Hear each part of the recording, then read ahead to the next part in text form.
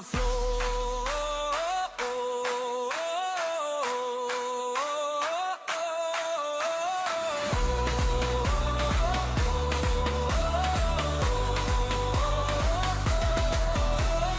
Boots on the floor, team in the zone.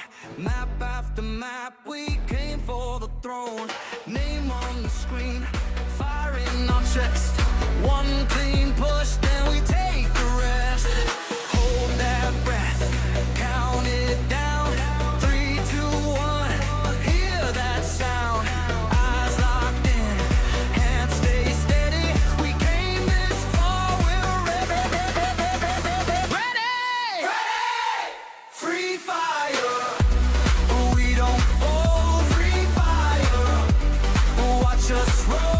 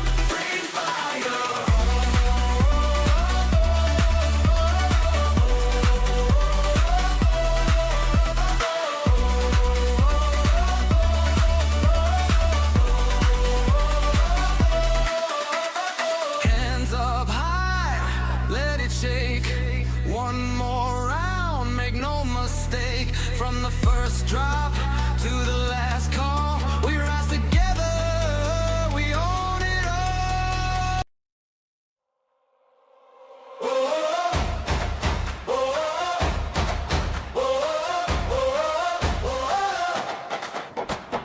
Boots on the floor, we arrive, red on the screen. Feel alive, mouse keys, heart in line. One more round, it's go time. We don't blink, we don't fold, young blood running, hiding bold. Every fight, every lane, we came here to take the game. Hear the crowd, it's rising now.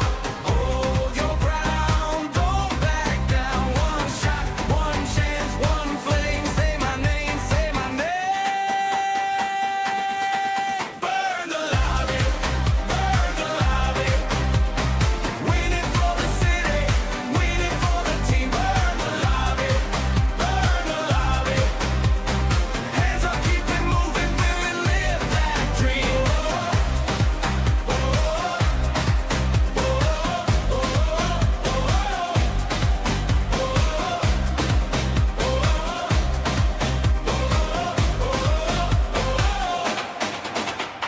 Dropping fast, take a zone, no fear when the pressure's on. Clutch, hard, clean head, we hit first, they get left. Gold chain shine on the wrist, victory sits in the fist. When the final circle calls, we stand tall, we want it all. Hear the crowd, it's rising now.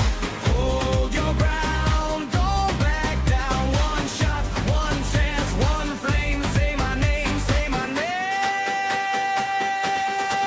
Burn the lobby, burn the lobby.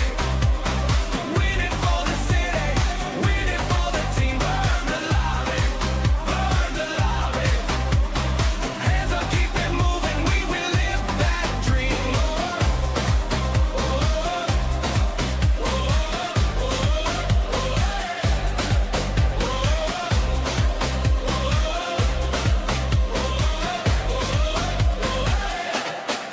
Now the lights go low, but the fire won't fall.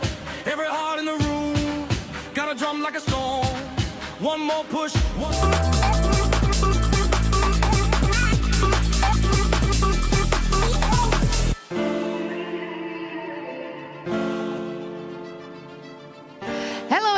I'm Carol Bombshell and I'm happy to be here at EWC 2026, especially with this guy here, Loud's team's captain. Trap, tell me, you guys just won Brazilian Championship regular season and right now we are back after 2 years at EWC 2026. How does it feel? Do you guys are feeling any pressure?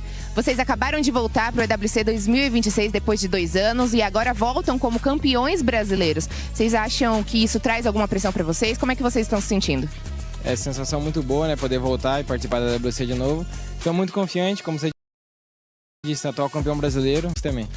First of all, we are very happy to be back here, especially as Brazilian champions. So right now, to be back at the EWC 2026 means a lot to us because right now you are focused to win a world championship for Loud, and we are very secure that we're gonna win this year. And one more question. Okay, this is gonna to be nice. Which teams are you guys keep an eye? There is any team that are threatening you guys? Maybe, I remember like 2 years ago, there was a team called Team Falcons and they are back here. Do you have any names for me? Bom, agora eu quero saber que time vocês acham que pode ser uma grande ameaça para vocês. Eu lembro que 2 anos atrás tinha uma Team Falcons que fazia quebra de cal com vocês. Como é que tá esse ano? Qual time que você pode me contar? Eu acho que a Falcons, a Burirã também, são 2 equipes que tem muita cal que bate com a gente. Mas é isso, estamos tranquilos. Acho que esse ano talvez a Falcons seja um pouquinho mais trabalho, tem mais cal batendo com a gente, mas tá tranquilo. A gente consegue lidar bem com isso. Okay, so we will definitely keep an eye on Team Falcons and Buriram, especially because they have like the same drop calls with us in the maps and the same rotation. So we were gonna keep an eye on these guys. But right now we are very okay, we are very secure, we have a good teamwork and nothing are worrying us right now. Thank you so much, Trap. I will see you at the matches at EWC 2026. Are you happy? Faz o L, ó, faz o L. Let's go. Hey, Jay. Hey, how you feeling, man? I'm good. It's the first time that Africa is here on the Free Fire Esports World Cup stage. How do you guys feel? We're very excited to be here. We're very excited to be here. It's a great opportunity for us in the African server to be in this grand stage. I'm still overwhelmed up to now, to be honest. So, yeah. I'm excited to have you guys here. What's the confidence level like for you guys to go out there, get to the finals first off? Because obviously the groupings are looking really tough. Well, this is the first time we're here, and we're here to dominate. My boys are the best that there is in Africa. Yeah. And of course, all the other teams don't know our playstyle, so they haven't seen us coming. So this is our time to like show that we are the best in Africa and that we deserve the spots in the EWC. All right. Awesome, man. Good luck. Looking forward to seeing you out there. Look, he's here! MT7! MT7! I am so happy to talk to you right now because Brazilian fans gave you a nickname called Baby Goat. Do you really think you are a goat? And why you think you can help your team to win EWC this year? MT7, os fãs brasileiros te deram o apelido de Baby Goat. Você realmente acha que você é um GOAT? E como é que você acha que você pode ajudar o seu time a vencer o EWC 2026? Trabalhei muito, hoje eu me considero um GOAT aí do Free Fire, né? E, mano, pra ajudar meu time é naquela funçãozinha minha, né? Dar o suporte, derrubar o primeiro, o segundo, o terceiro, o quarto, fazer uns highlights maneiro. E é isso, é básico. Of course, I consider myself a GOAT because I have worked really hard through all these years. And of course, I'm gonna have a good performance to help my team to win EWC 2026, doing what I do better, being a sniper. Thanks so much, MT7, and I'm gonna see you during the match at EWC 2026. High five. High five. Bye. And I'm here with Butzin from Fluxo team. Butzin, you have many titles in your career. You have won Brazilian titles, Free Fire World Series. What makes EWC so hard to win?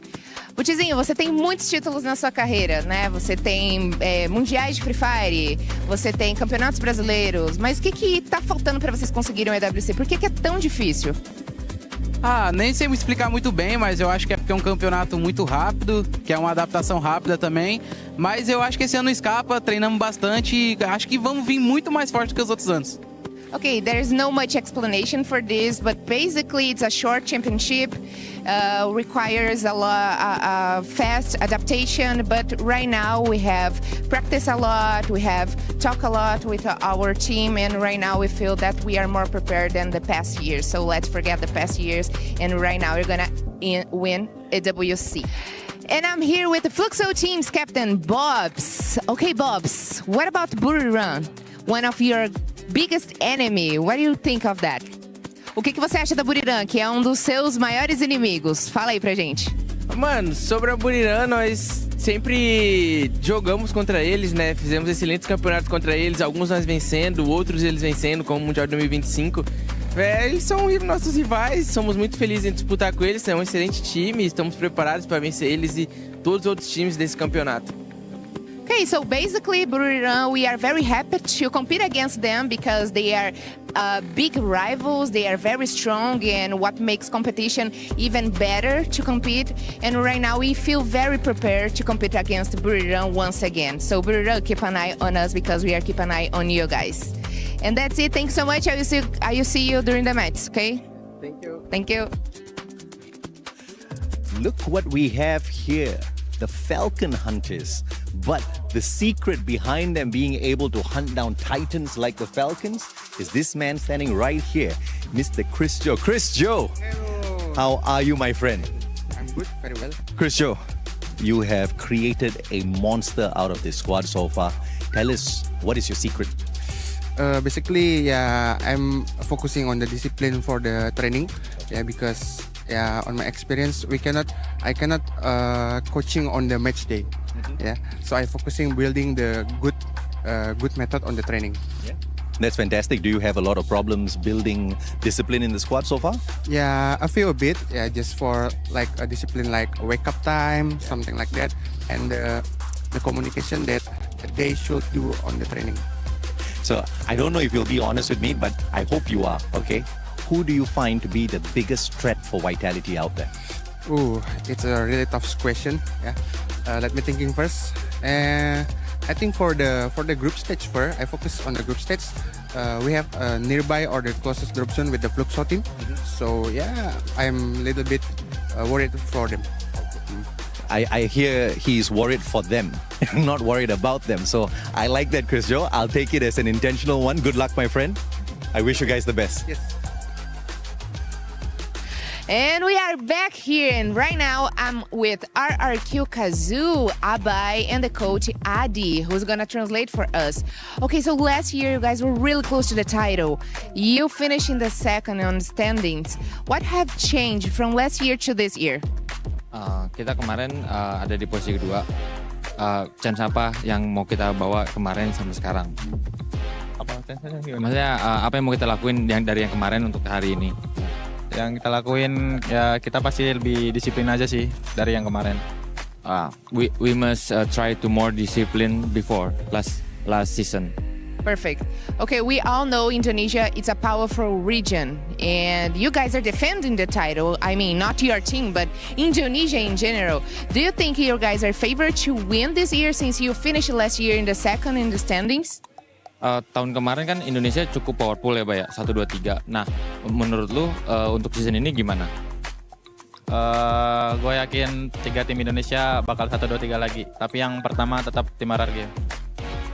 Yeah, we trust in this season. It seems like last season Indonesia still powerful, and we hope in this year team from Indonesia they still stay on top 3.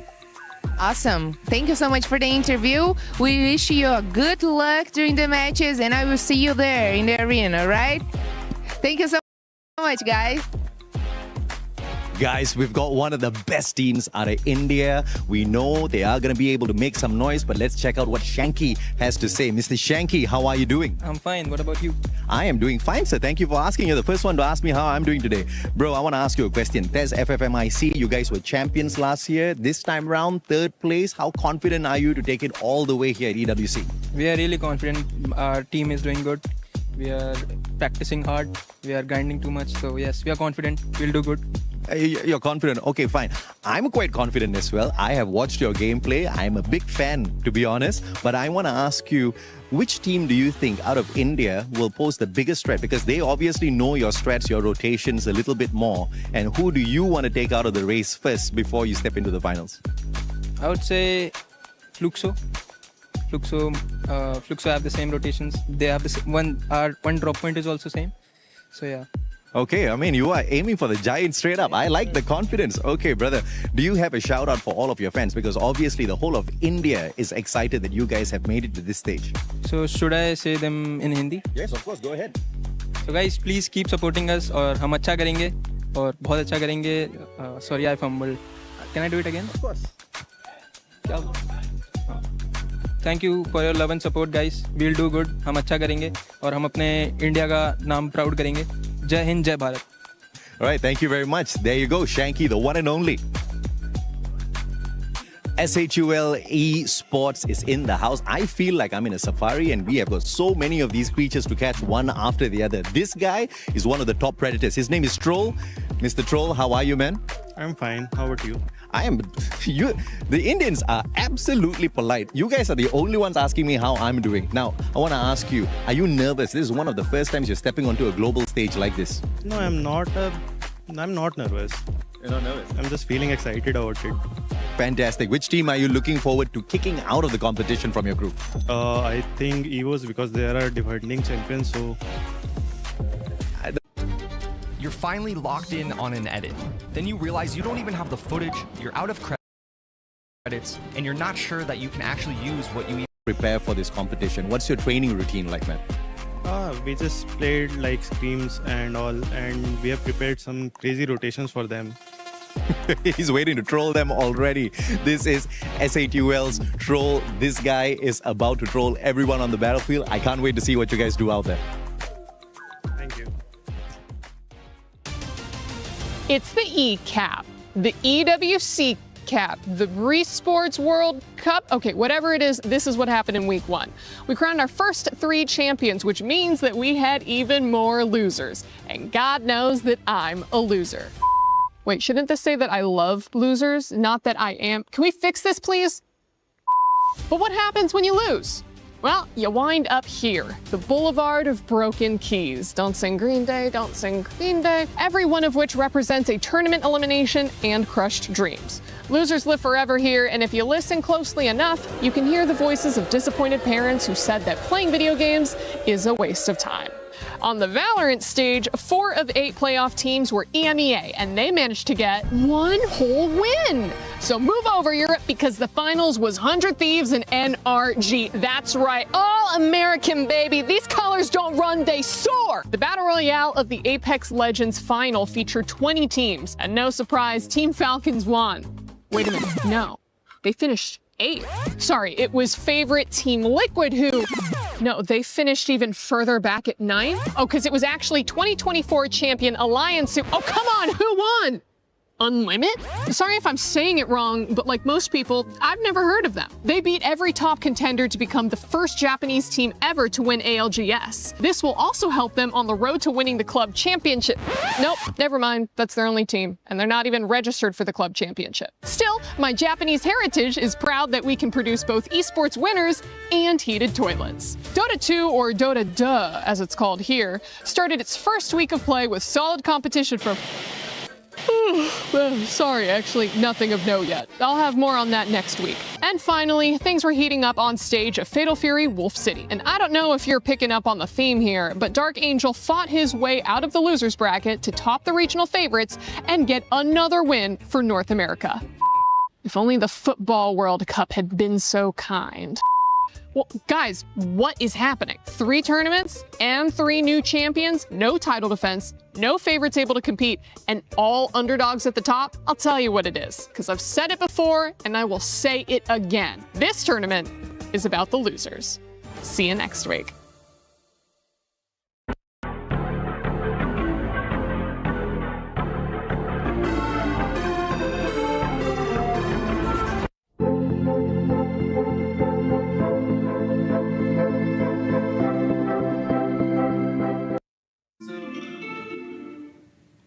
Bonjour, Tash Bunny. We made it to Paris. That's right, Seven, and today's gonna be hype because today is going to be Free Fire. We got Group A and Group B. That's right, and we also have the defending champions, EVOS Divine here. Can they defend their title? Who will become the champion because this is Free Fire at the Esports World Cup. Let's begin.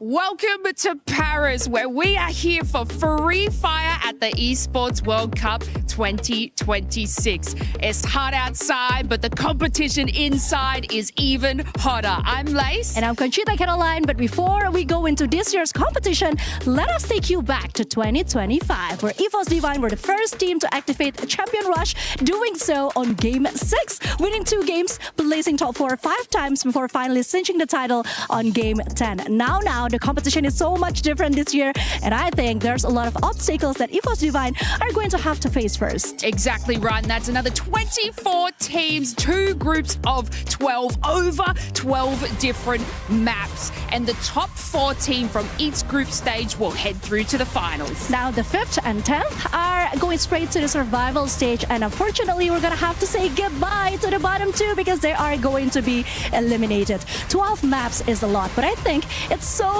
worth it for the prize pool that we have. $1 million, 300,000 to the first team. And one of those teams that you might want to keep an eye out for is Team Secret, our underdogs here for Free Fire, taking over the victorious championship from the AGAL team. Things are about to get real spicy. Yes, but let's not forget, we still have our reigning champion. Hello, once again, EVOS Divine is back, and I think they're so ready for it. Yes, and Barum struggled actually in EWC last year, and of course they are going to change things here, but they did get the win in the Free Fire Global Series. So yeah, I feel like they've got a little bit of a vengeance. Yes, I had a chance to chit-chat a lot with Wasana before, and he did say that they came in good spirit. I think this might be it for them. Yes, and if that doesn't help you guys, we have a tournament format explainer video for you guys to have a look at. Free Fire will once again make its mark at the Esports World Cup. So let's take a closer look at the tournament format and how the teams can reach that final booyah. 24 of the best Free Fire teams from around the globe will enter the arena and throughout 4 intense days battle for a share of a $1 million prize pool. The competition is divided into 3 stages: group stage, survival stage, and match point finals.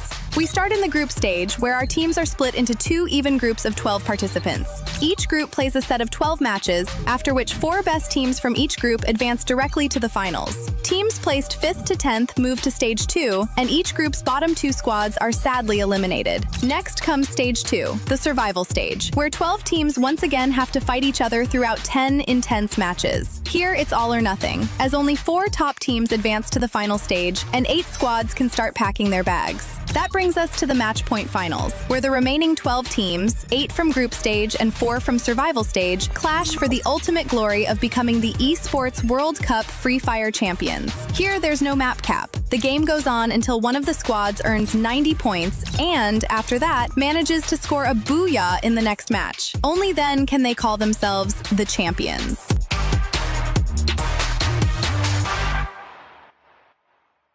Here at the Totem, and I am joined by the reporters of the Club Championship. So every single one of you is going to give us a little bit of a rundown. We got Chris, Trav, and Glitter. I'm going to start off with you, Chris. How are things going, and what can we expect from your stage? Well, Dota, to be honest, has kind of been business as usual. Been going through the motions, getting through the group stage. Today is when we have actually started the survival stage. Relevant of that, though, we did have 4 teams top their group, and Falcons, one of those squads, managing to get through, guaranteeing themselves some Club Championship points. So that's something to keep an eye on. Another notion, though, today, we got the first 2 teams coming up in this survival stage. Team Liquid currently down in their series, not looking too great for them. And Virtus Pro, they're 1-1 in their series. So both those two teams could go out today. Considering where they're at in club championship status, that is a massive, massive result if they go home today. Absolutely. And then from you, Trav? Yeah, so we had Fatal Fury last week, City of the Wolves, which was a big, big thing for Na'Vi in general. So it was Dark Angel who managed to take the 1,000 points home, which is huge for them as well, because they're one of the competing teams in the club championship. Second place as well, Virtus Pro have got a large array of teams across it as well. So them getting those 750 points was huge for them. And then Reject as well, coming in fourth, getting 300. So they had a week for those organizations. We're on to Mobile Legends Bang Bang this week, the Women's Invitational, and that has kind of thrown a bit of a spanner in the works. Falcons back again with a couple of rosters. No surprise there. They're investing heavily in Stage 4 this year. And Team Vitality off to a flying start. Yeah, they're the title defenders. I know that for sure. They only managed to get 250 points over in Valorant, so we'll see how that's going to play out for them. But Apex is a very interesting one, Glitter. Yeah, very different from what you guys have kind of been seeing on your stages. When it comes to Apex, it's obviously done, and the winner was Unlimit. Now, that's important because Unlimit is not participating in the club championship, so those points gone out the window. But the teams we are paying attention to are Team Vision and Sentinels in second and third, who did manage to get some points on the board for their club. However, now we're going into week 2, and looking forward to that, we have Free Fire, right? Now, this is kind of where my stage ties into your stages a little bit more, because this year the teams that we're looking at are Team Falcons and Vitality, funny enough. Now, Falcons won Free Fire in 2024, however, they did not last year around. And Vitality even outplaced Falcons last year in Free Fire. So now those are the teams we're going to be looking at, and Falcons actually are a team that are expected to do very well this week.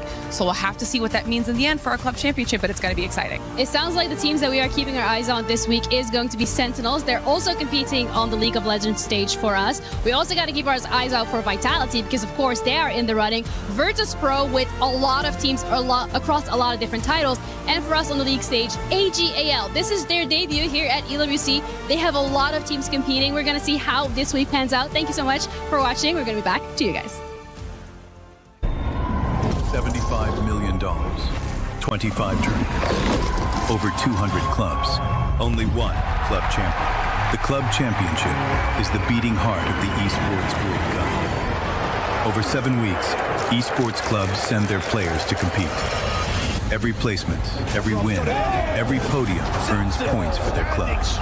At the end of 7 weeks, every point counts. The club at the top walks away with $7 million and the title of Best Esports Club in the world.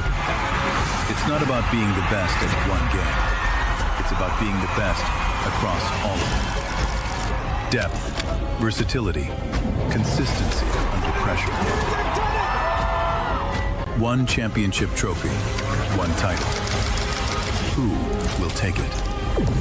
Watch history unfold in Paris at the Esports World Cup 2026.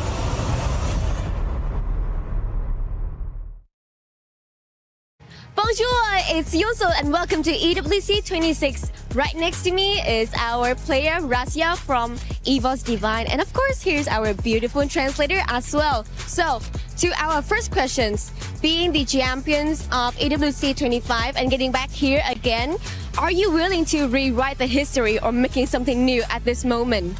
Jadi sebagai champion tahun lalu, adakah tahun ini kamu sudah bersedia untuk melangkah lagi sekali sejarahnya? Yeah, I'm really confident right now because we're gonna ready to back-to-back champion again. Very confident, and I love that. They would love to get the championship once again. But here's another question. We have Team Secret right here. As you guys all know, Team Secret SWAG got their championship at the Free Fire World Series 2026 Spring here in Vietnam, and they're also here to compete with EVOS Divine. So, how do you think about them?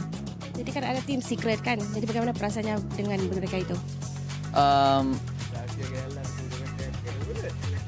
I'm feeling like I want to prove to them like EWC is our place. EWC it's mean EVOS World Champion, not Esports World Cup. Oh my god, wow! I feel the intensity is really much here, but overall that is all we can hear from Russia, and I would love to see more from EVOS Divine and of course other teams right here in EWC 26 Free Fire. See you guys later and thank you for listening.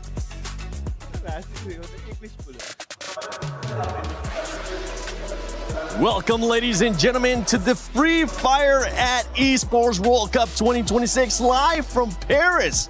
We're finally here. By the way, my name is 7WG. I'm going to be your studio host, and I'm joined by some amazing talent, none other than Conchita and Neptune. Neptune, I'm going to start with you. How are you enjoying Paris so far? Oh, it's quite different. This is the first time in Paris, and I'm really loving it right now, especially the energy that we have right now. I mean, yeah, we're next to some other stages, and boy, we can definitely feel the crowd energy. How about you, Conchita? How are you enjoying Paris? It's also my first time in Paris, and it's been amazing. I just can't wait to see how the competition goes this year, and yeah, having a great time so far. I mean, you know what? Let's just dive right into the competition, because we have Evos returning. Ooh. And they could be back-to-back champions here at EWC, Neptune.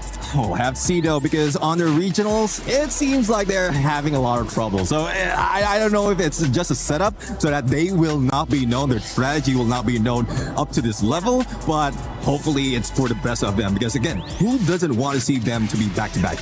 Yeah, of course. I mean, if we're talking about EVOS Divine, let's not forget we have Rasha, the youngest player, also the MVP of last year. I'm pretty sure that today he's back with a vengeance, and he is going for redemption. Honestly, I think EVOS Divine is trying their best to perform well at the EWC, because I just said before, the regional wasn't so great for them. They were having a bit of a time.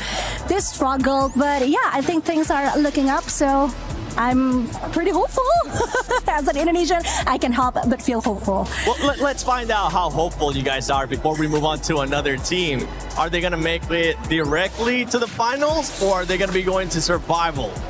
Ooh. Conchita, if you want to go first, or Neptune? Can I go first? Go ahead. I think I'm gonna sound a little biased because, again, Indonesian, I can't help it, but I really want them to go straight and not go through the survival.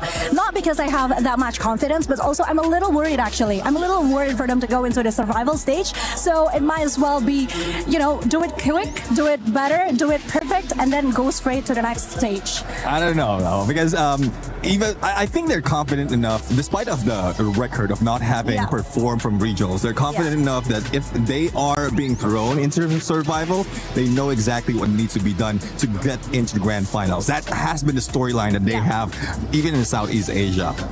And that's one reason as well. When it comes to the numbers, that looks like they're struggling. But now that I'm thinking about it, how well they are recovering after those instances. True. So I guess they might be able to do it again, even in EWC. I mean, sometimes some teams actually benefit. I know this sounds crazy, but sometimes teams benefit if they end up getting that little extra oomph in survival. But the thing is, as you said, it is scary in survival because only the top 4 will be moving on to the grand final. So I don't know if they want to put themselves in that position. True, but especially as the reigning champion.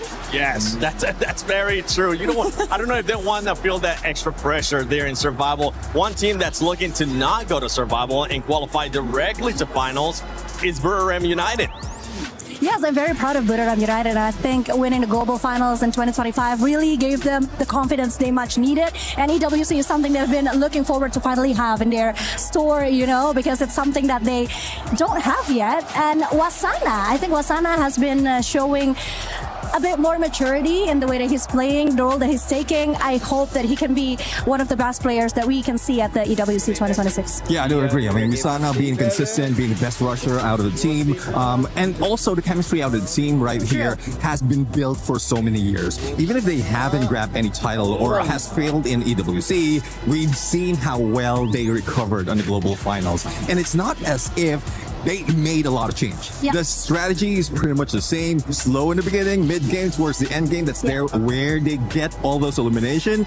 And pretty much that's also the same in Champion Rush, because you don't have to rush that much in the first instance, in the first stages. It's just that Booyah needs to be taken where it really matters, and that is for the last day. And I think it's like a perfect Cinderella story, you know? I mean, they finished 9th in the last year of EWC, but then slowly trying to build themselves up. They show consistency. They finally won the World Series, and in the global finals, it's just a perfect run for them. This would be a full circle moment for Budoram United Esports. Oh, they're just missing that EWC championship. I know. Another team that's actually missing that one too, that I know a lot of Brazilian people are going to be happy about, is going to be Fluxo. Fluxo's coming in with one of the MVPs too out of the region in MT7. We'll wait and see what that squad's going to be doing. But out of Group A, when we're looking at it, we also have Falcons in there, right? And that's an org that has won before here at EWC Free Fire.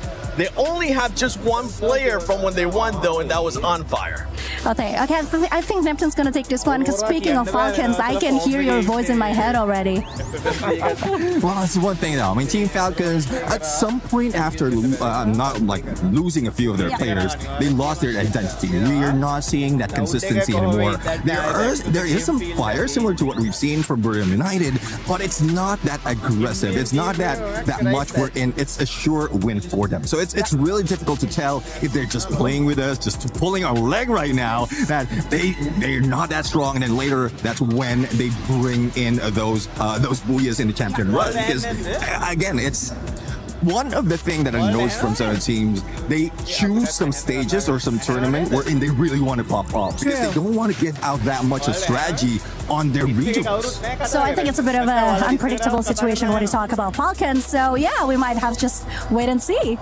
Okay, talking about unpredictable, I mean, we got India coming finally to EWC. That could be an unpredictable and a big question mark to a lot of people, as in Group A, we're going to have tag Apex Gaming. I know a lot of fans are going to be tag on top. We'll see if they're actually going to end up there. The thing is, these groups are going to be playing 12 matches. Yes. Can tag maybe end up surprising us in these first 6 matches that they'll be playing today? Yeah, I do think that's quite possible because then again, it's a long game that they're playing. It's a game of endurance basically because 12 maps is quite a lot. I mean, from the 6 that we have last year, it's a bit of a jump. But yeah, consistency is something that the teams need to show. And I think they've had it down because this isn't their first time coming. They know exactly what they're facing. So yeah, it's just quite interesting to see how they maintain the stamina that they have, the endurance that they're going to have to show. I do agree because like even on LAN event, their qualifiers is coming from a LAN event, so they have that experience already. But I'm pretty sure that they have a little bit of the back pocket that they can bring in because this is some of the teams, the aggressive teams coming from India, and it's tough to say if what they've shown already is what we're going to expect because they have been preparing for this after a lot of rest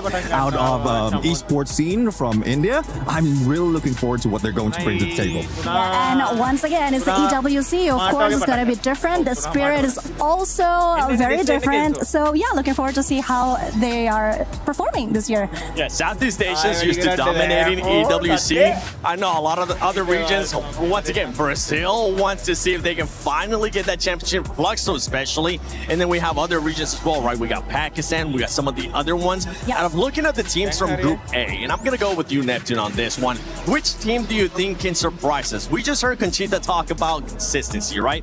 We want to look at consistency from some of these squads. Is there any squad that you're like, okay, hey, that one might end up surprising us with consistency? Well, there's a lot of things, teams really that hasn't shown that much from the previous competition. I think AJL is one of the teams that has that confidence right now, especially having that Clash Squad. So it's a different game mode overall, but the team, after getting that championship, they have been in good chemistry up to this point. Yeah, I have to agree with Neptune on this one because AGAL, they have been showing amazing performance, and I think Do is in the right place, right space, and yeah, it's always beautiful how he and Saifa would do a teamwork and play so well alongside each other. So I'm just really looking forward to see what AGAL will bring to the game this year. Oh man, all right, you agree with it too, okay. Now, I'm gonna put you guys on the spot because I just want to be able to say this word, and it's none other than Booyah! Who's gonna be taking the first Booyah of the day? Oh my god, you really have to ask It's just one of those like close your eyes and yeah, we literally just started the show. Okay, I think I'm gonna go Buriram dari Esports. Ooh, I like it. I like it. Neptune, come on. I don't know. I mean, some of the teams, the best teams, I would say, doesn't show up that much. So I'm going for Aurora Gaming at this point from Group A. Coming from Malaysia, also a first contender in here. I think they will be on fire right now. I thought you were gonna go with Evos. I'm not gonna lie. She stayed with Buriram. I was like, for sure he's gonna go with Evos. But let us know in the comments below for everybody watching, who do you think is gonna be taking the first Booyah? Because this is day 1 of Free Fire at Esports World Cup. You know what? Let's get started.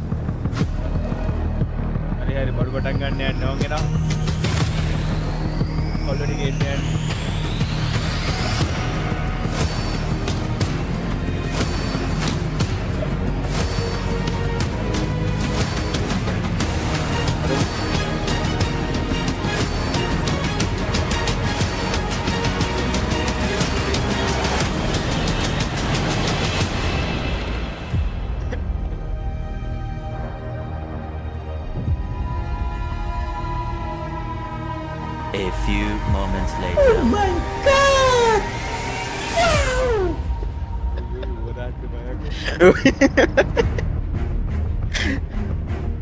Ada boys tiga gini. A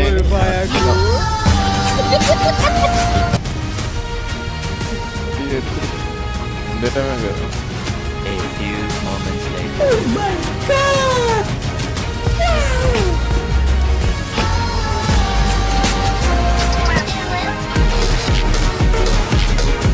Này ba nghèo về hết rồi. Mungkin lah itu ban lagi ya. Aduh, dia tidak deh bang Free Fire gitu.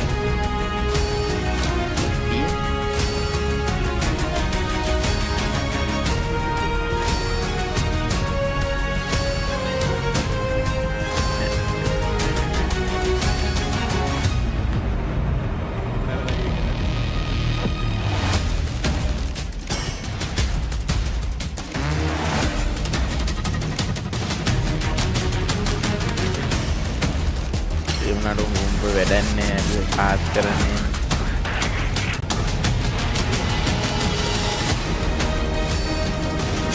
Orangnya breakdown juga.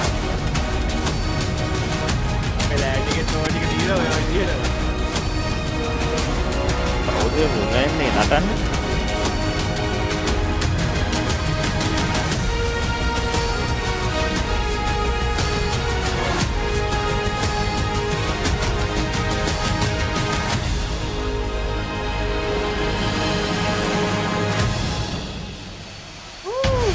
Dia kalah.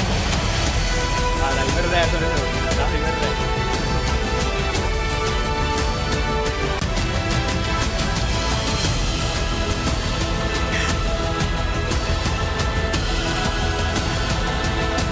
Lupa dia kan dulu jalan gue. Road dulu jalan. 24 of the most dominant teams in the world will step onto the Gadir City grid for the first time today. Teams who swept through their regions and left their opponents in the dust, but now they stand at the base of a mountain faced with an almost impossible climb. 150 million players for this 2026. 33 million players play these games every day. But today we will have the 96 best players coming from all around the world. That's right, from all corners of the world, ready to go toe-to-toe until they are the last team standing. My name is Barney Banks and I'm your host alongside the incredible Luti. And without any further delay, it's time to introduce your first 12 teams to the main stage. Yeah, there is a lot of pressure, of course. Like, there is so many young players and they are coming from all around the world. And you know what? Like, I think for a lot of them, it's the first time in Europe, the first time in Paris. So they are far away from home. Hopefully they're gonna make it right for this first day here at EWC Paris. However, it's time, ladies and gentlemen, to introduce our first 12 teams, starting with Demon's Pride!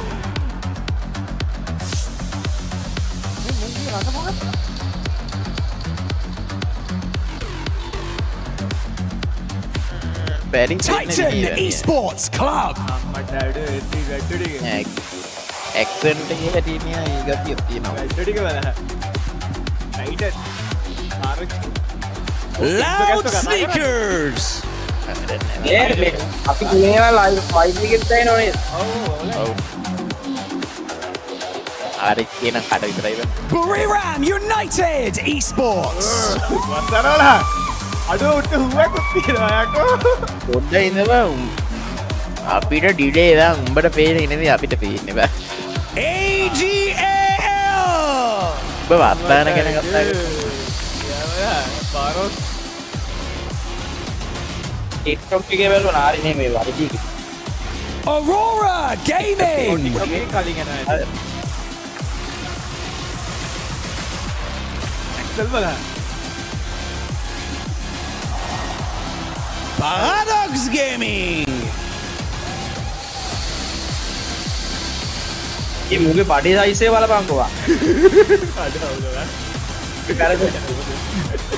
Gun Dynasty! क्या हो रहा है वो मैं गया लारी से मामा किट्टू ना हम मैं गांडे वाली फोटो का DS Gaming! मुंडे टी-शर्ट है जो EWC Your reigning club champions, Team Falcons.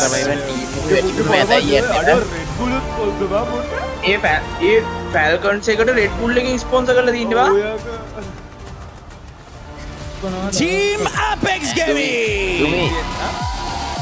මනේ දැන් ඔය වැඩිපුර බඩ දිනේ උන් තමයි බන් ටීම් එකේ හොඳටම කරන්නේ. ඔව් ඉතින් අර මේකේ මගේ බඩ දිනවා මං පාර බඩක් දිනවා මන් නම් මේ. And now your reigning Esports World Cup champions, EVOS Esports.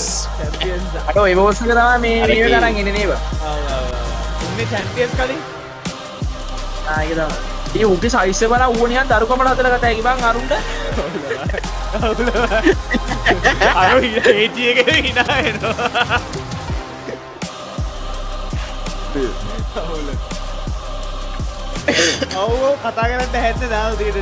We've got $1 million on the line, a legacy to forge and a champion to crown. So today is your only chance to make a first impression. Make it count. The first day of Free Fire in EWC Paris begin now!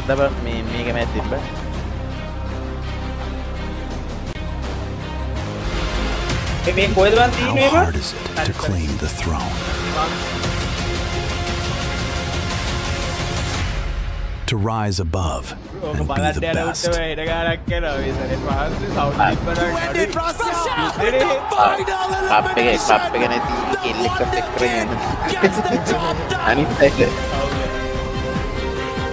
And how hard is it to stay at the top? Secret WAG.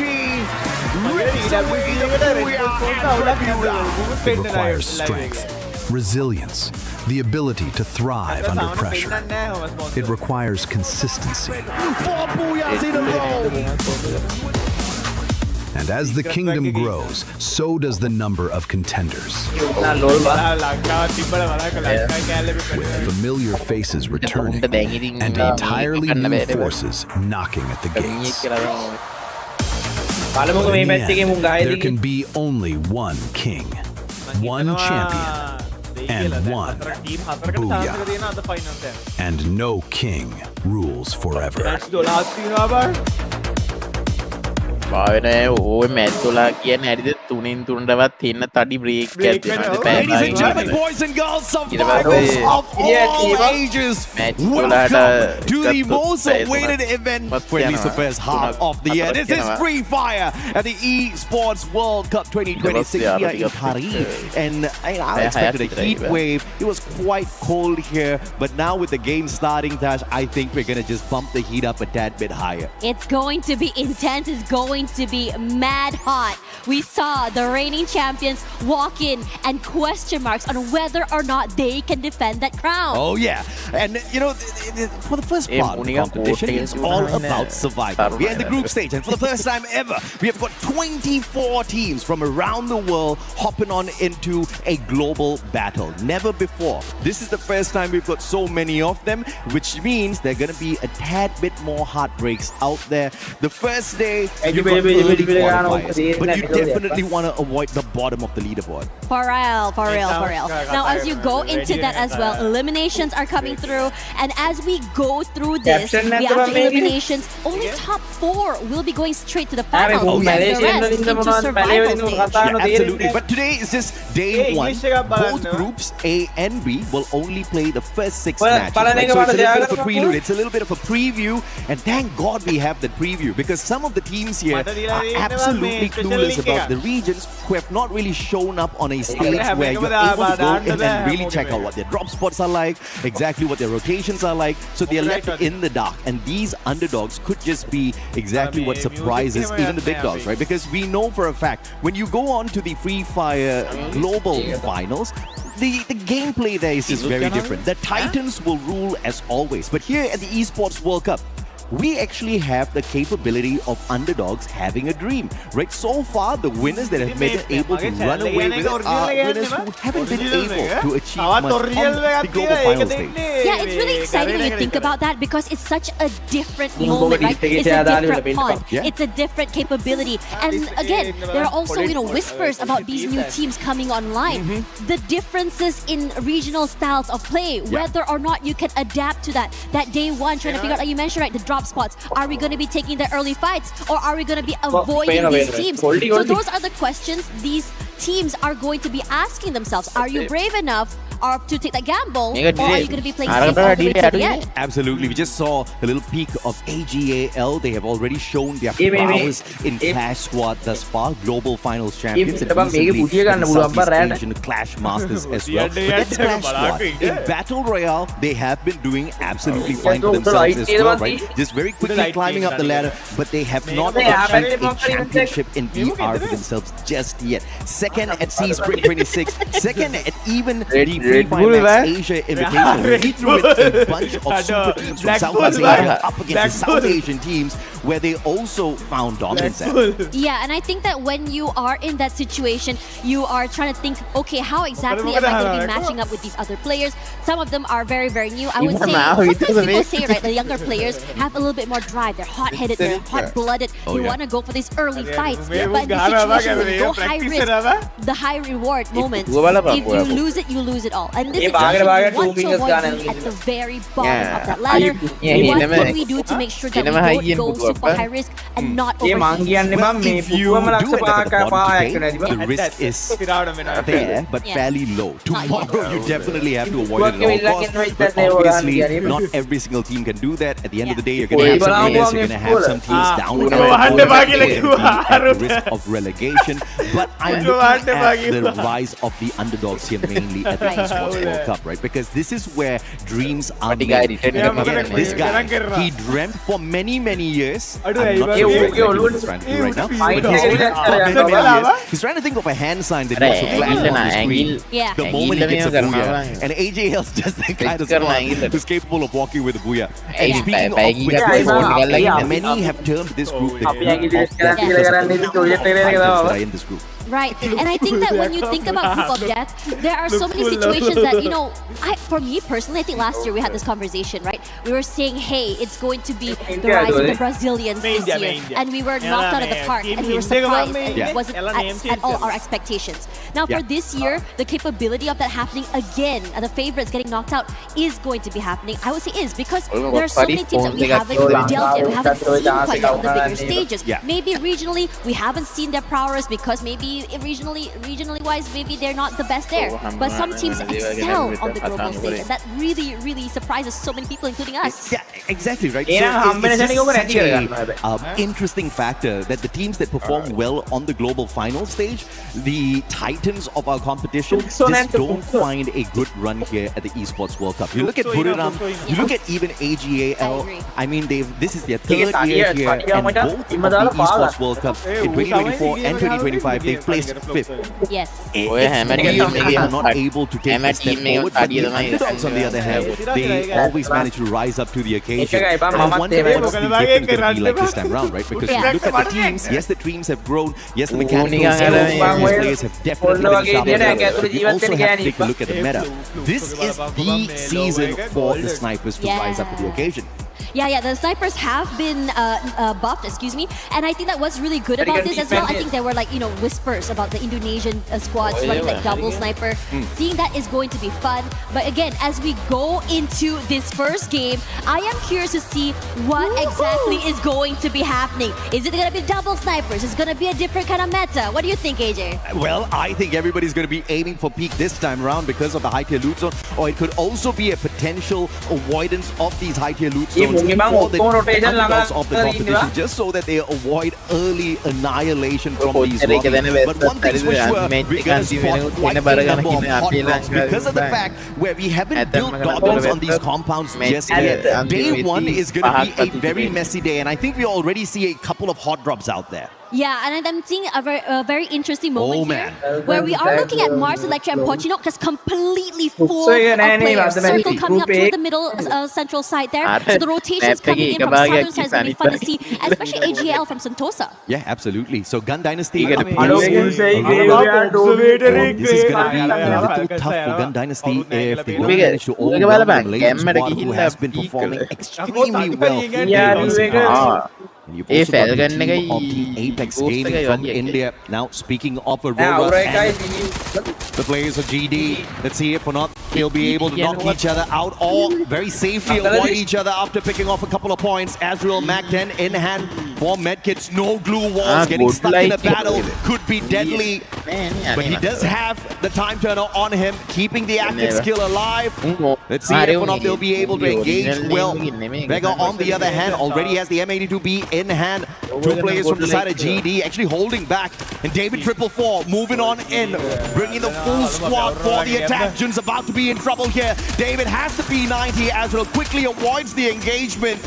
And Aurora does not want a straightforward fight. A little mistake here from Azrael as he hops on into the battle. David won't find him. Zuez for the backup. And the back 7 shines for the side of Aurora, but they've already lost 2-3 players down on the ground. It's a chaotic moment here right now. And Jun also gets knocked down quickly. Shomi comes through and somehow steals it away. Aurora Gaming eliminated too soon. Weren't able to tie down the last few moments. As we walk over on this side, TAG crossing over, GD will be waiting on the other side here, but they haven't been spotted out quite yet. If the rotation is good, they may be able to come on to the screen right now as DRS is just completely annihilating PDX right now. Yeah, Paradox up against DRS, 3 eliminations in hand. They started off really hot, but it looks like Paradox will have to back away from this equation here. Snipe with the VSS is going to be standing by to distract the players of the Rail Soldiers. Was his buddy makes it away from the compound, looking for the revival on the rest of the Paradox squad. Alu and Pratik making sure they don't make a mistake here. The Valiant Dash takes down Snipe's defenses. They pick up their 4th point. A great start for DRS. Yeah, DRS just walk up and just took the area like it's nobody's business. Snipe back into the game as Madara does get knocked down here. EVOS does try to make a move onto the enemy team on the other side here, but they weren't able to find an opening toward them. Since DP does have the upper hand, drops down, but Albox is knocked out of the game already, and the rest of the team completely collapses. EVOS run away into the other compound here. They're trying to just crunch them from different areas. Ray cannot hold on here. Raksha does get a pick off of his own, but DP doing a great job of just annihilating EVOS. Oh, it was a great start here from Demon's Pride, taking on the reigning defending champions in EVOS Divine, trying to take them out of the equation, but it's not going to be that easy. The White Tigers of Indonesia rising to the occasion, instant pickups from their side, and they turn the tables on Demon's Pride, showing them who the true demons of this competition are. It's honestly insane because the start off was just so in favor of DP as Rasha gets picked off by Falcons. Limit, a big pick off here already. Right timing to just catch him off guard before EVOS was even able to reposition. Yeah, great positioning from Rasya as far as the battle up against Demon's Pride was, but they did not expect Fackle to drop by. And here comes Gun Dynasty yet again in another battle. But their prime play, but David 444 down on the ground. But Team Apex Gaming needs a very early and up against the LATAM Giants. Man, we already have 2 teams already out of the game and EVOS in trouble. As Falcons just clean up house, eliminated so quickly. Demon's Pride as well out of the game fairly soon. And these are the big hitting numbers. We talked about this in the pre-show, about what we were sort of expecting to see from the big names. Yeah, I mean, very messy game 1 on day 1 as expected here. Most of the teams just do not know what to expect from the others in terms of drop spot, in terms of rotation. They'll have to stay on their tippy toes and sneak around these compounds as best possible. And if that fails, well, just go all out with their gunfights, just like what EVOS did earlier. But I'll have to say, Demon's Pride was not as big a threat as Falcons. Pina with the car 98 takes down Aim God. Kutush out of nowhere. TEC joining the party as well. Two teams beating down the players on the side of EVOS Divine. The reigning defending champions might get taken out of that bit too early here. It's honestly insane. EVOS come back into the game, immediately gets completely annihilated. And now over this side, the Falcons on a rampage. Limits doing the damage onto the player of TEC. The pressure is on, and TEC can't do anything about it. Titans Esports Club, what do you have in you? Have a wind spin clip. The Red Hawks of the past have not been able to fly very far, but this time around, picking up some crucial early points. They do have the vending machine beside the final surviving player, but it looks like it's going to be a rough run as TEC bows out as well. There's just so many things happening around the map right now as we're looking here. Loud and EVOS in one compound in the corner. GD trying to rotate into the zone as well, as it's just slowly dwindling. But the northern side is hectic right now. Rough fight here for GD. They take on the champions of the Esports World Cup 2024 in Falcons. But GD themselves, they're very sound in terms of mechanically able squad in the world of Free Fire. This battle is going to be a rough one for them. Now they're trying to sneak outside the compound of the blue zone here. They get scanned out by the binoculars as well. Falcons does have a tad bit of information, but David 444, again, the most lethal player on the side of Gun Dynasty. Oh, man. Rushing on up, Racha versus David 444 is going to be a rough one for Racha, but they do have the electrotherapy on their side. Valiant Dash breaks down their defenses. Racha with the M5, 90! But David again, lethal with a Mag 7, pops his head. Vega takes out On Fire. And Latam showing you exactly what they can do on the world stage. This is crazy. That circle rotation meant that a lot of fights are going to be happening as this rotation comes through. Middle circle full in control of Loud here as we look at the Falcons try to find their way into the zone, and they're not stopping. That sniper is just doing so much damage in the hands of these players. Pina found by GD already and quickly annihilated. Amazing work coming from the Limit alone as Vegeta comes through. Limit tries to find a pickoff here, and he's down and out! Yeah, I mean, David got taken down once again, but he's the rusher. He's very aggressive. But the backup from Shiru, the backup from Blaine, it is absolutely perfect. Now, we used to see David 444 play for Juicy Esports on the Free Fire World Series USA, and the guy was lighting up the battlefield. Recently acquired by Gun Dynasty for a good reason, to stomp down these squads out here at the Esports World Cup and see how far they can go. But Falcons are not out of it just yet, completing their full revival spree here. Back to a full squad, but can they loot up and be battle ready before the next circle? Speaking of that as well, I mean, EVOS had so many close calls throughout this entire game. I think it was two times that they nearly got knocked out and somehow survived middle of the circle already as On Fire runs for his life. Cypher going in for that chase. Gonna try to stay alive, but he's crunched here as eventually gets taken down. AGL, one more to their name. Yeah, On Fire just had no chance there in that situation. AGL just swooping on and spotting a little prey and showing that they can be a prime predator. But of course, that was a 2v1. A little bit of an unfair fight. Now a team that has been keeping very quiet is Buriram. They've managed to build a lot of respect for these other squads, especially here on the Esports World Cup stage. Can this be the third time here at EWC, and maybe the third time's the charm for the Thai squad? Last movements now. We are seeing still DRS and PDX still very much outside the zone, really taking their time here. And DRS is slowly moving toward Pina, and it's making me a little bit nervous for them. Loud.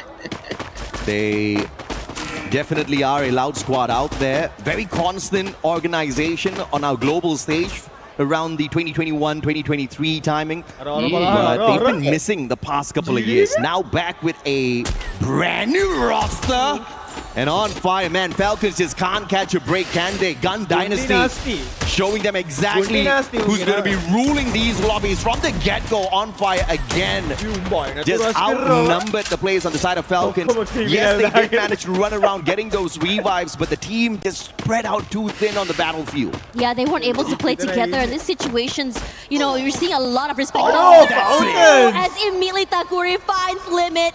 and Falcons, that's it for them, not able to come back into the game. Yeah, Now, unfortunately, he was just too broke. Even if he got to a vending machine, which is quite far in that situation, wouldn't have been able to bring anyone back. He was looking for those coins, and Takuri found some coins out of him instead. Yeah. Now, the southern side here is very interesting, AJ. Look at the amount of teams here. You have EVOS hanging out, PDX as well. I wouldn't be surprised if a big fight were to happen around here, and it's going to be fire, because GD right now is so comfortable northern side and alone. Absolutely. 5 teams out of the equation already.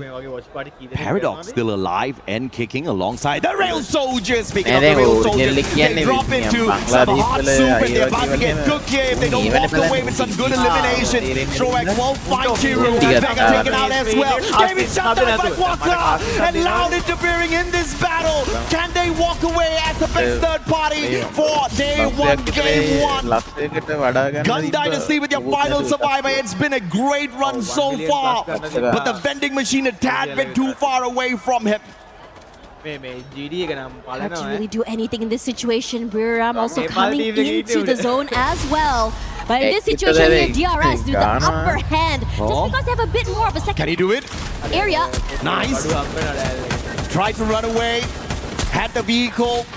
Got sniped, quickly hopped on out of it to play the recovery. Now going to be tanking the damage from the blue. But he's looking for the vending machine. He's got enough coins to bring the full squad back. All he needs to do is just run out a bullseye. But the problem is, he's right in the middle of the bullseye of the crosshairs of the opposite teams who are looking for an extra point and an extra team to eliminate. And how PDX is moving here, just trying to find a way to the game here. PDX should probably come through into the peripherals of Loud as well. Now Russia, big kill there onto a player, and even Sneaky somehow off the grid gets knocked out as well. Let's see if or not AGAL can sneak on in. They're in a great position here, but just a tad bit too close to the edge of the current zone, which is moving aggressively. The problem is going to be DRS for AGL as they try to rotate in. They do have a little bit of compound cover. But Gun Dynasty, full revive, clutch play. The squad is back, but the circle is small. Getting fished out of the skies is a big possibility here. Let's see how the luck is for the side of Gun Dynasty. Interestingly enough as well, the rotations coming in. Well, DRS very comfortable in the middle side area as well. As you see Snipe getting knocked out here by Trap. Immediately is sent to the lobby, but Takuri is the one that takes away that point. Let's see exactly what the reigning defending champions Esports can do. It has been a rough start for them, but recovery has been solid for EVOS. 6 eliminations, not too high, but it's not about the number of eliminations for EVOS. They just want to get to that final circle, safe and sound, just like what Buriram is doing. I feel like that is going to be the sound strategy if you want to get into the grand finals as well as walk away with the championship at the end of the day. The game has turned around. It's no longer about pure domination on eliminations. It's all about, can you get the booyah when you truly need it, and you got to start practicing early. I agree with you. I think Buriram United has always liked that approach, right? And they find that last possible moment, just really come in, steal away the booyah and those extra few points in the last few battles. We can see a few players taking a bit more damage in the rotations. GD comes through here, will cross paths with DRS. BN is already at the bottom side. Even Vision Oh, David! Unfortunate for him. They have to pick him up. They have to defend David at all costs here. It's going to be tough. Nameless spray down. Moshi with a snipe from across. AWM solid. Barros taken out of the equation as well. AGL's currying around, barely any points on their side. And as expected, the pressure is on as they try to look for the next circle.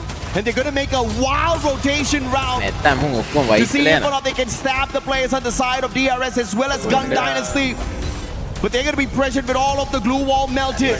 This is Gun Dynasty from the outside. DRS from the high ground advantage up against them as well. On the opposite side, Loud doing a number on the rest of the players out there. Buriram fighting the players of AGL as well as EVOS. Things are getting messy. Yeah, do knocked out its team wipe out so quickly as AGL is now out. DRS trying to find a way into the circle and stay alive. EVOS barely holding on, taking so much damage and pressure from other teams and the zone as well.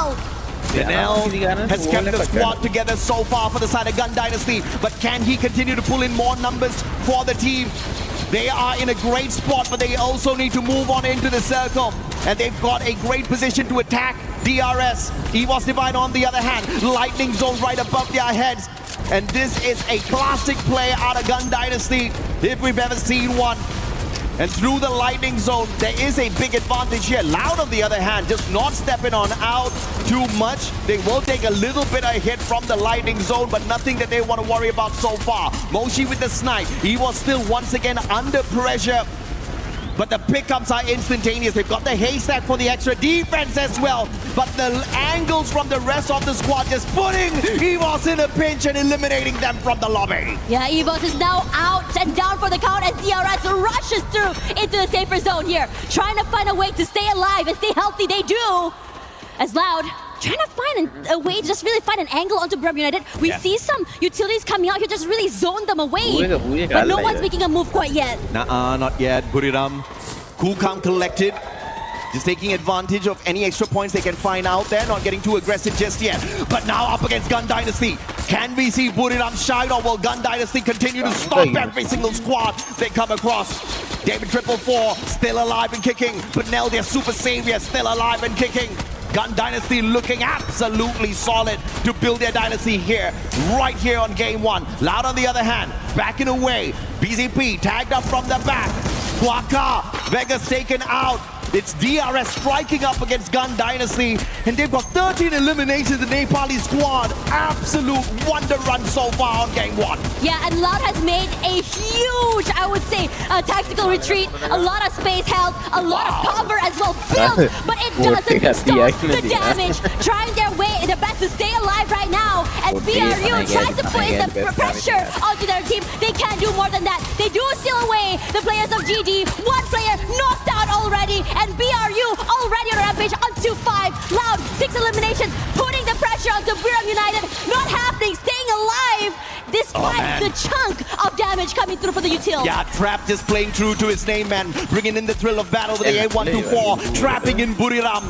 They could not use their active skills, and they actually had to wait that out. Quite a number of seconds lost already, but Buriram quickly recovering from the thrill of battle attack. Loud played the timing well, but Buriram had the extra layer of defense with those fences. And now here comes Takuri, dark nades. Guaka finds Moshi, the sniper of Buriram's out of the equation, and Takuri can do a number on them. Can he nade out the full squad of Buriram? It goes wide a tad big. Now Takuri needs to become the doctor for the squad. David 4, the final player on the side of Gun Dynasty that's alive and kicking, but they've done well enough in this game. 17 eliminations strong. Final 4 teams, 4 regions in the final circle, and Gun Dynasty is the first one to tap out. Yeah, it's insane now. With Brum United waiting in the wings. Strokes trying to find a way to chunk down the damage on Brum United, but they have built a fortress. Wasana repositions, rushes through, trying to find a pickup, but he's not able to do so. And BTP finds the members of Brum United down. DRS in trouble.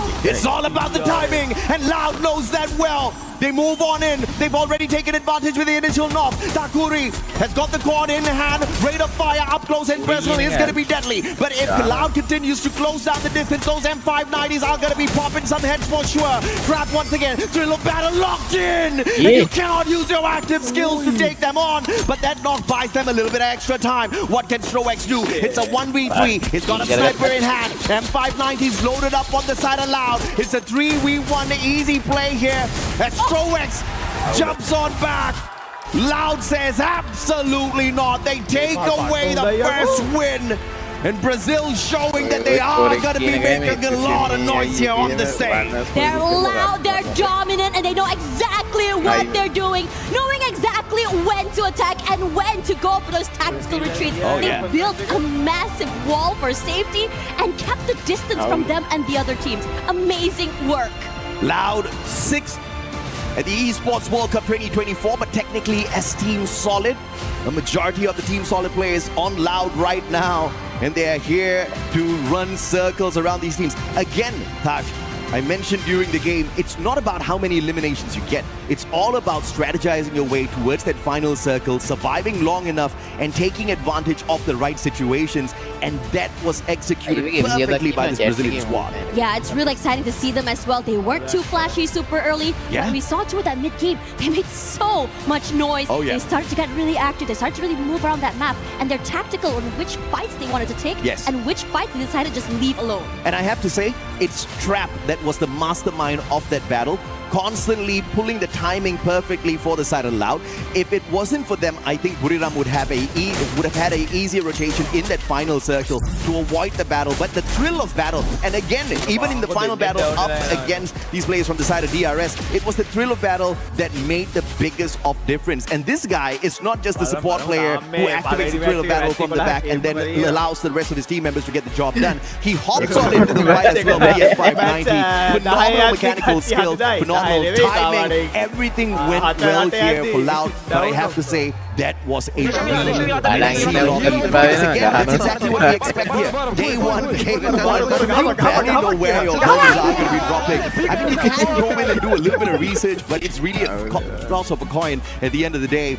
And I think Loud handled these situations out there really fine. Yeah, and I think what's really exciting as well for me personally, I thought that today we're going to be seeing the rise of the underdogs, right? The little quieter teams that never really made that big splash quite yet, because that's usually how day one goes. Because everyone's a little bit more cautious.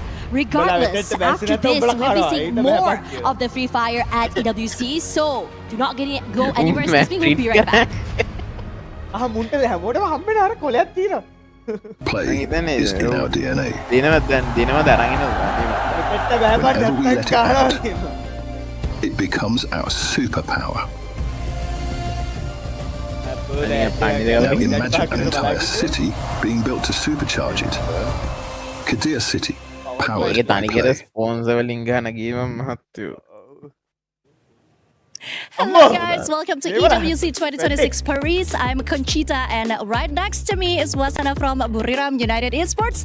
We're gonna have a bit of a chit chat. Of course, we have Kay here to help translate us as well. Okay, Wasana, welcome back to EWC 2026. It's so great to have you back.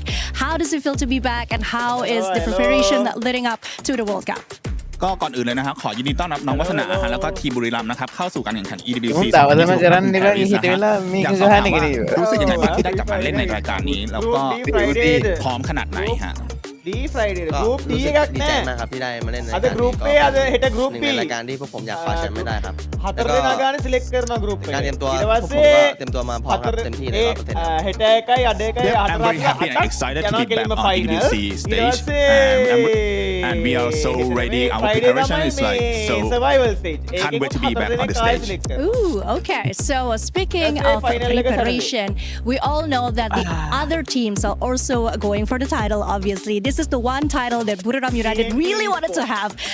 What do you think is the biggest obstacle that you're gonna have to face on the stage this year?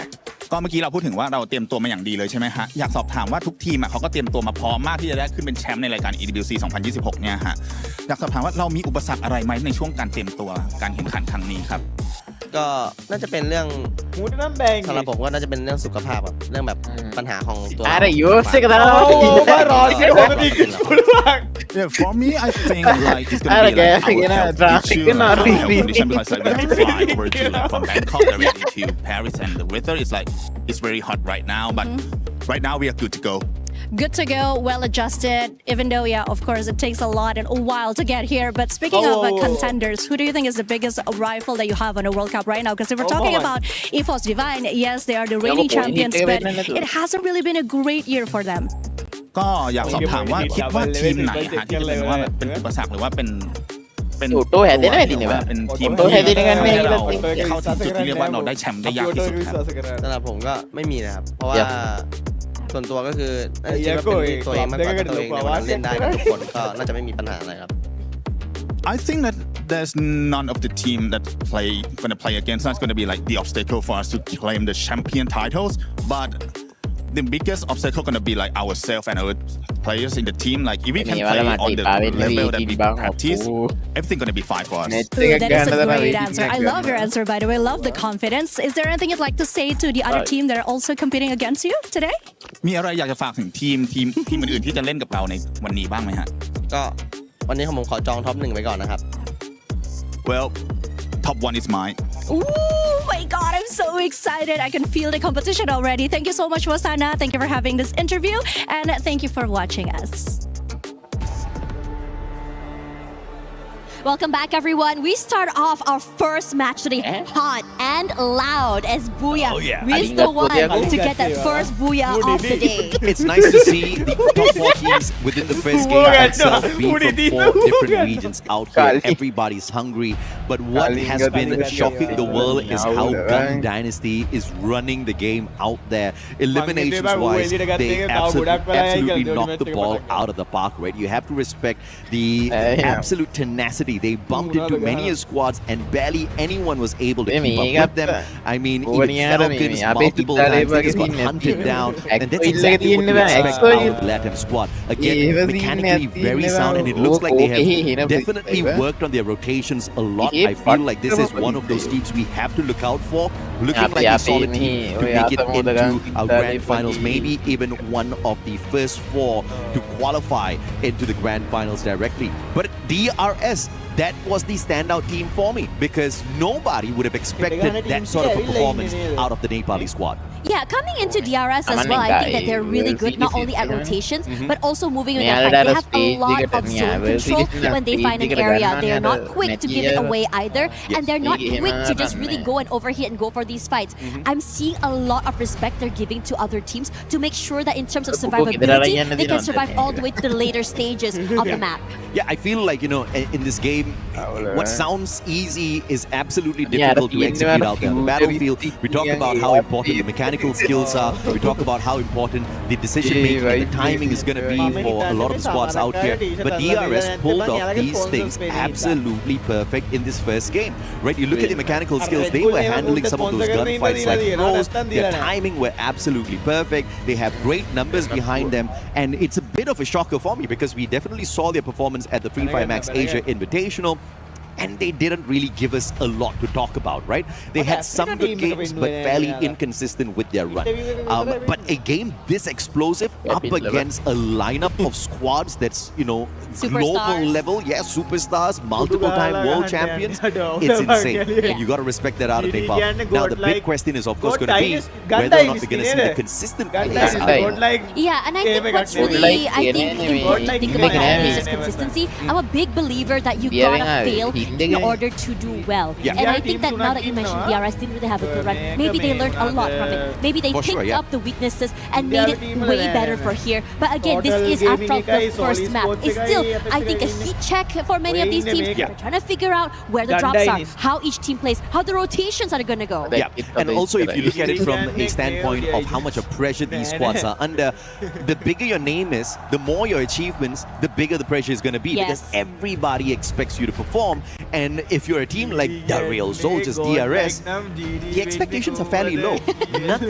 They have got nothing to lose, right? It's the first time they're here on the global stage. It's one of the regions that they have brought in to play on a stage like this, and they are shining right now. They have to make sure they don't allow the girls to catch up with them. It's going to be rough if they do. But if they continue on with this momentum, I think it's going to be a solid run for DRS. They might just be the underdogs. But again, consistency on a stage like this is very difficult to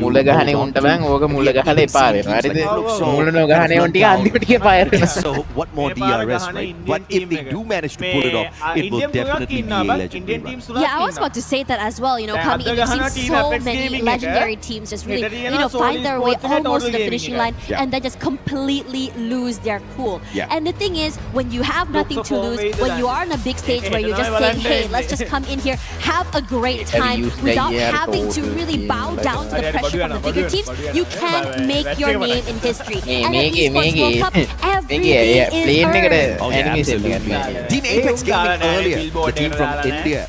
got knocked out with no placement points whatsoever. Only 2 eliminations to delay. And I feel like this is one of those teams that we can expect to see perform a little bit better here on Solara. As we hop on in, these light rails are going to be attracting many teams to your compound. I think the third-party situation in Solara has always been extremely exciting to watch. And it looks like Gun Dynasty is looking for a big fight again with the early clash up against the Malaysians. Aurora Gaming, Eco Drain, battle up against Gun Dynasty. It's going to be a rough one. Yeah, and it's always going to be super exciting when you go for these early fights. The rest of the map, though, fairly safe other than Delta Isle. Delta Isle right now also is, I think, very, very hectic. Now, in this situation there, I want to see how GD is going to be handling this. As we're rushing forward already, barely alive, as Astro already had turned on that time turn. This is a 50-50 early hot drop. Aurora does have a chance in here if they can manage to flank around and play their strategy well. Drogon in the hands of Jun. Axel, AUG in hand. The sniper of the squad does not have his preferred gun. Jun for the backup. Axel nails him down with a headshot off of the AUG. And it's a great start here for the Malaysian squad. Maybe this is that perfect comeback, that perfect revenge early on. As GD snuffed them out, kicking them out of the lobby a tad bit too earlier.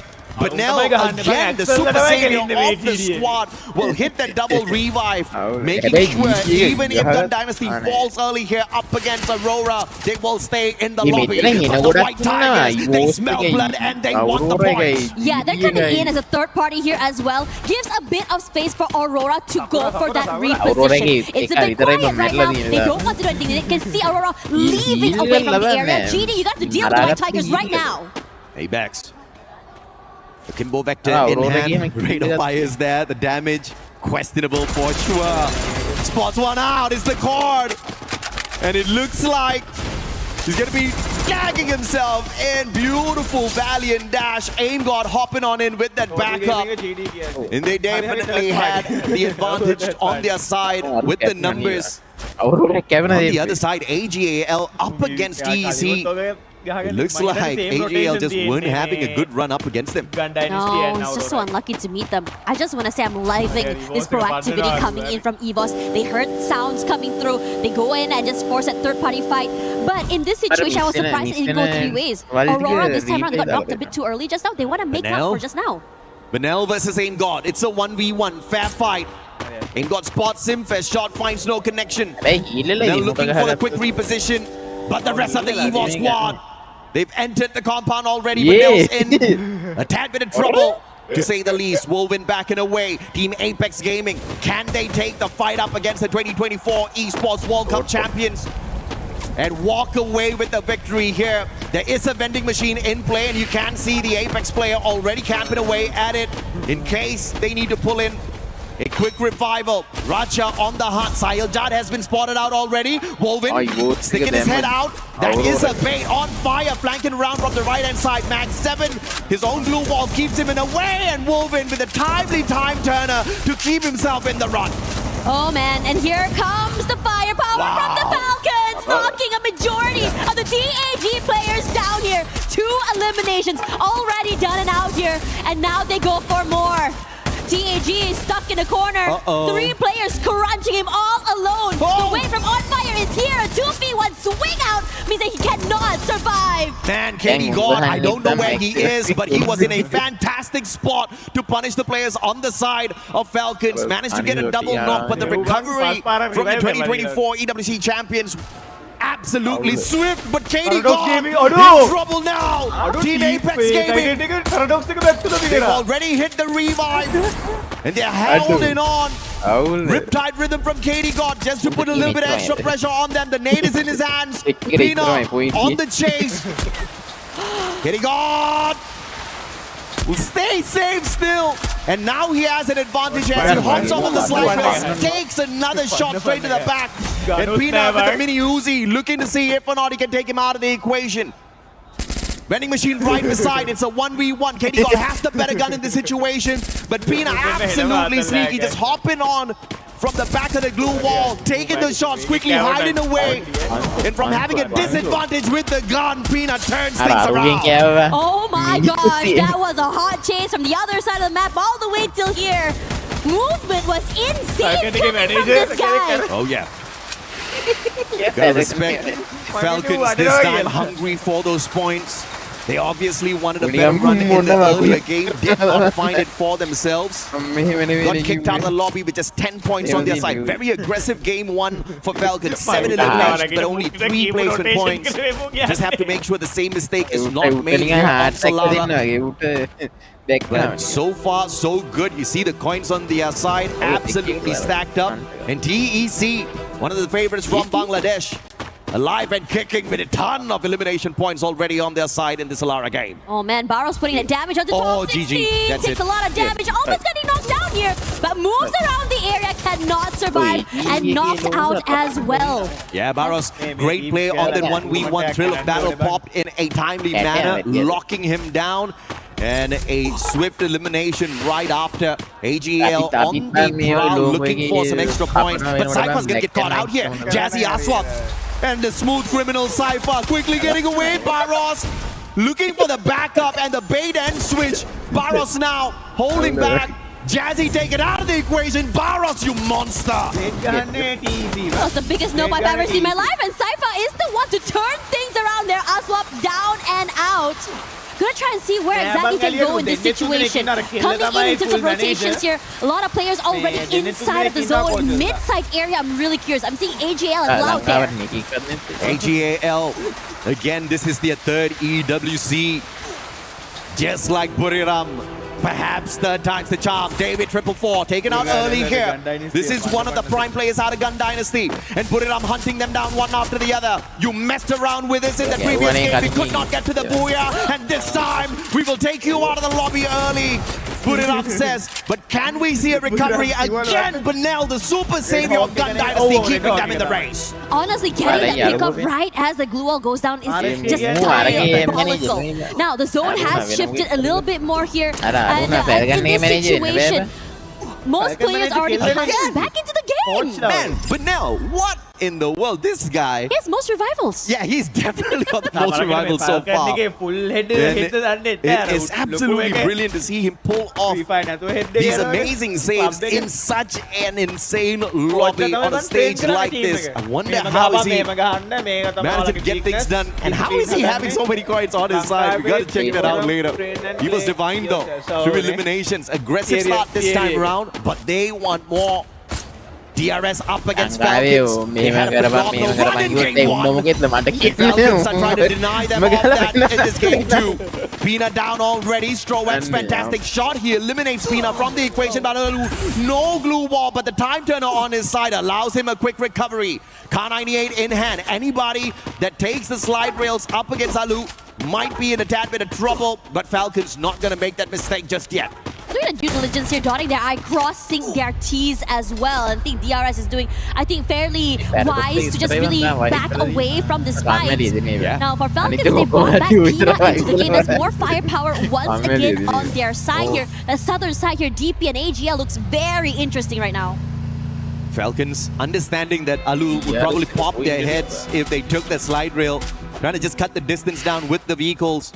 On the other side, James Pride, top 16, tagged up already, then Mofo giving away his position, and it's too easy for Dew to go in for the follow-up. Super Sniper turned Russia in this situation, connected with the electrotherapy. This is the result of too many clash squads. And in this situation as well, I think everyone is just sort of like kind of moving away on that western side here, just trying to find a way into the zone, making sure that they don't get sniped out as they take that slide. We saw so many of that happening way too soon. Well, it is fun for us viewers to see it, but for them, it's probably a very, I would say, high-stakes, heart-attack situation. The Clash Masters competitions have forced the snipers to play a closer range battle, which means more shotguns, more SMGs, and it is having its results shown beautifully on the Battle Royale scene.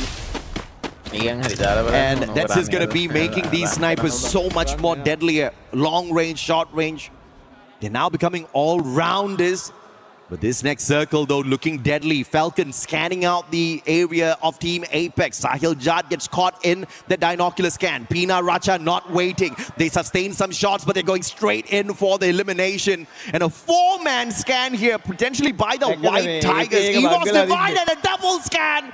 Probably Aurora as well as Loud. EVOS in trouble. as two teams have got the information on them. Team Apex Gaming, on the other hand, already scanned out by the Falcon squad earlier on, but Falcons are the ones who are in a tad bit more trouble. Ooh, nice shot. Sayajat looking for the revival. Pulls Shoto back into the race, but he sacrifices himself in the same run. I mean, what can you do? Just really survive longer here. That's it. KD God in trouble. Out of the pen, into the fire. Running straight. Oh, EVOS Divine does not spot him out. They don't know. This could just be that survival play, but Tech is right behind him, so this is going to be a tad bit difficult. Oh, no, Thriller Battle, GG, bro. I don't know if or not that was super intentional, but KD God now clipped on by the Thriller Battle, has got no way to use his active skill. But EVOS Divine not making the mistake of looking for one extra point and potentially sacrificing two of their players. They know the players of TEC is right there beside them. So moving to find an extra point might put them in a little bit of trouble, and the veteran experience of EVOS Divine keeping them alive and kicking. But the Rail Soldiers hopping on in as well. This is about to become a rough three-way battle. Yeah, coming through here as well, because KD got finally knocked down as well. As TEC, their compound is being taken away. DRS gonna trust really hunker down here in this situation. Maybe wait out those fights, or hoping for an opening to either go in for the fight or just go for a tactical retreat. Yeah, playing on the meta, the AWM, the VSKs, they've got the long-range weapons perfect for Solara. And I will not doubt those M590s are on standby for the pop as well. Great rotation by EVOS Divine, avoiding the initial engagement with DRS. And just taking the position right below the players of Titan Esports Club. This means Bangladesh is going to have a rough time to get out of their spot, but thankfully the circle's still with them. The next zone is going to be crucial to see which teams get caught out here on the rotation. There is a high chance it moves towards the conglomeration of the three squads here. EVOS Divine, TEC, as well as DRS. DRS, you're being very, very patient, but the problem is right now you go toward EVOS, there's the potential of getting knocked out by TEC from that top side of the building as well. Yeah. And I think that this is a situation where you just have to wait out things. Nice play, and now it's just all-out annihilation. Messy, as multiple teams are so close to each other. Gun Dynasty does not manage the ambush, but Demon's Pride are swapped too low. And the final bullet by Vega takes him out of the equation. David's picked right back up, and again, Gun Dynasty's gonna be a bit of a troublemaker in the final circle. Now the wait happens here, as we already see that for Aurora surviving a little bit longer this time, and they want to go for this fight against GD. In front of them, they're already getting that one pick off here. Aurora doing very well, fighting the players of GD, but they still have 3 more members to worry about on the other side. Yeah, to snuff out Gun Dynasty, you gotta take Benel out of the equation, because that man is a miracle worker for these revives. Somehow, he always brings the rest of the team members back in, but without him, they're gonna crumble one after the other. Vega taken out of the equation as well, and it looks like Gun Dynasty, that's the end for them. Aurora and Loud, this is gonna be a rough rotation for them, as everybody else has hopped on in, as anticipated earlier on. The next circle finds EVOS, TEC, as well as DRS, but now they've got one extra contender. AGAL have found safe haven here in the next circle already. Teams like Falcons, Loud, Buriram, Aurora, they're gonna have to battle it out before stepping into the next zone. And it is annoying and a very rough area here to the side here. Guangsa does fight one, and here comes the nades as well. The reposition is good. Trap doing huge damage onto the members of Buriram United. One more, baby. And that's just gonna keep them at bay. Get High Excel looking for the pickup onto Asana, but now outside the zone. He has the electrotherapy though, and that keeps his buddy alive and kicking. No way. AGAL on the other hand, annihilate DRS Gaming. Finally, DRS had stayed in there for long enough. They were keeping an eye on EVOS, and AGAL with the backstab took advantage of that situation. Wasana's gonna get snuffed out as well. And it looks like Buriram again not gonna have a fantastic run at the start of our Esports World Cup. Third run, Team Falcons out, the Thai squad dropping like flies one after the other, but AGAL looking to represent the nation absolutely strong as they look for a big battle up against Loud potentially right after this. Yeah, Team Wipeout already as well for Aurora. They're already been eliminated here. As for the White Tigers, trying to find a way to move away from this area. TEC is being so annoying, pressuring them from that top side, not able to move. And they have made a nice mountain to climb over and take this fight face to face. Yes, that way to heaven. But who goes to heaven? Is it gonna be you guys or TEC right above? And smart play by EVOS here. They don't quickly rush on up. They understand that AJL is holding on to a prime position right behind them. And they do have the advantage with the move of the circle. AJL will have to keep an eye on Loud. And TEC, they don't need to do much with that high ground. They just need to play fishing here. They do have a prime spot and a big advantage in terms of how that circle is now going to move. AGL looking really good just now. They move Garena. Russia's big opening to do is going to put a spanner in the works for AGAL. EVOS forced out here, takes the fight too loud. Shooting the feed. Russia, sneaky play, has got the stealth bites of the Morse as well. But this is going to be a rough one for Russia if he cannot quickly catch up with the rest of his team members, and great placements of blue walls with the extra assistance of the stealth bites. EVOS are the first ones to make that move. TEC is going to be holding back, and Loud in a lot of trouble up against EVOS as well as TEC, but they've got the double vehicles on their side for the quick reposition. And now this is where Russia can be troublesome as he quickly shoots at those vehicles, lighting them up. Yeah, that's the repositioning going to be taken away from them. And now Loud is stuck in a corner. What a shot coming in from Russia. Traded out though by Guaxa. But Ray, nice damage onto Surfa as well, taking 2 fights at the same time. And Ray with the god nades hitting a triple, saving AGL for the time being. TEC were doing a number on them, but EVOS Divine just ruining the party of Bangladesh right there and then. Ray with the final nade onto Kutush. The pickups were solid, and now the battle between EVOS and Loud. They take the fight straight up. They understand that they are going to be a problem. Aimed onto the M590. Valiant Dash already used up, and he finds BZP from around the glue wall, looking for another. Annihilates BZP first, and EVOS Divine looking strong for the booyah. He's looking so good right now. Have 15 eliminations already. Already knocked out of the game. Loud with only one member still alive. What are you going to do here as APL? Nameless still managing to steal away one more Elim. Titan Esports Club now down for the count. And exactly where Nameless is. Where are you going to go? What are you going to do here? A triple man push, but there's still one more player plus to worry about. Amazing run from Titan Esports Club.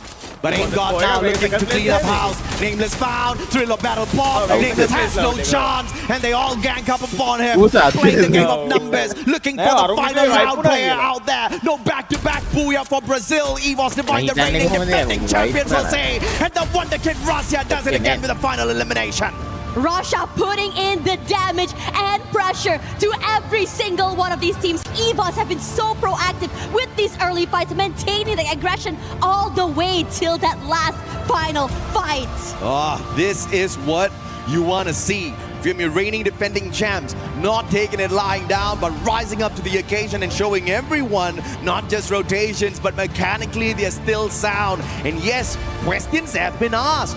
What is going to happen to EVOS? Because after winning the Esports World Cup last year, they have been dormant. They have just been hibernating. They have not been a massive threat in any of the competitions that they hopped on into. But this is not that same EVOS Divine. They are rising up to the occasion, and they want to prove that the White Tigers are not here to play. They are here to annihilate. Look at these nades, man. I mean, they were a flurry that instantly snuffed out the chances of Titan Esports Club. You know what's really interesting? In so many interviews, they said, what is our secret weapon? It was Russia. And he did. We saw that pressure coming in from him. But Ray as well is putting in and showing us why exactly he's also part of the team. You know, a big problem that I had with the EVOS Divine run in 2025 is that without Russia, I think they would have lost out in many of those lobbies. Just like what Benel is doing for the side of the players of Gun Dynasty. We saw Russia being that backup player, the sniper that continuously revived the rest of his team members.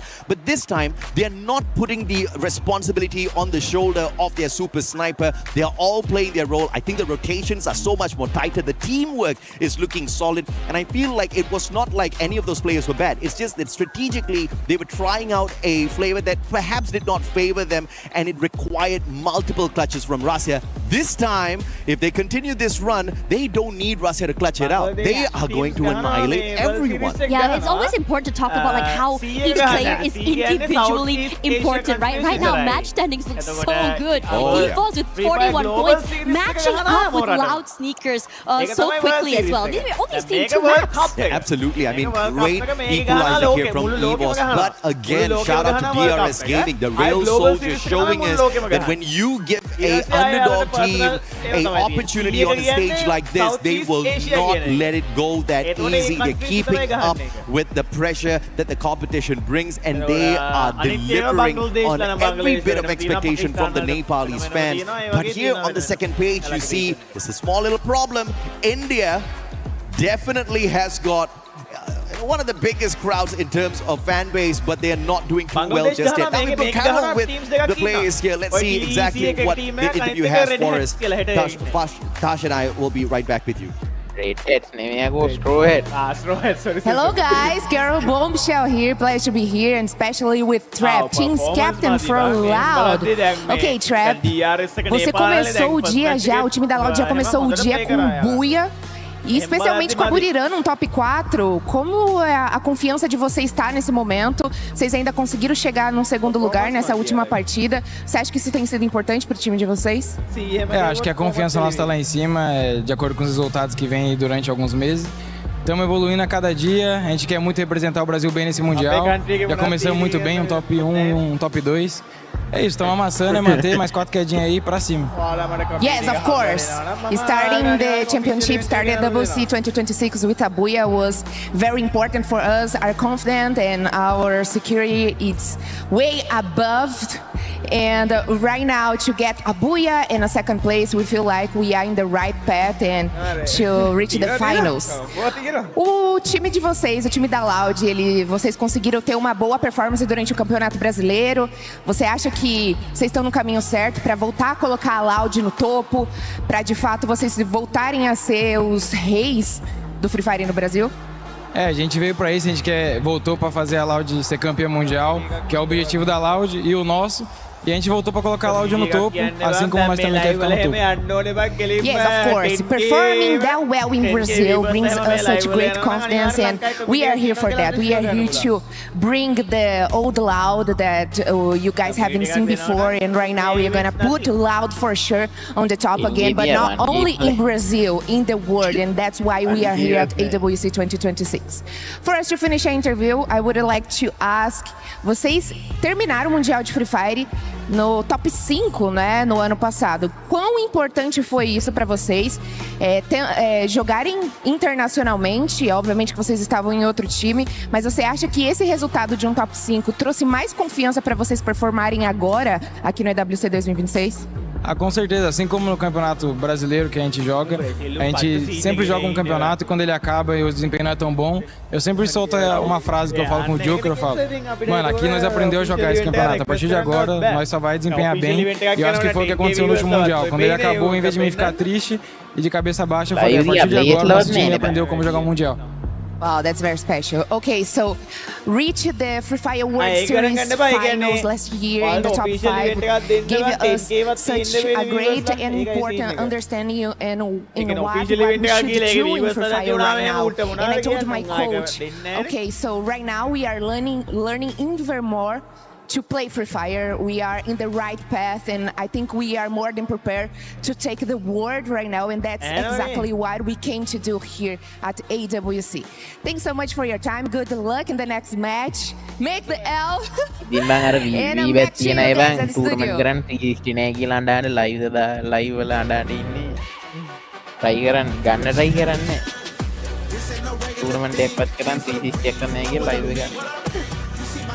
PC ගත්තට වෙද්දක් නෑ බාදේ. උඹ ලෙනෝනේ පාවිච්චි කරන්නේ. ඔව්. ලෙනෝ නික මේකත් ලීජන් එකේ තියෙන අඩුම එකක් ඇත්තේ. Title defender. ලෙනෝ ලීජන් වල හොඳ මේවා ඇවිල්ලා. කලින් සැරේ EWC එක ලස්සනයි බා මේ බලහංගෝ. පාට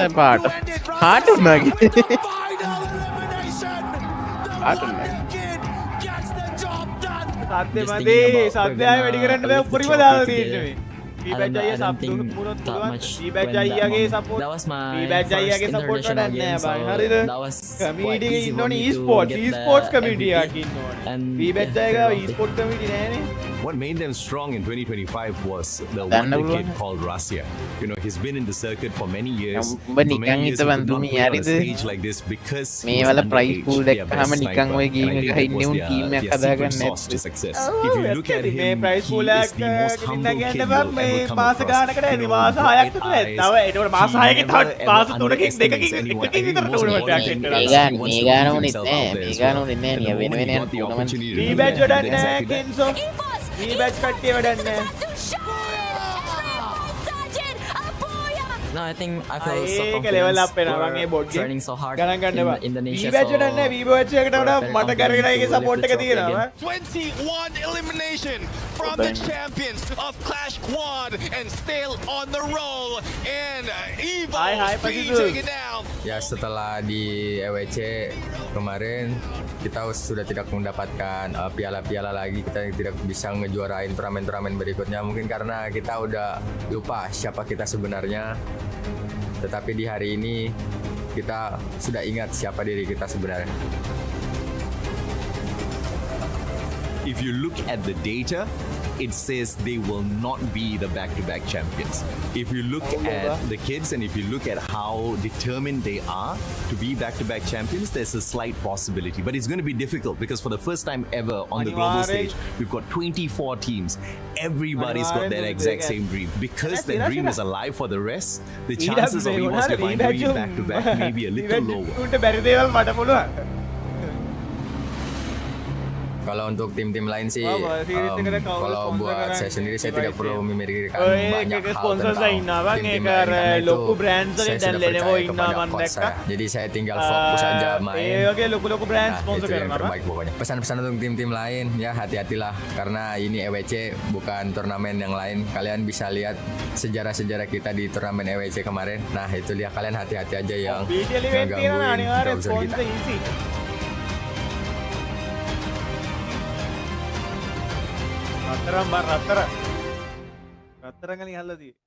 For anybody that was wondering how Evo's Divine was gonna start Free Fire at EWC 26, boy did we get an answer because they came in hot. By the way, yes, you saw one more person added to this amazing panel that we have, and it's none other than Lace. But Lace, I'm actually not gonna start with you just yet. I just want to talk to me. Sorry, because I want to talk about Evo's. And you were wondering how they were gonna be doing. All of us were wondering how they were gonna be doing. They're doing pretty damn good. They're doing pretty well. I'm kind of relieved actually because EVOS had so many close calls throughout the whole entire first game and it got me worrying. Not something that I want to see obviously, but at least they slowly climbing the elimination points ladder and they fix what could be perfected on the first game because hey, come the second game, they know exactly what they need to do. And we see Rasha obviously as a pivot sniper. He's gonna need more room for him to do dynamic movements and that's exactly what the support gave them. So yeah, it works well for them. EVOS is finally finding the rhythm that they kind of lost the first time. Again, maybe opening game, of course, the nerve is something that maybe we cannot explain. It's something that's always difficult, always hard for anyone at the EWC. Yeah, they've got that pressure on their shoulders, you know what I mean? They're like, oh no, we've won, we've got to do it again. So like that's got to add on top of this as well, and I guess we saw that in their games too. Yeah, but now leading the standing with 41 total points and 23 elimination points. I mean, that is crazy. Even you have to admit that. I mean, it's amazing, not gonna lie. Seeing the players just chilling back there after getting that booyah and then looking at the keys, they're probably wondering which keys are we going to be crushing now. But talking about teams that might be possibly crushing some keys, we got to talk about Loud because my goodness, Loud was another team that started off hot. You could say the first win was a bit given, but boy, they took advantage of it. Yeah, exactly. I mean, coming from the position where in heat, they're not really found in the map. I'm really looking forward to how they're going to adapt right now. They were trying to do a similar approach on that game number 2, but it's just unfortunate that EVO's Divine is the one who cut මේ them off club එකෙන් on the ඔක්කොම rotation. sponsor Just වෙනවා. hanging in the middle of that final circle is one thing that Loud has Land been එකේ doing for the first two games. live දෙන්නේ But it's just නැහැ. unfortunate that live එක rotation දෙනවා was not පස්සේ ඔයාලට live එක favoring them. බලන්න And even පුළුවන්. ඒ Launchpad කියන්නේ was ඒ not වෙලේම on live එක them හම්බෙන්නේ in නැහැ that බලන්න. final moment. So it was tough for A them to කියන්නේ make දැන් that rotation. අගෝස්තු 1-2 live එක definitely තියෙන්නේ. was. One land එක thing, I තියෙන්නේ mean, land we've එක been ඉවර seeing වෙලා some of the squads now August being able to 4-5 perform විතර well, අපි right? release Evo's කරා. Loud out of Brazil. Earlier you were talking about rhythm, Conchita. I mean, Loud definitely is finding that rhythm. One team that is currently not finding their rhythm, though, Lace, is none other than Falcons. Yeah, you know, we've been talking about that pressure, and they've got the pressure of the club championships on their shoulders. So, you know, amounts of other Falcons, you know, in different games coming through. So, of course, you know, they're sitting in that kind of middle of the pack at the moment. They are trying to find those eliminations early on. There was actually a moment in the second match where we saw Team Falcons hunting down Team Tag. They were able to take 2 limbs from the team, and they're like, no revivals for you guys. And we just saw them sort of launch over to where Tag was trying to recover the rest of the team and try and get those early eliminations. So, you know, I think they're sitting about, 6th place, 27. It's nothing, you know, at the top of those 41 sorts of points there. But look, they have shown the same kind of consistency that they've had, you know, in these previous global series that they've had. Sometimes they do incredibly well. Sometimes they choke and aren't flying like a Falcon should. But look, don't take your eyes off Team Falcons, guys, because they are capitalizing on those early eliminations, which are putting those points on the boards, and you know they're just looking for that booyah. They're looking for that later on. Let's see if they're gonna end up getting it, because I'm looking at number 4 here. Gundy, nasty. I mean, 32 points. That's not bad either. Yes, Gun Dynasty. That first game was definitely something. I did not expect them to do so well. I mean, they have been consistently showing amazing strength and courage and the skill to back it up. So I am just at awe at how amazing Gun Dynasty is performing at the very first game. I'm saying at Porte with 22 elimination points surely isn't bad. But I also kind of want to talk about Buriram, AJL.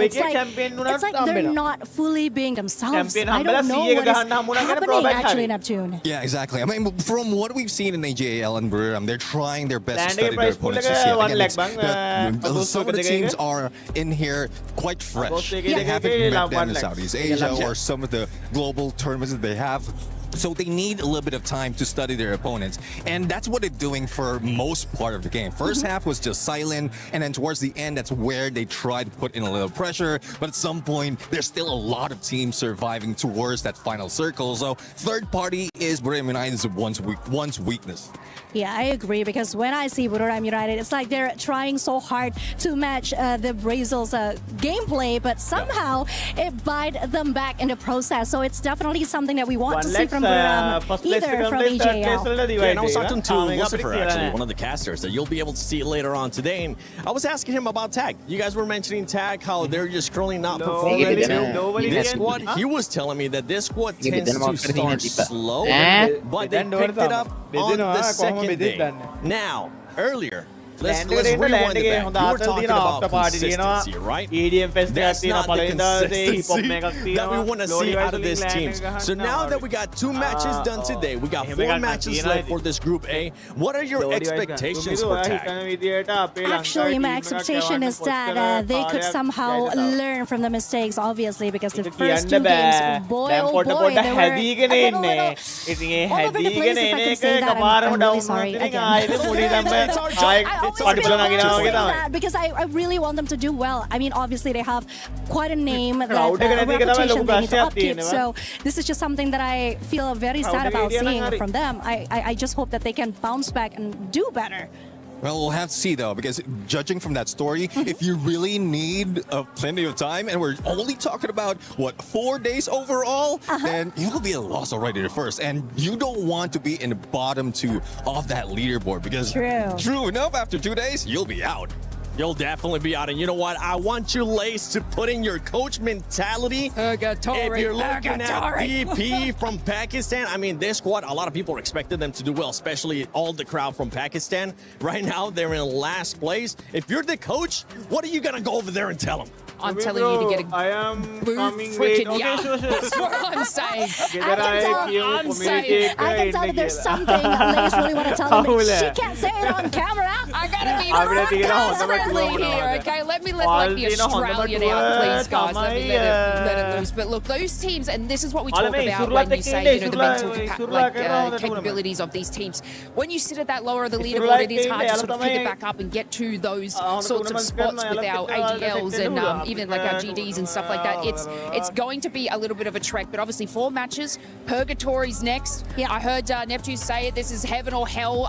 So can they maybe get the heaven than Purgatory? Okay, Purgatory All coming out. Island What are you expecting, Neptune? I'm hoping for a skewed bloodbath and a rough circle. Sorry for the teams out there. I know you want to get it easy right now, but international teams global එකක් වගේ කරන්න යනවා. ඊට පස්සේ අපි බලමු මේ All Island එක දුත් කරමු. For the reverse. What I did to Aurora right there was just definitely jinxed them. I'll give you a chance to redeem yourself, okay? ඕන එකක් පුළුවන්. ඕන එකක් පුළුවන්. Overall, 4 more matches here for Group A. Would you like to change your pick from Aurora? Oh my god. I'm scared for you, really. Would you like to curse any other team, sir? Actually, I don't want to curse any teams anymore because it's very getting very dangerous right now. Like this is a big stage, and if I'm being blamed. Girls tour ඕනේ girls tour තමයි මම I'm still cheering on for Aurora. Hopefully this time it's just a first normal game community tournament තමයි තියෙන official ඒවා නැත්නම් quite මේ well. girls boys එකට ගහන්නේ ඉතින් කොච්චර කරත් ඉතින් girls ගහනවා ඉතින් first game jitters or first game jitters. That's what they might have felt, but yeah, let's see if they can get that booyah. That's I see exactly you what smiling I on it. She's like, Yeah, I mean, Lanka I've been talking about the first day. It's always unpredictable, right? Because of the jitters, the nervousness, the pressure that they have. But yeah, going into the 3rd and the 4th game, I think a lot of things needed to change. And Purgatory is actually a map that is a little forgiving on that. It's a great place for a reset. So I'm just so excited to see what the teams are going to bring. and we have seen some of the other squads, right? Especially going back to the first game, AG. AG did great. I mean, this is one squad that you guys were picking as a surprise to be able to do good here. Boy, did they surprise us in the first game. Yeah, one thing that personality of AG is trying to keep away from all those engagement. If they can bathe onto like outside of circle on the 3rd, 4th phase of that map, then they will do so. And even with a like team booster that we have, the out of zone buff that is available, say they will be able to soak up in there, just get their position because do really need that time to get information as a sniper as a squad, and also the launch pad. That's the angle that needs to take right there. Was just difficult, especially if you have 7 or 6 or 7 teams remaining on 4th phase of the circle. So what you're saying, like, we're seeing AGL probably follow their same format coming out of match 1 because, like, you know, they did land uncontested in like our first map, and then you know GD that we saw who was just an absolute heavy hitter. They were kind of like sneaking on down to AGL, and AGL's like, no, we need a little bit of space. So that's what you're saying. Match number 3, they're going to need their space, and then that's where they fly. Okay, you know what? You got lucky because I was gonna have you pick a team, and I was gonna see if you would end up cursing a team.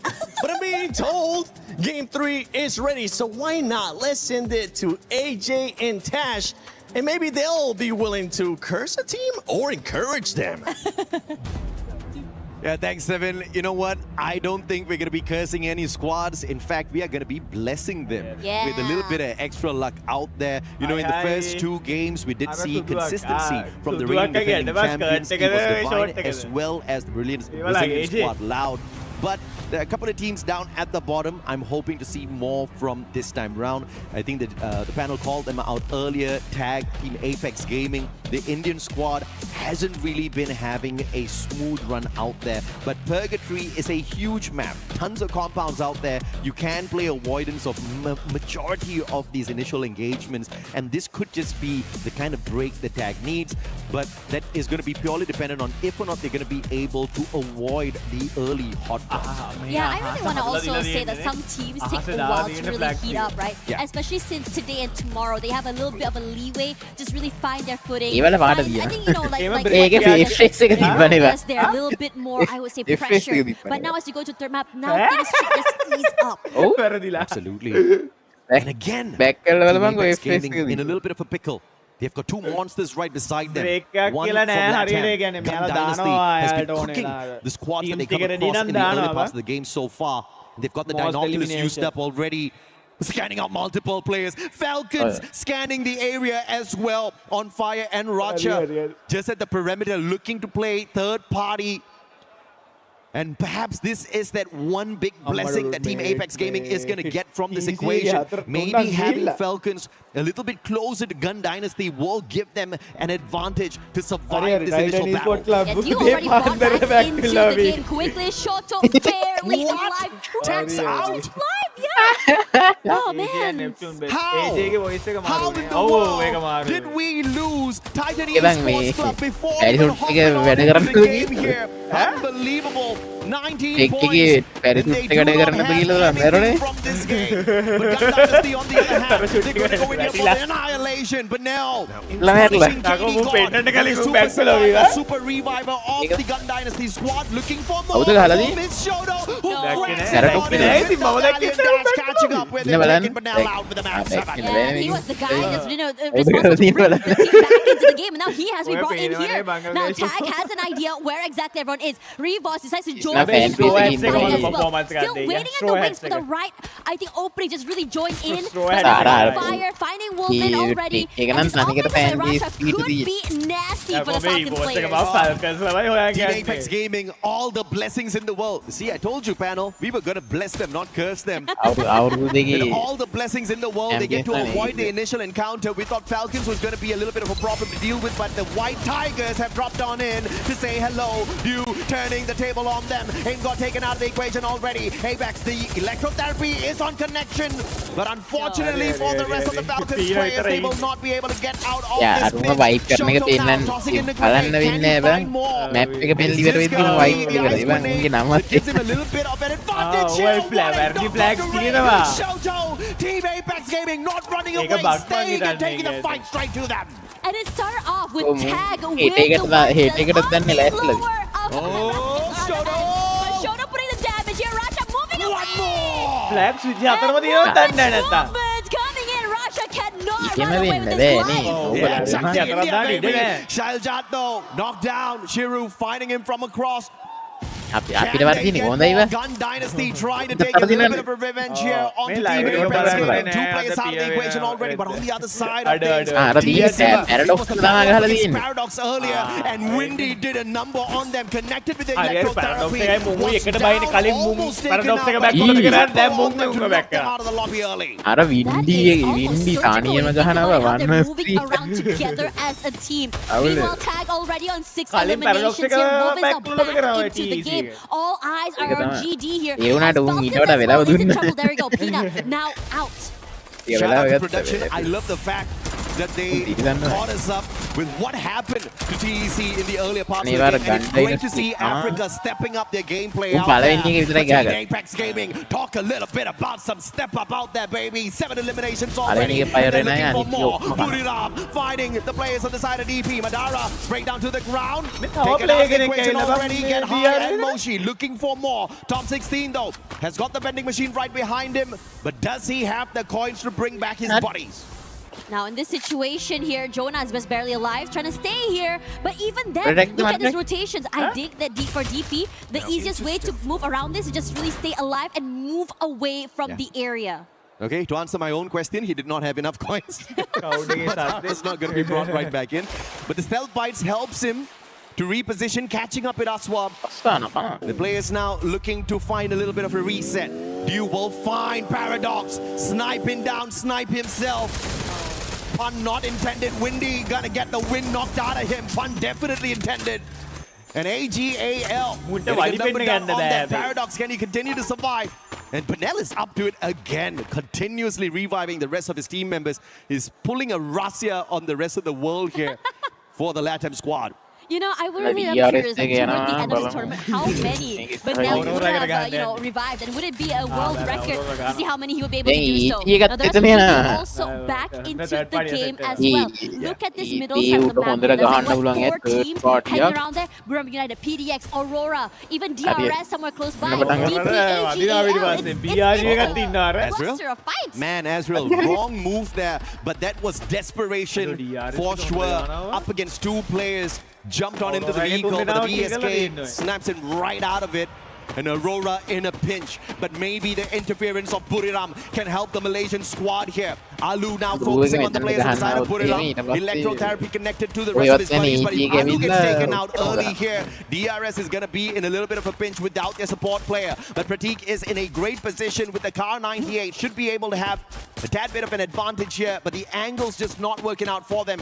DRS wants to reposition, and thankfully Buriram is actually not going in for the hunt. They're looking to reposition and find a safer haven for themselves instead. Yeah. Buram United always like to prioritize surviving super early as well. AGL Cypher does get 24 alpha got me a bit nervous. Shots coming towards them. I think Lad was really hot in the heels right then. But Buram United, if they do move forward there, they will be running up against DP. Loud on the other end, just putting in damage to the PDX and AGL players. Again, shout out to the team in the back. The observers have been on fire. Thank you very much for making sure you guys catch all of the action out there, because it is hot. Like you said, we've got too many squads in this next circle. And that's exactly what Purgatory has been able to give us for quite a bit. Stroex and Rasya leading the eliminations, and Benel actually keeping up with the damage out there. I mean, Benel, what a superstar. Super survivor, super rescuer, reviving the squad multiple times. Also one of the rushers of the squad, bringing in the numbers through eliminations for the This is the best that we have seen out of them, and I feel like they're giving us the consistency that we usually look for. But Team Apex Gaming, great start. Can they continue against the champions of 2024? Falcons right in front of them, but Falcons are spread out. This is a big advantage for Team Apex Gaming. Wi-Fi connection. Yeah, this is really great at just really finding its openings. And you can tell they're very hungry. They've been hot on the Falcons' tails for quite some time here. Even Shoto on fire right now. And the rest of TAG wants to collapse onto this fight. They've taken away the space, but Falcons has a little more space to prepare.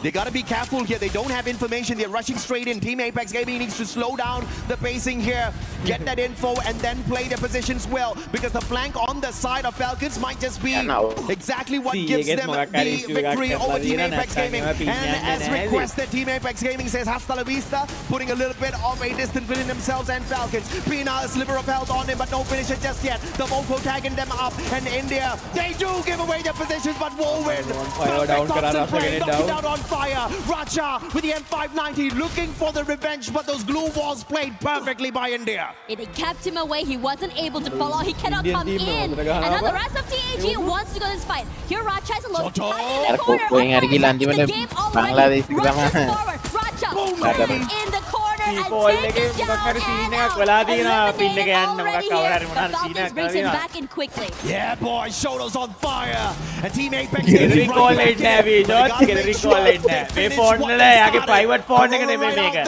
එයාගේ මේක public. මේක මුකුත් තියෙන්න බෑ game එක විතරයි. And this is still trouble time. Team Apex Gaming, they've got the vending machine out here outside the circle. They need to clean up their act right here, right now. The eliminations are looking good, but Falcons are not going to get taken down that easy. Shoto with the flag. What a headshot! Shoto on fire! And Team Apex Gaming will survive. How confident he was in taking up that space, knowing how exactly to play the information and position. What a recovery! The revives are on point as well. And Team Apex Gaming on Purgatory. We talked about them having a little bit of extra room to breathe. And with that extra bit of oxygen in their system, they are on fire. And Falcons now on the revival spree, but with 1,300 in his pockets. Double revival, no problems at all. Falcons still on a little bit of a reset. Buriram close to their compound. I don't think the World Champs will be looking to take the fight up against them. Falcons scanning out their area with the binoculars, a counter binocular used here, potentially by either EVOS or Put As the players on the side, the DP slowly makes their way in. AGAL looking for that backstab, not intentionally. They find one, but they're not gonna second guess their movements at all. They want to take DP out of the equation here before they take away their defensive spot as well. I am curious to see how exactly the rotation is going to come in for TAG. They're so far ahead, but this late rotation could potentially benefit them. And the Alu rotation is by Alu. Quick to find Alu here as well. One knockdown. Top 16 also almost following suit here. And AGL knowing this, quick reposition forward. And DRS, Takuri now knocked down. Oh, Gun Dynasty coming across DRS. Wrong timing here for the Rail Soldiers. But Pratik and Stroex turning things around. And 590 takes down our swap. And this is AGL interfering. Perfect timing. And DRS in a little bit of a pickle. Stroex, can you get away? Even if you do, can you get enough coins to play recovery? All alone now for the side of the Rail Soldiers. And Gun Dynasty under the crosshairs of Team Loud. The recovery is going to be close to impossible here for Gun Dynasty. If they pull it off somehow without Benel, it is going to be a miraculous run for Schwerp. Just really waiting things out right now. Kiroro is here with Falcons. They have like a nice, I think, off angle to play with, but not even close to get into that circle. You have to take this fight against EVOS, which is going to be so annoying. Even Stroex, look how far back he has to move away from the area just to survive. A little bit of a slower pace.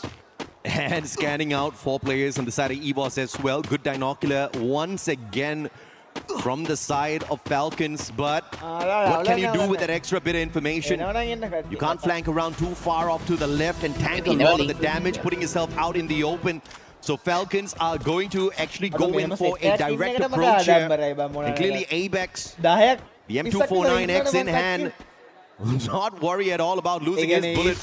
Barely needing to pray for Team Apex Gaming. I hope you've said your prayers already. You're coming close to one of the biggest dominators in the competition, who are not really on fire just yet. So maybe that's going to be the blessing here. Shoto, Superman for the side of Team Apex here. Looking for those nades as well. Anywhere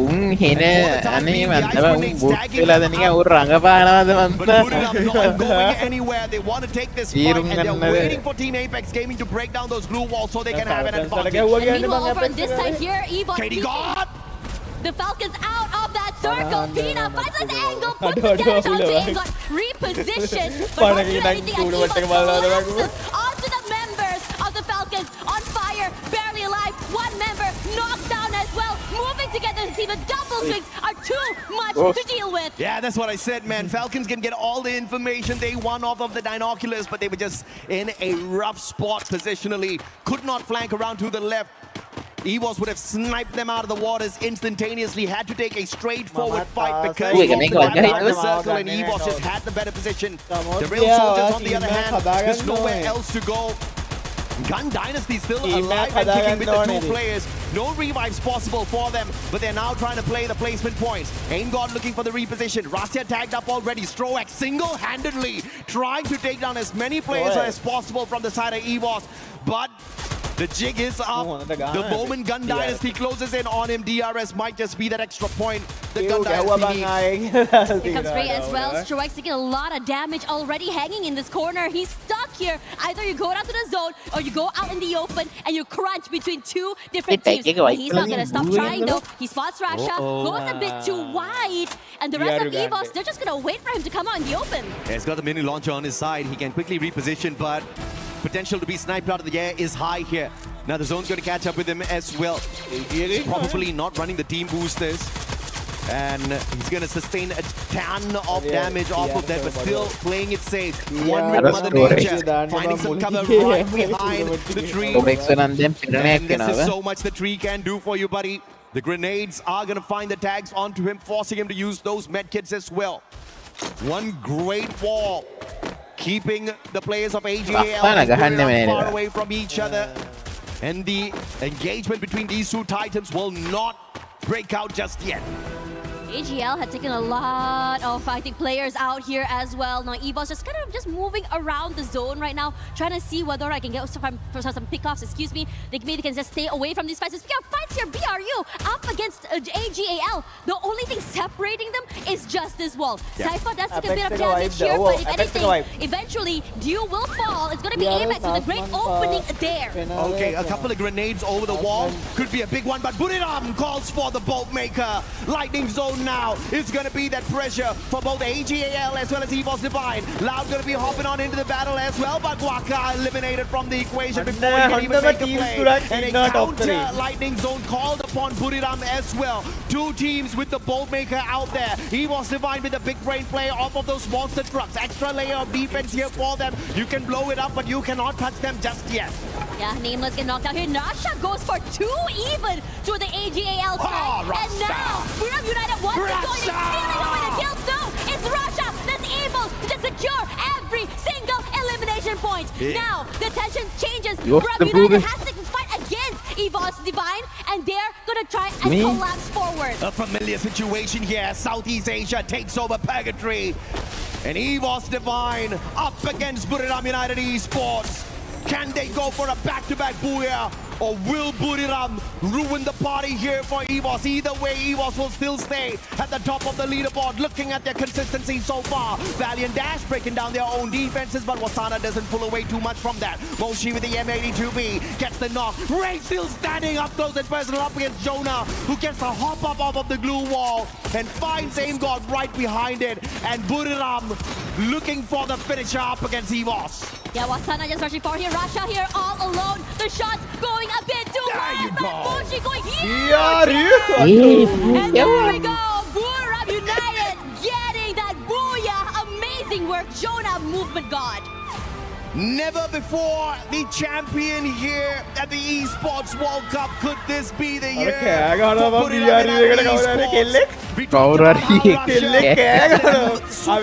On the side of EVOS. We cannot forget the one and only Moshi, baby. I fell in love with the snipers because of this guy, and he is back. This is his meta. This is his time to shine once again, and he cleaned up the battlefield in the final sequence. Honestly, every single one of these members for the teams, I think really stood out to me as well. But that final few picks coming from Moshi that's completely cleaned up house and turned the tides for this team. Personally, for me, I saw the pressure coming in toward EVOS Divine, and I thought they have high capabilities of turning around the tides. Yeah. But Buriram United, knowing this, did not give them that chance this time and completely decided to just completely collapse at the right timing. Absolutely.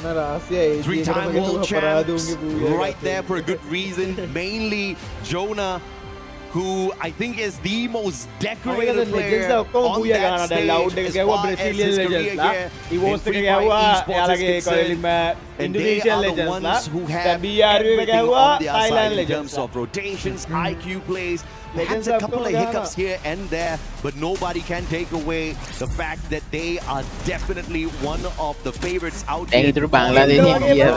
But can they get all the way to the end? Because EWC hasn't really been very kind to the squad so far. No, I completely agree with you. There are just so many times that I think the Southeast Asian talent that we always say, Buriram United is going to be the one at the very, very top. They always start off very, very hot, I believe. Yeah. But then after a while, you start to see them waver a little bit. I'm wondering how this year would change for them. Yeah, absolutely. And of course, Hunting game. all those shots. And Moshi, as the sniper of the squad, just not holding back at all, right? Just taking the fight straight up to them. The M82B got a little bit of a bump recently on the OB update, and these guys are not doubting it at all in terms of usage. Now, we've got a few commercials to play. Tash and I will be right back with you after the panel catches up with you guys.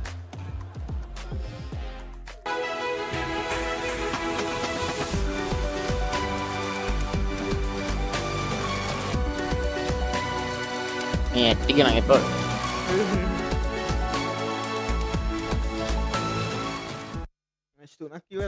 Alright, hello everyone, it's Yuso and we are live in Paris here in EWC 26 Free Fire stage. And right next to me, we have our two co-streamers who are so popular in Vietnam. Introduce to you, Backgao and Cyrus. Xin chào tất cả mọi người. Thì không biết là hiện tại là mình đang được ngồi đây sân khấu tại Pháp thì mọi người đang cảm giác như thế nào vậy ạ? Xin chào tất cả các bạn nha. Rất là hồi hộp các bạn, mà không khí ở đây gọi là tuyệt vời và chưa bao giờ mà thấy một cái sân khấu mà lớn như thế này các bạn ơi. Mình không biết là áp lực của các tuyển thủ sẽ như thế nào nữa. Sau đó thì cảm thấy như thế nào ạ? Em có thấy rất là vui ạ. Vui thôi hả? Mình bay rất là lâu tới đây mà chỉ vui thôi hả? Em cũng trải nghiệm được nhiều rồi. Alright, overall the stage is really hype, big. They have never seen any stage like this. Very special to them in this Free Fire scene. And overall, a very overwhelming feelings, happy when they're here in Paris to attend EWC 26 Free Fire. Okay, so I can see in the comment section thì không biết là từ nãy đến giờ mọi người theo dõi được 2 trận đấu rồi. Thì không biết là cả Backgao và cả Cyrus cảm thấy là các bạn khán giả của mình là comment như thế nào? Mọi người có hưng phấn và có đang chờ đợi màn trình diễn của team Secret của mình không ạ? Wow, rất nhiều người ở Việt Nam và rất nhiều người khán giả hâm mộ của series EWC đang trông chờ màn ra mắt của EWC, và rất nhiều khán giả đang coi ở tất cả kênh sóng của garenafreefire Việt Nam đang rất bất ngờ bởi vì cái phong thái thi đấu của cái đội tuyển ở Latam hay là ở kể cả Mexico hoặc là Ấn Độ. Họ đánh giá thấp Brazil, nhưng năm nay Brazil trở lại khá là mạnh mẽ. Cảm ơn Backgao ạ. Vậy thì Cyrus sẽ cảm thấy như thế nào về trong 2 trận đấu vừa qua đi? Thì Cyrus đánh giá như thế nào? Bởi vì bảng A cũng sẽ là một cái bảng rất là căng thẳng so với bảng B của chúng ta. Thì theo em thấy thì sau 2 trận thi đấu thì em thấy cũng khá là khắc nghiệt. Nếu mà đội nào sẽ thi đấu mà gọi là xuống phong độ sẽ đội đó sẽ bị loại. Chính xác là như vậy. So as we can see that of this coming tournament, here we have a lot of teams, Latam, India, and so many move on more. And very excited to see a huge circle of Free Fire all attending here to compete their best to get the champions at EWC 26. And overall, after 2 matches from Cyrus depends on him. Well, who got the weakness has to go down, obviously. And of course, I can see that everyone is really hyped, especially for Team Secret, as known as WEG from Vietnam, are also here to attend EWC 26.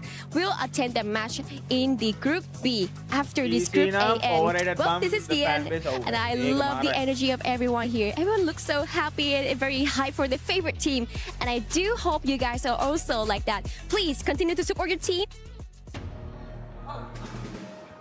Boy, we had to make sure we got away from some of our other analysts because I know they were hyped. The border ram has finally showed up. They got that booyah, and this is what we were expecting out of the 3-time world champs. Yeah, exactly. I mean, it's champions against champions right now. One taking the global finals, one taking the EWC. So you would expect really fire gameplay out of that final game, out of the final match, final circle. AJL though, I mean, I think like we just looked away, and then the moment that we look back, they were out. So the final 2 teams, 4v4, it was just phenomenal. But I'm also looking forward to how Loud is going to recover right now, because I think they were pushed down a little bit too hard this time. And Rim United, after getting that booyah, they just catapulted themselves up. Do you think they're going to be, especially for Loud, right? Do you think this is the next game? It's time for them to bounce back because we're seeing consistency once again out of EVOs. Yeah, I mean, EVOs being a top 3 in 2 games or 3 games already is enough. Like, if you want to be in there, just an easier ticket to stage 3, then that's what they need right now. Compared to their Southeast Asia, right? And they always go for the longer route, the longer days, like even not skipping a day because they're there at the bottom going into elimination before the grand finals, before point rush. So I'm loving this version of EVO's Divine right now. Probably it's because of the crowd giving them more energy. True, and this is the halfway point as well for Group A on day 1 of Free Fire at Esports World Cup 26. Now, out of all the squads, right, we're hyping up the squads that are doing good. Let's talk about some of the other squads that needed to improve on that 3rd game. And one of them that ended up improving, at least for my liking, had to be Tag. Boy, this squad was finally able to start putting up some eliminations on the board, and this is what we're expecting them. I know Lucifer in the back is expecting even more out of them. Yeah, exactly. I mean, we were just talking about that earlier before the game started, and then we saw them perform. So it's a good thing as well that it only took them a couple of games for their warm-up, before they will bring it on. Because being in the bottom two, or almost the bottom two, that's not a place that you want to be, even if you still have another day to play. So you don't want to risk it. At least bring yourself halfway to what is intended, and then that's when you play. If you don't like, that's when you gauge. If you really don't want to show that much performance, just go in there in the skirts of what is needed to get the next stage. Yeah, and the good thing too, like going in regards to Evos, in regards to Burram United, now that are starting to get all these points, right? One thing that is going good for this squad, yeah, they're performing well, they're being consistent, but they're just sponging up all those points at the top. And don't forget, once we finish tomorrow from Group A, the top 4 will be going to Champion Rush Finals. And the last 2 will be going home, and in between they'll be going to survival. But that sponge of points there from the top is kind of just making everything even tighter. Yeah, exactly. I mean, it's difficult for them to really catch up. Like, because of the huge lead that you have right there, it's making it hard for the teams to really catch up, and it's also demeaning. At some point, like, you will see your team at the bottom trying and struggling that much to bring in the numbers, and then you see the top wherein you, even if you still have one day, but everyone is competitive at this point. You want to get closer and closer to where you're intended to be, to skip one day and just watch everyone play. Yeah, and from this map that we just saw, Purgatory, remember, this is one that you were looking to see some crazy stuff. I gotta ask you, were you happy with what we saw there out of Purgatory, or do you want to see more madness? Well, definitely more madness, more chaos with a K. Because Purgatory, like, I'm not giving that most of the opportunity for a skewed flight path, the like ruining for final circle, but at least the teams are treating it as if it's a skewed flight path. The early engagement that's happening, a lot of teams trying to go in and out for battle, and that's what makes it exciting, because they're just playing it with the spirit of the map itself. Yeah, and now going to the last 3 games here of Group A, right? Earlier we were talking about tag. We wanted to see them being able to step up. I know we have a team from Pakistan as well. I mean, we want them to step it up because they just have such a passionate fan base back at home. I want you to tell me a team that you're going to be looking at, especially this next 3 matches, to either continue to be consistent the way they have been, or that you might see some fluctuation on their performances. Yeah, I mean, I want to see Paradox Gaming. Currently, they're at the bottom of the leaderboard right now, but at some point, we've seen the aggression as well from their regional. So it's something that they can bring to the table a little bit early this time instead of waiting for the second day. And also, some of the consistency that we've seen from DRS Gaming, because the Real Soldiers Gaming is one of those that we didn't expect really show up the first time in EWC, first time in global in terms of a Free Fire competitive scene, and they're really doing well. I don't know if this is the full extent of their performance, or they're just still biding and waiting for the opportunity to bring the fire on. I mean, they just got to put themselves in that position where they can actually just claw at that booyah like Burram United Esports was able to do on that last one. Wasana was one of the players that I know Conchita really wanted to see them being able to step up in their performance and actually perform for their squad. Is there any player or any 2 players that in the next 3 matches you're going to be keeping a close eye on because you want them to impact the game in a positive way for their team? Yeah, one thing I'm really looking at, especially if Wasana is involved, you have Get High in there. Get High with a combination of Wasana would be really aggressive on their tip-top shape. And also Moshi in there, like staying in the back lines. Depending on the map though, if we go into a map wherein it's like favoring the snipers, we might see Moshi and Jonah pull away, try double sniper, or just get information in the early parts of the game, and then just leave the opportunity for Wasana as well as Get High to go for those elimination. And one signature that I keep seeing from Burram United is once they get that knock, they pull out the launch pad and jump straight into the battle. We have a lot of viewers that might be watching Free Fire for the first time. If you're one of those viewers, please let us know on social media. Use that hashtag EWC. Use that hashtag EWC26. I want you to explain to the new viewers that are watching Free Fire for the first time about that launch pad, because I absolutely love it, as we're just being absolutely sidetracked here by a dancing... Is that a dancing bull or a dancing cow? A dancing bull. And I love the energy. Yes. I really love the energy on the stage right now. And Is that Fluxo? I can't tell. Yeah, it is. It is, right? I'm like, I have glasses on and I can't tell if it's like, you guys playing like three more games, okay? Your group is gonna be coming up. Hopefully you guys brought the drums, you brought that Brazilian energy, because we've seen it so far with Loud, but I know once we go into Group B, we want to see Fluxo bring it. Oh yeah, I mean, great potential for the team right now, and a great revenge storyline coming from them. Because from what we've said, from what we've seen as well, there's a lot of disappointing run, and it was caused by these couple of champions that we have in front of us right now. So I love to see it. It's a good thing as well. It's a very different group, because they won't have to lead them on the get-go. They're just waiting to see each other on the finals or survival, which honestly, if you're Evos, if you're Burim, it's not going to be looking like you're going to be going to survival. If they keep playing like this, consistency, you might as well just put it in their middle name, because these squads have been very consistent. But I think it's time we start the second half of Group A. Let's send it over to AJ Tash Bunny. Honestly, insane seeing what's going on ground. We have so many people here. We have mascots on the ground as well. And we're already halfway through the first group. Absolutely. I mean, at the end of the day, I'm very sure that the fans out there are excited to see their teams perform out here on the battles. But it is definitely a big question mark for some of the squads, right? You look at Paradox Gaming, you look at how they're doing out there so far. I feel like the gunfights in Purgatory were so much better, but they're still having their first day jitters full on. I want to see a little bit of an improvement as we head on into this game number 4.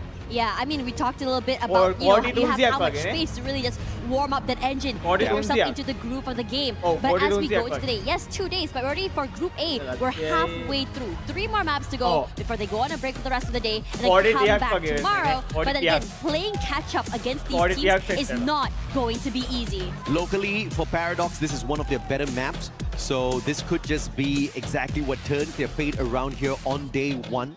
You don't really want to be depending on day 2 to find that recovery back into the competition. You sure as hell don't want to be at the bottom 2 spots, because that is straight up relegation tomorrow if that is where you're going to end the day on. But as we head on into game number 4, it's time for some Next Terra. Next Terra is interesting. There's just so many different bits and bobs parts of this maps. Oh, how he's going to go. And on top of that as well, we are still seeing, I think, somewhat of a hot drop here. Looking here, we have PDX, I think, toward the Deca square with another champ. Can't really see who exactly is that. Russia leading the leaderboard right now with elimination, 16 points. Still the wonder kid. No one else has shown the kind of determination, the kind of hunger, as well as the performance that Russia has shown us ever since he stepped onto a stage like this. Once again, looking to do exactly that. Squad up against Falcons. A little bit more further forward, keeping his head down here. There's a lot of pressure that they're putting onto him as well. His teammates aren't super close as well. So if anything, he's just buying a bit of time. I think it shouldn't be a problem to bring him back into the game if he does go down fairly early. But if anything, the best case scenario for Falcons, well, you still away one kill before you get knocked down here. But BCB is tracking him right now. Yeah, absolutely. And I guess it's not a full-on Clash Squad battle, because Falcons, most of them out of this rush down area. The rotations are coming on through, and it looks like Loud wants that big flank to find the extra point off of the Falcon play. Top 16 about to be tagged down. Jonah has got the M24 in hand, just no angles to work off of it just yet. Gun Dynasty, on the other hand, with a very early reset, at least pulling back one player back in here, and with a phenomenal flank on fire, finally taken out of position there.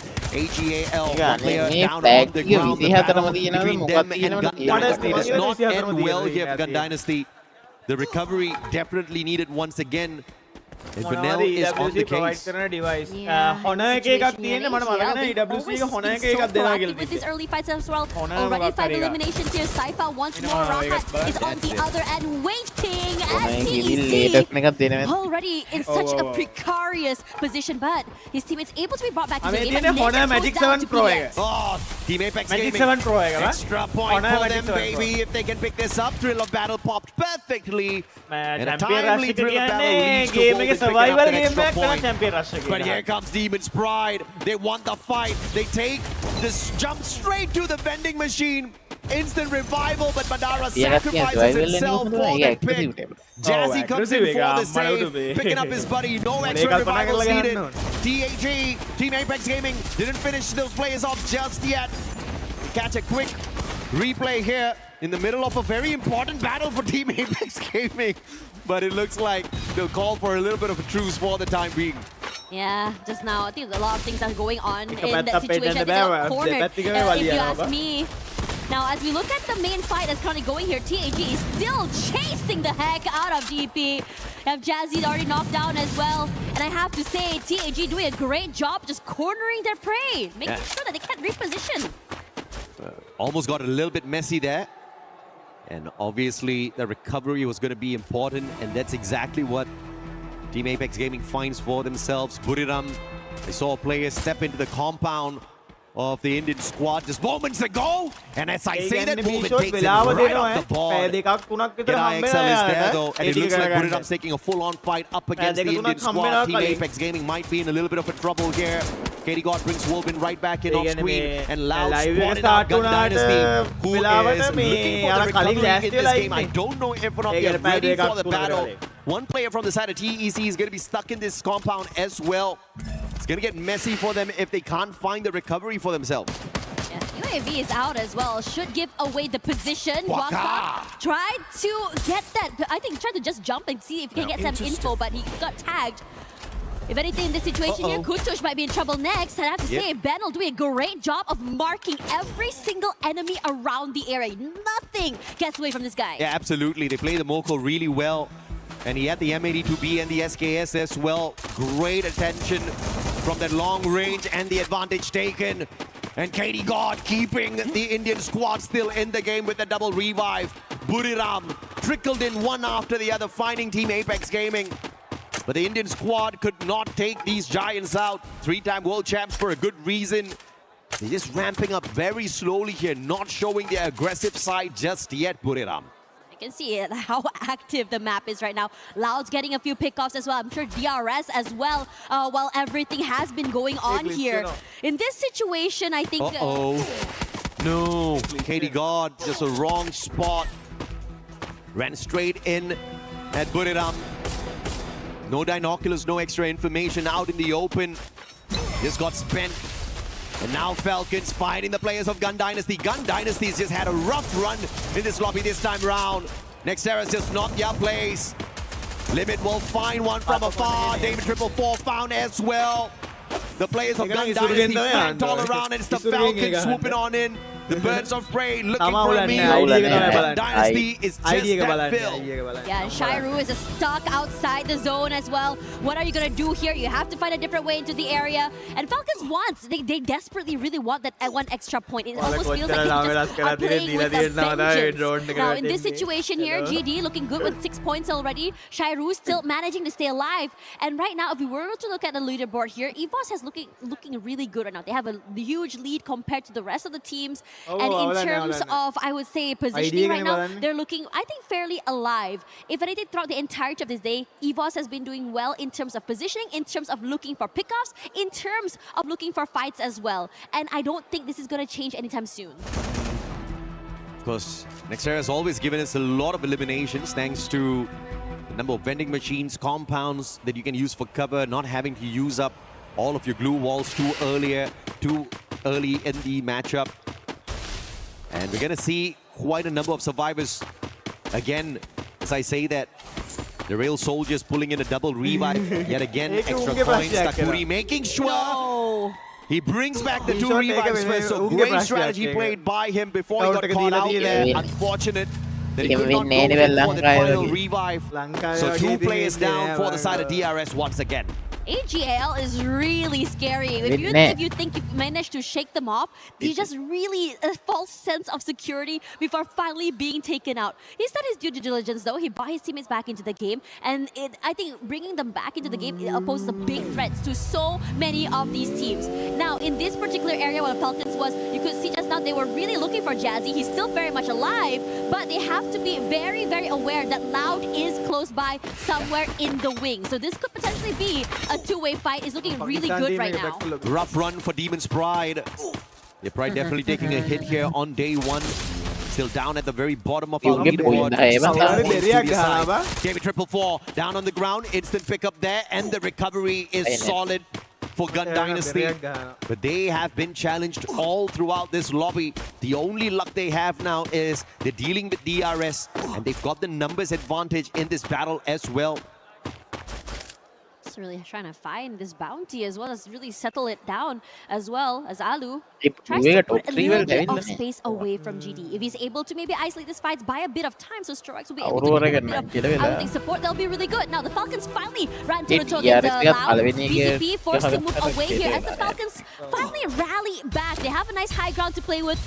Over on the other side here, gonna cook up that nade. Everything is gonna be going a little bit too wide as BCP is just so quick on that reposition. Yeah, that was a blind nade there, no Moko for the advantage. Good time turner for BCP. Has got the double barrel, but the Valiant Dash is blasting through him. Extra bit of confidence from the electral therapy that Cassie provided them. Limit those straight down to the ground. Recovery is not going to be impossible here. But they're going up against one of the best Brazilian squads. Loud can shut them down, and that's exactly what Nyx does. M10-14 perfection. On fire taken down. Karoro shut down as well. Loud making a lot of noise, but Peanuts there for the save. But the pickups have to be the focus here. And Falcons surviving this one. Guaca too far away to back up the rest of his brothers, and Falcons will survive because of that. I am loving the fact that Falcons really doubled down on this, and then Dedrick as well, just stuck in the corner, trying his best to survive. But Buram United is saying no, so as much as you want to survive, it's not going to happen. We will dig you out of that hole if we have to. Gets one more point to their name, and now they're going to go and find a different way into the area. This mid-side area in terms of rotations here, southern side, EVOS has control of that area. Toward the western side, you have PDX just sort of moving around the area. Northern side, Aurora, but middle side here, you have, I think, GD and AGL forward, and TAG just busting forward, looking for this fight eagerly. Just with that game 3, Buriram has jumped into the top 3 already. Now you see the Moko tagging up the players on the side of Team Apex Gaming. This is a little bit of a pinch. AGL focus fire, but Team Apex Gaming very smartly repositioning. Just staying away from the crosshairs of both AGL as well as Gun Dynasty. A sticky situation here for the Indian squad for sure. But they're not really showing their hand either. They're just really hoping to weather down that storm, because no team can really get too close to one another for these forward fights. Pina, somewhere along the lines there, does find Stroix eventually. Alu rushing forward. They're almost taken down on fire, but regardless of that, would have been traded. So now the blue zone comes through here. Kiroro should be brought back into the game as Loud is slowly trying to recalibrate themselves. Recalibrate indeed. The double revive coming on through. Full squad once again for the Brazilian squad. Loud. Have been loud from the start. Very consistent to keep themselves in the top 4. But they have to make sure they play a little bit of recovery here. And Nyx is going to have his foot shot off. Abax with a sharp shot from afar. AC80 perfection once again. And yet again, the Brazilian squad on the back foot. This is just not their lobby. Recovery seems to be really difficult. And that's exactly what Nextera is. Lots of spots to hide away at. And we have got a ton of squads, so many players still alive and kicking as we approach the 12 minutes. Yeah, Alu is not going to be able to hit the ground there. gonna just get knocked down so quickly. Stevie did try to give a bit of pressure there onto Buram United. Not happening though. You know, like you mentioned, Moshi just so superb on the snipers. Oh yeah. I'm showing that, yes, we were ramping it up slow, but nothing impossible for us to catch up with. Russia, though, right below the bridge like a troll, up against Falcons, but gonna get caught all alone here. On fire, making the rotation. Russia, can you survive this one? What kind of trickery will you show us? It's Gun Dynasty that takes advantage of that chaos! And the follow-up is solid. EVOS with the revenge. The players on the side of Paradox taking advantage of this situation as well. Enrique is going to get picked right back up. And Falcons off of that rotation put themselves under the bridge, losing 2 players in that sequence. In this situation, EVOS as well, trying to take away this positioning coming in from Aurora, but cannot able to come close to them at all. And EVOS is very, very patient here, trying to find an opening, an angle, anything, but also aware that Loud is close by. One moment your head is out there in the open, it's going to be instantly popped, and that's how it is for both of these teams here. And it's sort of a momentary stalemate between these 3 teams. You have to worry about PDX as well. You also see that they're trying to rush away from the area as On Fire tries to put in the damage. See if Not On Fire can get this catch up here, quickly repositioning right under the Robo. And it gives them a little bit of cover for the time being. The launch pad, I think they were looking for a little bit of a higher angle as DRS Gaming gets taken out of the equation, locked down by the thrill of battle, and Falcons needs to quickly reposition. They do not want to get stuck in a fight without their active skills. Riptide Rhythm from afar, EVOS will play some shots, but it's Aurora that takes the advantage with that shot. The Malaysian squad slowly sneaking their way back in here. Locked down once again by the thrill of battle. Potentially out of the Brazilian squad this time round. Grenade, what a tight angle played perfectly there.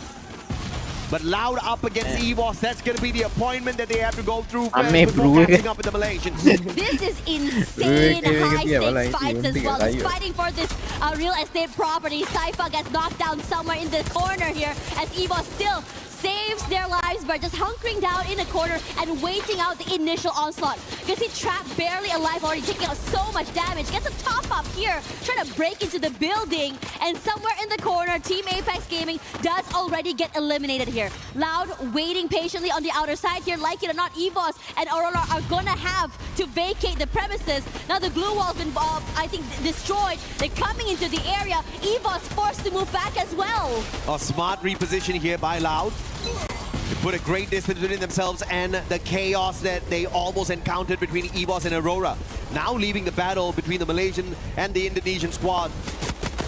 And the shots from afar, AGL putting the pressure onto both Aurora and EVOS. Riptide Rhythm breaking down the defenses. Azrael sneaky, but he saw the Riptide Rhythm and quickly stepped away from the window. Ray, on the other hand, not doing that. AGL getting a couple of tags in. Ingot, the Molko tagging him up already.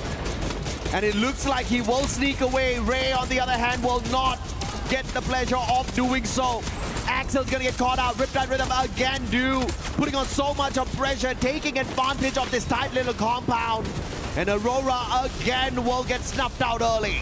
Yu is doing great, just really catching people in the mid of the rotations as well. Now EVOS only Aim God is alive, gonna hunker down the corner as Loud is gonna work their magic onto GD. Aim God rushing through, but for the other side there's gonna be a massive Nyx and Trap doing a lot of magic, but GD pressuring them, and AGAL also wants to join in on that fight. GD rushing forward, and now right in the nick of time, you have AGAL finding the last possible member from EVOS, not able to survive, so Aim God down and out. Yeah, that's it for EVOS. AGL spotted them out and they were just tracking them all the way through. And now Gun Dynasty trying to take on the Brazilians, but the interference from the Thai squad. AGL long range away and almost no cover at all except their glue walls. This is going to be trouble if a Skylar is in the hands of either Gun Dynasty or Loud. And they'll quickly take some cover behind the boulder as well as these trees. Great rotation, great defense from the Thai squad. AGL being very patient here, stuck behind a rock, but definitely not a hard place yet.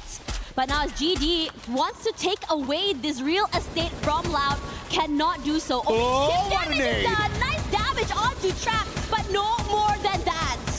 Beautifully played here by Latam. Understanding the angles perfectly.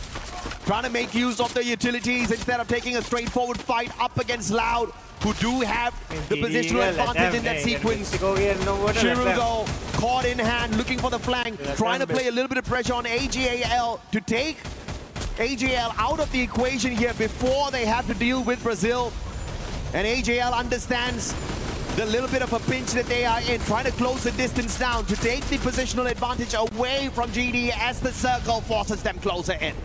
Shiro is just trying to really just come into the area, can go for this backstab. AGL does try to collapse forward, but the amount of pressure that Loud is putting on them is incredible. The glue walls are just immediately destroyed. GD cannot come close and come into the compound at all. Do fall. David, good one onto him as well. And Shiro, his position finally seen, forced to move back here. David putting in that damage to AGL, a quick reposition forward, and they are going to collapse. AGL cannot move forward. What a beautiful rotation, man. That's perfection out of Thailand, perfection out of AGAL. But now, how do you deal with this chaos? Gun Dynasty have been pushed outside. They are at a disadvantage at this point of time. But when the circle starts closing on in, it's going to be trouble. Where will the zone move? Who does it favor? And trap. What a nade. David taken out, but the time turner is active on their side. They didn't waste it earlier on, and that allows them to pick up their rusher instantly. And it's really good. One you more. Cycling!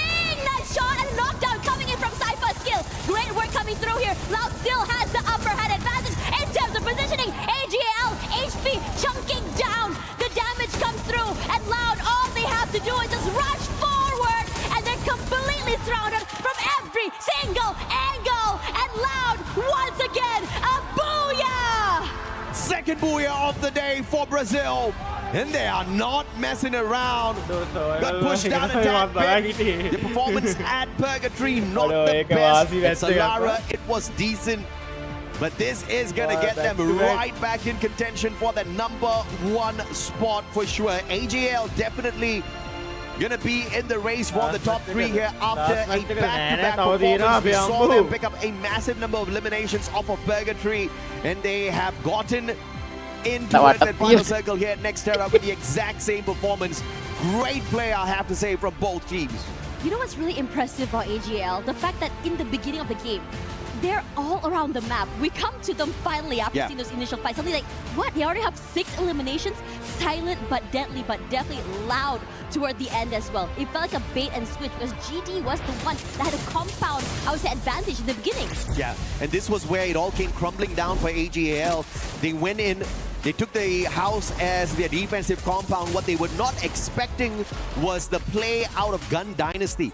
And the play out of Gun Dynasty wouldn't have been forced if it wasn't for Loud. Loud started tossing those grenades at them. Gun Dynasty had to make a decision. And the only decision they could make was take the fight up against AGAL. And they played that perfectly, rushing straight at them. And again, I've always mentioned how David 444 is one of the most lethal rushes out there. And he took the fight straight up against them with the Mag 7, demanding a lot of points in that house, and he got it for their side. But towards the end, it just wasn't enough. AGL stood their ground really well with the defense, but they had to lose 2 players in the sequence as well, and Loud with the advantage just walked away with it towards the end. It's not always about the most aggressive. Sometimes it's about who understands the final circle. Between getting to that last few points with displacements, plus also getting the eliminations as well. And AGL has, I would say AGL, Loud, really good, I would say, grasp on being able to do all of this coming into the game. I think what's really fun to see as well is just the fact that for AGL, they know how to do the bait and switch, they know how to go for zone control, but I have to say that for Loud just now, they were just doubling down on that real estate. They know that they had the height advantage. They know that they can just really kind of keep out GD from their area and force GD and AGL to go for that fight. And all they have to do is just clean up house. Yeah, and it's been very impressive to see this Brazilian squad so far because yes, it wasn't a very aggressive Purgatory game, but if you look at their positioning placement in all 4 games so far has been phenomenal. We're going to take a quick short break now. When we come back, the final 2 games of the day.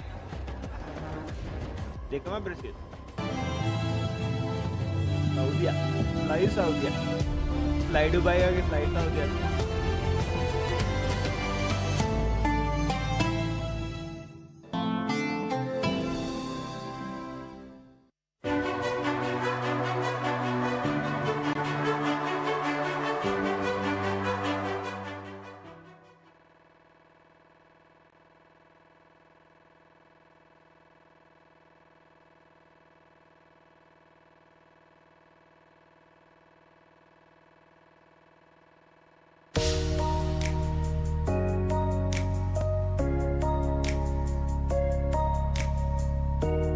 va. Aula B-shots.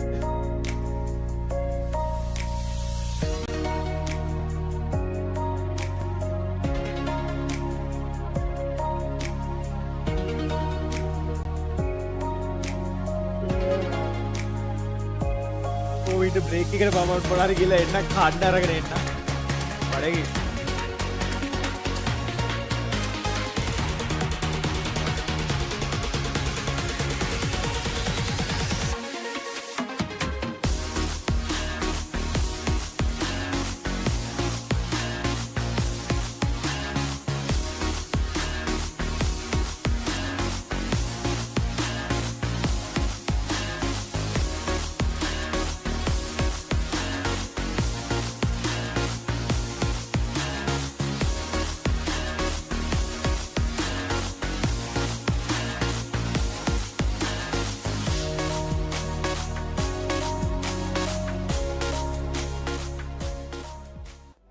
Break out the drums because Brazil is showing up. 2 booyahs today for Loud, and my gosh, Neptune, this squad is consistent as heck.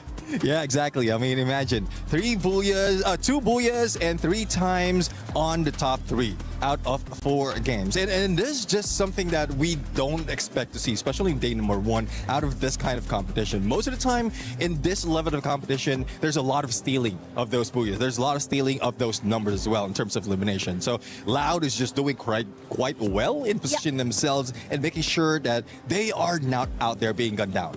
Yeah, and of course, Loud is so much better tactically when we compare to the other teams. They have the patience, they have the drive. Again, it's something so refreshing to see. But then again, it's a Brazil team. Are we even that surprised? Yeah, exactly. I mean, Brazil has been one of that contender that has been a bane when it comes to like a battle of Southeast Asia and Brazil and also other regions being introduced. And with the more regions in here being put in the mix, like they have that elements of surprise because the focus would be on the newcomers and they will be most of the target. And we were seeing that at bottom leaderboard. Yeah, we definitely were. I mean, I was going to be looking at the match standings right here. GD being able to put up some points as well. Out of all their squads, AG, how about that with those 27 points? 27 points, 18 elimination points, and I got to hand it down to Do and Saifa. They're doing so well. This is exactly the teamwork that I actually wanted to see from EVOS Divine because it's an Indonesian, of course. I do hope that they can learn from the best. And honestly, I think that game, it really showcased the ability of Do and the capability that he has to lead the team towards victory. Honestly, I thought AGAL was going to take the booyah in that last match. Their positioning in the bottom of building, I thought, oh, surely they have this. Surely they've got this. But no, of course, you know, Loud's just sitting on top in the way that they were they're able to accelerate and take more of positioning in the zone. It was exceptional. And I know, Neptune, you got something to say about that, don't you? Like, yeah, let's get loud. Yeah, exactly. I mean, it's more of what they can do in terms of the number. Again, getting a booyah will add up for your total points, but elimination is at some point at this stage of the competition is even more important because you have to bring that much to pull yourself at the top of the leaderboard, and booyah is something that is reserved for the team, especially with the champion rush condition towards the grand finals. And I think looking at the overall standing, something that I'm really aware is that it is so scary for EVOS Divine in the very beginning of the competition. I mean, we started off really shaky, but looking at it now, we have 84 points and then 50 kills. That is not bad at all, even though we only have 1 booyah secured right now. I think what I said at the beginning of the show might come true. I don't want to jinx it. I don't want to keep repeating it, but I do think there's a huge chance for EVOS Divine to maintain this position and actually be, I don't know, the next one to go to the next stage. And the one thing that we were talking about earlier is that sponge between those teams towards the top. And it's starting to get even more and more. Once we see the overall, you get a chance to see exactly what I'm talking about in regards to those teams at the top, just making an even bigger gap to some of the other squads. Now, one thing I know has been sticking out besides the top squads, right? We got to go to PDX. I mean, I was talking about earlier in regards to tag. That's a squad that needed to be able to step it up. They have since then, since we've mentioned it. I know you were looking at PDX, Lace. Yeah, see, I'm looking at Paradox, and look, they're not sitting pretty on the top of the leaderboard, okay? You know, we're talking about the Louds and the AGLs. I feel like there's two games going on at the moment. We've got like the AGLs, the Louds, EVOS, you know, kind of having their own scuffles in the top of the leaderboard. And when you move further down, the tags, we got Paradox down there. I know Paradox had an accelerating run against Tag, but unfortunately fell like a little bit short in that match there. And it just seems like they're just not making the best decisions for their team. They managed to sort of get split. But where we were looking more into that final zone, Paradox, it was probably the first time I actually saw them group up and were able to put more eliminations on the board, and that's what we need to see from them. So I don't really know what's happening like in and amongst the early fights and stuff for them, but that was probably the best performance we have seen from them. But they are, you know, not being able to get those eliminations and those placement points on the board. Yeah, I do agree. I mean, the first few games they're not that aggressive, and the signature of Paradox Gaming is that like the signature of Paradox Gaming coming from their regionals is that aggressive team. Like from Africa, they managed to clutch it towards the end and getting that qualifier on the EWC, and it's more of the elimination. So this is one thing that we were expecting at get-go. There's a lot of teams who want to show up strong, especially if they are new to this contention. Yep. But for Paradox Gaming, they need that time to recover. But what I'm worried about is if that time is running out, because again, that's already 4 games and you only have 2 more for this group. Yeah, and speaking of trying to come off as strong, courageous, again, I think Thanks, girl. Then we gotta add gorgeous then, girl, because you are drop dead gorgeous. Okay, anyways, speaking of courage, of course, we have to also talk about Gun Dynasty again, because finishing at top 3, it's just so amazing. It's making me feel like I need to know more about this LATAM team. I mean, that is just crazy. They are now at the 5th position of the overall standing. 69 points, 23 plays, and then I'm seeing 46 kills. That is amazingly huge for them, Neptune. Yeah, I do agree. I mean, from the first and the last game, they managed to get 20 plus on elimination. Yeah. It was a little bit slow, though, on that second game, and towards that third. I think it's because of the challenge they have on that game number 2, or the match number 2, thus they didn't get that much on the point. But I'm really looking forward to them to catapult themselves a little bit higher in this point right now, because they're very close against Versailles United. Yes, I'm about to say something that I might regret, but right now, I actually enjoy watching Gun Dynasty more than Buriram United Esports. Oh. I enjoy them so much. It's crazy. Like, I found a new love today. What's making you enjoy it so much? Because remember, Buriram, even though you didn't get a chance to talk about them earlier, they did end up picking up that one booyah. Yes, they did, but I think it's just about time for Gun Dynasty. I mean, you saw it on the 4th game. They were so amazing. And again, the courage that they have and the strength to back it up, it's just so amazing to see. Yeah, I guess the difference between the gameplay of Gun Dynasty is in the beginning of the game, they show up. Yes. That's where more the hype is coming from. And compared to what we've seen in Versailles United Esports, yeah, the signature is you're invisible in the first half, then to the second half, that's where you get all those eliminations. But at some point, they're surprised. I'm pretty sure they're counting how many opponents that they have in front of them towards the end. And with 7 or 8 teams against you, you couldn't, or Versailles United couldn't really bring that fire and catch up with the numbers. But it's a good thing that they did get that booyah. Yeah, and right now we're looking at their squads that they need to wake up, especially when we're going to be going into the final 2 games of Group A. Keep in mind, for everybody watching at home, you're saying, wait, final 2 games? No, we still got 6 more from Group B coming up, so make sure you stay tuned for that. But I mean, from some of the other squads that we're watching, we saw the Pakistan team, right? They're towards the bottom. They need to do something, because right now, the top 4 squads, the cutoff is at 70 points, and that's not going to stop. That's just going to keep going because of the consistency, Conchita, that we're currently seeing out of their squads. What can we see out of those bottom squads in the last 2 matches? Because they need to wake up. Yes, they do need to wake up. Unfortunately, I'm not really familiar with the way the Pakistani teams play, but what I see from their performance today is that there's a gap of capability that apparently they still have against the other team, and that is something that I hope they can catch up as soon as possible, because obviously being on the bottom bottom 2 is not so ideal. Looking at it, it's still quite a climb that they need to do. But yeah, keeping my fingers crossed. And then you have Aurora. Aurora is currently 40 points. I'm sorry I have to do it to you. I won't mention their name anymore.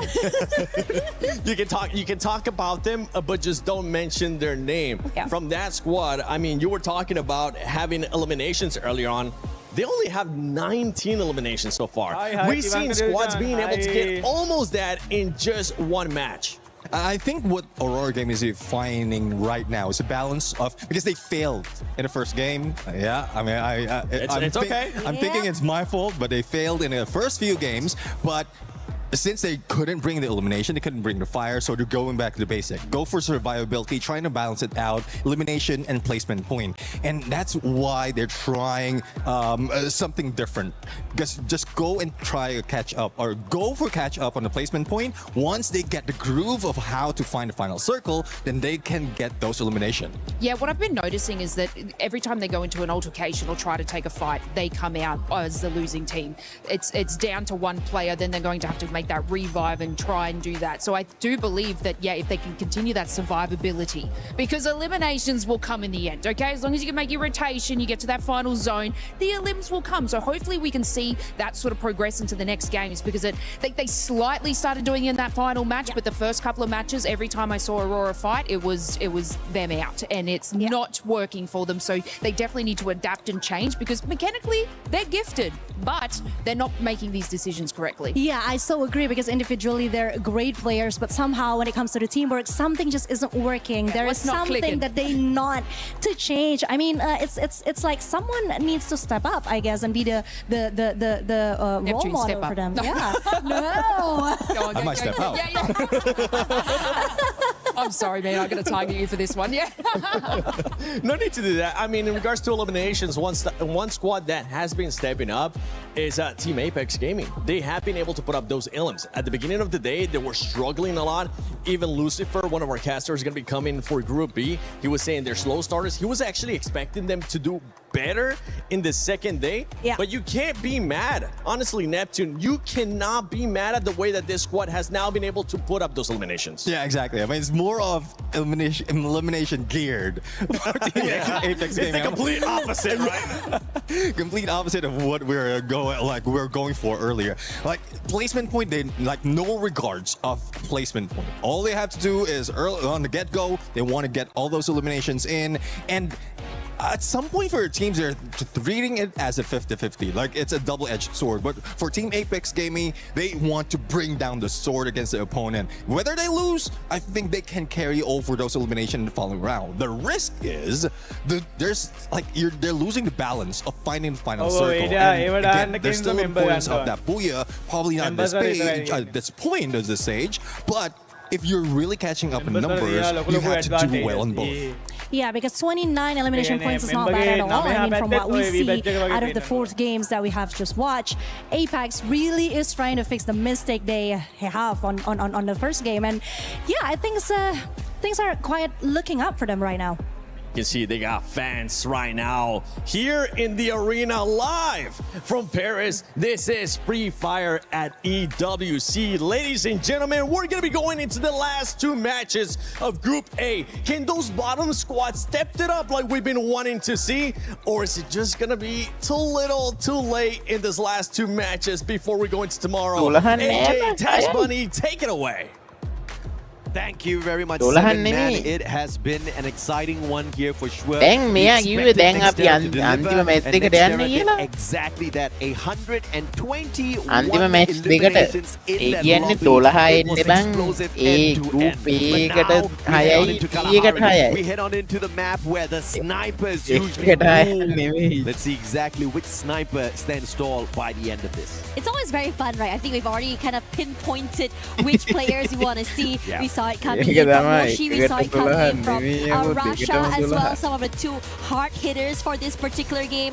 And now that this is actually our first Kalahari of the day, I'm wondering if it's going to be a slower start, or will the momentum of that fast, aggressive starts keep going all the way till the very end of this Group A day? Demon's Pride currently at the very bottom of our leaderboard.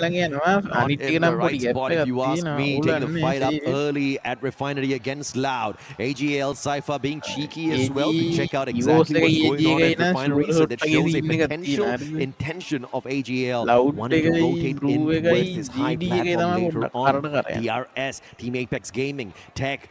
This is going to be a tad bit crowded. Command post only usually has one team commanding it. This time you've got 3 vying for that spot.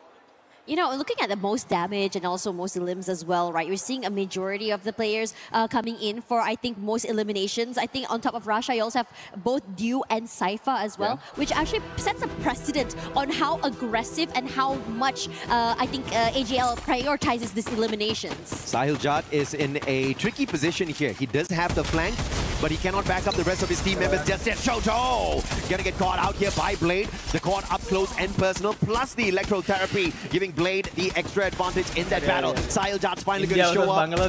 And that's just the wrong timing. He drops a little bit of a present here for Tech as he quickly tries to back away. But a quick recap here as well for Demon's Pride up against Loud earlier on.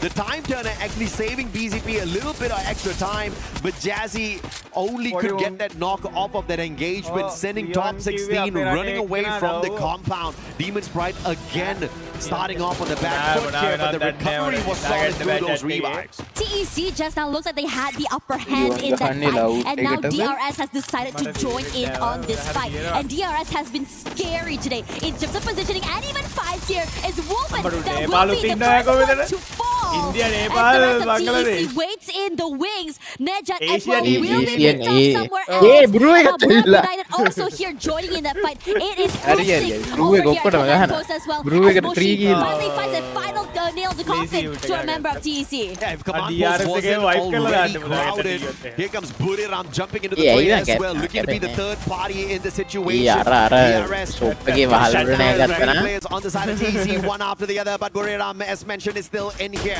Locked down by the rhythm battle now. Takuri, big advantage.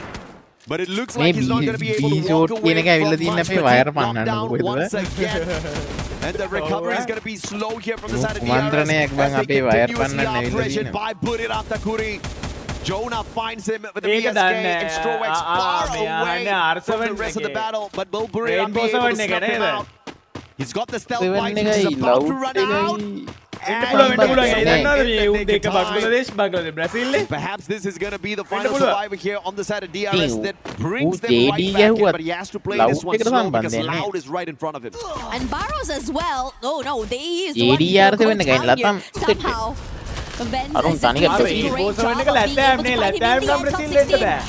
be found out finally by GD. It's such an unlucky situation as Shiro quickly brought back into the game in this situation. And I think that in so many of these fights as well, we see one team having the upper hand situation, and then suddenly the rest of the collapse coming in from so many teams. We start to see a systematic way for most of these teams trying to bring themselves back into the game. And Cypher, nasty shot coming in, and he's just going to bleed out here.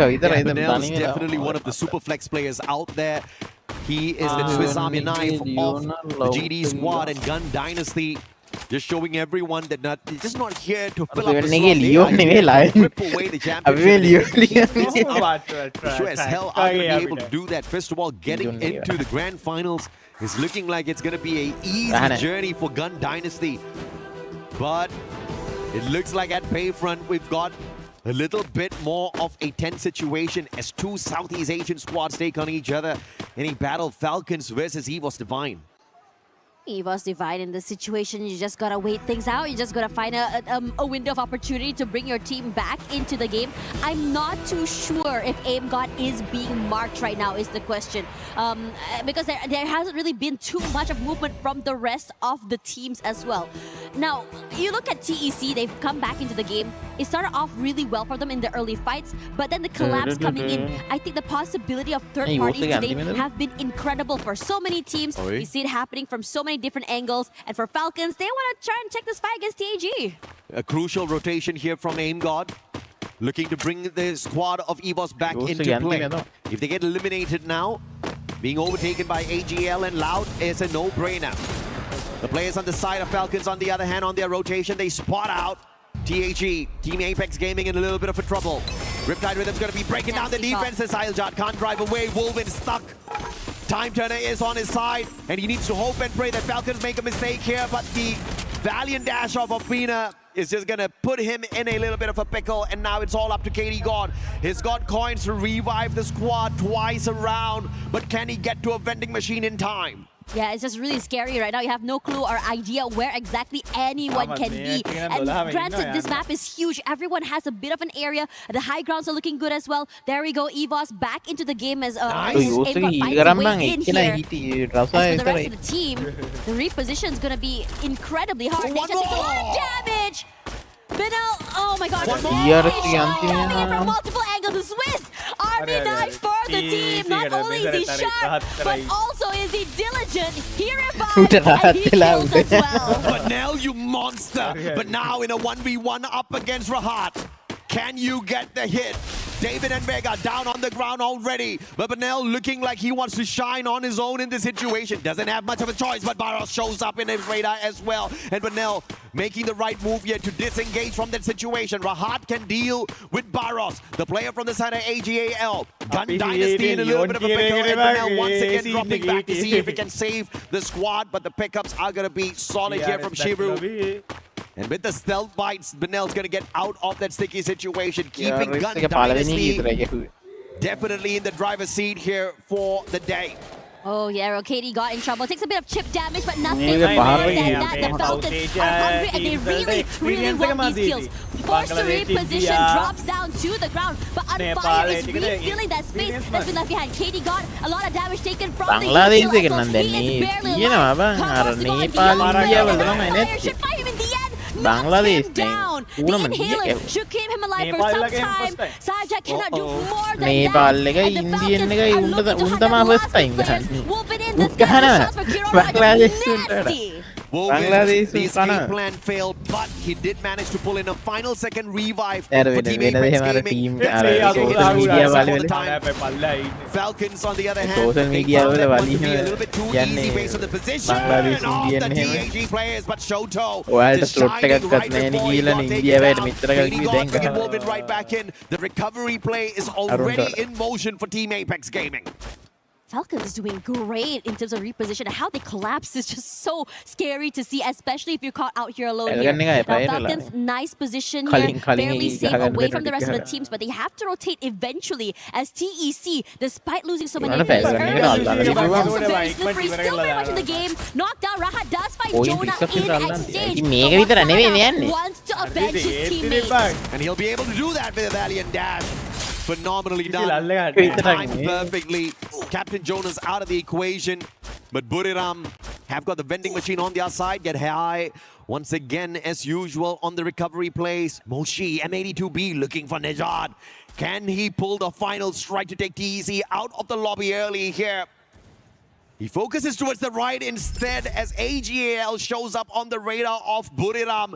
And that is the saving grace for TEC, who managed to pull in at least one revive to stay in play. Yeah, Kutush gets knocked down somewhere in that process as well here. As the Falcons come through, I think there should be fairly clear to go into that until they hit Bayfront, because TAG is waiting there right now. And I have to say, TAG had so many close calls today. Shoto got knocked out, I think, twice already, but they're slippery. Big advantage on the airdrop here. No other teams aiming for it. Falcons get a freebie advantage. Rotating towards it, finding nobody there. So great in terms of decision making, as well as a little bit of luck on the side of the EWC 24 champs. And it's only Apex in their way as they will try to get into Bayfront in a little bit. Can the Indian squad punish champions of EWC 24, or will they get punished instead? The battle between Buriram and AGL still continues, as both squads need to get into the next zone. And Jonah off the back with the Kar98 punishing Baros, which means the front liner out of the equation. A little bit of an extra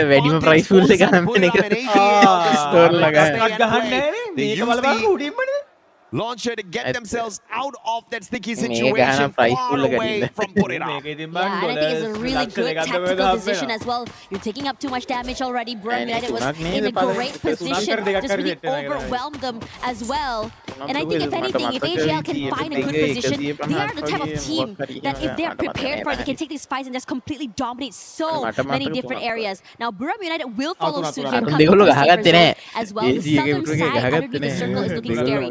Loud is there, EVO's there, TEC coming through, DP on the wings as well. And it's going to be really nasty. And Love where Love has himself. Look at the sniper. Buriram United don't know. The trigger discipline there.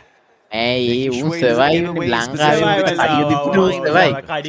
to maintain the burden, stay out of trouble, strike when it's truly needed, but how long are you going to stay undetected out there? Loud definitely has a big advantage for this next circle. And Southeast Asia battling each other. Find the next circle for themselves. This time it's going to be Falcons versus AGAL. The shot is there. Aurora versus Gun Dynasty. Aurora, you cannot take this fight. Team Apex Gaming interfering as well. Kar98 perfect for Katie God. As you're straight down to the ground. You're looking for the recovery here. Will be the distraction as he gets clipped down by the thrill of battle as well. Aurora as well as Gun Dynasty. Barely alive right now, and I think the rest of the teams here know that, so they want to try and go in for this collapse. GD is close by as well. Aim got marking them, making sure they don't come close.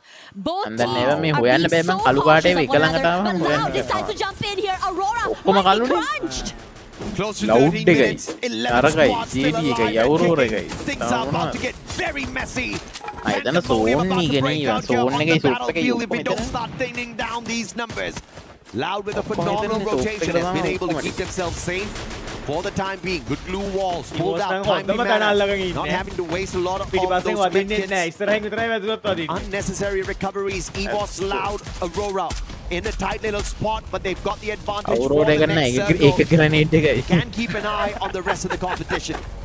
He even has an idea that someone is coming through as well. Gonna try and break it as the rest of the teams here. Loud at the bottom side, Aurora on the top side. If Aurora were to jump out, they're gonna fall straight into Loud's arms as well. A lot of damage coming in from Ray. A lot of, I think, a lot of pressure coming in from GD. So no one is really in the green. If anything, anyone is out here for grabs. It's an FFA area, free for all. For the first person that pops out their head, and everyone very cautious. And over to our Bayfront as well. The same thing is happening because TAG, Falcons coming through, watching straight for to attack. And AGL, you know them. You see them fighting. They're gonna try and third party you. Yeah, but still, they kept by Team Apex Gaming, and he's just trying to avoid the engagement with the Indian squad as much as possible.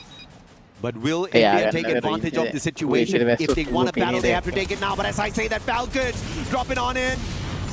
Team Apex Gaming holding their fort strong here. Peanut trying to break down the defenses. Finds an opening. And with the Punisher takes down Shoto.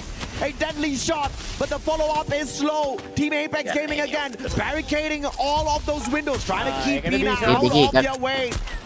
And it looks like the players of Gun Dynasty will spawn out this battle between the two, trying to play third party from their high ground.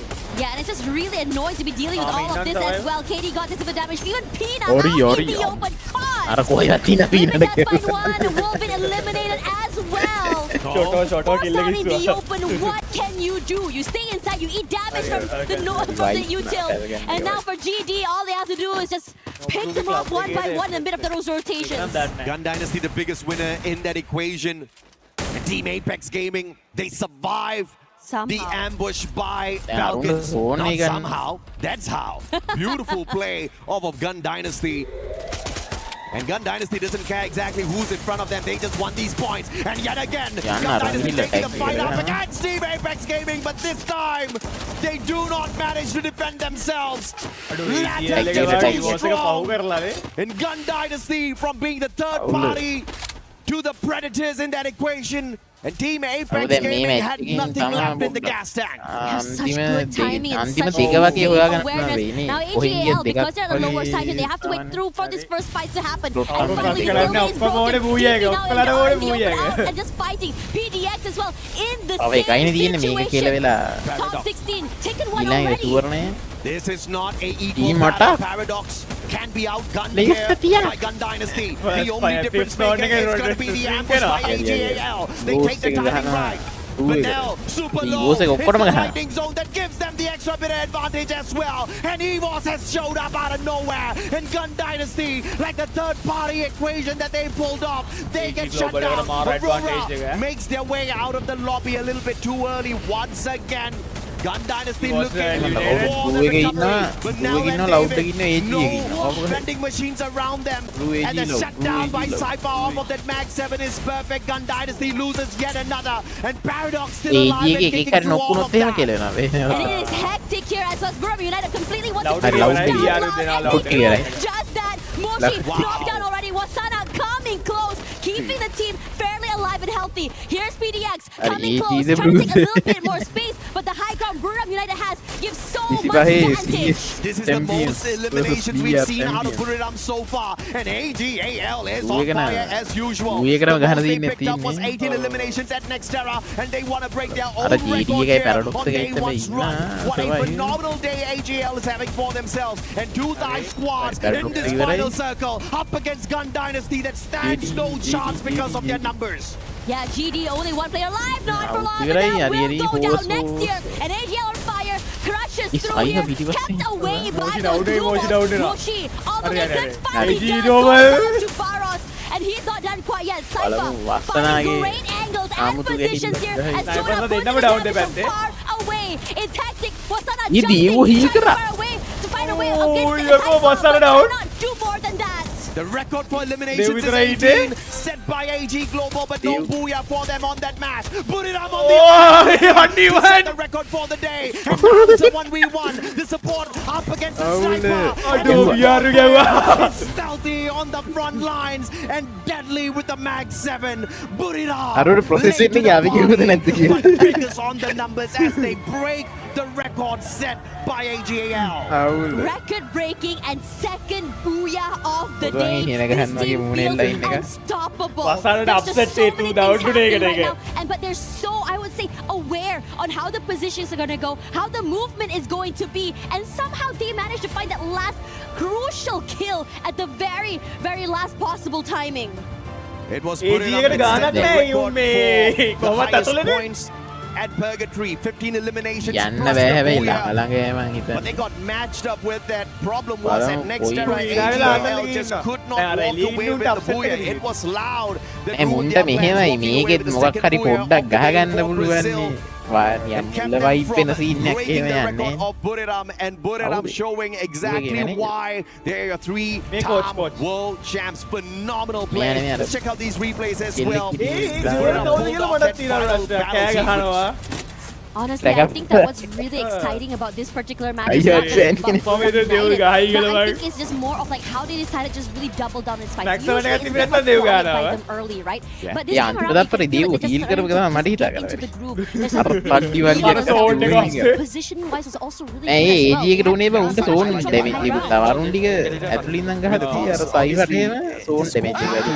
panicking in that situation at all. And get high XL, man. This guy is one of the most lethal supports out there on the battlefield, hands down. And when you've got a support player who can annihilate the squads, you really don't need to worry in a situation like that. A good reason why Buriram sets the record is because they are no strangers to it.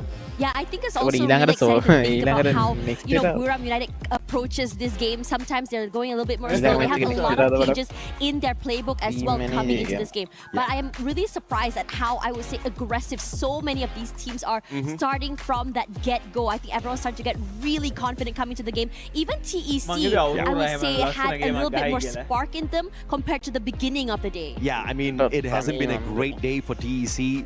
Managing to play a little bit of recovery on Kalahari was crucial for them. But, you know, it's just going to be enough to get them out of the danger zone. Not permanently just yet, because they've spent too much of time down in the bottom two. Now, we have got a little bit of a breather here for the casting desk. We are going to throw you guys onto a tad bit of a break. We'll catch up with you guys in a bit for Game 6 later, the final one for Group A. GB Huh? Oh, GB. No, GP. Oh, GB. Prime. Ani. Oi, balabang dila dito camera එක. Camera එක. Players lagi cam එක webcam. Oh, 8K එකක් බා. Official camera එක webcam of Esports එක. ඔක බලන්න ඉතින් play දිහා බලන්න ඉතින්. Play video දාලා වැඩි බලන්න. අර side එකෙන් දානවා play photo එක උනාට play. So much fun watch Free Fire, but there is a lot more going on here. EWC 2026 in Paris. So come with me, let's check this out. Let's go. Have you introduced your outfit for today? No problem. There is a lot of options here at the official store. T-shirts, hoodies, socks, teddy bears, even hats. Oh, you want to customize with your own name? Yes, there is a bunch of options here. What about your team's not doing so well? No problem. There's another options here, another teams that you can cheer for. Okay, guys, I'm so sorry. We gotta cut this right now because I'm gonna customize my own t-shirt. Bye. Lots of fun activations here, like in Little Stand. You can play games and also you can do some different things. Look at this. Maybe I want to try. Okay. Oh, sorry. I was trying to help you. Oh. Maybe I should get in the line because we got a full house. You better don't take too long to come. Wow, we are in the middle of it all, the heart of EWC. We got a great atmosphere here with fans at stage 1, stage 2, the most important stage for you. Stage 3, stage 4. Oh my gosh. Oh, did you notice Team Vitality? It's your favorite team, so come and kick off with them. Are you missing Kidia City? No problem. We got Kidia City right here with a lot of fun activations, interactions for you to have fun the whole day. And you know what? If you are in the area, you guys be mad to not to come here. So I'm waiting for you. See you soon. මේ size එක නිකන් තනි කරම තියෙන්නේ අර I feel like that was probably the most chaotic end zone that we have had in these games today. I don't understand really what went on in these first original matches to then pop out with this. It's like all the teams switched on. Did anything stand out to you? Liz, what we just saw is actually a classic battle between Budoram United Esports and of course AGAL. We are practically seeing history repeat itself again and again and again. And it was so amazing to see Get High finally came out as the winner because boy, that was intense. I am so giddy inside. I'm so excited, and it's only the 5th game of the day. We still have one more game from the A group. Yeah, I mean, we have seen obviously AGAL dominating at the time, but it's nice to see these other teams take over in the mix. But I think if we sort of I feel like these players are switching on, and they're like, you know what? We kind of didn't do that great in these first couple of matches, and now we needs to turn up. I know we talk about the game, you know, we're in game 5 coming up now, but like, is it a little bit too late? Is there a particular team that you found in that end zone? I know I did. I was talking about them before. And they need to get better placement points. They need to turn up, and they were actually in that position in that final zone. Yes, but also if you talk about the Southeast Asian games teams, I honestly think that they are kind of dominating the points throughout the whole entire day, and it is so refreshing to see because usually we see that happening from the Brazilian team. Yes, I mean, then again, It is the time for the Southeast Asian to really show the world what they are made of. And that's exactly what they've been doing. I mean, I'm so proud to see my boys killing it out there. Yeah, I love it. Can I tell you a little bit of a story? And this was actually back to match #1. I'm gonna take you guys back just a little bit here, but Dynasty and Banal, okay? I don't know if you saw me get out of my seat for this part, but they were making sort of a swift recovery, and the Banal pulls out and you kind of think that all fails and it's going to end there, but no, they sort of take that smooth transition to make that recovery, and the mechanical skill that Banal has for his team and the adaptation is simply exceptional. And if y'all missed that, obviously we got the replay, but they took this opportunity early to sort of maximize their eliminations, and I think they actually pulled up 17 elims in that first match.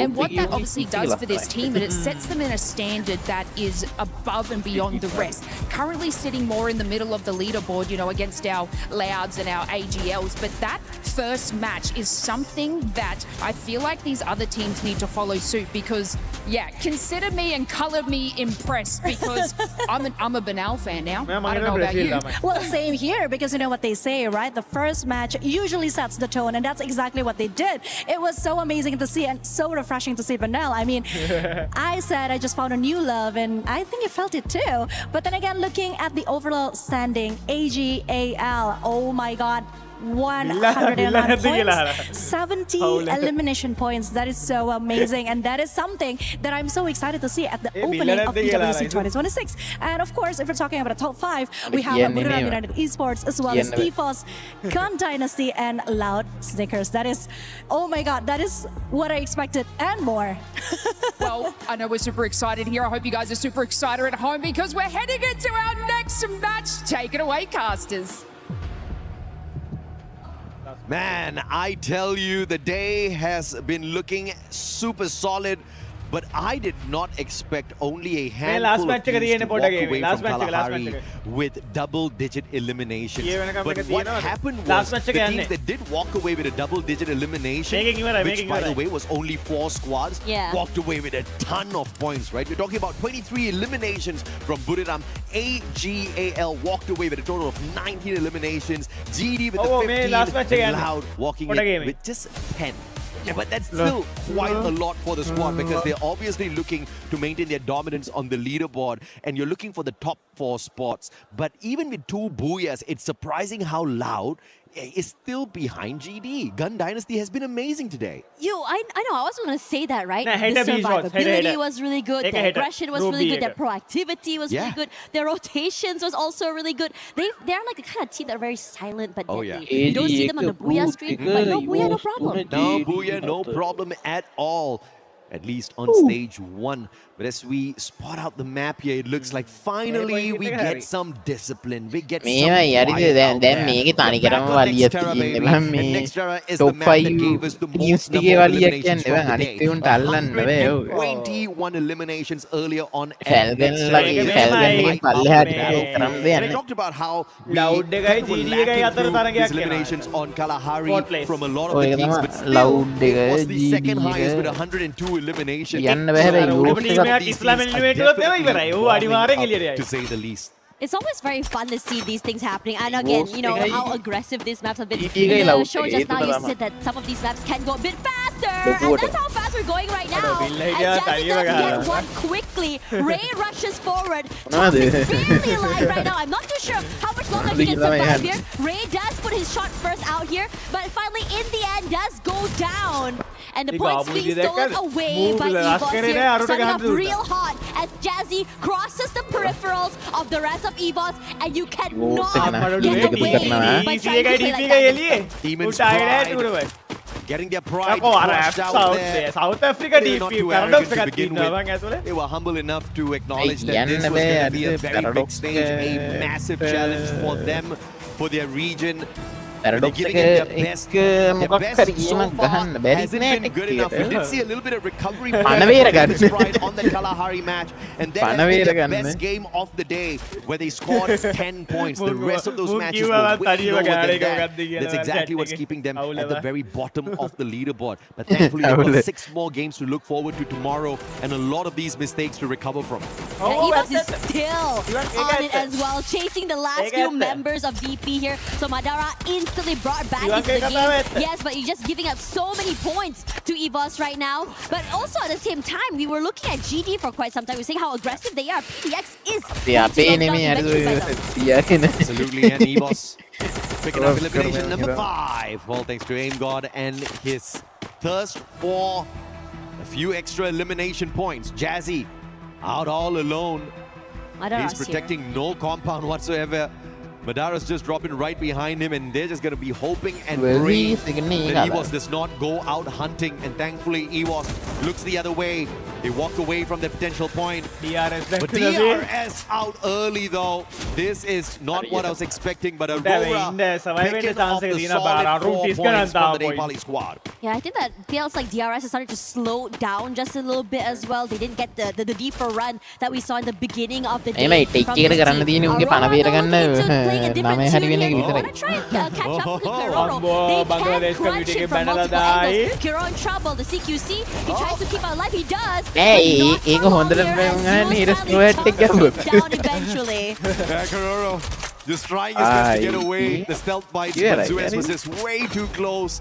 And he had the Valiant Dash as well to just break down those defenses instantly to get another point for Aurora, who's definitely having a much better game here. But Team Apex Gaming up against your reigning defending champions of the Esports World Cup, Free Fire.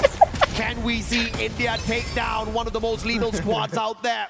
Aim God, the shield gun in hand. Won't be able to get aggressive just yet. Waiting for the rest of the team as well. Woven going in for the tags, but instead the reversal and the backup from the rest of the EVOS members puts him on the ground. Shoto's gonna get caught out here as well. It's a 2v1. Still keeping Shoto alive. But the numbers play will catch up. And a disadvantage for Team Apex Gaming here. Slowly, the team crumbling. The vending machine inside Sahiljat. Can he pull off some sort of a miracle here for the squad? Yeah, but he's being really wants to take him down. Here it goes down. Rasha coming through as well. Josh finally wins it out in the end. But still has to deal with the rest of EVOS. I'll take that, man. I'll take that. Good enough from Team Apex Gaming. Some exciting tightrope walking survival plays off of the glue wall, just at the very edge of that platform there.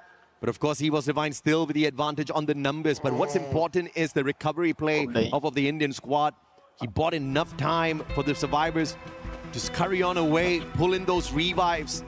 And we're going to get to see if or not Team Apex Gaming finds that full recovery later on.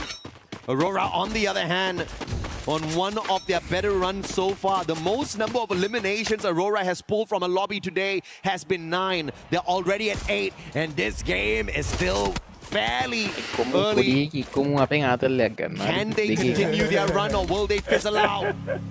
Demon's Pride, again, still no way whatsoever to recover their gameplay here as they're scrambled on the battlefield.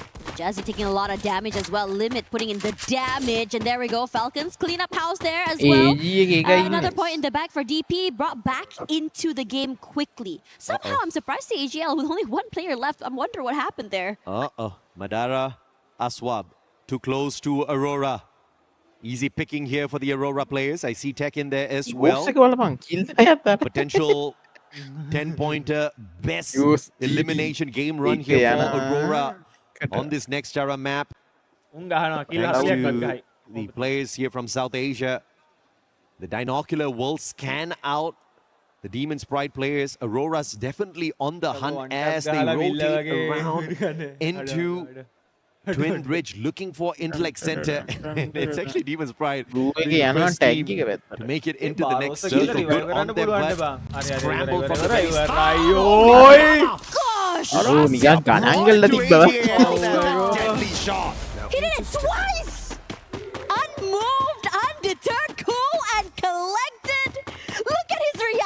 win.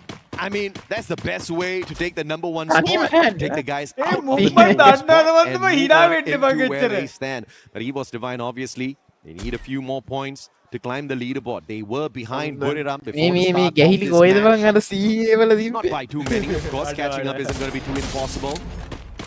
And Demon's Pride again, all their revives are just giving some extra bonus points to anyone that comes across them. TAG now in trouble as well. Buram United breaking his teammates back into the game. Katie got tries to stay alive, but this shot from Moshi, this nothing crosses this guy. Gonna be able to confirm that elimination fairly cleanly. Shoto is close by, Sahil Jet and Wolvin around as well. And for Buram United, I'm wondering what the next steps are going to be. Are they going to go clean up house, get the last few eliminations, or are they going to go and prioritize the positionings instead? And from the rotations, they're going to try and go northern side here because the circle did hard shift north side.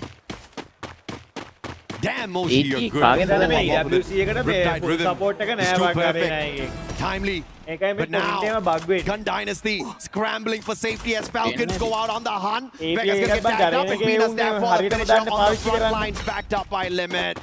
Itu pokoknya Ami kan udah kali ini kita video dan ini ke depending on that Skylar.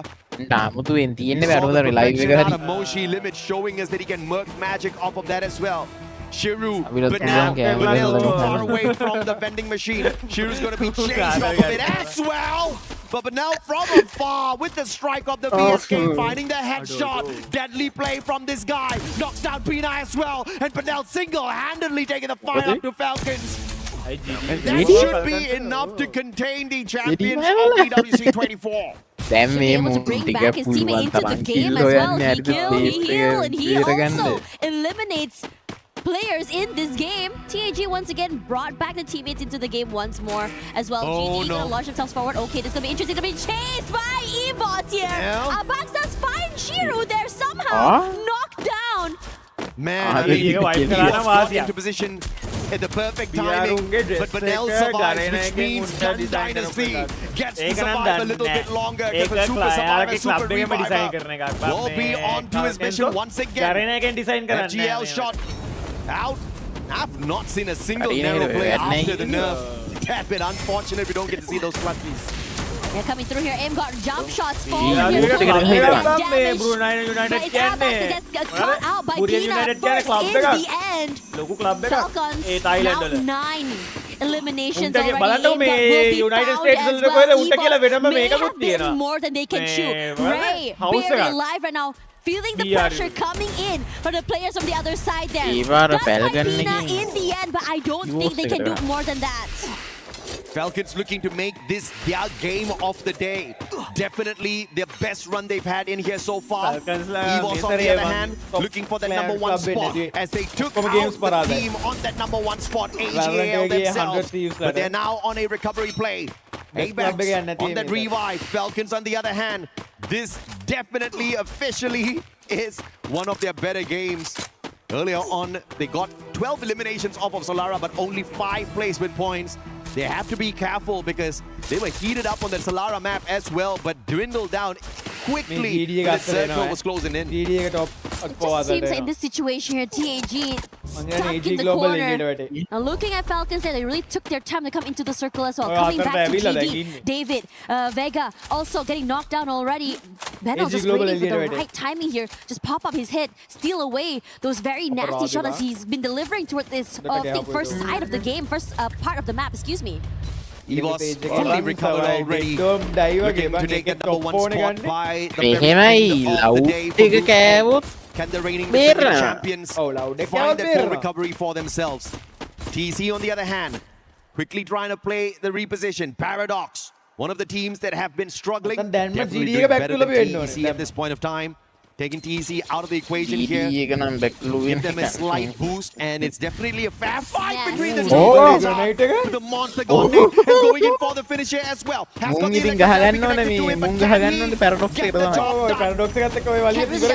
face down a tad bit, and that is not the advantage they wanted.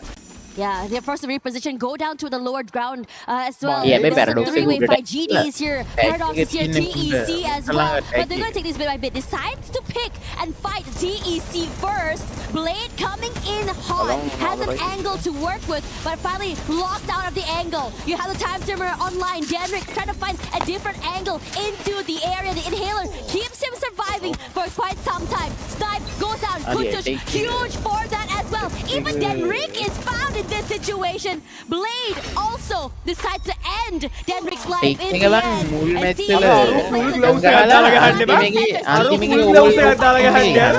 Found in the end, but DEC with the play that by Blade. Phenomenal, and Banal on it again. This guy is unstoppable on the revives. Yeah, definitely not the right kind of record to be holding on to, because you know the team's getting tortured out there, but they're also picking up some big points. DC's out after that fantastic play. Shiru shut down by Moshi as he got revived, shot out of the air. This is getting fairly dicey. Lightning zone called out, and Aurora ended up picking them out of the open. Forced to reposition, rushes away with their lives. Look at the amount of pressure they are feeling right now. Finally, the Freed from Semino has to wait this out. And if they do come in here, it's okay. Gives a bit of space between them and the rest of the teams. Holy mama. Gun Dynasty. Bloody impressive. So many times tortured, so many times losing their players.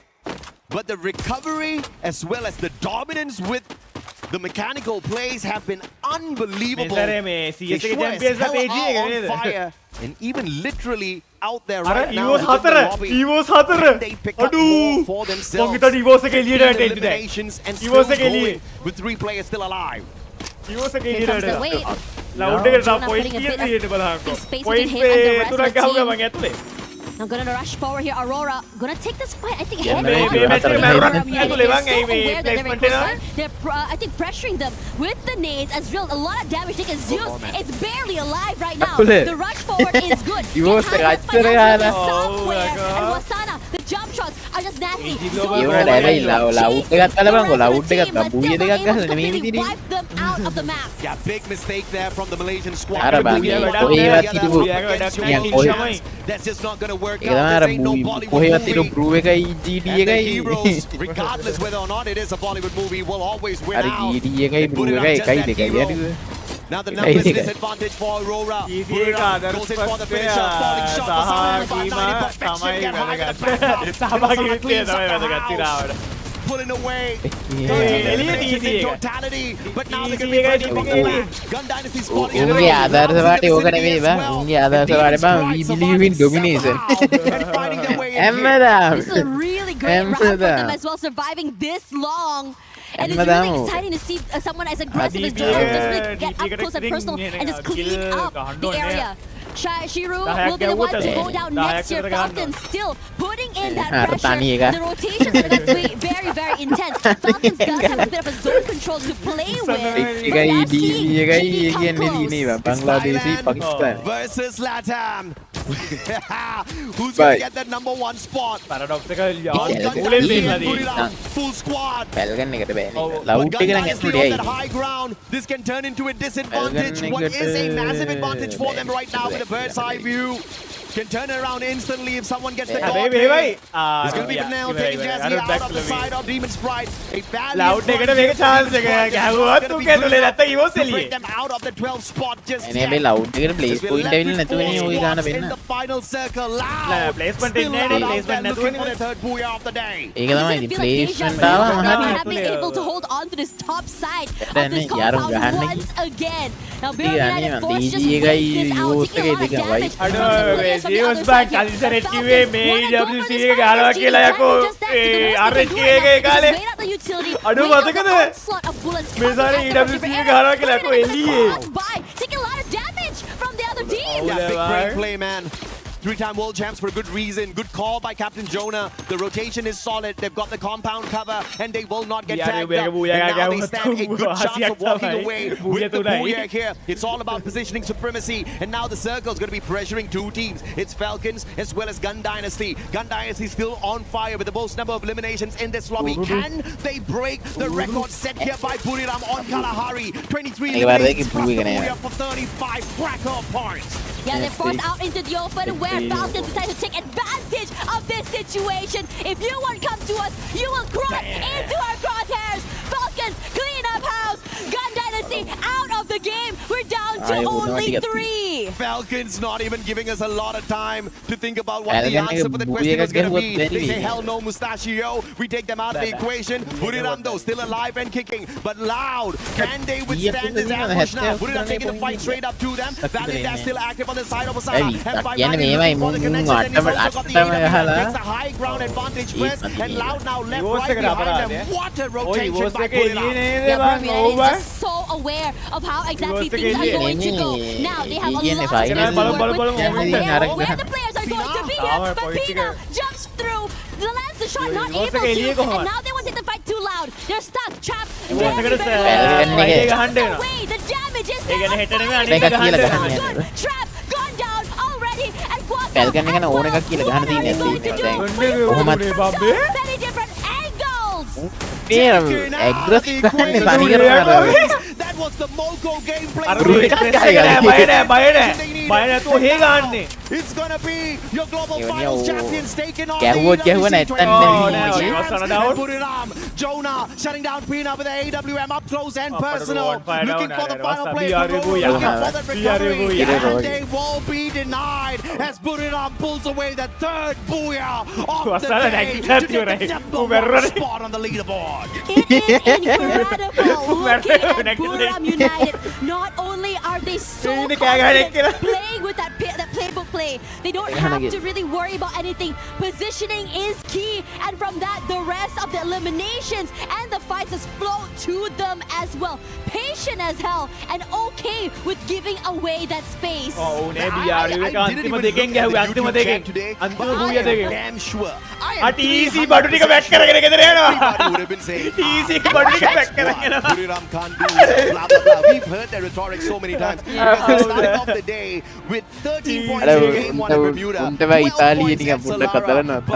a way to pump up their 6 games. They broke the record of 27 points at Kalahari. The match that we just saw ended on game 5. And then here at Nextera, they cleaned up house as well for a back-to-back 3 Booyah day to just show everyone that this time EWC, the championship, is going their way. But it's not done just yet. It's just game 1. This is just a preview of the first day. Yeah, and it's really exciting because you do this well on day 1. You're going to ride that high into day 2. And most importantly, you are going to put a big gap between you and your team, which allows you a bit more space to make some mistakes. And you have to also acknowledge the fact that this was the group that was dubbed the group Titans in here. And to clean up a lobby full of Titans, I mean, mad respect to the 3-time world champs, man.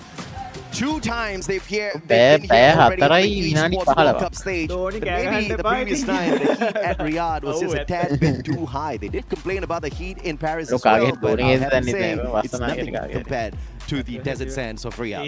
Yeah, for real. As we come into this game as well, I think what's really exciting to see about them is the fact that not only are they the type of team that really took their time in map number 1, but you can start to see really amp and get more comfortable as most of these maps come by. You start to see Moshi, such as Jonah, such as Wasana just really step up, able to and trust with each other for them to really go all in on these fights. Yeah, but I have to say, Falcons, man, what a game here on the final one at Nextera to pull away 22 eliminations. This was by far their best game of the day. The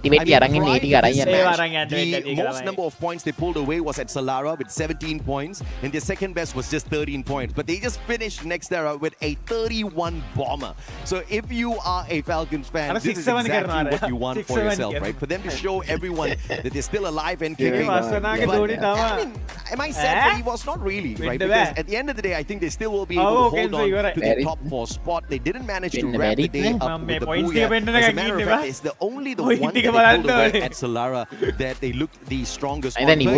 I thought they were about to pull away a back-to-back, but it just wasn't their day. We're gonna have a little interview here with the Fashion. I will catch you guys tomorrow.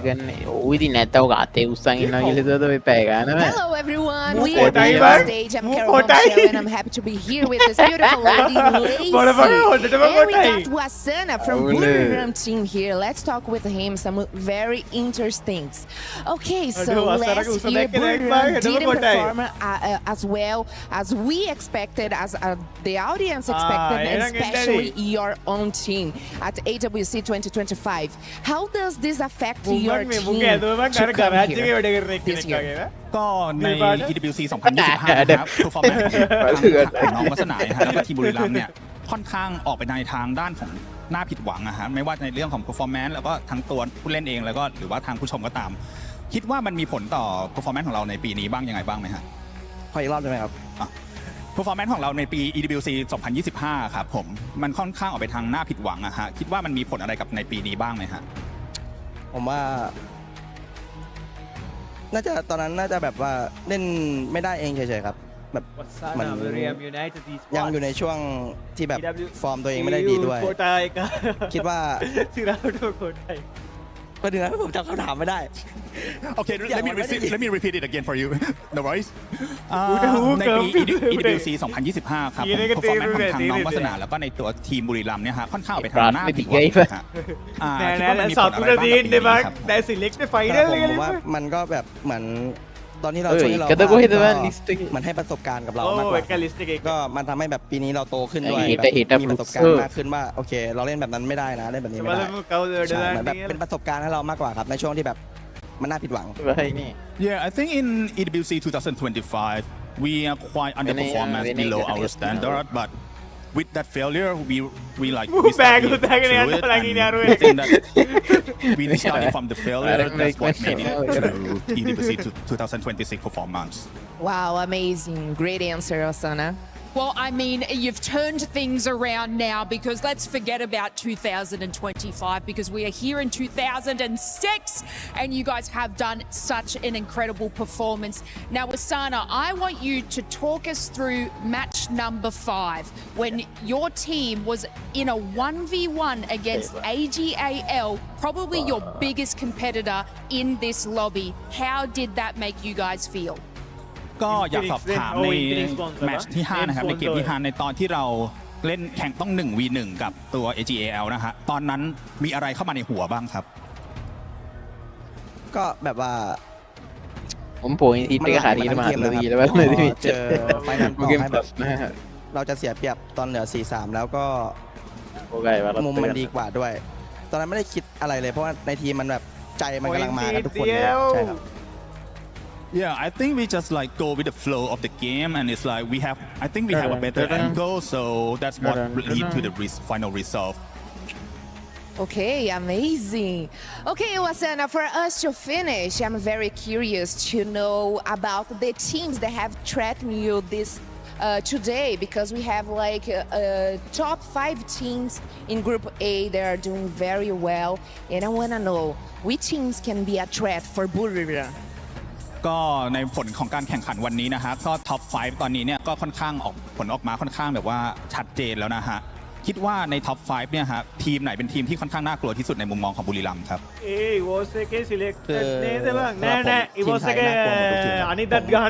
ทีมไทยเป็นติงหนึ่ง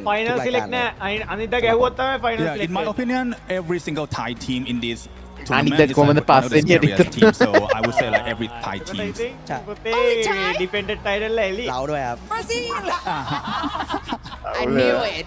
Undigara mulat kahala antimata kilo Mekele Brazil da bhai. Mekele Brazil today, but of course, Buriram United, and we are here with Wasana, and you have showcased absolutely brilliance throughout this entire match, and I feel like other teams should be scared. You should not be scared of any Brazil teams at this moment. Especially after this one. But congratulations on today's performance, and especially in that last match where you've just completely taken over, the top of the leaderboard there. But things off running. We're going to take a short little moment, and of course,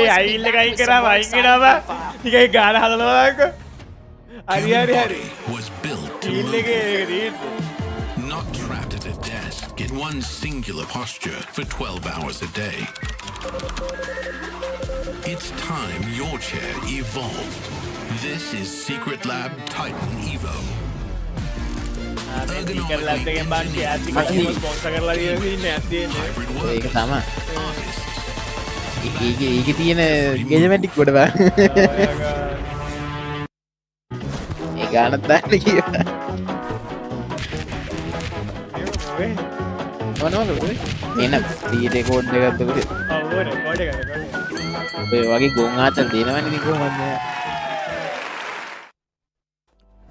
If there was any question, the reigning champions of the Free Fire World Series Global Finals 25 showed up today because they got 3 booyahs. Not just one, not just 2, 3.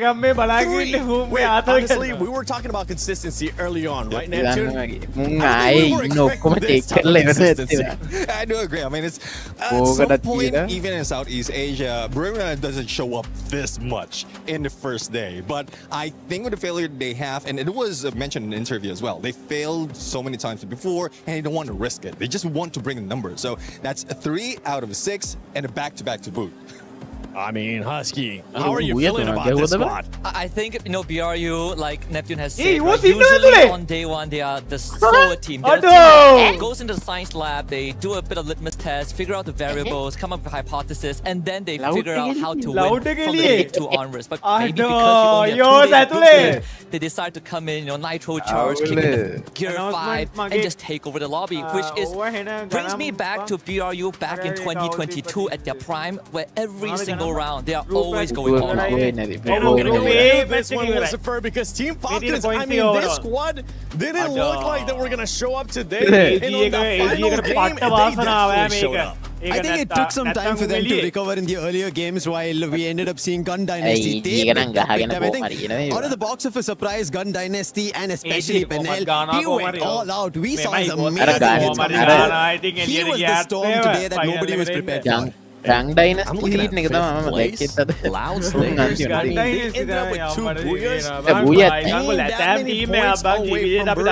You are kind of close and you are outside of the top 4. Remember, the top 4 are going directly to the Champions Rush Finals. How are we feeling about this squad? I don't know. I mean, for Loud Stickers, I think they have the consistency. They can get 3, if not 4 out of 6 games that they can get in top 12. It's more of the elimination that they're not getting.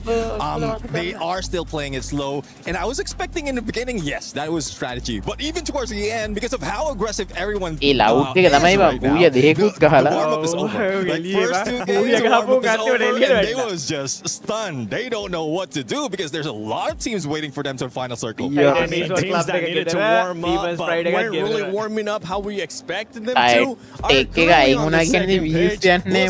We're looking at Team Epic's gaming. You're 43 points right now. I think they're going to have to start changing the mentality from going directly to the grand finals to now just wanting to go to survival. I agree completely on that. I think the Team Epic's gaming, they need that little momentum shift which is not seen yet. But one thing did happen. There was a little surge that we ended up seeing. When Shoto went on ahead all with Falcons, got that win. I think that has to happen a lot more frequent, and that is the reason when you asked me earlier, I was mentioning that Tag will pick it up, but doubtful of today because it is not an environment that they're used to. So now that they've finally had a taste of the Esports World Cup stage, they might pick it up tomorrow and might have a small challenge towards the top 4. Oh, I know. India, especially Tag fans. Tag on top would love that. And I mean, we're looking at Evil Storm reigning champions at EWC. Husky, they started off hot and they were consistent, but they just weren't able to meet what Program was able to do. Yeah, but I think, for a lot of EVO's fans, this is considered better than what we've seen in the past almost 1 full year since 2025. After they won Riyadh, they had quite the slump. They went through a lot of challenges, and we even heard them talking during the interviews that they're just trying to figure things out. They're trying out different styles. So we came into today not expecting EVOs to do it that well. We were expecting them maybe to finish a top 6, and then maybe tomorrow they turn it up. But to finish in 4th place and have consistent booyahs, or at least getting one booyah, just one booyah, is already above beyond the expectations we have. And it's kind of scary too, for some of these squads that are performing the way that they currently are, because we talked about it earlier too, right? We talked about how some of these squads are just compacting and making sure that the top is very top heavy in regards to points, sponging a lot of those points from the bottom teams. And somebody needs to do something tomorrow to make sure they stop them. We had one team with 3 booyahs, one team with 2 booyahs, and another one with 1. You need to find a way to get those booyahs. I think though, despite of not getting booyahs, we're looking at Gun Dynasty as well as AJAL. No booyahs, no problem for the moment, for this stage, because they have been consistent in getting all those eliminations, especially with Gun Dynasty. They have been proactive every time, every match, and even if there's a risk, they have already stacked up a lot of those eliminations already, and all those points. Although this first 6 games, that I think they're risking, they can risk at least 1 game to go down, and then following, they will still have that top. I think even coming into this, right, the meta has shifted more towards prioritizing sniper players. We've seen the ability Skylar and Morse being more of the popular ones, and we have some great standout sniper players today. Danel from Gun Dynasty, Limit X7 from Team Falcons, Moshi of course from BRU, Rasha is on his game today, and a lot of these highlight clips actually came from these sniper players. I know you've been wanting to talk about the squads, and I'm so glad you guys joined me. By the way, for everybody paying attention, we are changing people around, and don't worry, Lucifer and Husky will still be around because they're actually going to get to cast on the 2nd series that's going to be coming up. Make sure you stay tuned. We're currently just wrapping up here Group Series 1, which was none other than Group A.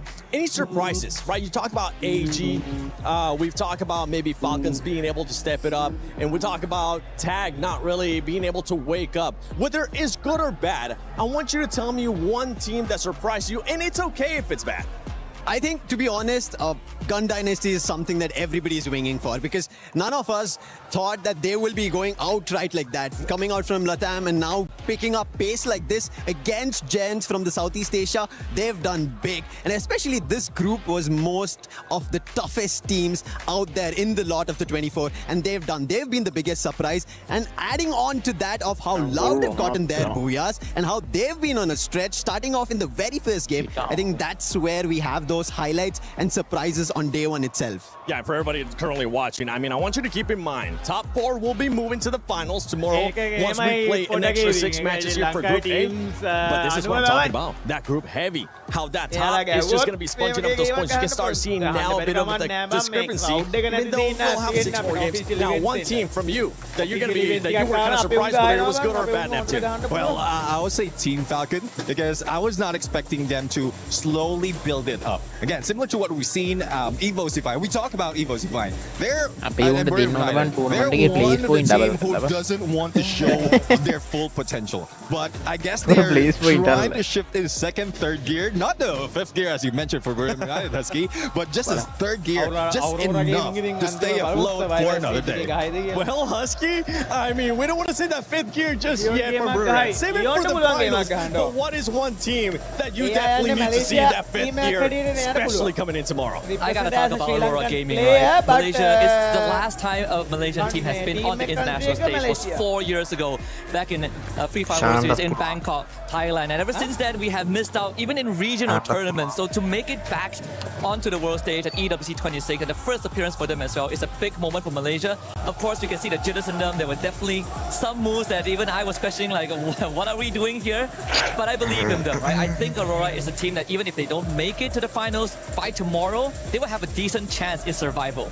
Okay, well, hey, tomorrow, if you want to be able to even go to survivals, make sure you wake up. You could could see it, you could hear it in the background. And those are the loud fans starting to get ready, because that's right, ladies and gentlemen, Group B is going to be coming up. So stay tuned, because you're actually seeing as your casters. And thank you so much, boys, for joining us. I appreciate it. Lucifer, Neptune, you're going to be stuck with me the whole time. And Husky, make sure you stay tuned. We'll be right back.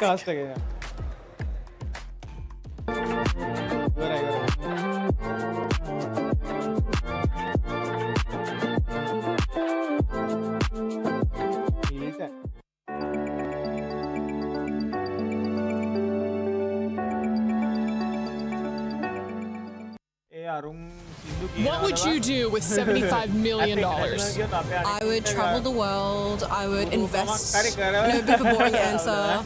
And I would help people when I can. I'll buy things for my family. A house for my mom. Yeah. Invest so I keep some money for the future. Everyone's just out here saying, oh, I'd spend it on my family. I would invest it smartly in smart enterprises. We need Americans, because Americans will come out here and be like, I buy 10 Ferraris, bruh. What if I say that I think you're lying? I don't know. Do you think I'm lying? Yes. The first thing that you're gonna do is buy all of the jerseys from your favorite players. I think you're gonna buy 10 fancy cars and go crazy. Okay, I'm lying. I would invest it into probably a retirement account. Why are you such a liar? I'm a finance major. I just graduated with a finance degree, so. So don't lie, you're gonna pay off your student loans first. No, actually I wouldn't, because I have an interest-free loan from my parents. Oh, so he came from money. Let's go to someone who doesn't have a silver spoon in their mouth. That's right. What would you do with $75 million? I'd buy an esports team. Hell yeah, this is what we're talking about. Why are you wearing a Teemo hat watching Dota? Do you think that maybe this is, you're a traitor? Yeah, this is my traitor, yeah. A big PC. Like a nerd, like a real nerd. Lakeside mansion, you know, a good little Lamborghini here and there. What color? Oh, has to be red. Super Asian looking Teemo, what would you do with $75 million? 1, 2, 3, 4. Sick. Buy my first PlayStation and Forza 6. That's it. Yeah, PlayStations are expensive right now, so a lot of that $75 million is going towards that. Okay, rejection. It's just like high school all over again. I'm all alone. I'd buy this arena, honestly. I would name it after myself, and everybody would have to play at my arena. This would just be mine now. You think that this is $75 million? A little delulu. Okay. You could buy the parking lot. Parking lot, I'll name it after myself. Perfect. Yes! Okay, now shoot. Ooh, maybe he can use the $75 million to buy some skills.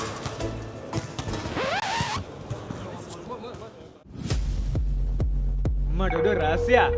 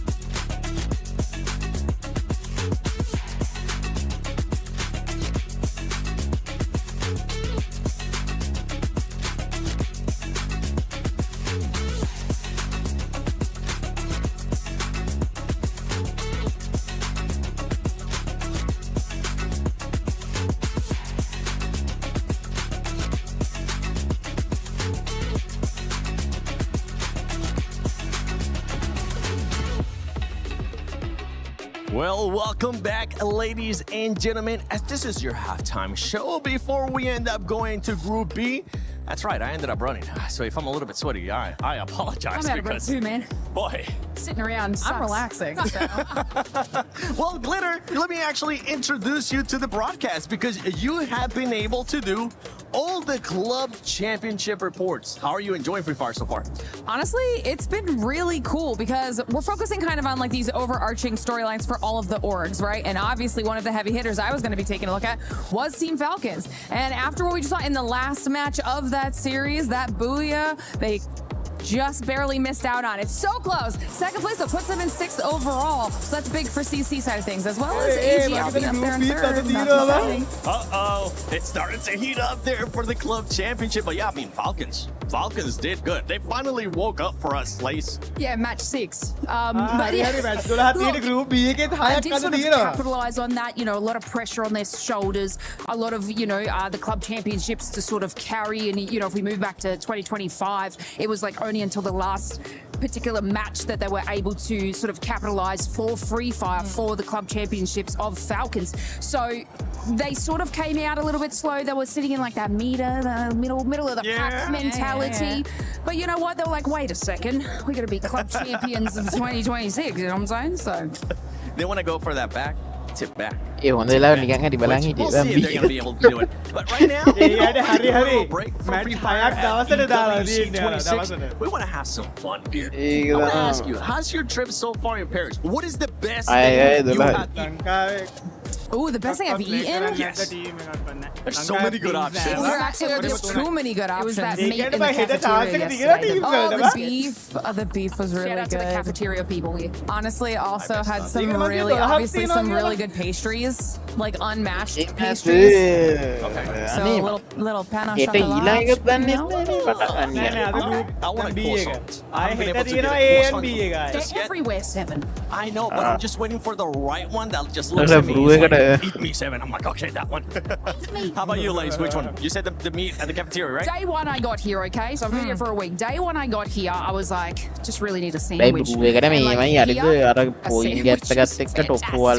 baguette, and it had like, you know, different grains and seeds on top of it, and some Swiss cheese and ham, and I was in heaven, and I balanced it out with an eclair. But I was guys. Oh my god, wait, hold on. But what? I don't like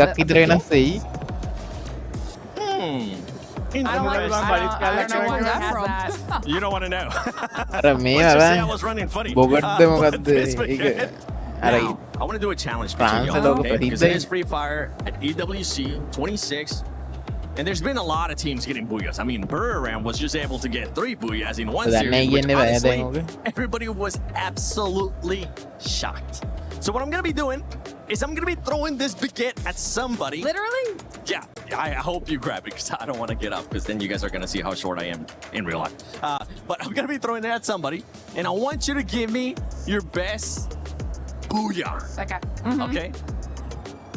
I don't know if I leave my left hand. Who's it gonna be? I don't know. Who's it gonna be? I want to surprise y'all. Hot potato. At least I don't have to catch it now. Why would you give the baguette to the best? Okay, which camera am I gonna stare deep into? This one? That one right there. Right. Yeah. Oh, she's getting up for this. Oh, I can't compete already.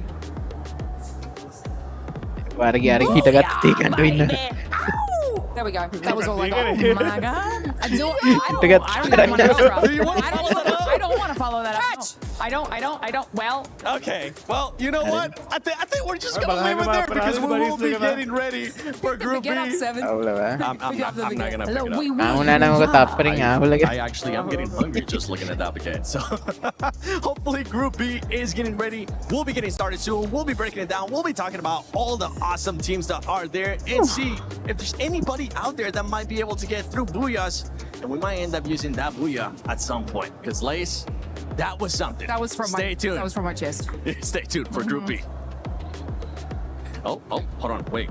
No, not quite. We were there for every click, every clutch, every respawn. We were there for the years of grind, and we're here now. The proud founding partner of EWC, powering the biggest event in gaming, shoulder to shoulder with the world's best, making history. Greatness deserves a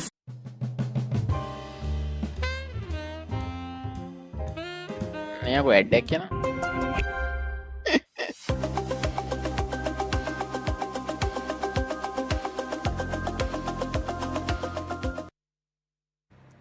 Alright, hello everyone, it's Yuso and we're live in Paris here in EWC 26 Free Fire stage. And right next to me, we have our two co-streamers who are so popular in Vietnam. Introduce to you, Bác Gấu and Cyrus. Xin chào tất cả mọi người. Thì không biết là hiện tại là mình đang ngồi đây sân khấu tại Pháp thì mọi người đang cảm giác như thế nào vậy ạ?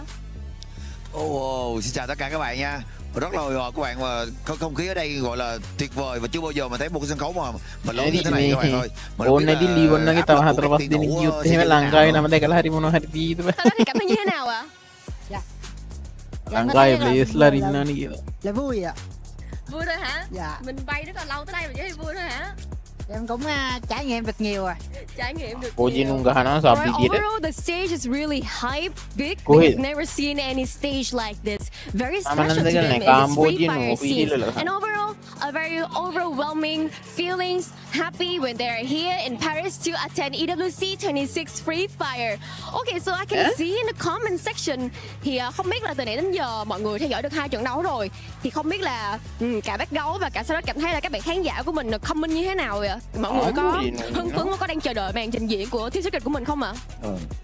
Wow, rất nhiều người ở Việt Nam và rất nhiều người khán giả hâm mộ của series EWC đang trông chờ màn ra mắt của EWC và rất nhiều khán giả đang coi ở tất cả kênh sóng của Garena freefire Việt Nam. Bởi vì cái phong thái thi đấu của Indonesia, Philippines, Cambodia, kể cả Mexico, Ấn Độ, họ đánh giá thấp Brazil năm nay khá là mạnh mẽ. Cảm ơn Bác Gấu ạ. Vậy thì Cyrus sẽ cảm thấy như thế nào về trong 2 trận đấu vừa qua đi? Thì Cyrus đánh giá như thế nào? Bởi vì bạn A cũng sẽ là một bạn rất là Langkai lo kuma tournament kaya kita sa lagi 50 ka kita. Thì theo em thấy thì sau 2 trận thi đấu thì em thấy cũng khá là khắc nghiệt. Nếu mà đội nào sẽ thi đấu mà gọi là xuống phong độ sẽ bị lợi.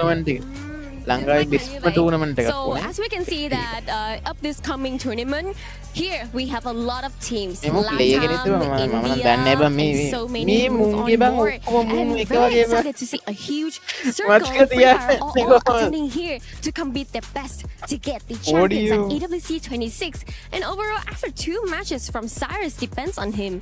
Well, who got the weakness has to go down, obviously. And of course, I can see that everyone is really hyped, especially for Team Secret, as known as WAG from Vietnam, are also here to attend EWC 26.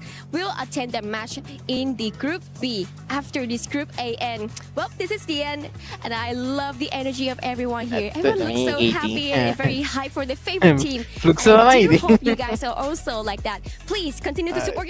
Have you introduced your outfit for today? No problem. There's a lot of options here. Official store, t-shirts, hoodies, socks, teddy bears, even hats. Oh, you want to customize with your own name? Yes, there is a bunch of options here. What about your team is not doing so well? No problem. There's another options here, another teams that you can cheer for. Okay, guys, I'm so sorry. We gotta cut this right now because I'm gonna customize my own t-shirt. Lots of fun activations here, like in Lenovo Stand. You can play games and also you can do some different things. Look at this. Okay. Oh, sorry. I was trying to help you. Oh, maybe I should get in the line because we got a full house. You better don't take too long to come. Wow, we are in the middle of it all, the heart of AWC. We got a great atmosphere here with fans at stage 1, stage 2, the most important stage for you. Stage 3, stage 4, Oh my gosh. Oh, did you notice Team Vitality? It's your favorite team, so come and drink a coffee with them. Are you missing Kidia City? No problem. We got Kidia City right here with a lot of fun activations, interactions for you to have fun the whole day. And you know what? If you are in the area, you gotta to be mad to not to come here. So I'm waiting for you. See you soon. What's up, everyone? Carol Bombshell here. I know you guys are having so much fun watching Free Fire, but there is a lot more going on here at EWC 2026 in Paris. So come with me, let's check this out. Let's go! Welcome to EWC 26 Free Fire. I'm Yoso, and right next to me is Pia S1 from Team Secret, as known as your favorite team WEG in Vietnam. Lần này đến với giải đấu EWC 2026 này thì không biết là bên Expo có cảm nghĩ như thế nào ta khi mà mình vừa hoàn thành xong Freefire Series 2026 Spring thì có vẻ như là sẽ rất là căng thẳng như mình. Liệu rằng là mình có thể lặp lại cái vô địch đó một lần nữa đây không ta? Dạ thì nói chung là bọn em cảm thấy rất là hào hứng khi mà chuẩn bị bước vào thi đấu. Tất nhiên là bọn em sẽ có hết sức để giành được chức vô địch lần này. Alright, so we will try our best to get that championship once again, just like we did in Free Fire World Series C 2026 Spring. Alright, one more question. I remember in the Vietnam tournaments, you guys, especially for your coach, the Ghost, have said that we would love to say hello to the Fluxo. So what do you think about them? Is your mentality okay when you have to face them or something like that? Because I heard that you guys were in the same bus on the way here as well. Thì ở giải đấu Việt Nam League vừa rồi của chúng ta thì Yusun nhớ rằng là huấn luyện viên The Ghost có nói rằng là chúng mình gửi lời chào đến Fluxo. Thì mình cũng nghe nói là hồi nãy mọi người đi chung xe với Fluxo đến đây luôn. Không biết là mọi người có tương tác gì với nhau không? Có chào hỏi gì, có thân thiện với nhau không ta? Thì nói chung ngoài đời thì tụi em là bạn bè, nhưng mà vô game thì là kẻ thù. Một mất một còn. Một mất một còn. Vậy thì bây giờ anh Một nghĩ như thế nào về Fluxo ở giải đấu hiện tại? Em nghĩ Fluxo họ rất là mạnh về khoảng teamwork, nhưng mà nếu mà bọn em bắn đúng phong độ thì có lẽ cũng sẽ không thua kém gì họ. Okay, of course, like outside we are friends, but in game, of course, we are enemies. One loss and one win. And overall, I think that Fluxo is very strong about the teamwork, but also the tactics. But if us, Team Secret, play our best, we are not going to lose it. Well, thank you, Ria1 a lot. And this is the end of our interview. Thank you so much for watching, and please continue your journey at EWC 26. Welcome back to Free Fire at EWC 26. It's time. I wasn't lying to you. We got some surprises in that Group A. I know one team, Conchita, you're back with us. You're going to be looking at RRQ. Yes, it's so good to be back, and it's so good to finally see RRQ back in action because I'm rooting for them, obviously. I've always wanted to see them finally get the trophy, finally get to be able to feel and experience how it's like to be #1. Because the case is almost like, you know what they're saying? Always the bridesmaid and never the bride. Oh. That is kind of the case with RRQ, unfortunately, but I'm pretty sure that they're here to finally break the curse this year. Please don't make it a jinx. Don't make it another Aurora moment with Neptune over here. No, I'm not trying to jinx you, RRQ. I'm really rooting for you. Oh, no. Maybe it'll be a blessing. Remember, AJ and Tash, they were able to bless some teams. Maybe you talking about RRQ will definitely be a blessing, because I know one team that Lays wants to bless is none other than Team Secret. The underdogs. I love an underdog story. I'm always, going out for those, the people that sort of, don't have the massive names, you know what I mean? But Team Secret. Now, in 2025, they didn't do good. Okay, so you're like, Lace, why are you picking them? Like they weren't that great in 2025, where they completely had a brand new roster, choked. Yep, I'm using that. And they hit about 14th place. And it was only in the last couple of global series and online tournaments that they were able to win back to back to back.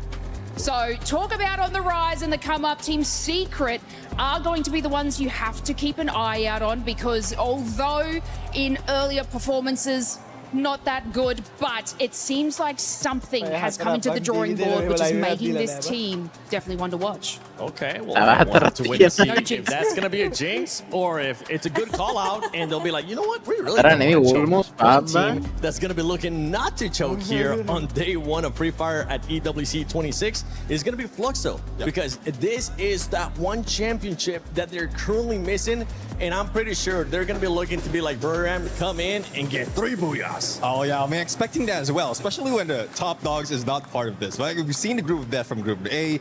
Group B right now is, I couldn't say that they don't have that fire compared to what we've witnessed earlier, but it's a similar story from what we witnessed from RQ, Fluxo, especially after they were they were stolen of that global finals championship by Burma United. Everything was just going downhill. Well, not too much of downhill.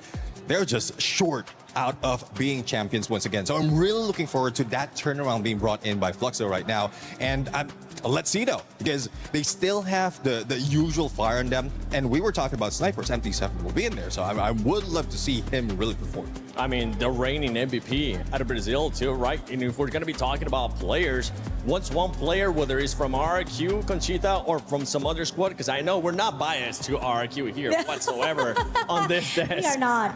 We are not. I clearly just said that there's always time for them to be champions because, come on guys, number 2 is not good enough. And I think it is time for you guys to step it up. But yeah, speaking of players, I really want to appreciate how Dutz is doing so well as the captain of RRQ, but also something that really caught my attention is actually what the Fatality team is doing this year, because they are trying a new meta.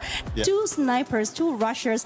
That is something out of this world, and they are the strongest that they've been with this new formation and movement that they're trying to do, and it's just so amazing what a small change can do to a team. Okay, Neptune, I see you itching over there. You're getting happy feet. You're like, yes. The camera is moving so much. Pretty sure you want to talk about this one too, huh? Yeah, I mean, like I've watched this team from when they were introduced Southeast Asia in FFWS, and it was just a Falcon Hunters, and then they switched from Falcon Hunters to a Giant Hunter because they're just going against all the giants like Burma United, AJAL, and now bringing that into the conversation, double snipers.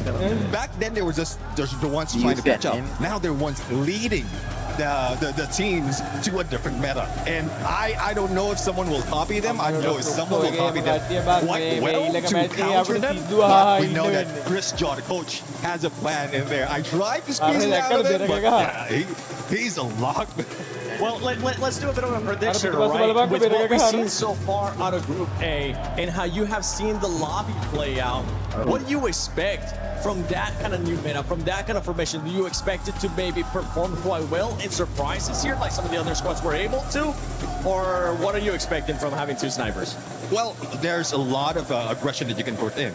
Like you have more information, especially when it comes to Kalahari, and even in those usual maps like Bermuda, Purgatory, you still have a long range of information as well as elimination capability. So, and from similar to what I mentioned earlier for Burma United, they once they get that knock, they already use the launch pod ready to go in for that shot, for that confirmation, and they know exactly if they will be third party, and they can pull out quite quickly. So that's what we've seen from Bigatron, or Team Vitality rather. They're quick on their feet. They know when to get in and out because they know how to choose their fight. Yeah, and seeing how the train goes from the Group A, I think the lobby looks quite similar to what we usually see at the Southeast Asia games, right? That is exactly what I was going to ask. I was like, that lobby was stacked. What are we in for? It is so familiar. And the thing that I'm also noticing is that all the passive team are not doing so well in the Group A. So yeah, I think it's finally the chance for teams like Fatality, who are trying new things with 2 snipers, to actually perform really well and become, you know, live stream එකේ sound එක ටිකක් අඩු කරපන්. I mean, sometimes when you have that එතකොට උන්ට යාලගේ sound එක වැඩි කරන් බලන්න adhering to the strengths of each player, because in any sort of game, I'm excited to see this because that is putting probably everybody in the forefront. And yeah, it could turn out like a complete mess, but but you know, to be one of the teams that are sort of only particularly running that sort of combination. Oh, ඒක තමයි live එක ටිකක් කඩු කරන එයාලට phone එකකින් ඇටි කරන් හරි I want to see how many people copy it. Oh my god, this is actually my very first EWC, as I told you before, and I am so moved by what I'm seeing today. I mean, can you see how amazing defensive Fluxos are? I wish they were right behind us. I'm not gonna lie, because not only are they doing that stuff, they also had some drums. They had a bunch of energy. They're jumping up and down. They even have their bands. So is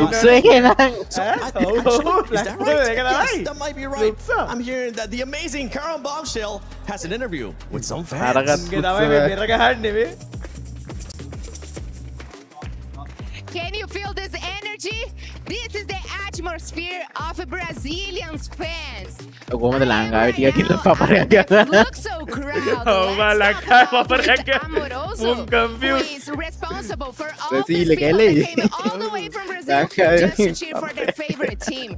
Fluxo. Okay, Amoroso, I know this is your first time here in Paris, the first time you are out of Brazil. How does it feel to be the first time you are out of Brazil only for your passion for esports and especially for your team? Eu sei que é a sua primeira vez fora do Brasil e eu quero saber como é que você está se sentindo saindo pela primeira vez do Brasil, pela sua paixão pelo esporte eletrônico e para torcer para o seu time. Cara, a sensação acho que é inexplicável. Não só eu, né, mas a maioria, 99% da torcida nunca nem viajou direito, tipo, não saiu do Brasil pela primeira vez. E tá todo mundo muito feliz, principalmente que a gente é uma torcida muito apaixonada. A gente nunca imaginou, né, porque tipo, a gente ia pra WB, né, pra FFWS Brasil de metrô, resenhando. Eu nunca imaginava que um dia a gente ia de avião assistir o nosso time em outro país, né, principalmente Paris, cidade maravilhosa. Então, nós tá muito orgulhoso do que a gente já construiu e eu garanto que a gente vai fazer história aqui, vai sair com esse título. There's no words to explain what I'm feeling right now. It's such a special moment to bring all these people from Brazil, especially because we used to go to the regular season of Brazil by subway, by train, by walking, and these people could never imagine to get in an airplane and come all the way to Paris at EWC 2026. So right now, we are really happy to be here, especially to support Fluxo, that's our team. We love them. Guys, make some noise! Haragaki muna tamai ba. Wariko aina.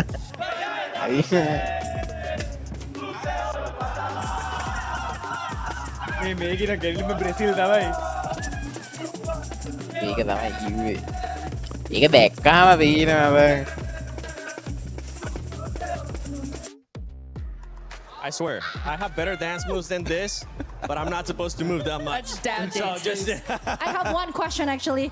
Carol, can I be adopted by you? She looks like such a fun mom, you know, with the fans, with the drums and everything, the spirit. Oh my god, amazing. Girl crush. I mean, that outfit she's wearing too, she's sparkling everywhere. I know, you see her right? walking, you'd be like, oh, there goes Carol. That's my disco ball. Yeah, a ball of energy for sure. Love you, Carol.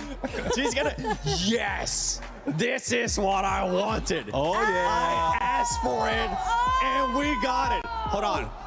Brother, I need you to come over here with that drum. I want to be able to bang on that drum at least once. But you know what? Since we have Fluxo here, earlier we saw Buram being able to get 3 booyahs. Yeah.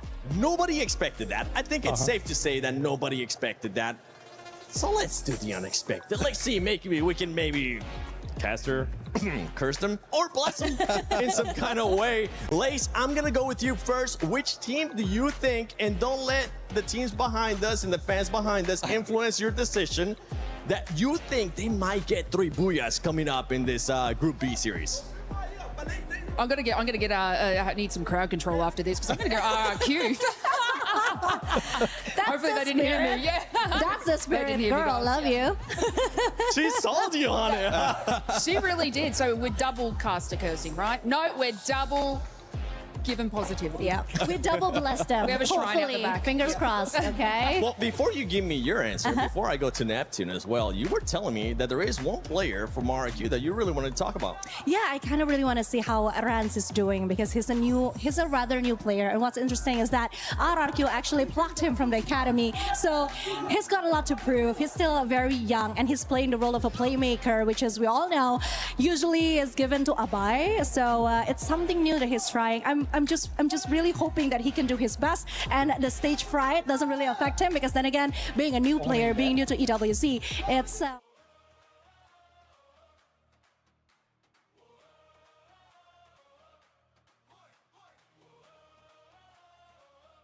Not new player. Yes, Not at new all. dynasty. But RRQ, it is something that we needed to do though. We gotta keep them fresh.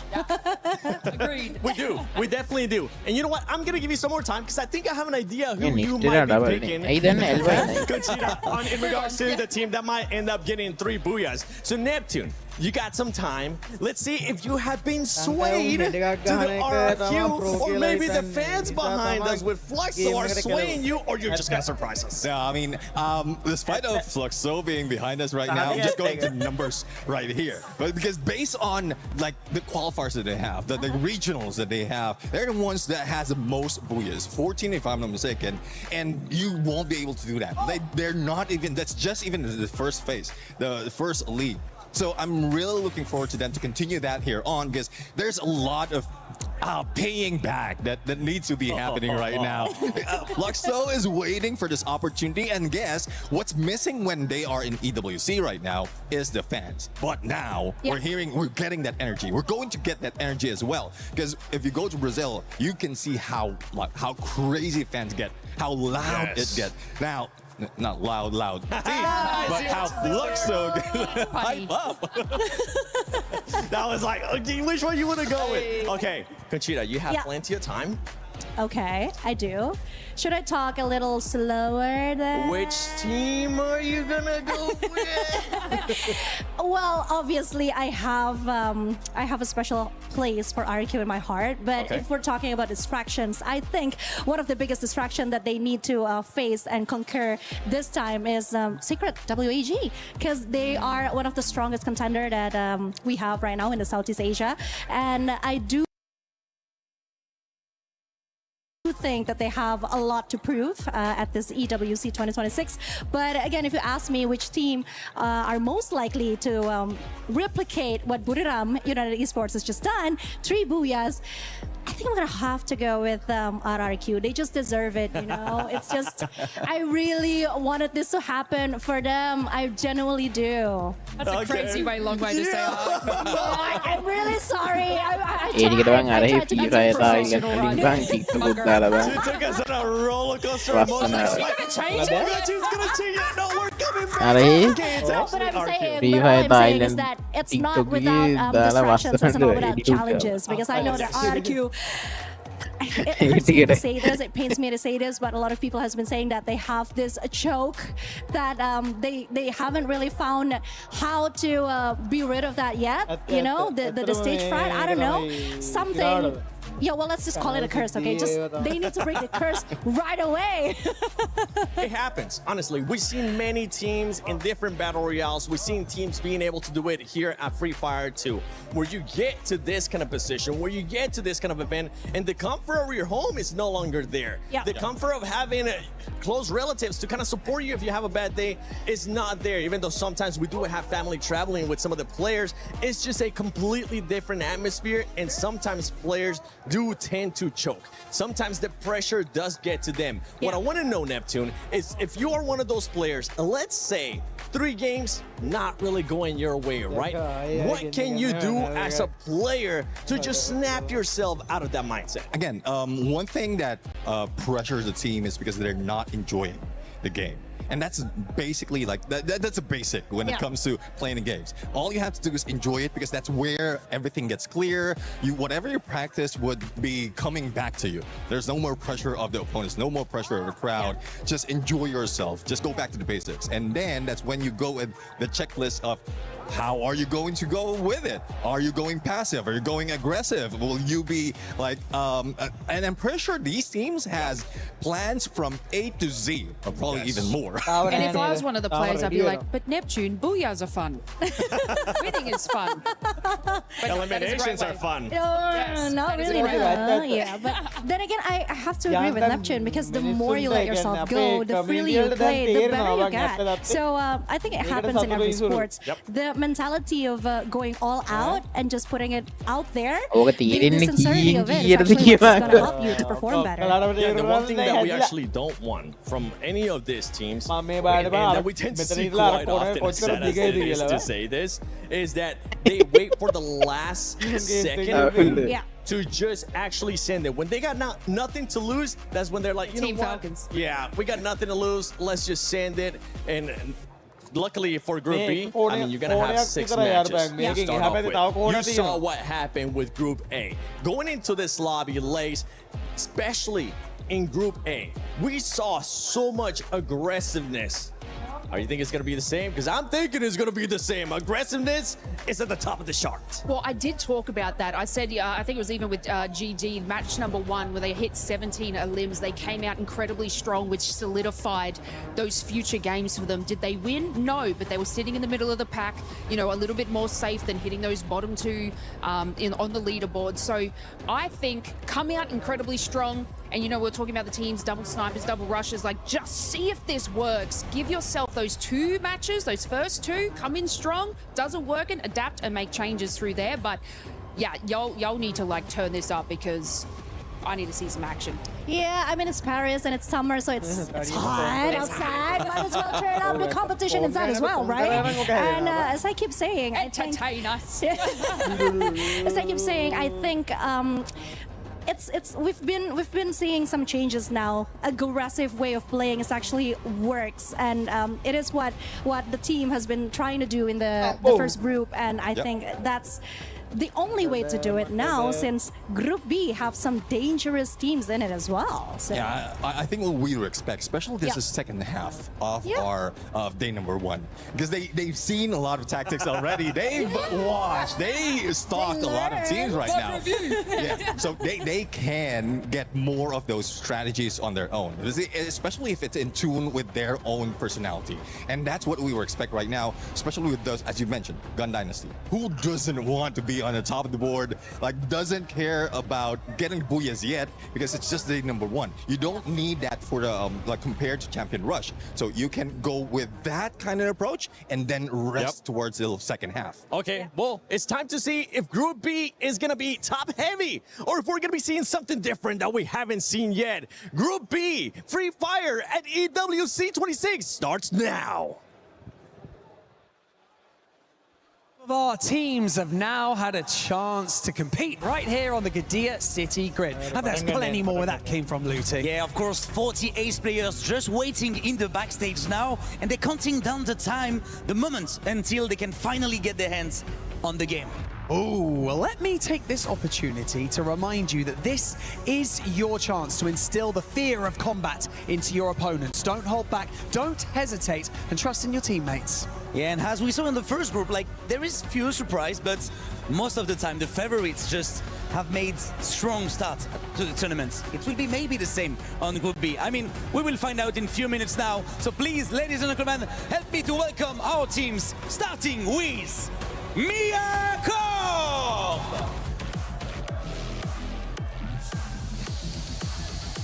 Ellie.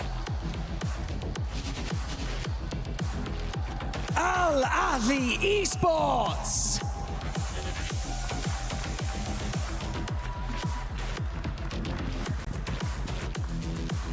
Total Gaming Esports IQ.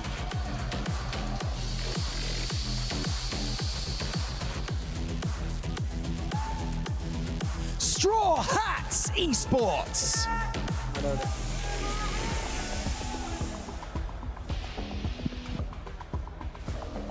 Lion.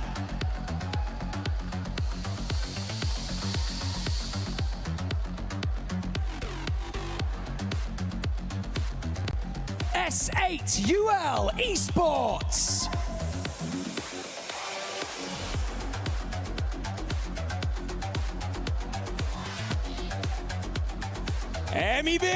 Los!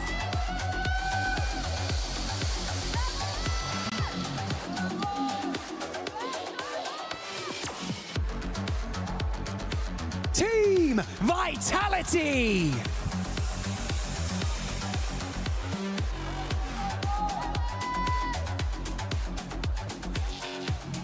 Team RRQ!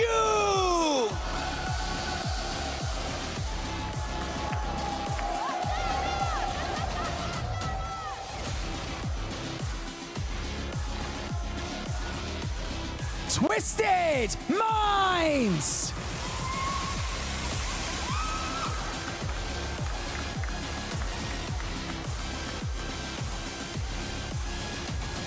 Team Secret!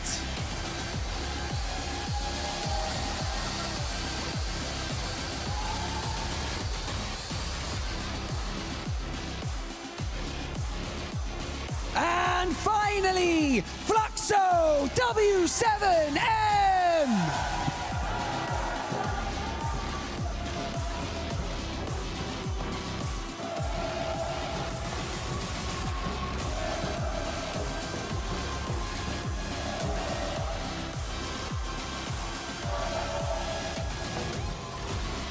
This is where your journey begins. You decide whether you dominate or whether you simply survive. This is Free Fire at the Esports World Cup. And which team will come out on top in this Group B? Hey, you know what? It's time to find out. Ladies and gentlemen, welcome to the Esports World Cup Free Fire 2026 here in Paris, France. We made it, Lucifer. We have made it. My name is Husky, of course, joined by Lucifer on the desk, and we will have 6 more games coming up. This time with the teams from Group B, a group with a lot of second places, a lot of podium finishes, but never at the top, a lot of second place curses, a lot of redemption arc waiting to be reignited again.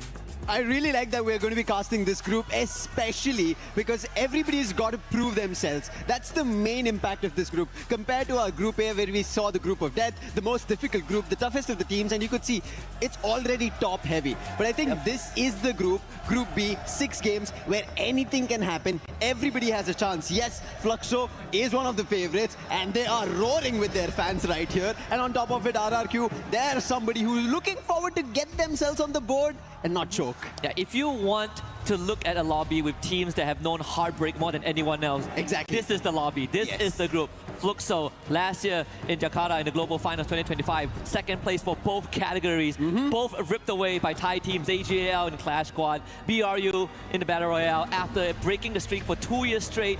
RRQ, same thing, EWC 25, 3 chances and they dropped all of it. Recently in the Spring Clash Squad, same thing, came in second. Global Finals 24, they came in second again. So many storylines that they're waiting to complete, and I think this is a very good litmus test for us to find out who has the upper hand, who came in more prepared than everyone else.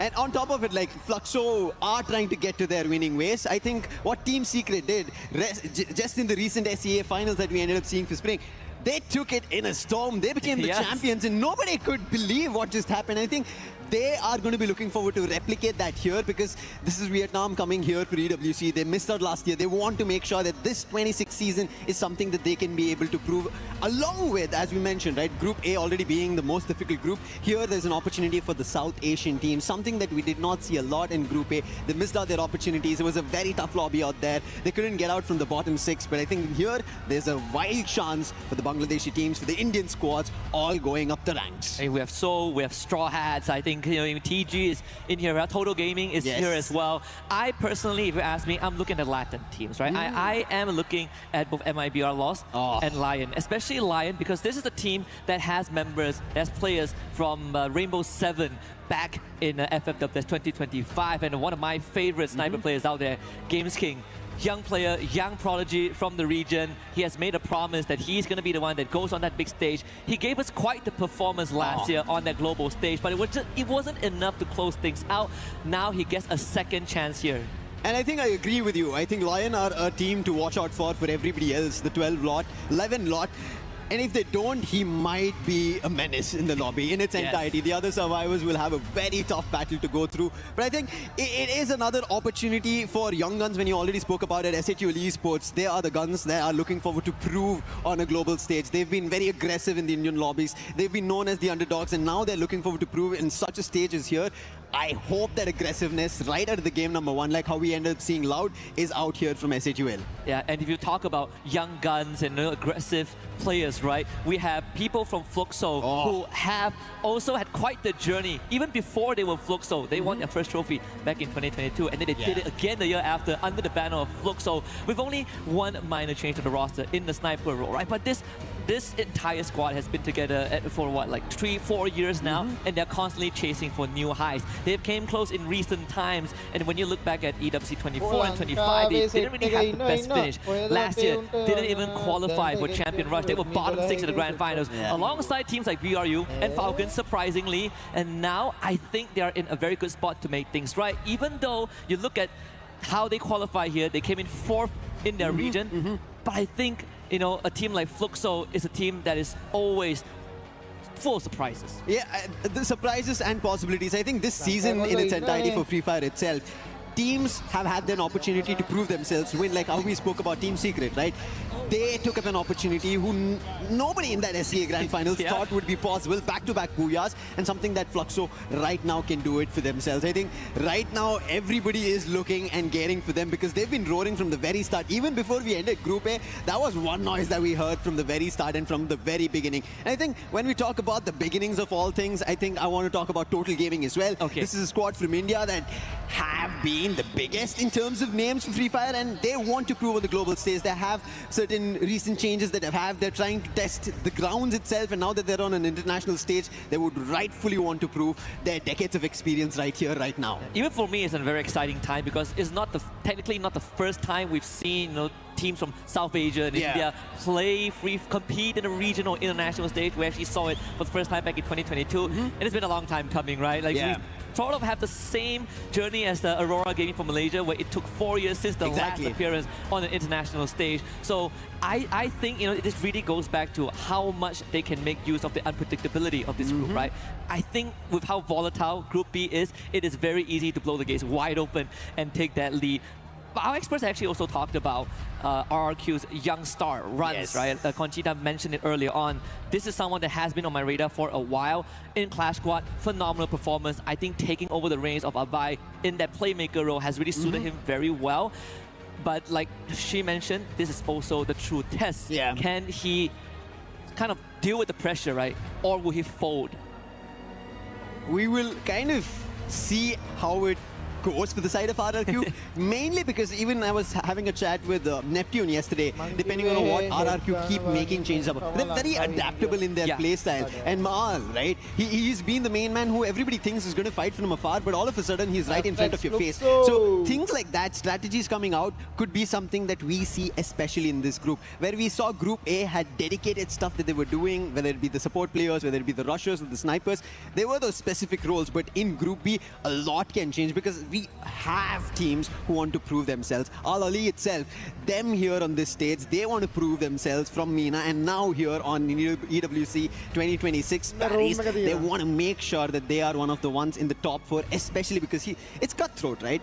If you don't be at the top 4, you have to go to the survival stage, and if you don't stay in the top 10, you're out of the tournament tomorrow. It's insane because you look at survival stage, there's an extra 10 games you have to play, right? You play 12 in the group stage, and if you perform good enough, you skip that 10 games. You get the prep for the Grand Finals. If not, you go to another group of 10 games, and then we have an uncapped Grand Finals with a 90-point threshold to even have a chance of winning everything. I think at the end of the day, I personally want to see some of these regions, these unproven regions, give us something to smile about, right? Last year, Dragon Esports has proven that in Riyadh. Sure, there were some shortcomings we did discuss on broadcast at that point of time. They're not the best when it comes to gunfights, but one thing that they excelled in is reading the circle. They are making smarter choices, better rotations, and more crisp macro manipulations to outsmart teams like BRU, like Falcons, like Fluxo, and that's why they were even top 6 in the first place. So I think if we can find some of the talents in this pool of Group B teams, it is going to be a very, very interesting day. It is, and when you say about the smart choices, right, I want to talk about Team Vitality in the Asia Invitational that we right now had. They became the champions, right? They took it away from Team Apex Gaming. Team Apex Gaming had almost an opportunity. KD goes right up on the roof. If that worked out, maybe in the Asia Invitational, we ended up seeing Team Apex Gaming and India getting a crown just before they headed towards the Esports World Cup. But Team Vitality taking that might be a push for them here on the international stage, where they have an opportunity to take another title for themselves, because that might be the high that they'll be riding on. Yeah, I mean, they almost got that trophy last year, right? It went all the way to a Game 10, and you cannot script this any better. The last 4v4 fight was between them and Evo's Divine. They were also the one that stopped RRQ from winning everything in Game A. And, you know, they were the ones that really gave us that Game 10 in a way. So this year, I think Team Vitality, even though they haven't really been at the top, you don't really see them on the podium finish, they have done more than enough to get themselves onto Paris. And I think this is what actually matters in the grand scheme of things.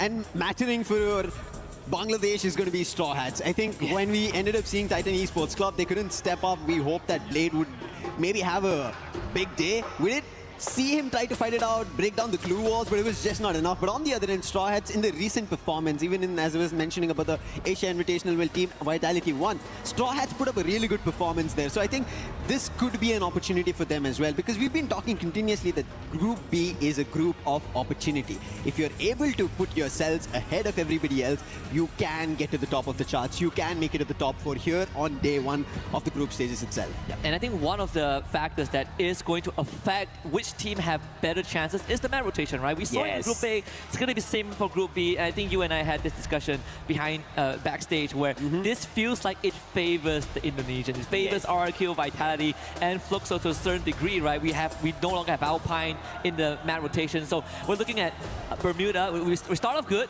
Then we go Solara, then Curveball, then we go to Purgatory, and then Nextera, Kalahari, Nextera. I think the last 3 maps is going to be incredibly brutal for teams that are not called RQ, they are not called Team Vitality. I like that you brought out that this is going to be a really good map rotation matches that we are going to flow through for the Indonesian teams, especially because when you kind of trace back in time, the teams from Thailand were dominating Free Fire in general, but now Indonesia, who have such a vivid history of Free Fire, are getting back to those titles. RRQ, we were talking about this. They're getting closer. I think that finish that they need, the refining might have just happened right before the Esports World Cup. Same goes for Team Vitality. They've been on the hunt for this title, but they just missed by Nick.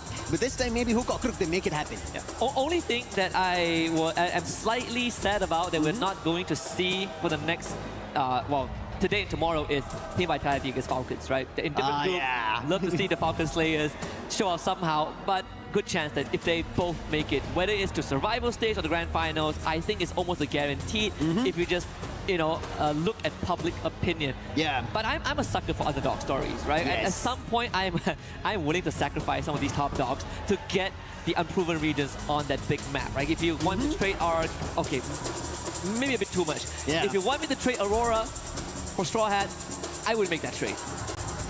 Agreed, I think that works out, but when you kind of talk about these underdog stories, right, you need to talk about the new regions who have come into the Esports World Cup. That's going to be USA. We've already talked about India. Yes. USA, Mia Corp coming into this Esports World Cup 2026. We saw how they played out, and I think out of the lot from USA, they are really good. So going up on this international stage, we've not seen the newer teams prove as well immediately when they start off. But if they can, that tells us the competition has completely changed. Yeah, actually, it's quite the breath of fresh air as well. Right? I wouldn't have dreamed of having the stakes in Free Fire as well, but here we are. And also a fun thing to point out, a fun little detail that we actually both noticed at the start of the day is that the, what do you call it, the shield, where you put the key in. Exactly. Right? So there's the inscription in the middle, right? And it's written everything, nothing is gained, everything is earned, and it's inscribed in the native language of the team that won last year. So if you rewind or at some point you get a clear shot of that again in the center, you can see the writings is actually in freefireindo because he did win last year. Neat little detail. I love it a lot.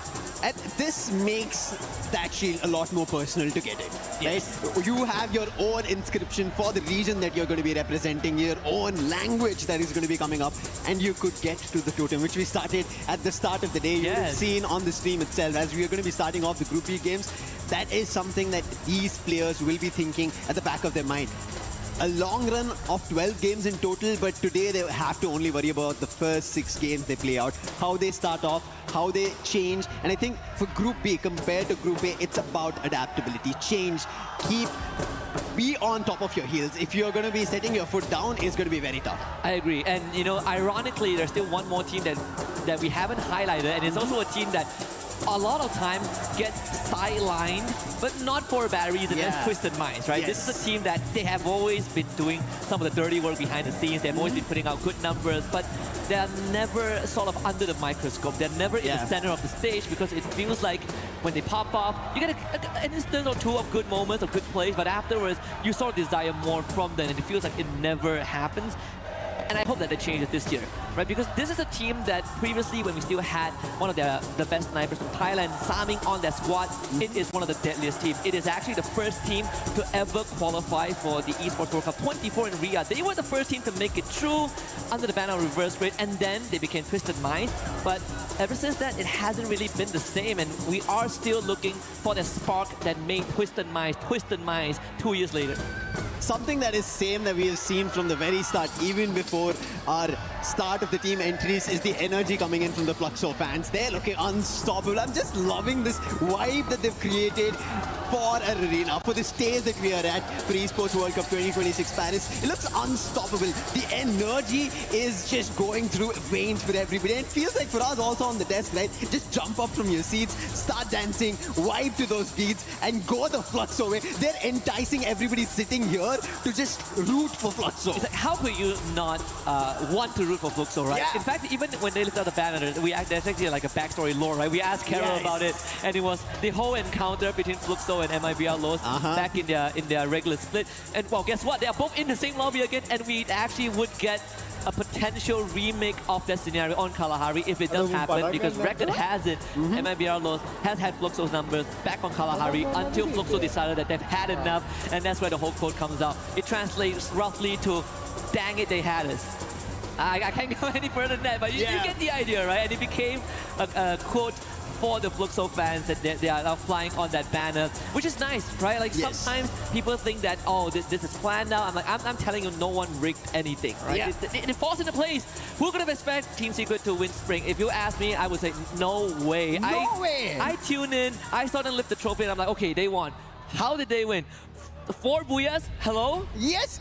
I was so surprised to see that happening one after another, and I think that's a similar storyline I kind of expect from RRQ when I was talking about the Asia Invitation, right? They were so close. They were closer than Vitality, even though they had activated the Champion Rush. It was supposed to be RRQ to close it, because they made a similar comeback like that, back-to-back booyahs, and they activated the Champion Rush, but they missed out on closing it, and Team Vitality just did it. Yep, but we actually seen it many times.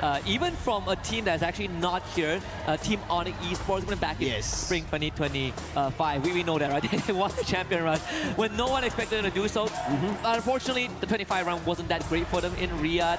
I think that is the crazy thing about Champion Rush, which we have plenty of time to mentally prepare for. But you can see some of these teams, they're holding hands, they're making sure that, you know, they were actually in a group hug before the walk-ins. A lot of these teams, especially those that are coming in for the very first time, just making sure that they dial in. Right? For the experienced ones like Fluxo, we see Bobs, he's meditating, he's ready to wreak havoc. But like again, for the unproven regions, I'm looking forward to see if they can upset the balance. I think that is the most exciting part right now. I think the weighing scale is going to be a big imbalance in this group. You cannot figure out which team's doing better. Right from game 1 to our end at game 6, you will have no clue about it. But as the fans are riling up, it's also time to start our very first game. It is Bermuda for Group B here at the Esports World Cup 2026 in Paris. Paris, friends! Let's continue to light things up, because Group B is going to be a fantastic show. And right off the bat, we got to look at how Bermuda plays out, right? In this case, very, very generous flight path right down the middle. We should get a decent circle. The drops come in still pretty much what we expected from the teams that we see a lot. Vitality going to Observatory, RQ going to Remnant Village. I want to see who takes peak, right? Because usually it's a BRU spot, but BRU isn't here. We're looking at TG deciding to go for peak. I think Fluxo should go for Cape Town or somewhere that gears towards Sentosa. Miyako also heading that direction as well, but actually Fluxo spreading out. Yeah, I'm a little surprised. Fluxo going all over the map. We can see one of the players, as you already mentioned, between Miyako, but most of the teams seems to be a little safe and sound, except for Twisted Minds and early Esports. A little bit of a quick battle, first elimination picked up by Exposi, and that's going to be C4, who's already down, and that's going to be Al-Hali already in a disadvantage. Remind Hog and Simons has to pick this up.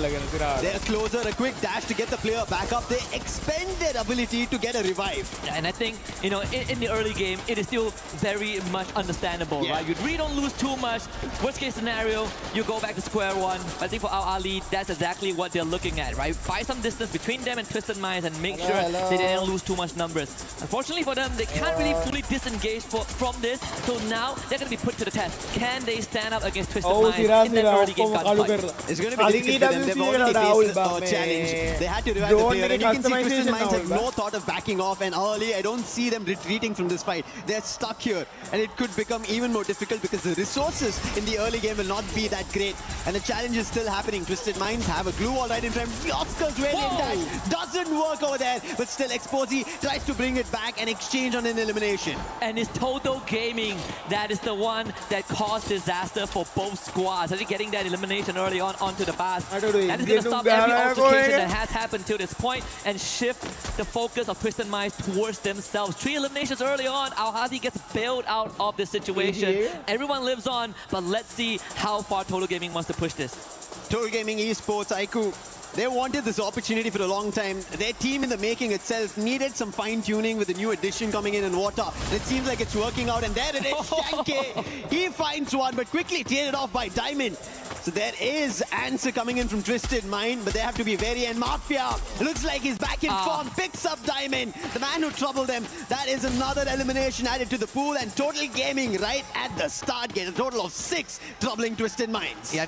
Took off on a sprint in a marathon and off to a great start. 6 eliminations at the back, and unfortunately for the boss, doesn't really have much resources in his bank.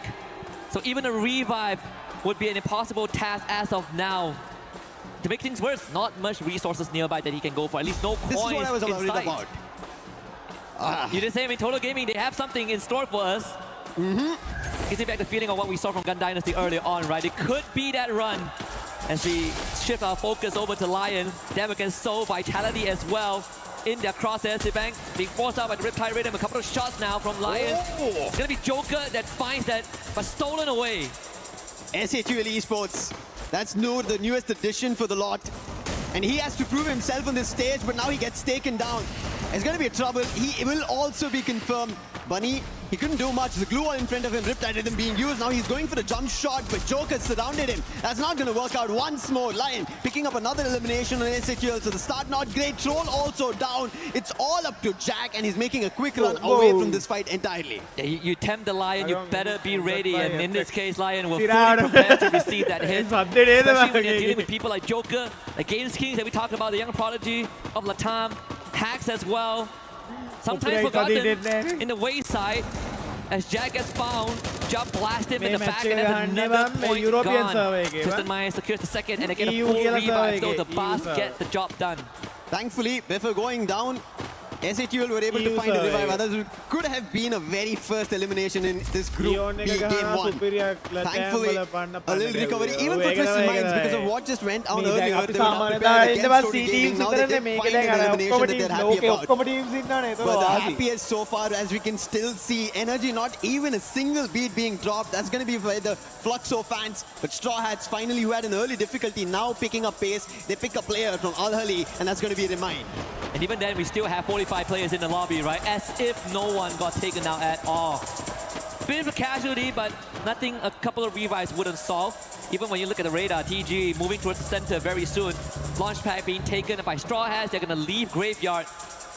one of the players does lag behind a little bit, but you do have the reconnaissance squad ahead, and they might end up running into Simox from Al-Ali. They spot him, taking the launch pad out.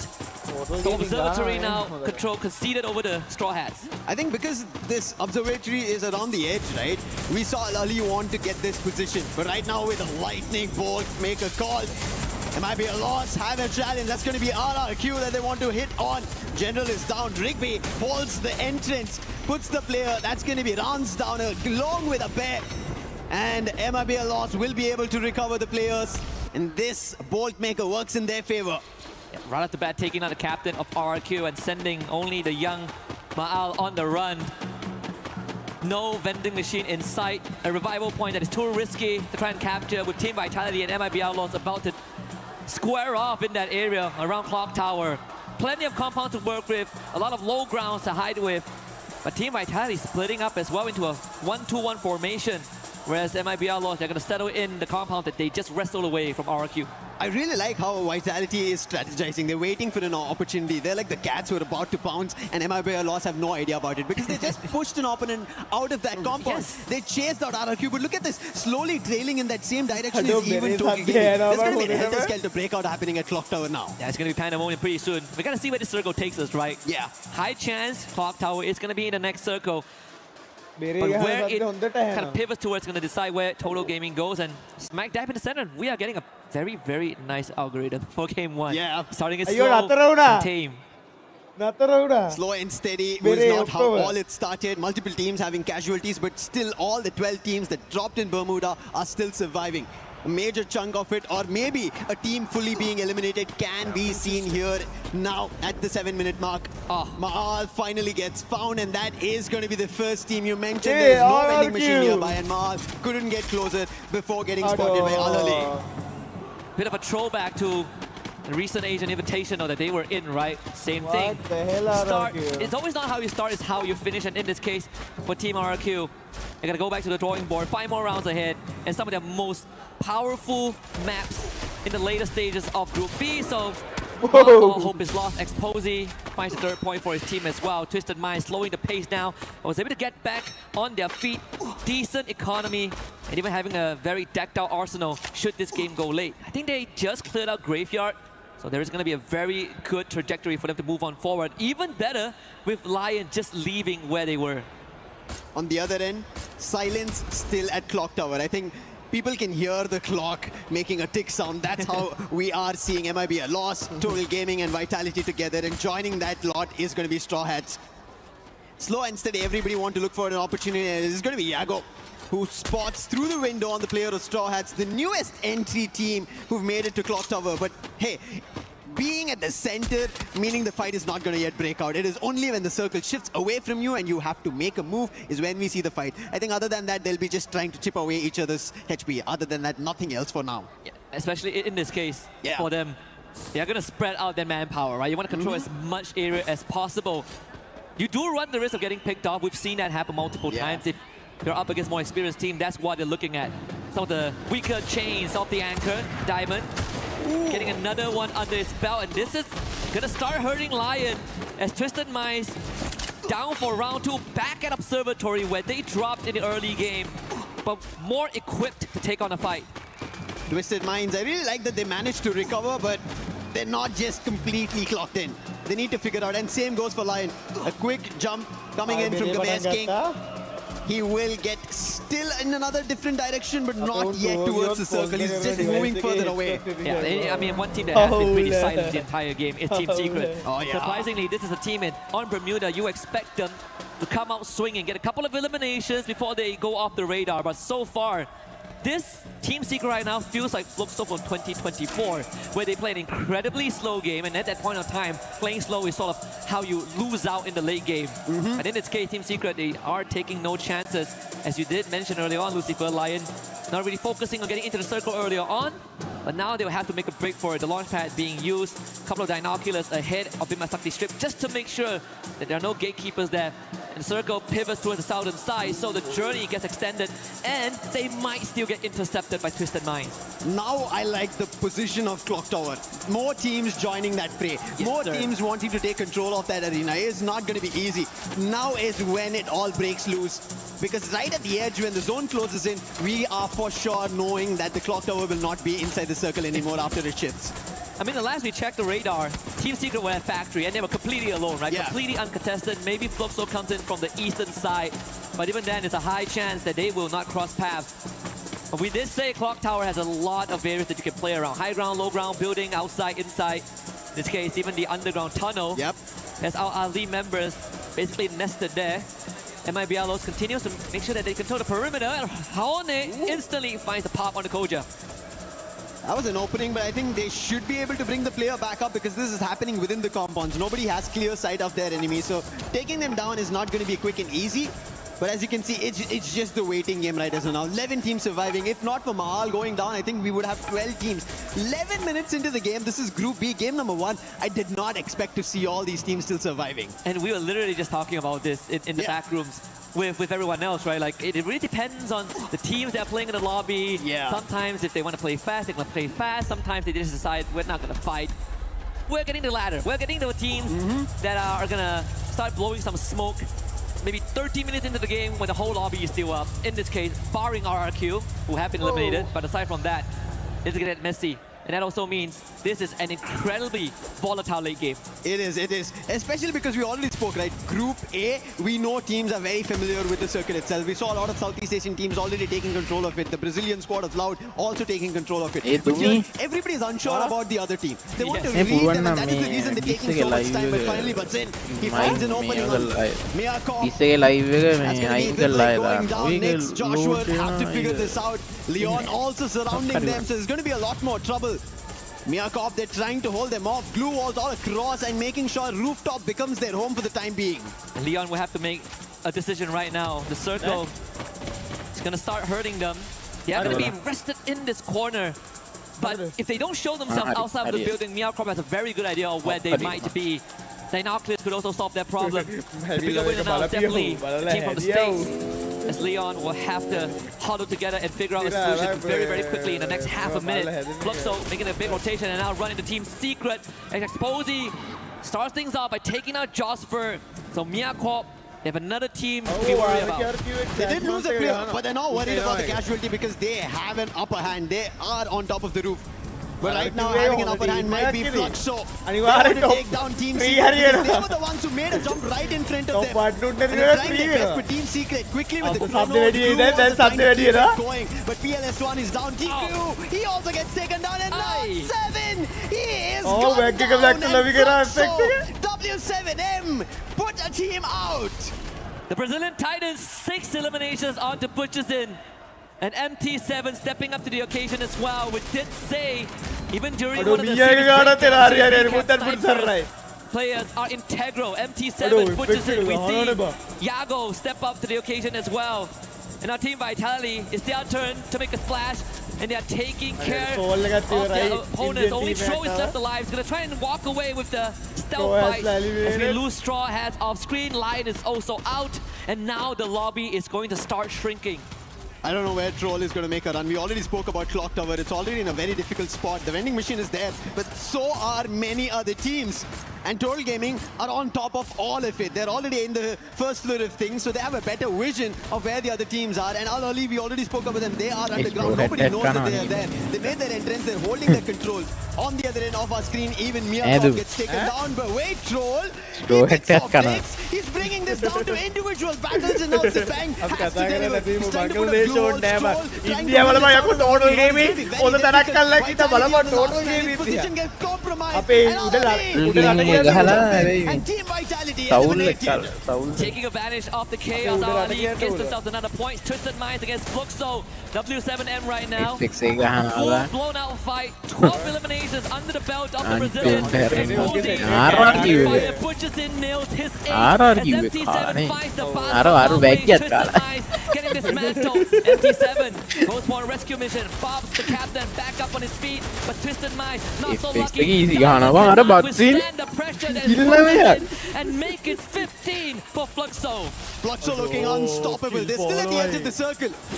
It might be a loss. He finds a player on Troll Gaming, but in the meantime, Troll getting eliminated. Esports, they are out. They only ended up getting 6 points in total. But Troll Gaming now, they start stepping out. But as they get hit by Rigby, they are putting down Shaggy. Troll Gaming held this position for far too long. Water, and then Aztec to fall. That is going to be the end for Troll Gaming. Holding that did not work in their favor. And now Fluxo will take on Ali. Can they eliminate this team from Nana to give themselves that rematch against MIBR lost in the opening game? But Ali, they're holding steady. With the man advantage. And MT7, he needs some help. But unfortunately, MIBR are in the best possible position. Falls with a nade, takes out C4, equalize the battlefield. Hawk goes down. Ali now getting pressured. Nades were being tossed by Fluxo, but MIBR lost. They turn it around, and Bobs is the last one standing. It's going to be very difficult. Of MIBR lost, they put out Al-Ali, and now it's the last one standing, Bobs, and it's going to be MIBR lost getting the very first booyah of Group B. What an opener here for MIBR lost. We didn't expect to see that soon in the final circle. With minor interactions and an uninvited guest in the form of our Ali Esports, but at the end of the day, well fought honestly by the MENA region, right? Put up a good fight against Fluxo, gave them a heck of a 4v4 skirmish, even took out one of their members before MIBR Lords was even in the conversation. But there's nothing to be disappointed about. Los, they got the booyah, Fluxo still finished second, the fans, they're still cheering on. This is just the beginning. Yeah, but this is the very first game and we ended up seeing a fight break out like that, which was, as we said, completely couldn't decipher which team had the better opportunity or the better position, because we spoke about it. Hey, this team is that team is in a good position right at the edge of the circle. But towards the end, MIBR lost, who did not even seem on our screens a lot. They ended up closing it out, and it ended up being a fight between the Brazilians at the end of this game. I mean, you called it out, right? You said that Clock Tower is a very good spot to be nested in. They set up shop there first. They got there first, they caught dips, and they owned the area. And I think that's very crucial, because even Troll Gaming tried to play that out, but the timing when they jumped out, they got spotted, because MIBR were ahead of that play. They were the ones who stepped out of Clock Tower, and that is the reason they were able to take down Troll Gaming and put them down in an instant. And I think all the fights that we've seen MIBR take, they've been very quick in converting. Even in this, as we can see, the replay, quick hits coming in from Yahoo on the sniper. That is the initial approach that troubled Fluxo. They had an opportunity to recover, and on the other end, Al-Ali also troubling them. But Bobs, you have to give it to them. Last man standing over there, looking forward to extra eliminations, ends up getting 2 more, and that's going to be a total of 18 for the lot of Fluxo. Yeah, they get 18 eliminations. MIBR Los gets 14, and in a pretty ironic way, Bob's getting gunned down in the hands of his former teammate Yago, who actually won 2023 together as well. So again, a bit of a bittersweet reunion on Bermuda.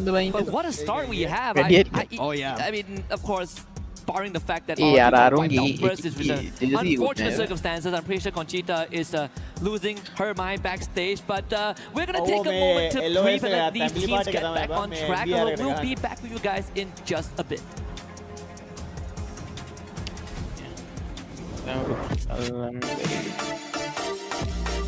MT7 කරන නගුලන්නේ MT7 ගහන්න ගත්තාම ෆ්ලුක්සෝ එක අල්ලන්න බැරි වෙයි කියලා කියලා රජේ.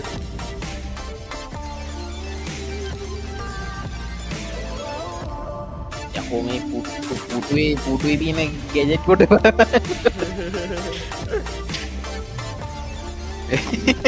නෑ වද පුටුව බාවලා is here. MT7, I am so happy to talk to you right now, because Brazilian fans gave you a nickname called Baby Goat. MT7 inna bang ara high heel එක තිබිලා තරේ ගන්න. You can help your team to win EWC this year. නැත්නම් මෙතන heel එක Fãs brasileiros te deram um apelido de Baby Goat. Você realmente acha que você é um Goat? E como é que você acha que você pode ajudar o seu time a vencer o EWC 2026? Baby Goat කියන්නේ Trabalhei muito, hoje eu me considero GOAT aí da Free Fire, né? E, mano, pra ajudar meu time é naquela funçãozinha minha, né? Dar o suporte, derrubar o primeiro, o segundo, o terceiro, o quarto, fazer uns highlights maneiro. E é isso, é básico. Of course, I consider myself a GOAT because I have worked really hard through all these years. And of course, I'm gonna have a good performance to help my team to win EWC 2026, doing what I do better, being a sniper. Thanks so much, MT7, and I'm gonna see you during the match at EWC 2026. High five. Bye.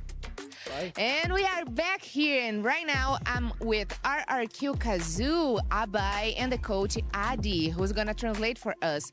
Okay, so last year you guys were really close to the title. You finished in the second on standings. What have changed from last year to this year? Kita kemarin ada di posisi kedua.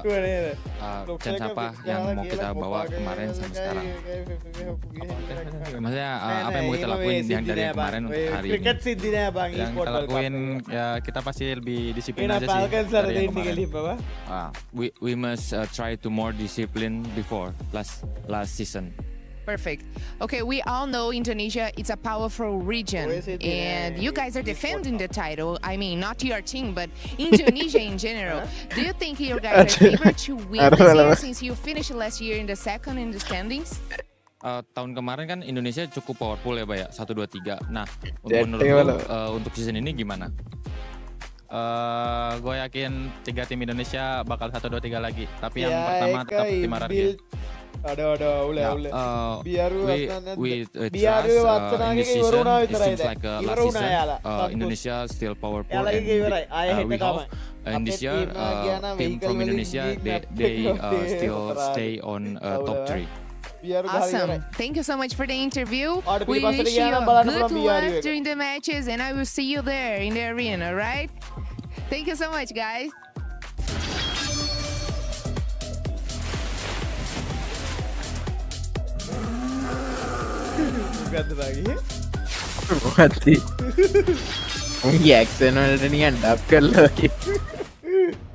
For RRQ, not really how you wanted to start off the day, being the first team eliminated. Hopefully it's not a caster curse. We'll have to see what's going to happen in the next 5 matches for that squad. But if you're a Brazil fan and you were jumping up there and just playing all those drums, my goodness, what a start for that squad. Yeah, exactly. Ending the game with top 2 coming from Brazil. It's just something that we would expect. Because it's Fluxo was dominating it in terms of numbers. Even when they jump in against the opponents, they just are aiming for those numbers. So, MIBR, a loss is some team that we didn't expect to get that booyah. So they were just stalking, waiting in the shadows until that final pounce. One team that will be just waiting to I know it's going to be some of those because actually one of them, Total Gaming, ended up having one of the best performances that we have seen up to this point, especially this early on, right? Out of the squads from India, some of the other squads. One surprise squad. Especially at the start. Aggressive way. This is one thing I was looking forward to every time I see Twisted Mind is then to go aggressive. And even though they faltered the first few, and you did mention about Total Gaming, because Total Gaming is one of those surprises. And it's not so much that they cannot get away from it. A vending machine is available, so they can go for a revive. And that's 12 points behind MIBR. Lost though, but it's still a lot when it comes to this group. It is a lot. And one thing that I know you're going to be happy, especially talking about Twisted Minds, is those eliminations that they were able to get, right? Yep. They ended up getting 14 points like you mentioned, and 9 of those points were coming from eliminations. You're big on them, but I mean, we got to go back to Fluxo, because Fluxo, even though they don't end up getting the booyah, they do end up with 18 eliminations. They maybe bounce back and go after that booyah. Remember, we have some squads earlier on get 3 booyahs in one series. Well, I do understand the mindset of Fluxo at this point, because from what we've seen in that game, like, it is a slow pace. Not so much of chasing that is happening. And I think they felt that they're not hearing all those gunfights, so they're capitalizing on, I don't know, some of the teams just slowly warming up. And then once they see a squad, that's when they use exactly the strength they have, like MT7 as sniper, to get information or get elimination. I mean, squads that you were looking at earlier too, Leon, I know was one of them. I know a lot of people who are watching at home is hoping that SAUL Esports does end up doing good. That squad ended up getting a total of 2 eliminations. We want to, come on, tell them that, Tim. We want to see more. Yeah, we want more. Bring us more. Because, I mean, I know this is the first day jitters for them, especially like second half. And we were talking about that on studio. They've seen the gameplay for other teams. So this time, instead of just waiting for them to like using that tactics, they were a little bit shattered for the moment, but I think they can get back. I mean, coming into this second match, I really want to see RRQ bounce back. And it's based on what Conchita was saying earlier on too. We don't want to see them get into those jitters. We don't want to see them get into that choking mentality that some of these people are expecting. I think they might be able to turn it around. And I know everybody here is going to be ready to see who's going to be winning Game 2 of Group B. Thank you very much to Seven and Neptune. Yes, I mean, Conchita is right? We gotta see if RRQ can get out of that underperforming, that choking zone, right? Something that is it's a very hard C word right now for them because he has been playing them for very, very long, Lucifer. But when we look at Solara, I unfortunately have to put RQ aside just for a bit because I want to talk about Team Vitality. This is a map that they excel on. This should be an opportunity that they should close on. Solara, the smallest of all the games, the quickest of all the games. When we compared Bermuda, there was a little bit of a silence in the mix. Now going and jumping down to Solara, there's an opportunity that everybody will be forced together, take that fight head on, and we might end up seeing it work out for Vitality, as you mentioned.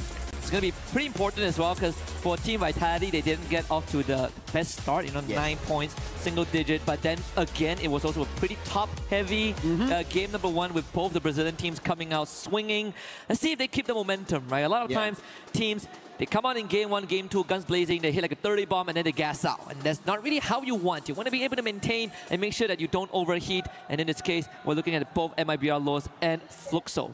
And in that case, mainly, I look forward to RRQ pulling off their best games. Because the first game in general games of all the performances I've seen coming in from RRQ, the very first game doesn't work in their favor. Every other game, they just pull off with a spree of eliminations. And something that also starts off for Ali compared to the previous game is finding the very first elimination by C4. And for Miacorp, instantly looking for the disengage. Easier to pull off on a map like Solara if you are lucky enough to get onto the grind rails. You can't get away, but in this case, it might come down to Kapas, see if he can get a couple of pickoffs. Just scare out Ali away, or if not, you're going to go into the contingency plan of just splitting up and cutting your losses.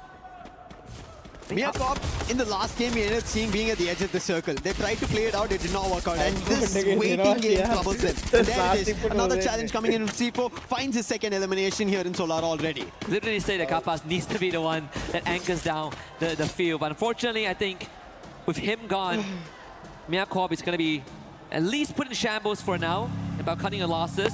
Team Secret make an early rotation. In fact, they actually called Water, so that is a confirmed elimination there. Take 2 under the belt of Hongam, looking for the remainders of Total Gaming, who actually had a great start in Game 1. But Team Secret, they started slow on Bermuda, looking to turn things up in Game 2, and that's number 3. Here's the knuckle sandwich and a triple for Hongam. And Team Secret are now picking up eliminations. They only had 1 point at the end of game number 1. Now they've already 3 added on. And Total Gaming, thankfully, they'll be happy that one of the players are at least able to run away from studio rather than getting in the crosshairs of Team Secret again. And RRQ on the other end, they will be able to hold themselves off, get to elimination, and MIB are lost in still trouble.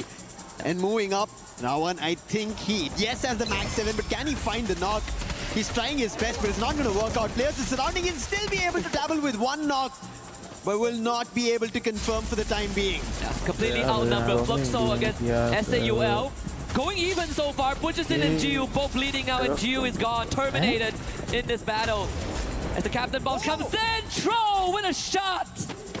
An instant disengage there, but damage is done to the Brazilians. As Tro backtracks, MT7 calls to get out of there. That was a big recovery coming in from Troll. He's a very crucial player on that sniper. He And fixed always it. delivers, and this is one of the moments for him to highlight himself. But on the other end, Twisted Minds and Straw Hats as well did not have a great game. Twisted Minds at least recovered. But for the time being, on the deficit, with Expo going down, they have to figure out how they fight out with Straw Hats. And Straw Hats, they need numbers, they need eliminations. Something that I had expectations on, and they've not yet delivered. It's just one elimination. And made worse by losing Exposy to RRQ, who popped him from afar, and that means the Straw Hats actually have a numbers advantage. Shocked is gonna shock Diamond with that one. Distant Minds down to 2, and Straw Hats now have a very good chance of taking over. But with RRQ taking out Exposy early on, they're gonna come in as an intervention as Jump is already out of there. So now RRQ is Straw Hats' problems. And it is happening already.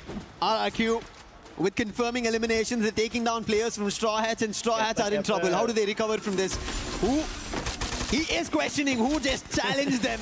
And it's not going to be an easy challenge. Delivery coming in on the Mac 10 from a bear. He puts the player down, and who will look forward to a revive from one of his teammates. And the rest of Straw Hats are already booking it out of there.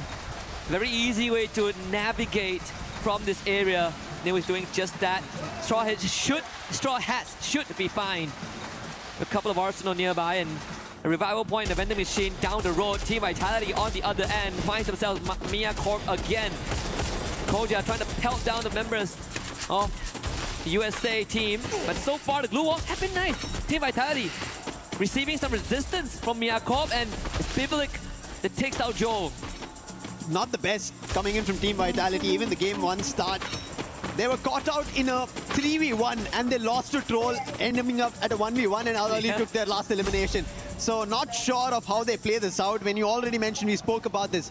This should be their map, their match. They should try to get back points, get to the top of the charts. But looking at how the play of this game is continuing, I don't see it happening anytime soon for Team Vitality. Which is the craziest thing, because statistically they're technically not the best on this map, but whenever we get to that map and we look at the stats without Team Vitality, they step up. It's kind of a sick joke in a way. Yeah. RQ Kazu having their captain kept alive by a bye, but someone still needs to go retrieve him. And there it is, back up on his feet. RQ with 6 eliminations under their belt. Could cross paths with Vitality. Maybe even Straw Hats again. I can say to Neptune and everybody else on our expert panel, pish posh, there's no curse, you don't have to worry about it. It's just the RRQ play. The very first game doesn't work in their favor, and then they manage to recover.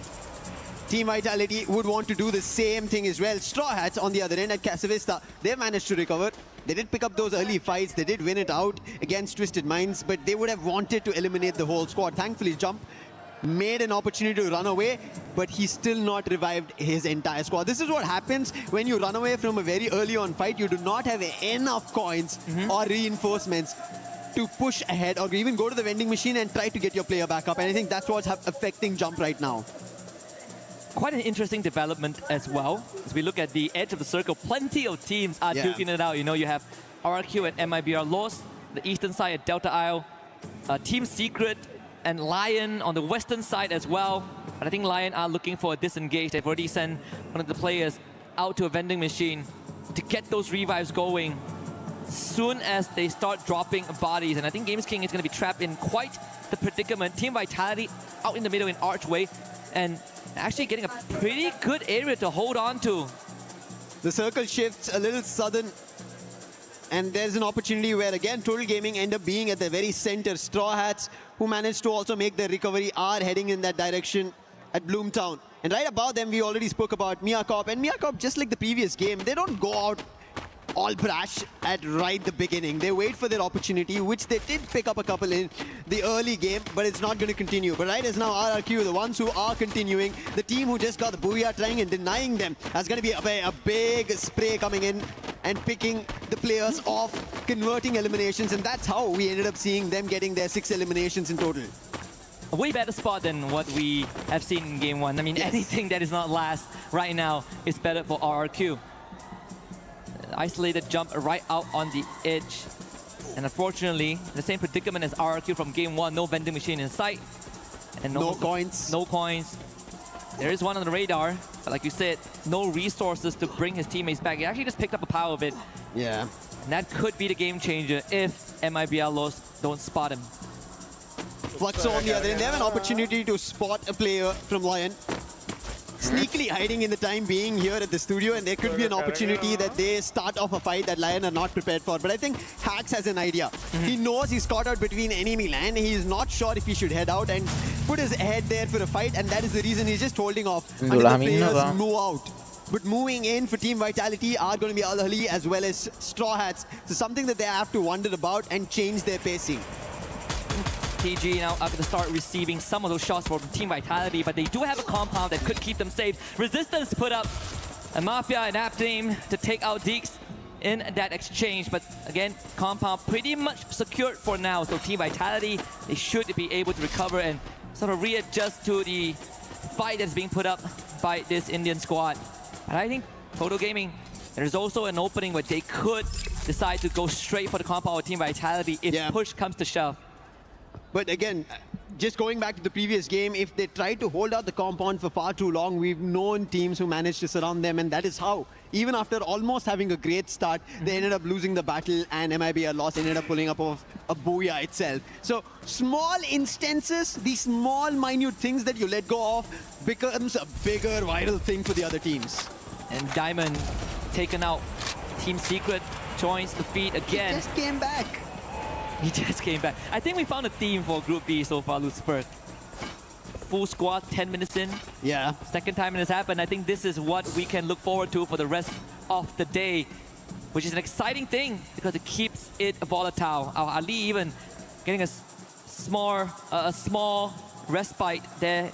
Circle now really shrinking down towards the middle. Man, 12 teams, 2 less space for this density of population. Team Secret from the north, MIBR lost, about to cross paths with them at Archway. Team Secret on the other end, read by the Dinoculars. So I think that should be MIBR loss who have an idea, or RRQ on the edge of it. Miyakop, they end up picking up runs, but Mahal answers back, takes Nix down. But those are just knocks for the time being. There's no confirmation. Mahal, in turn, gets traded out. And now Al Ahly jumps to trouble Miyakop. This is just happening back and forth. These teams are just dropping players, but not confirming any of them. All of a sudden, runs and dots together. They put out Miyakop. And breaks the game wide open, just as we thought that the drought will continue for a while longer. And RRQ springing to life and putting themselves on the board for now, and they continue to take on the challenge against Al Ahly. The glue wall is getting blasted and weakened by Al Ahly. Simox right in the front of dudes, and he is out. The captain once more removed by the Mina squad. Abai tries to take on the fight, but Al Ahly putting up better resistance, and RRQ forced away. How did this happen? RRQ, they were looking good, and Mahal, now the last man standing. Thankfully, a big pickup truck, a quick boost. He's run back to the TV tower and a vending machine right in front, so he will be able to bring the players back. But Twisted Minds, they had an opportunity to break again RRQ. But I think they have their target right in front. Al Ahly, who made trouble. Jump is down on the other end. They wanted to sandwich. I think that did not work out. And Al Ahly have an upper hand because they have all their 3 players looking forward to this after converting a fight. And they're running across back into the circle, leaving Twisted Minds in trouble. And Al Ahly able to sneak past Twisted Minds as well. They poke for it. RRQ, they get the full revive, but the pass was laying in wait. Deuce, he just came back and he is removed from the equation again. So RRQ playing from behind, and everything is on the shoulders of Ma'ao. He needs one more on the diamond, the AWM. Just enough to put him down, so Abai can finish him off with the Mac 10. Chrono Dome is out, but the boss is sin, and Twisted Minds continues to put on the pedal. RRQ getting trouble back and forth. They're trying their best to recover. It's not working out in their favor. It was Al Ahly first, and now Twisted Minds. And Twisted Minds in this game especially are able to hold themselves off. Team Secret on the other end have been just watching this action, teams moving around. Now they have their own opportunity. Mahal, he needs to run back, but he only has 400 coins. That is not going to be a full recovery for him. He wants to look forward to a knock or an elimination, but he doesn't have enough time. And with Mahal going out, the zone doing the damage, RRQ are done for here in Solara.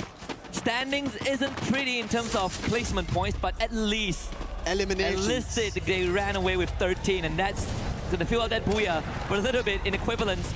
If you're now checking on Straw Hats against Fluxo W7M, pushes in right through the window, has the therapy with him.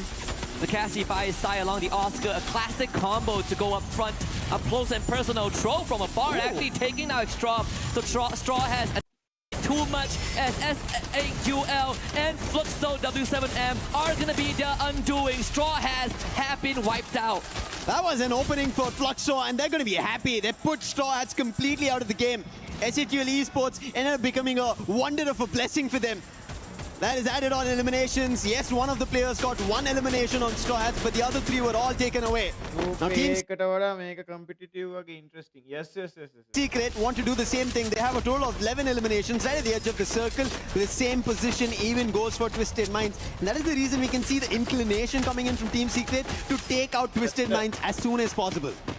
And it has been working wonders for them, right? They picked up the pace. Game 1, they played slow and they fell in the hands of Fluxo. But this time, they amp up the tempo a little bit. And Fluxo surprisingly doing the same.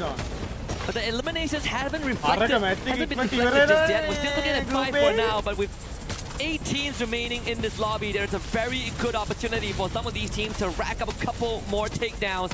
And SAUL is one of them. But Tro getting pinned down by PLS1. How did they get out of this predicament? The blue zone is behind. Team Secret is in front.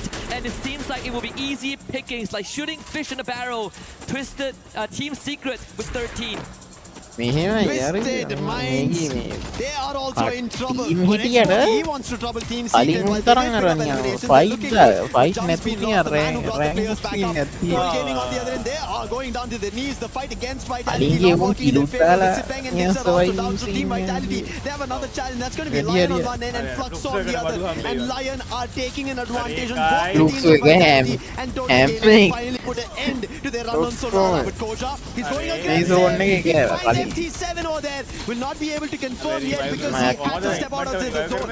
It's going to be crunch time right now. Hong Out actually takes out Jakos right before that glue wall comes out. And Team Secret might have just broken open Lion's defenses. They get the pickup still, but it means resources have been spent. And Team Secret in a very strong position to make it further. Joe now needs to poke it for safety and will do so for now, but PLS1 catches it from behind, and that's Team Vitality removed from the lobby. 5 more teams remain. Team Secret, 14 eliminations and counting. I'm seeing a lot of M60 being used. They are pummeling these bullets to the enemies, looking unstoppable. And that's what Team Secret is just rallying one after another, rounds after round. And now a big launcher coming in from Hacks, and he puts the side of Fluxo out. Cascading damages. Fluxo walks into a landmine, and Lion comes in with a grenade launcher. And they are the ones that get to vulture off and reap the rewards of what has been sold by the opponents. But right now, out into the open is Twisted Minds and Team Secret, waiting for the easy pickings, and they are done. Now Twisted Minds up against Team Secret, a 4v3 in favor of the Vietnamese. Team Secret, we're expecting for them to start off on Group and Game 1 itself here for Group B, but they figured out how to play was from every team, and now with 16 total eliminations, all the 4 players standing, they're looking forward to a booyah. What they did in the ACA Grand Finals, they want to step just like how we ended up seeing Evo's Divine. It seems like Team Secret have found the secret recipe. Are still looking for who they මෙහෙමයි යරිද දැන් උඹ හිතුවන් එතන වලිය ගියා නම් අඩුතරම එකෙක් හරි කන්න ඉඩක් තිබ්බනේ එකෙක් හරි කන්න ඉඩක් තිබුණා එතකොට බෑනේ මේ අනිතුන්ට ගහන්න කියන්නේ ඒක තේරෙනවා This is a big game coming in from Team Secret, and especially for Vietnam itself. To see their squad after just pulling off the SEA title, they're pulling it off here in EWC, here in Paris. If there's any doubts whether spring was a fluke or stroke of luck, this should quell some of those questions. There's still more to be proven. This could still be the stroke of luck that people have been forcibly saying as part of the narrative. But if there's one thing there's a constant, is that Team Secret has some of the most gifted players. Since Team Koi joined the squad, they have been not the same, they have been different, but in a positive way.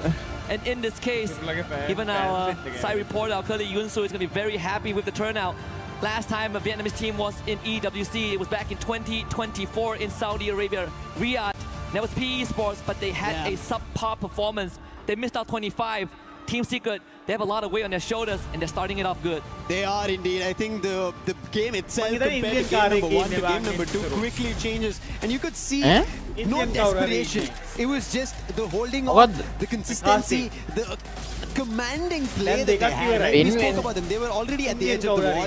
They could have taken a fight if they wanted it, and they could have jumped the wall, gone towards Twisted Minds. They could have moved towards either the fight between MIB or Loss or Fluxo happening. They did not. They held their fort. They knew where the circle was shifting, and they gave that time. They knew when they started like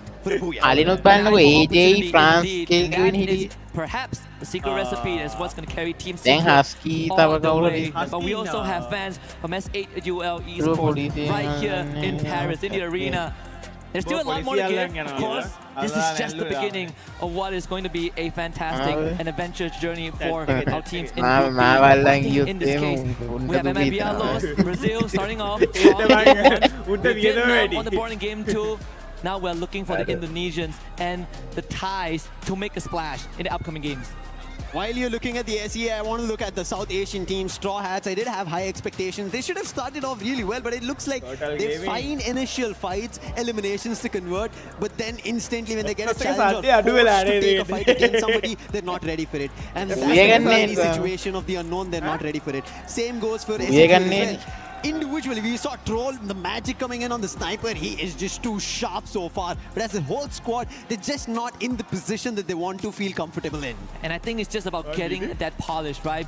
Making sure that all the cogs turn in the same direction. I gotta give a special shout out to Al Ali Esports. Oh, yes. They had some great moments off screen. We might not see them on full display. But they were the ones that brought forth the downfall of Fluxo W7M in game 2. Of course, that was instantly converted converted by Lion right after that, thanks to that RGS from the side of the Latam representatives. But Ali, this is a team, the banner might be new, but the players have been here for quite a while. Reminds you folks, they've had a couple of attempts, so I can't wait to see what they have left to show us. But for now, we're going to get a group of Breeder and we'll be right back with more Free Fire action. And we are back here on stage. I'm Carol Bombshell. Happy to be here with my friend Barney. He's the man, guys.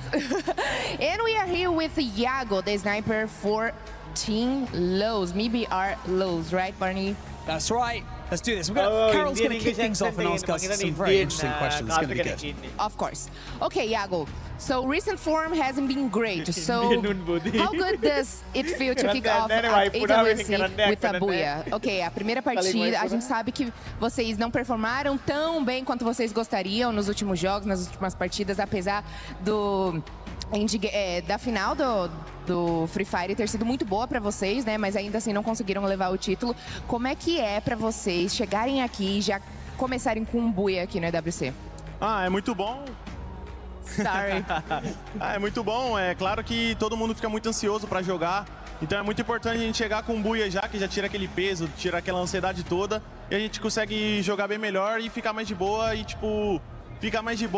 tirar a ansiedade do corpo.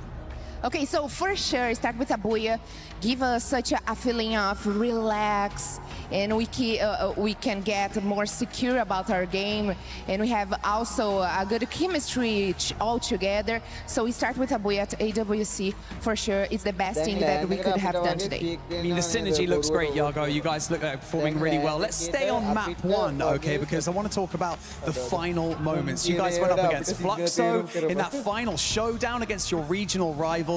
How did it feel after that map, realizing that you went up against them and you beat them? That must have been a nice confidence boost.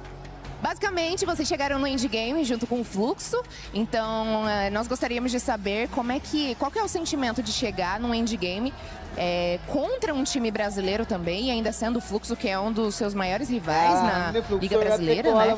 Então, qual que é o sentimento de conseguir um Booyah em cima deles?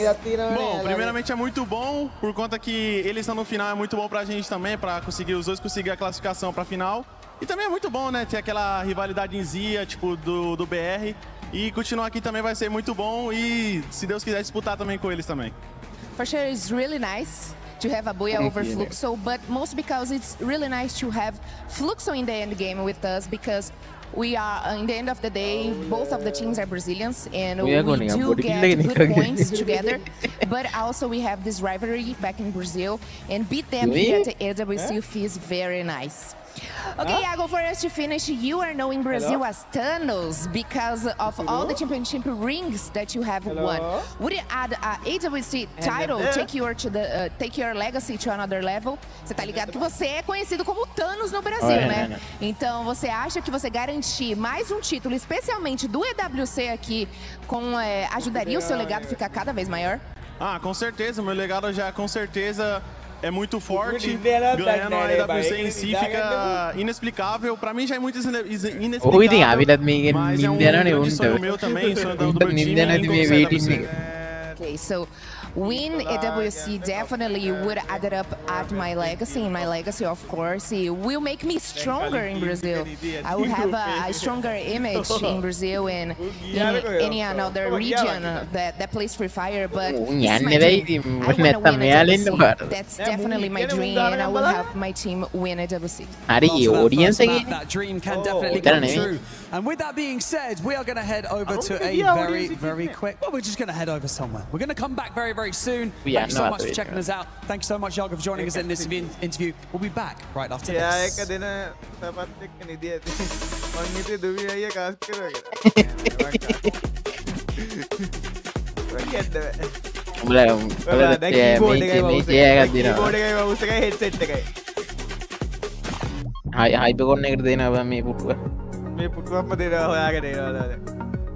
මේ පුටුවක් මදි බං මේ පුටුවක් තිබ්බනම් ඇති බං ඔක්කොටම හරියන්න. The EWC cap, the Esports World Cup. Okay, whatever it is, this is what happened in week 1. We crowned our first 3 champions, which means that we had even more losers. And God knows that I'm a loser. Wait, shouldn't this say that I love losers, not that I am? Can we fix this, please? But what happens when you lose? Well, you wind up here, the Boulevard of Broken Keys. Don't sing Green Day, don't sing Green Day. Every one of which represents a tournament elimination and crushed dreams. Losers live forever here, and if you listen closely enough, you can hear the voices of disappointed parents who said that playing video games is a waste of time. On the Valorant stage, 4 of 8 playoff teams were EMEA, and they managed to get 1 whole win. So move over, Europe, because the finals was 100 Thieves and NRG. That's right, all American, baby. These colors don't run, they soar. The Battle Royale of the Apex Legends final featured 20 teams, and no surprise, Team Falcons won. Wait a minute, no, they finished 8th. Sorry, it was favorite Team Liquid who... No, they finished even further back at 9th? Oh, because it was actually 2024 champion Alliance who... Oh, come on, who won? Unlimit? Sorry if I'm saying it wrong, but like most people, I've never heard of them. They beat every top contender to become the first Japanese team ever to win ALGS. This will also help them on the road to winning the club championship. Nope, never mind. That's their only team, and they're not even registered for the club championship. Still, my Japanese heritage is proud that we can produce both esports winners and heated toilets. Dota 2, or Dota Duh, as it's called here, started its first week of play with solid competition from... Sorry, actually, nothing of note yet. I'll have more on that next week. And finally, things were heating up on stage at Fatal Fury Wolf City. And I don't know if you're picking up on the theme here, but Dark Angel fought his way out of the losers bracket to top the regional favorites and get another win for North America. If only the Football World Cup had been so kind.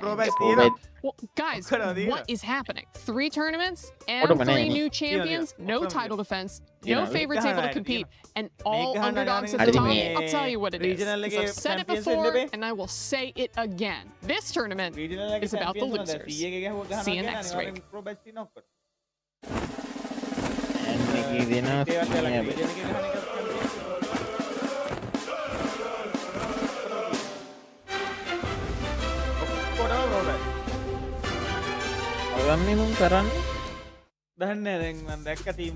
Two matches are done for Group B. We started off hot with Brazil, but in this second one, it was none other than Team Secret. Yes, finally. This is the Team Secret that I've seen grab the title of the World Spring, and I think the organization that they have, the way of playing is what gets them here and what gets them the booyah. It's about time actually, because I was really waiting for them to perform really well, and they did not disappoint at all. I mean, look at that.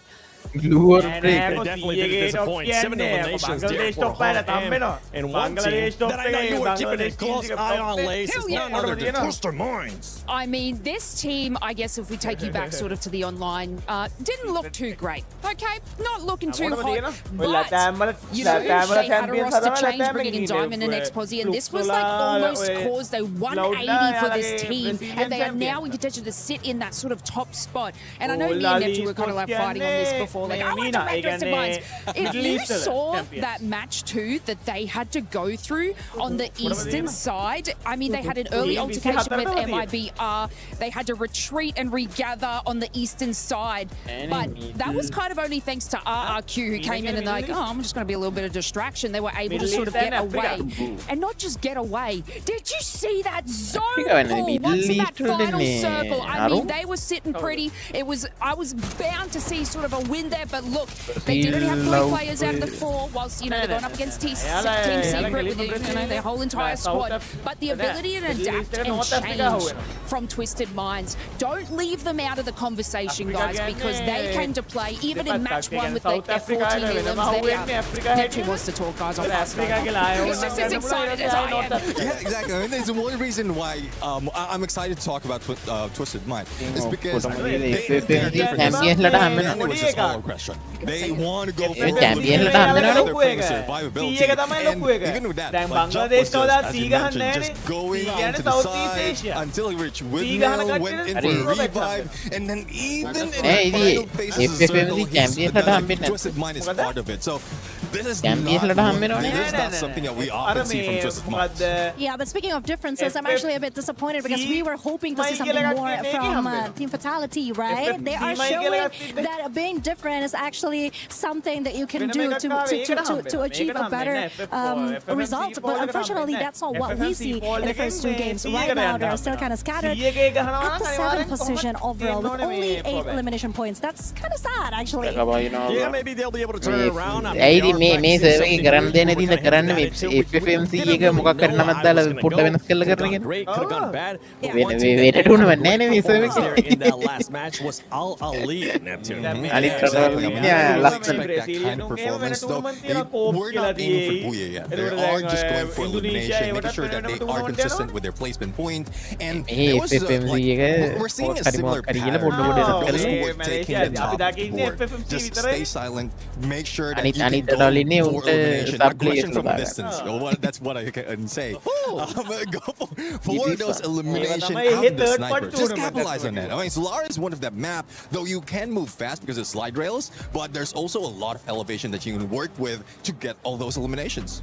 I mean, you're talking about be aggressive from afar. Okay, all right, Vitality. I mean, we got some snipers. Maybe we'll start seeing that. One team that was able to actually be even more aggressive there in that second match was none other than RRQ, as we're going to be taking a look here at the overall ranking. Fluxo with 38 points. And Fluxo, honestly, Neptune, they started off hot. Yeah, exactly. I mean, they're getting back-to-back squad-wide. I would say it was still a slow lobby. I was at the first 2 or 3 phases, but you've seen how well they hunt their opponents. They know the rotation of what will be taken or needs to be taken to choose their fight. They're not going in a little bit too careless at that point, and that has been the strategy of Fluxo right now. And given that there's not so much of the giants, the titans, I would say that's part of Group A. Group B, they are just wrecking it. Yeah, and I mean, if you know, we talked about that strong start from teams, right? Come out of the gate swinging, and that's exactly what Fluxo did. You know, 15 eliminations, I believe, in match 1, giving them that incredible strong start. And obviously, the leaderboard. But like, let's BTR kayak RRQ kayak balbani tiga. You know, we talk about the mentality of players. How could you not be hyped having this whole entire crowd just like playing drums and singing your song? Like, it's absolutely incredible, and it's working. For like a crew that follows me around with drums and slice when I'm napping, like wake me up and stuff. Can I get a production? Can I get that organized? Thank you. They were absolutely non-stop during the matches. Right now, that's what they're kind of calm because they're being able to relax a little bit. But going back, we saw RRQ, they're trolling with just 13 points. I know this is one team that you were very high on, Conchita. How are you with their performance so far? You didn't want them to start off slow. They did bring it back in that second match. Yeah, one thing for sure is that I think we really need to reconsider talking about our favorite team in the beginning of the show, because there is some serious jinxing going on. It happened with Aurora before, and now it happened with RRQ now. Like, what the hell? From now on, I'm just gonna keep my mouth shut. But yeah, in all seriousness, I think RRQ, well, the first game, obviously, it wasn't a great start at all. Being the first team to get sent back to the lobby was honestly quite embarrassing for a team of that caliber. But then again, it's what really lit the fire under their asses, I think. Because if we see what happens in the second game, I think they are getting slightly better. They are trying to learn more about their opponents, and that's what exactly what they did. So a humble team. We knew this from the start. They're getting a breather. They're getting a breather. They're learning a little from the mistakes that they did in the first game. They're just going to keep climbing up the ladder, but for now, I'm not feeling it. I am not. I mean, looking at the statistic itself, high position, 13 elimination points. What the hell is that? But then again, I mean, in Southeast Asia, they were dubbed the master. Yeah, so that's possible reason where she's coming from, studying their opponents and probably bring something in. But one thing that I want to see is, we've seen that in game number 2. Mal was left alone, even a sniper, he couldn't defend himself because he doesn't have a weapon. But on Clash Squad, where it's a different mode, he was practicing those CQCs. So if we can bring that to Battle Royale, then that's one thing that they can do. Just make sure that they can survive and not be caught off guard, similar to what we've seen often happen, especially if there's snipers and one left behind. Yeah, I keep saying that if EVOS has Russia at the center stage, I do believe that Mal should be given more chance to take the spotlight in RRQ, because he actually got what it takes. And again, he's also one of the youngest players that is playing for RRQ. So yeah, I think it's just a great opportunity for him to really shine and do what he's able to do best. It could be just first game jitters. That's what we're going to blow up the first game too, because they did bouncing back on that second match. Now, as we're getting closer here towards the second half of their series, almost closer towards the end. At EWC 26, we do need to see a bit of a reaction. I know there's some other sports that we want to see a reaction, because we don't want to see what happened there earlier on with Group 8. I'm going to be looking. We just talked about Team RRQ, Team Vitality, and Lucifer. I know you're currently looking at SAUL Esports. You gotta wake them up, Lucifer. Indeed, I agree, Seven, that SAUL Esports have to pick it up, because Troll individually has done big, but I think the entire name of the game, at least in Group B so far, is that you have to adapt. We ended up seeing Team Secret, who were very solid in game number 1, instantly adapted to game number 2, and now they're all in, got their booyah already. Even Twisted Minds did not have a great start. So far, this entire lobby of Group B Husky hasn't seemed wayward running away from somebody. We have slightly tighter margins, right? Exactly. Like, it's not like after game 2 we see a very top-heavy lobby, which is very good, because I think even up till the 7 and 8 spot, there's a pretty good chance that they can make it in the top 4 by the end of this evening. Speaking of which, I do want to bring out some of the points that our experts have kind of put out on the table. I think RRQ, I gotta say, Conchita, my heart goes out to you. Third time could be the charm.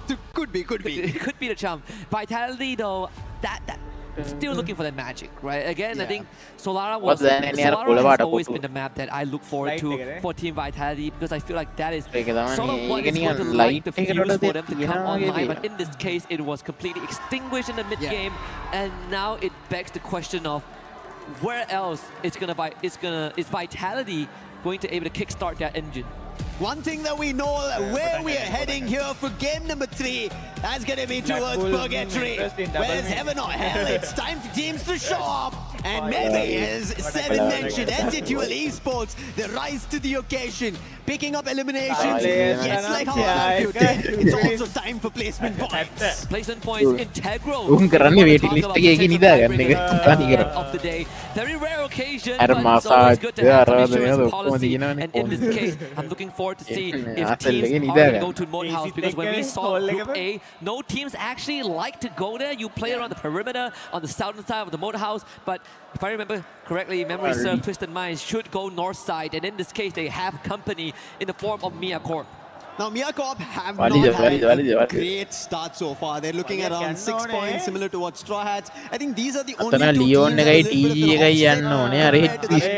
that were looking closer, Titan, as you already mentioned, and already between these two. Looking at it, Twisted Mind should have the upper hand, and there it goes, Titan. He already gets the opening, and that's the very first elimination. But a quick answer back by Nix. But can he pick up the elimination? Can he confirm it? That's going to be crucial. Kappa trying to use the chrono and confirm it. But it's not working in their favor. They're about to lose dropping one by one in the hunt for just to pick one elimination against Twisted Minds. But finally opening, answering back towards the sides of Twisted Minds. Tough one, but Jump actually gets eliminated.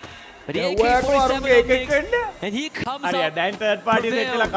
Now has to take that card away. SAUL showing up to the occasion, blows up the vehicle. And unfortunately, there's no escape around this time. He pays with his life, but there is some significant damage dealt to Twisted Minds as they're down to the last member. And we discussed about this. They love Moat House, but in this case, they are trapped at Moat House. One thing for sure, just like how we ended up seeing this Friday, you cannot be weighing the scale on just one team. It could change within the blink of an eye. Twisted Minds had the upper hand over there, but instantly turned around Mia Corp, and now SATUL Esports. And similarly, Toll Gaming have to do some magic right as now. Spotting the player, Joker from Lion, breaking the glue wall open. Not the best weapon for Aztec, but he had his teammate on the other end, and Rota pushing him into his crosshair, and they find the knock. Confirmation to follow as well. Toll Gaming this time going a rather aggressive approach. Finding the next knock as well, and that's going to be Aztec. Sets it up on Water and confronts one himself as well. Total Gaming up to 2, hacks the third one to get chased down with the car 98. So make it 3 for the Indian team. But the job just they might have weathered the storm and set life packing temporarily, but RRQ has just shown up in the compound, attracted by gunfire. Bullets flying in the air. And let's see if Total Gaming can hold a candle to the Kings of Kings. It is going to be tough. Of how we ended up seeing RRQ without getting any point, going down in game number 1 and instantly in game number 2, 13 total eliminations. If they had placement points, they'd have looked at the top 5. And now they have an opportunity with Total Gaming. Aggressive foot forward. Can they continue that? Is something that they're going to approach for. This team from the very beginning has been surprising every squad. Now challenging Fluxo, taking the player center. And Fluxo in trouble. MT7's also spotted. Hawk will try to take him down with his crosses. Sneaking through. Can he find the hit on the car 98? But no so far. And somehow Fluxo will be able to make it. And RQ has done some significant damage to Total Gaming. 2 of them go down. The Mafia responds Kai and gives himself the third RRQ shattered in an instant. Everybody who watches Toll Gaming in India, they know what Mafia is capable of. If he's in form, the entire squad will rally with him. And it seems like in game number 3, they've decided. And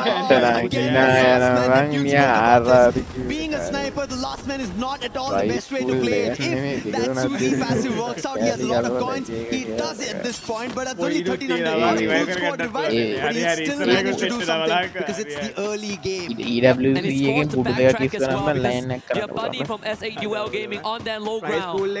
No vending machines inside Ma'al with the weight of the entire team on his shoulders, just like the previous game. He's done it once, but there's only a limit to how much before the weight crushes him. check back with RQ in just a little bit. Straw has now showed up the compound of Mia Corp, who are just vacating that spot, but you gotta look back at this moment when Ma'ao gets the setup to his team, finds 2, but immediately the response came in from Mafia to get even more damage done. Wait, Mal? He takes the heading back. Shanky, if you knew that was happening, he down. But Mal making it on Shanky is spotted him will be able to manage. No! Just in time. Let's get picked. And they're back in action. Shanky got him, and he would have taken that knife and driven through Yeah, by his death bait, he brings 2 of his teammates back and keeps the RQ beating. For now, Ma'ao has done his duty. It is up to him to keep going. See if RQ can make it further down the road. 60 points for now, barring excluding the placement points. Vitality also. I can't believe I'm saying this. We came into today and I thought that EVOS was going to be the team that struggled the most out of the 3 in the league. But that was not the case, right? EVOS, even though we've only won 2 years, Team Vitality. I think we were having this discussion. They also themselves were telling us that maybe it was just an experimental phase down in SEA Spring. And it actually looks, they are able to deliver results here on the EWC stage. I believe it. I thought it was an excuse.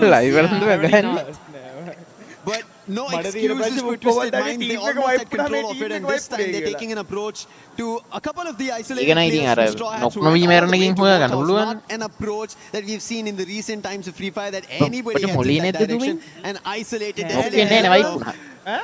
Moathouse, but Straw Hats, they think that's the safe haven because they are losing players. As you can see, Twisted Minds in a position at the edge of the shore, and Straw Hats had to go for another revive, get the player back up. And the circuit, thankfully, for Twisted Minds, move not. Actually, a blessing in disguise. PLS1. Drop the remind there, so Ali will have to keep their rotation for now. The Team Secret, they're not going to wait. Riding off the momentum of Game 2, where they had a fantastic sequences of events that led to the Booyah. Let's see if they can feed off of that energy. As Ali, they've shown us that they can fight, and they will fight back. Device එක හොඳ උන් ඔක්කොම මේ විදිහට heal කරනවා නම් කමන්නේ හරිද ඔය device තියෙන RR land එකේ device බැලුවම iPhone එක නැත්නම් මට විතරයි හරිද ඔක්කොම iPhone කාරෝ ඉන්නේ හරිද TQ has been taken down. Now on 7, he's also been spotted. ඔච්චර දෙයක් පුළුවන් the launcher in the hand and will be launched back into the lobby. Nothing else. Now on 7, he's also spotted. Went to the winning machine and turns it around with the help of PLS1 and Team Secret. They bring it back. PLS1 with the build on the last second to cut down the ranks of Ali, who seemingly had an advantage, but falls in the hands of PLS1 as he locks in an ace for his team. The 6th point in this game and the first team to wipe out Ali in this lobby. That was not thought of. That was Ali almost looking in control, but anything can happen is what Group B is the game of. I can't believe it. PLS1 left to his own devices and was able to work magic. Exactly. 3 consecutive shots to take down 3 individual rushes, running at his teammate. That is the kind of support that we need. That is what defined this current meta, with snipers are everything. They mold the world and they shape the results. Team Secret now in a powerful spot. And so is Lion. Rawan with that picking up a couple in his name. The player quick on the confirmation as well. Team Secret, after finding a full-on wipe, they have another challenge right in front of them. That's going to be Fluxo, the roaring fans right here in Paris. And now they have a challenge in front to try and push out Team Secret. It's not been easy. From game number 2, the pacing, and especially after what TLS1 did. And look at his position. I don't think they have an idea about it. And if he starts hitting, and he does, MAD to B, he puts Bobs down and double already striking for Fluxo. And they cannot get closer. Bobs wants to get closer to his teammate Butson, but that's not going to happen because there's the Bolt Maker also called. Could be trouble here for Fluxo, but there might be a disguise of blessing by Twisted Minds if they decide to take a fight with Team Secret. Potential three-way fight here. Team Secret Oh, five having a the bit of a compound to work with, and on top Parima of that, a vending machine right at their doorstep. So any emergency supplies or revives can be achieved. And Fluxo now going to step on the gas. PLS1 out of there with the launch pad to reconvene with the rest of his team and complete the rendezvous. So dodging a bullet, but putting themselves in the vicinity of Twisted Minds. But fighting one team is better than two. Fluxo could take this opportunity to get a couple of 3 points. That was one of the smart moves coming in from Fluxo to make sure that they go behind the sniper and not get in position. And now Twisted Minds have the advantage of it because all the players from Team Secret have been crunched. They've been forced to be together, and Twisted Minds like this. Diamond on the flank. He spots the players, but Fluxo, he puts Diamond down from afar. This is the problem. When you let another team take control of a position, especially in the circle, now they're chasing the players. Team Secret is now wanting to revenge for that action. Yeah, Fluxo really pushing forward right now. They had control of the safe zone. They could play gatekeeping, but they wanted more. And in this case, thankfully for Team Secret, nothing of value was lost. Even the vehicle wasn't completely wrecked, so they could rotate up to the high ground. And in fact, right now, because the circle doesn't hurt as much just yet, Team Secret could set up shop on this high ground and actually scout out the area before making a future rotation. There's also a zip line that they could utilize in times of emergency, but the decision will be made to cross past the northern side of the map and go around both Twisted Minds and Fluxo. Oh, the AG Aurora towards Team Secret and Team Secret as well. It happened in the previous game, but right now it has to conclude. If Twisted Minds cannot get taken down, then it's going to be Team Secret. Flash Street being used. Dash coming out from the pass, but he couldn't find an opening, and there PLS1, he turns it around. He puts the player Diamond down, and he's in trouble. Jump the bars as well as Expo. They need to do something, but it's only Expo who finds PLS1, but maybe it's a little too late. A bit of a consolation prize right there for Exposy, but still the rest of Twisted Minds have already been eliminated, and Exposy joins them in the grave. And Team Secret finds another wipeout here. First starting with Al Ali and now following it up with Twisted Minds. They should have no problem bringing their teammate back. There's a vending machine right in front. Yep. And right in the safe zone as well. And they can't get there on time. Seems like everything is laid out for Team Secret to potentially make it to the final stage again. Could be a back-to-back. Not something that we've not seen. We've already seen in Group A that happened. Maybe Team Secret try to replicate the same for their own.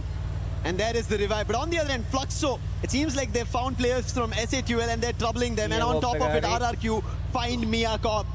And that's going to be an end for Mia Corp. They've not been having a great start at all here in Group B. They've been at the bottom of the charts. They need to pick up pace. But Fluxo, they've been picking it up. They're at already the top of the charts. The only thing that they're missing is the Booyah. Game number 1, they're very close. Game number 2, they couldn't. They got taken down. But now, if they fight Team Secret and put them down, the challenges for Booyah will be swept out.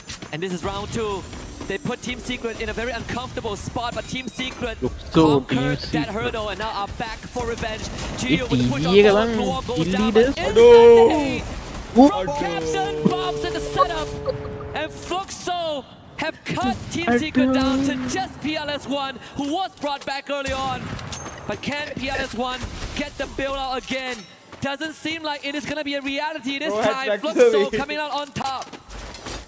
PLS1 again quickly running away. He was the saving grace. Yes, an ace was found, but now no challenge for him to take the player down. He had to go out of the zone.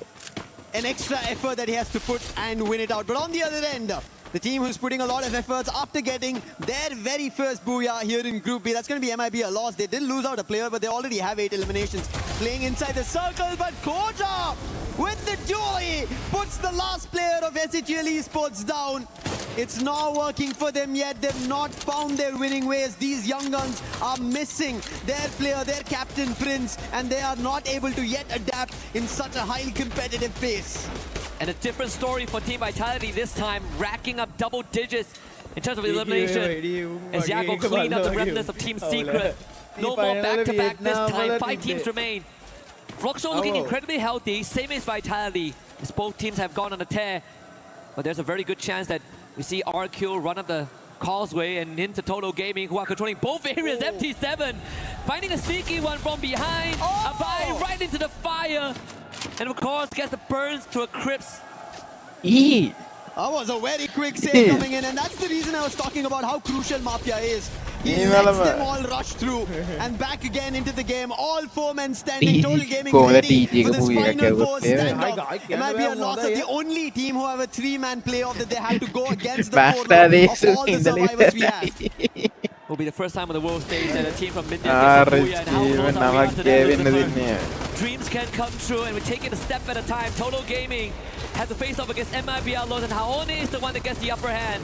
The Winchester, Sabank, up against Fluxo on the other end. VSS doing a magic there, but Shanky has been brought back up. The nades now come true. Riptide Rhythm unleashed. Yago in danger, but still putting up a bit of a resistance to pin down the members of Total Gaming, but they're in the face of MIBR Loss. General takes out Water. The members of TG cut down to just 3. General bringing it down to a 3v3, troubling Total Gaming, and now Total Gaming with the zone closing in. They are forced out of space. MIBR Loss are able to hold their own. Aztec gets taken down by Yago with the sniper. Confirmation to just find a knock there. And MIBR Loss for India, who wanted to see if there could be Booyah. They put those dreams to rest for now. And MIBR Loss are not stopping. Again once more, picks up on Budzin. That's going to be on Fluxo. And MIBR Loss might be looking forward to another Booyah. And Yago already at 7 total eliminations. And Code just speeds up that process. The nade takes out Bobs. Unfortunately, Dace is now going to be in the crosshairs of MIBR Loss. Haone with the rush as well. Team Vitality, they actually have more members. Diggs with the rush through. Getting tagged but not down just yet. Jago with the confirmation. Someone needs to stop this guy. He has won the World Championship in this banner, and the Team Vitality is standing in front of him. Jago again. General leads the charge. Team Vitality getting picked apart, and everything set up by Yago. With the second Booyah. It looks like Brazil is here in EWC for the title, taking it away from SCA, taking it from any other region. They have conquered the world stage once, but EWC is something that they've been missing for a long time. And what a game coming in from MIBR Loss, especially Yago. A man to hold his own on the sniper when players are rushing. 8 total eliminations on his own. Insane performance. Last year, when Los was on the cups of victory, they were the only team from Brazil that had a chance to win Champion Rush. They were denied. But that time, Yago wasn't with them yet. And he could be the missing piece. He was one Magic Squad. That FFWS Global Finals in 2023. He was the one that showed that Skylar still has value when everyone else has forgotten about that character. 2024, he got dispatched, not a part of Fluxo. MT7 took his spot and won that trophy. But right now, under the banner of MIBR Loss, he is reminding everyone who he used to be. This is just incredible to pull off like this, and especially when we have teams who want to make sure that they get their very first Booyah. MIBR Loss already having 2 of their own. And look at it. It just seemed like point and shoot for him. That was the POV for us. It didn't look like he had a bit of an hassle. He had to look for opponents. They were right in front, just put up the scope, and the players were taken down one after another. And you can see the happy faces of MIBR Loss. That's another victory that they get for themselves. A Booyah that will be written in their overall rankings to put them on the top of the charts. They've technically already won the tiebreakers in a way, right? 2 Booyahs is not easy to achieve, but if there's a team that has put ahead, I think we just found it. MIBR Loss, really just incredible performance, right? We were looking for teams to hit the ground running, but we are also looking at the same time for them to close out strong, because that what matters the most. And I think MIBR, they have the recipe for both of their category. Yeah. They hit the ground running, and they've closed out strong 3 games in a row. Right now, see, we've done with almost the halfway, if you want to call it. Yes, we have 12 games in total, but at least for day 1 of the group stages, Group B has played their 3 games. They should have understood the whole lobby. Now, if you take one team out, there's 11 other teams that they have to understand of what they need to do better off. And let's hope they start doing better, because right now, they are taking a quick breather, and they will be jumping back into the lobby. So you guys don't go anywhere. We book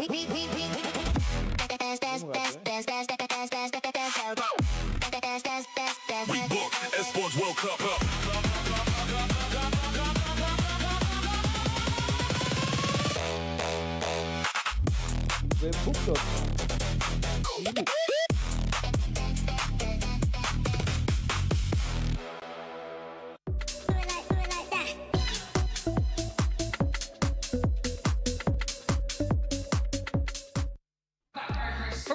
of our matches right now, so I decided to run up here and catch up with Nonstop Gaming. Talk to me a little bit about what it's been like co-streaming here from EWC 2026. Yeah, I think the setup is literally crazy, and the vibe of the whole stadium is literally good. And this is the first time, like I streaming, this time I selected for the co-stream, and this is the first time. And you know, the 3 Indian teams are there, and hopefully they will do very good. We are expecting a very good matches. Let's see. All right, now tell me what it's been like being in Paris this year. Yeah, I think, I mean, might be it's about we are lucky that the Bastille Day, I think yesterday we saw the Eiffel Tower and the fireworks and the many, yeah. There is a very good show, and we have been like, we are very lucky to have the EWC and the same thing happening in the, I think, around same date. That's awesome. That's awesome. Now, you can be biased in this question, okay? Okay. Who is your favorite to win the whole thing here for Free Fire? I think for sure, I want that our team will win. So we have 3 teams: Asset 12, IQ Toll Gaming, and Team Apex Gaming. Yep. So I don't for Team Apex Gaming, it's not a very good start, but hopefully they will come back tomorrow, because today we score only 41 points. But let's hope for best for the Asset 12 and IQ Toll Gaming, because I think they did a very good start, but we have 4 games remaining. So let's see. We still have not only 4 games remaining in this, but lots of gameplay left so far in Free Fire. So we'll have to see how everybody does. And I don't want to take you away from your chat for too much longer. So thank you so much for chatting with us. You know, enjoy the rest of the series. Welcome. Thank you. Thank you so much. Well, it's Tyson Kachita here to bring you more of the storylines from Free Fire. And I think Burrito United Esports better watch out, because MIBL just got their second booyah. Yeah, that was amazing. 3 games and 2 booyahs. That is quite something for MIBR. But also, we need to talk about Team Secret, because for a second there, I thought this was going to be their game. They wiped out Al Ahly, and then they wiped out Twisted Minds. And if I remember correctly, they won the FFWS Spring 2026 by getting consecutive booyahs, back-to-back booyahs, and I thought it was something that they would actually achieve again on the 3rd game, but unfortunately that wasn't the case, because MIBR are surely the strongest contender now. And I mean, Team Secret and Twisted Minds kind of are forming this little bit of rivalry, if you've noticed. In those first couple of matches, it was them in that final zone. Then in that previous game there, they had an altercation in kind of the northwestern side as well. But it looks like Team Secret just have that little extra secret sauce to be able to take out Twisted Minds, and they don't seem to get their footing. Yeah, but speaking of MIBR, once again, that last circle, girl, that was so intense. That was crazy intense. And to see that they're now at the 4th place with 31 points, 18 elimination points. I think you're right. Burrito United Esports better watch their back. I mean, we still got 3 games to go. Anything can still happen, right? And if we've seen it in Free Fire. So, you know what? I feel like it might be happening. Can they get a 4th? I don't know. It's going to be a little bit exciting, but to be able to achieve that sort of thing in the starting rounds, I mean, MIBL, y'all need to be watching them, because 3 booyahs is coming their way. But of course, I know we're very much itching to get into those next matches. Lucifer, do you think MIBL is going to be able to achieve that 3rd booyah?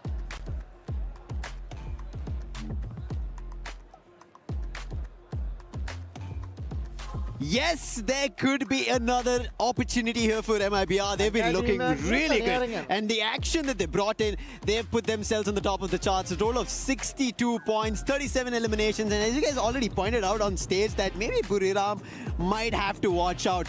Yes, Evo's Divine do not have to be worried about, but a close competitor very soon. Yeah, very close. In fact, MIBR was actually a big competitor to BRU last year in Ria. Yeah, you know, there you go. It's coming together, baby. It's coming together. That's what makes Free Fire such a competitive and fun esports title.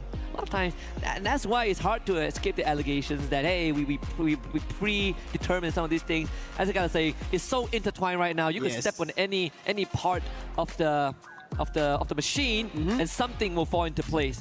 But one thing that has yet to fall into place is where do we place RQ again? I'm not sure. I think we have to ask Conchita as well as Neptune again, because they've been the ones who've been talking about it. And hey, I don't know if there's a jinx, but maybe something that we will look later towards. But I think there could be an opportunity where RRQ now recover, right? They've had an idea what Team Secret is doing. MIB are lost on the other end on a spree. Looking forward to Yago of how he's been sniping across. And Fluxo almost getting to all the top fours in the final fights. And we did say that the second half of the matches for Group B theoretically should be ID favorites. Theoretically should be RRQ and Team Vitality that gets put under the microscope again. Nextera, Kalahari Nextera, it starts with here. And honestly, I think on Nextera, I look at RRQ. We're not looking at number 1 placement stats, but it's good enough, right? It's good enough to suffice for RRQ to give us something to be happy about. I think same for Team Vitality. Lion going over the Intellect Center, a very less desired spot. But we also have S8UL against Straw Hats. Actually, Straw Hats are very spread out. Yeah, it's a very unfortunate, very early clash that we're seeing at Deca Square happen right now. And Straw Hats are already looking at the bottom, and it seems like it could be trouble. But as we look at our stats, we can see S8UL are the ones who are dropping the numbers, and S8UL, they are also close to those bottom 2 that we've been talking about. And teams need to now start worrying, because as we have reached the halfway mark, if everybody doesn't start jumping in to figure out if they start losing points, it is trouble. They'll miss out on opportunities. They'll miss out to getting back towards the top 4, or at least staying in the 10, because if they're in the bottom 2, they will be eliminated. Yeah. I think at least in this case, we saw a bit of a disengage. That spot was taken over by RRQ as they fill in the void. So now RRQ is Straw Hat's problem. S8UL escaping with 1 remaining member. Pincer Tech coming in. We get a quick replay of this earlier clash that we saw on the radar. And unfortunately, S8UL just hit the ground running slightly slower. Yeah. And the Mini Uzi can make a lot of difference in this early game. And unfortunately, these 1v1s didn't really go in favor of S8UL. Straw Hats coming out on top with 3 points. 4 points, in fact.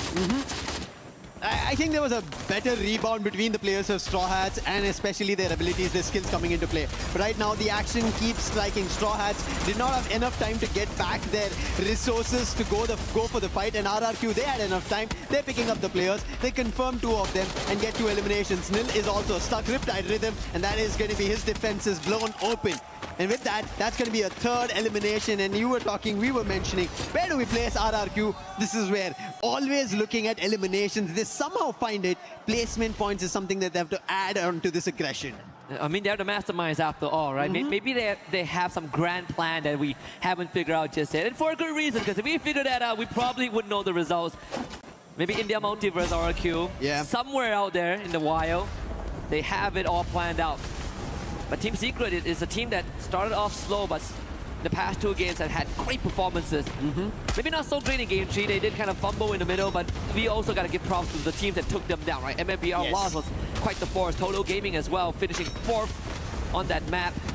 As I say, Total Gaming, Mafia shows up on the feed, taking out Bunny. Fluxo also in that altercation. As Diamond gets gunned down as well. Team Secret with the 3rd.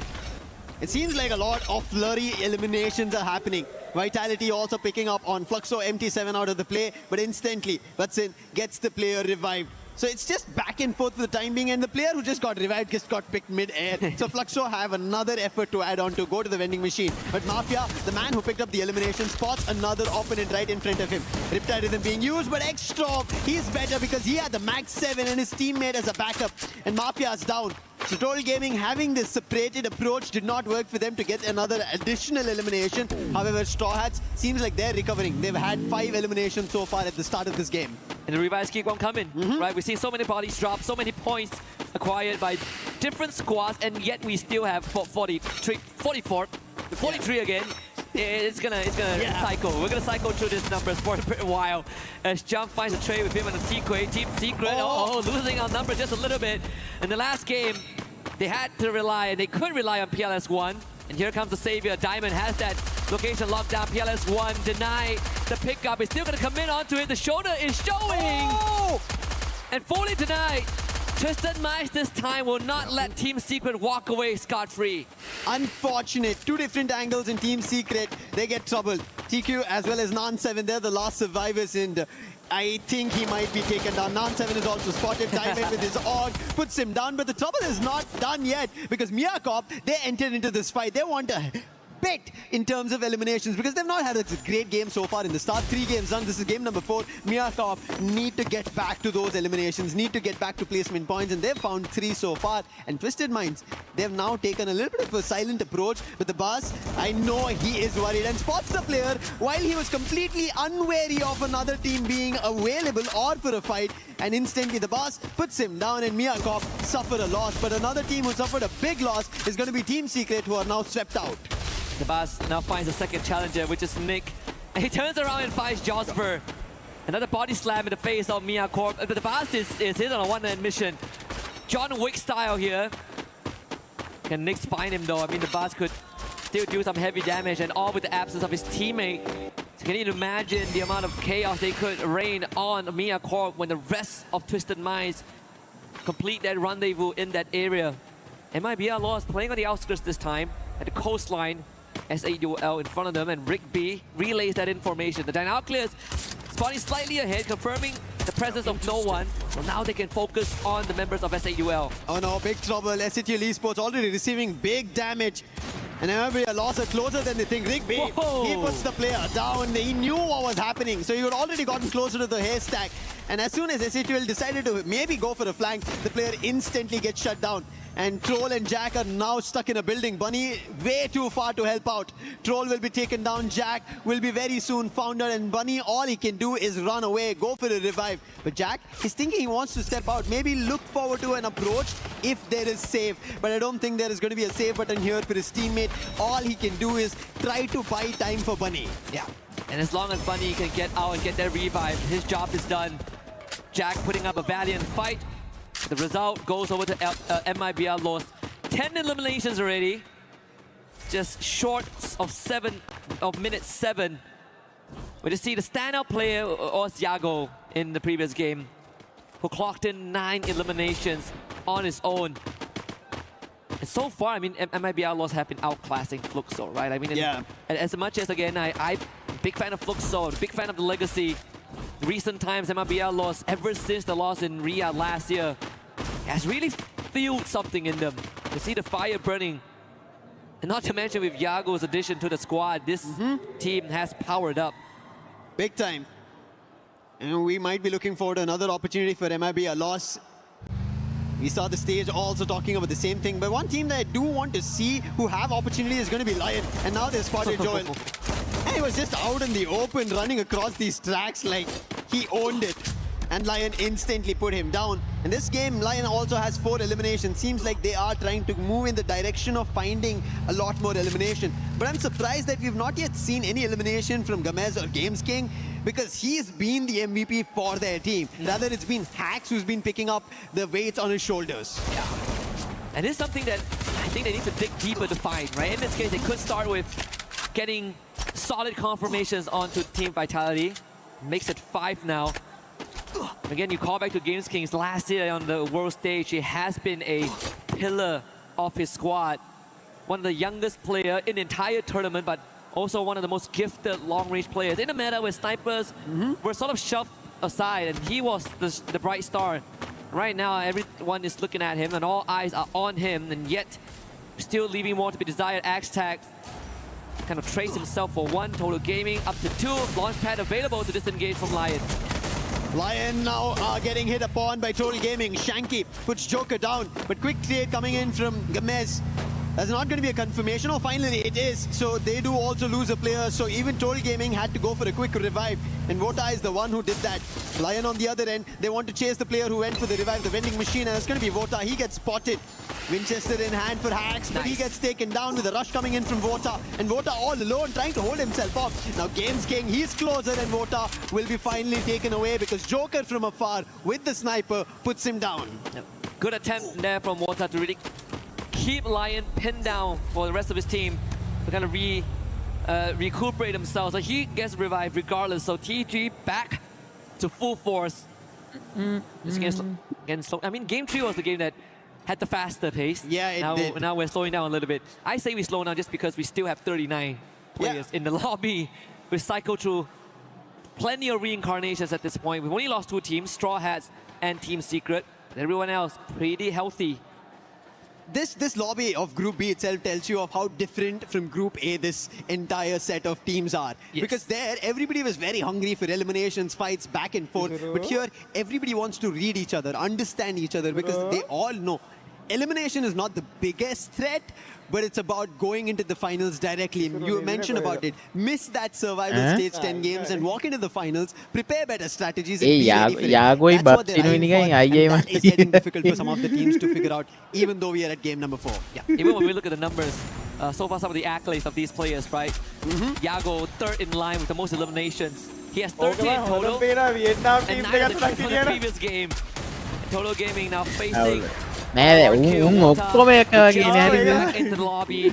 මුන්දින්න වුණාට උන් දෙන්න වෙනස් අනිත් එක වුණාට උන් දෙන්න එක වගේ the position. Aztec, who just went in for the revive, is going in for the chase. Shanky, he can't do anything because if he steps out, then another casualty strikes. And there it goes. The players in mid-air, Al-Ali, they pick out Vota once more. So nothing is working here for Total Gaming. Aztec, the man who went for the revive, he will also be taken down. And the battle is not breaking in the favor of Total Gaming. They were closer in the previous game, but in this game, they're still not able to figure out what works in their favor. But Vitality, they had to figure out, made a jump, but right into the crosshairs of Twisted Minds. 13 eliminations already, and they're looking forward to a lot more. And the VSK Expo gets one more added to the team.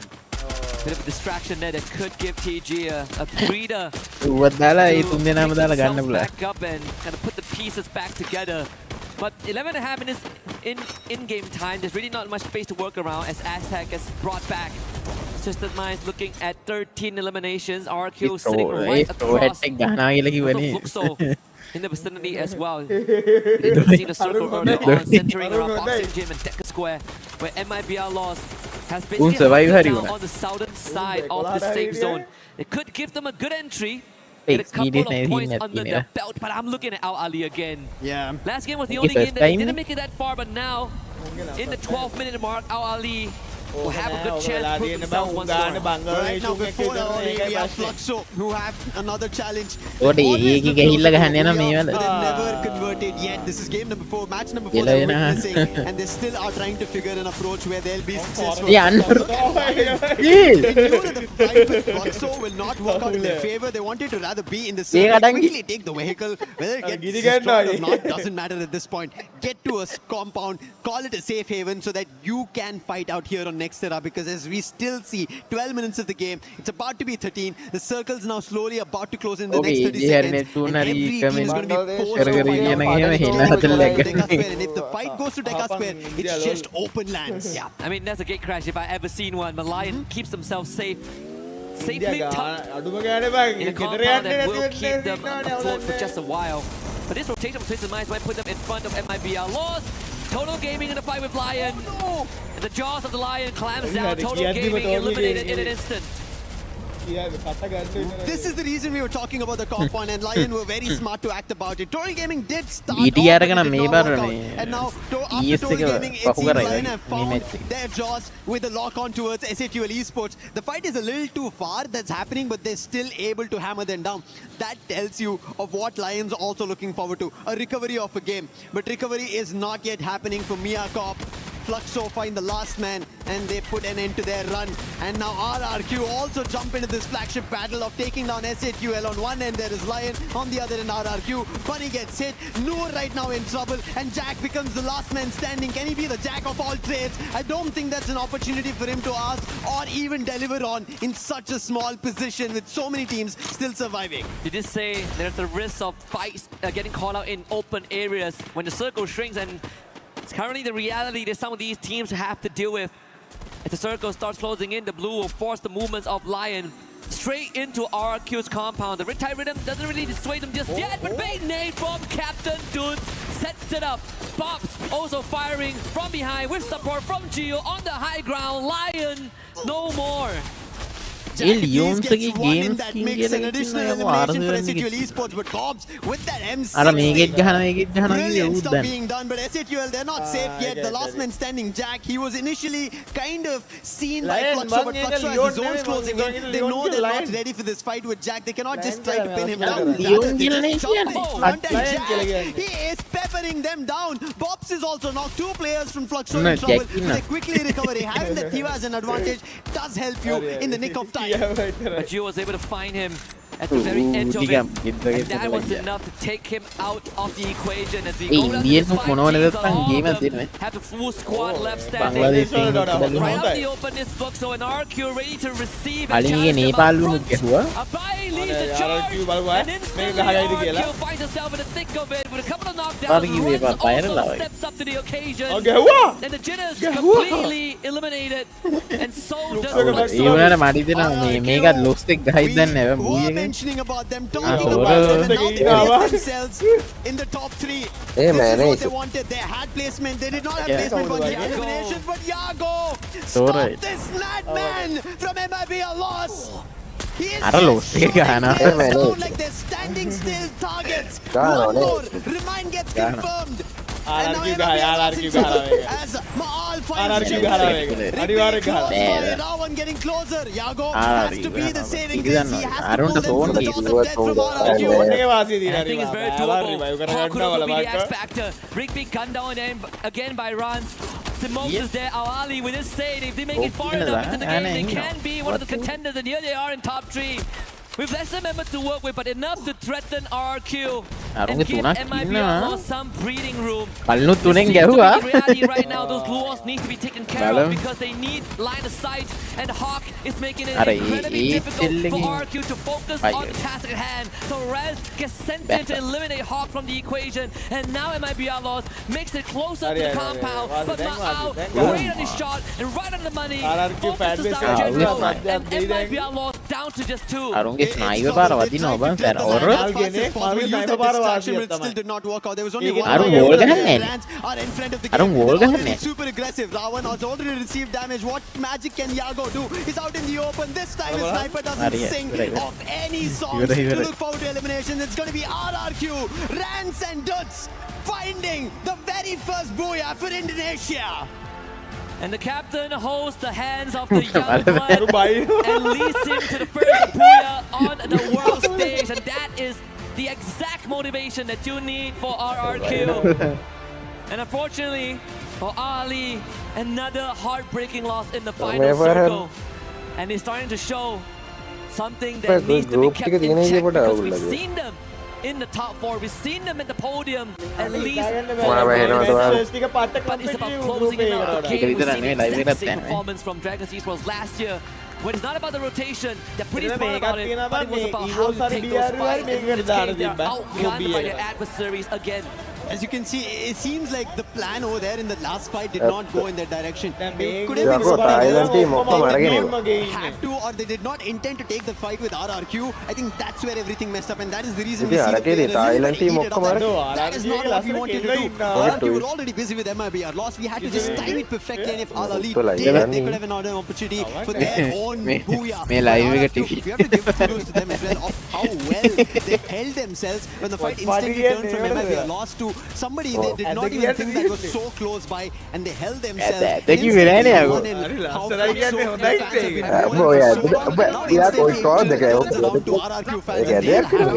I mean, again, you said you have to stop Yago. Yago was stopped in a different way, hitting everyone around him. But again, when MIBR took the opportunity of a distracted RQ to make that rotation, RQ, they understood the urgency, right? They took care of Ali as fast as possible and made sure that they still have eyes on the rotation of MIB Outlaws, and that gave them more than enough resources and intel to get this booyah. Now, with Ali already performing in such caliber, right? This is not a game they have to be upset about. Yes, emotions are high because everybody understands that every game is going to be crucial. Even Seven was mentioning, right? Consistency is going to be very crucial when you're in the group stages, especially if you want to make it to the grand finals directly. I think that's the reason we see emotions completely high at this time, especially of a game so close to Nobody wants to miss or mess it up. And I think දෙකේම කැපෙන්නේ මම බංග්ලාදේශේ වුණ. For example, the first 3 games you barely saw them. 13 eliminations with the only දෙකේම කැපෙන්නේ බංග්ලාදේශේ. in the overall ranking. But now the Booyah හැබැයි tells that group there is chances එකේ of අර making a අන්තිම comeback. zone එකේම එල්ලෙන්නවන්නේ එල්ලෙන්නවන්නේ අර Bangladesh team එකට Pakistan team. Kind of finish the run, right? There's still chances left. And speaking of chances, we're gonna give this team some room to take a breather and Oh, what a man. Don't go anywhere. Stay with us. We got more to come. What banget tuh Mi? This is not a game. Iya nama kok. Hari. This is not a game. Welcome to Garena City, an activation right in the heart of the Esports World Cup. And let's be honest, you can't miss it. It is so bright, it looks incredible. This activation, we have VR, we have consoles, and we have simulators. It's so much fun. If you're going to the Esports World Cup in Paris, make sure you come down here. And my friend Luti, co-host, how you feeling? I'm into golf now because football is over for me. Oh dear, let's not talk about that anymore. Let's see how accurate you can be in this golf simulator. If there's one thing that I know, it is being a dad, gaming and golf. And so this is my third one. Let's see your accuracy on this one. 82.3%. I hope for you. Okay, Barney, basically now it's your turn, and in life you're going to do things. Or see us and playing golf. So hopefully you're gonna do better than me. I mean, you're not wrong. If I don't beat you, I'll be really upset. I would have to quit golf forever, so we're just gonna have to wait and see. Here we go. Loud එකත් වගේද බං age එක VR එක ඉවෝස් එක තරගෙන කිල් ගන්නවා. Okay, that looks a little bit better than me, I have to say. ඉතින් අනිවාර්යෙන් තුනක්ම ගිහිල්ලා ඉවරයි බං ටොප් 4 එන්නේ ඉතින් absolutely bringing this one home. It's okay. You can focus more on golf. I'll focus more on football for now. But for now, Lauren and Lace, it's your time. I hate football. All right, Barney, you had to show off those golfing skills. But for everybody currently watching, don't forget to join the Esports Foundation Creator Program. Register on the EWC website. It's pretty straightforward. There's going to be a QR code at some point. Make sure you scan it. Join up, earn reward, score points, and we might end up interviewing you on the final day. And that sounds pretty sweet. So make sure you're doing it. There you go. There's the QR code. Scan it right now. Because one team that has been able to step it up in a big way, especially this last match, RRQ.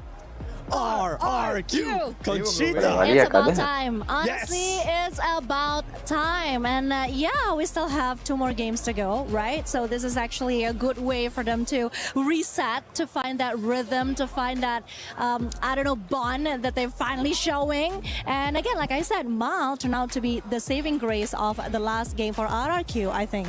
Yeah, exactly. I mean, Miles is one of those that at this point, I think even the pressure is not facing him anymore. Because there's so many times in the previous competition when he's going solo, he will just be going down that quickly. It did happen a few times from the earlier games, but now because he's the one who's bringing that energy to the table right now, I think there's a lot more that we can see from RRQ. Please don't talk to me about RRQ. Oh no, they heal lows. No, honestly, Carol, I was concerned because I really thought that it was going to be another video for MIBR. I was like, enough!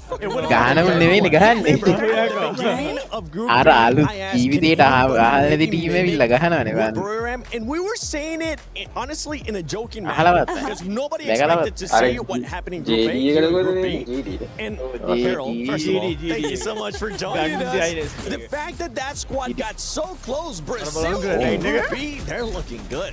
Oh my gosh, they are doing an amazing here at the EWC. And the funny thing is that during the grand finals of Brazil Freefire Series, they were almost the champions. The thing is, the format, the champion point, will give them the opportunity to have their final and go win. But they were the best team of the day. I think that's why we're seeing them just go after those wins. They want to make sure that when they go to the finals, they're going to be ready to get those wins. Because right now, it's working out for that squad. One squad, honestly, consistency, we were talking about it earlier, and we're seeing it once again here, not only with the step up of RQ, not only with the performance of Brazil. Yeah, I mean, remind the players of Ali is why they are champions of their league. It's just one team that is keeping the balance of both placement and elimination, and it's bringing themselves higher in the table. Hopefully, it's high enough to get to that top 4, because there's a lot who's taking the top 3 right now, and the lead is increasing. Yeah, but one thing I realized post-match was that there was an obvious tension at the Ali table. Maybe there was some sort of miscommunication. Maybe there was a couple of bad calls between the players. So that's something that they really got to watch out for, because consistency, it has something to do, obviously, with chemistry. So we have still 2 games left today, and yeah, let's see how they handle the stress now. It happens, right? You don't want to see teammates starting to maybe not go the same path in the first day. To save that for the last day. Actually, don't even save that for the last day, because then that will be finals. But the overall ranking, Los right now over Fluxo, Twisted Minds as well as performing great. RQ, as we mentioned, Ali, all the squads are doing great. Talking about some tension out there. We got the Fluxo fans behind us, and I know that there's some tension between those 2 Brazilian squads. Definitely, there is this competition between Fluxo and Los. It's like romance that never ends.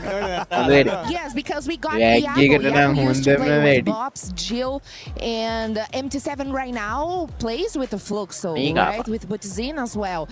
And Iago used to be their sniper. And then after the Free Fire World Series back in 2023, Iago left the team, and right now they got MT7, which MT7 is the best sniper in Brazil. And probably that makes Iago so mad that right now Iago is stepping up here at EWC, and man, he's the best player today. Yeah, I do agree. I mean, Iago, when last time we saw them, he was just making highlights of his own. And I would say even when MT7 stepped into Fluxo, he's also making them win those fights. So I guess with Iago, MT7 rivalry, or let's say for the team rivalry, they will be very close in there in the battlefield. There's still a lot of storyline that can unfold out of this, but judging from the scores that they managed to maintain right here, even before we end this day for this Group B, like the lead is pretty much sure enough for MIBR loss. So I don't know what miracles will happen for the other teams who's trying to catch up, because imagine RQ guys, I know they just had RQ, they just had their booyah, but they're still far away, like around 27 points. Yeah, I think it's gonna be pretty hard for them to catch up, and I cannot deny the fact that maybe today would be the day for the Brazilian team. So Carol, I think you can smile and be happy about that just today. Is that good for you? At least I'm admitting that today is really the day for MIBR lost as well as Fluxo. But then again, if we're talking about the rivalry, I'm not really sure. One thing for sure though, Taylor Swift should really write something about those 2, MT7 and of course Iago. It is a love story, a complete love story of Free Fire. Or maybe Ariana Grande. Thank you, Nats. They're trying to find out who's going to be big brother, who's going to be little brother. Iago definitely doesn't want to be little brother. I mean, we know his stature is going to be outside of this frame. From all these squads, I mentioned it earlier at the start of Group B, and we're just so close to it. I want to see where you guys stand on this. Does Los end up getting another booyah and goes for that 3, or is Fluxo gonna stop him? Carol? Man, I think Los is stronger today, so probably I would say they would go for the definitely for the 30 Booyah. And one thing very specific about Fluxo is like they got this nickname in Brazil, the boogeyman of indie game, because they only go for indie game. What they are doing here today, going for eliminations, get more points for eliminations, that's not something they used to do in Brazil, because we like to say they do like skinny booyahs. Oh. Because it's booyahs with not a lot of eliminations, you know? So it's surprising to see Fluxo have this kind of performance here today, but definitely look stronger. Hey, I like that input. Now, quickly, Neptune, is it going to happen or is it not going to happen? I don't know, because so far for Fluxo, they did manage to get at the top 2 without any Booyah, but if they can steal it away from MIBR loss and equalize it like 2-2 before the final, by the end of this day, then there's a lot of things that can happen at this point. And Conchita, for you, I want a yes or no. Which one is it going to be?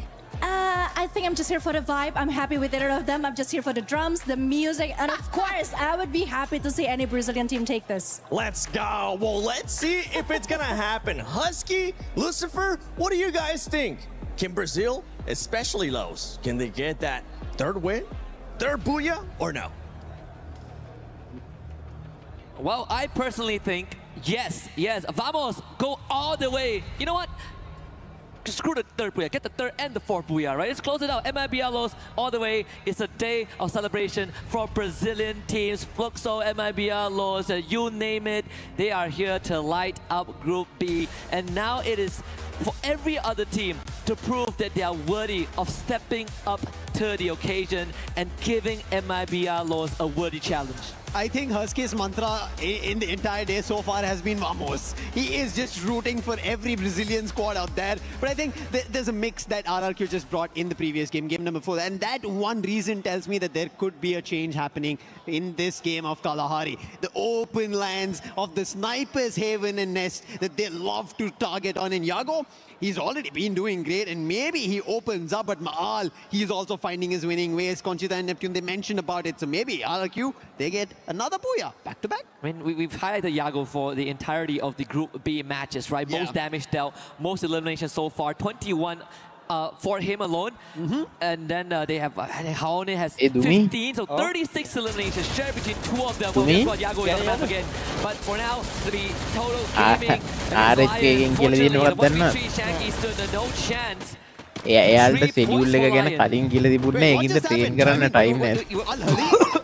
Was it lost? I think it was lost. Yeah, this is why, like, even they were mentioning on the desk, right? That, hey, that was a heated argument. There was something of a disagreement between the players, and this is what happens when emotions run high and you are not ready to kind of bring a reset. You instantly lose upon a good game that you are able to deliver. And now Alali so early is a big surprise. And I think on top of this also, perhaps even when you get a very unfavorable drop, right? They're getting wiped out by a team like MIBR. That's double the damage on the mental side. And this is the different part, the secondary part of, you know, competition at the highest level, right? Yes. Just not just looking at skill, but looking at the mental aspect, the psych. How do you kind of recover from a loss? And I think, you know, at least in this case for Ali, they have plenty of time to talk about that. But on the other end, Lion, while they did put and push a loss to Install Gaming, now there's the Indian counterpart of SAQL.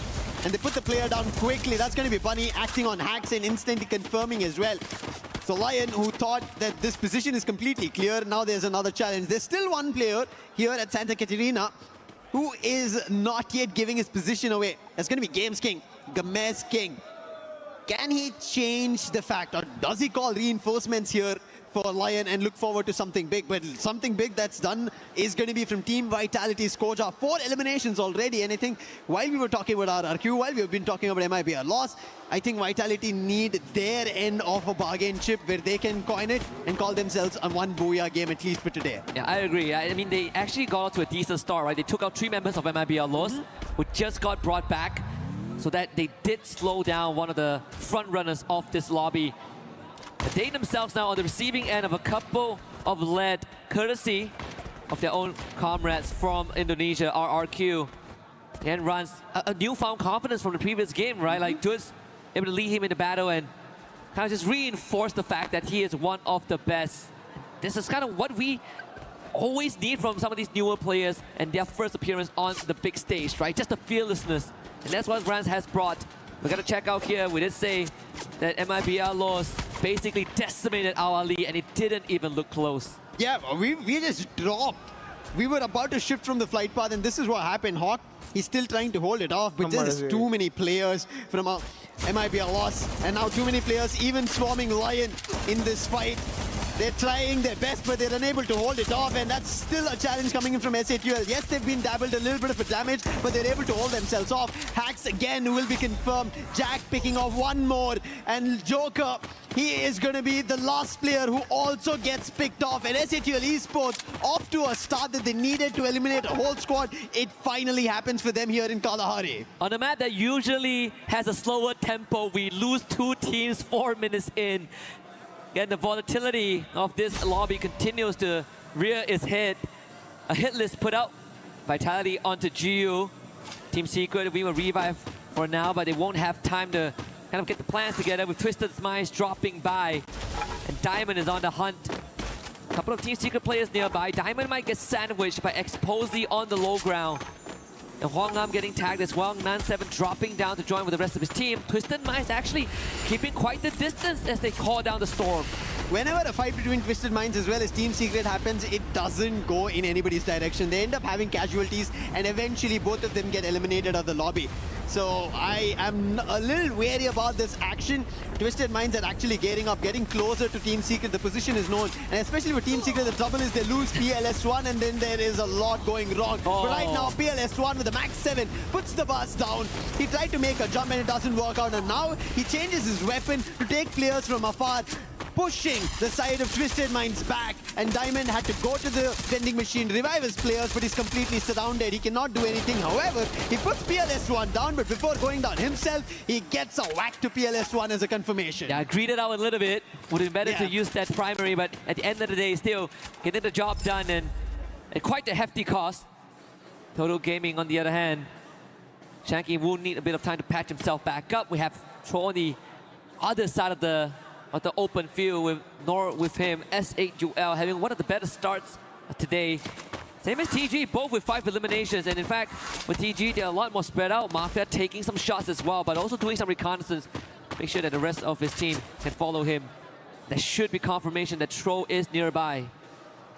After their game number 1 and 2, I think finally we are seeing a little bit of a change in Total Gaming. They're picking up eliminations a little more proactive, they're looking a little more confident. A little mess up happened at Santa Catarina, but we can brush that away. It does happen to everybody in the initial drops, but they managed to recover. But SATL, they managed to recover even bigger, and that's the reason they are not caring of who's in front of them. And yes, they don't know who is, but they will look forward to eliminations. They're a very elimination-hungry team, and so far they even pick up one player from Total Gaming. I think proactiveness is the key word here, right? A lot of teams, if you play not to lose, you're eventually going to lose the teams that play to win. And it's going to be an oxymoron for majority of the time, but it has been a reality, and that's why, you know, winning these gunfights are eventually going to be the cornerstones of getting that booyah and maybe a trophy lift at the end of the journey.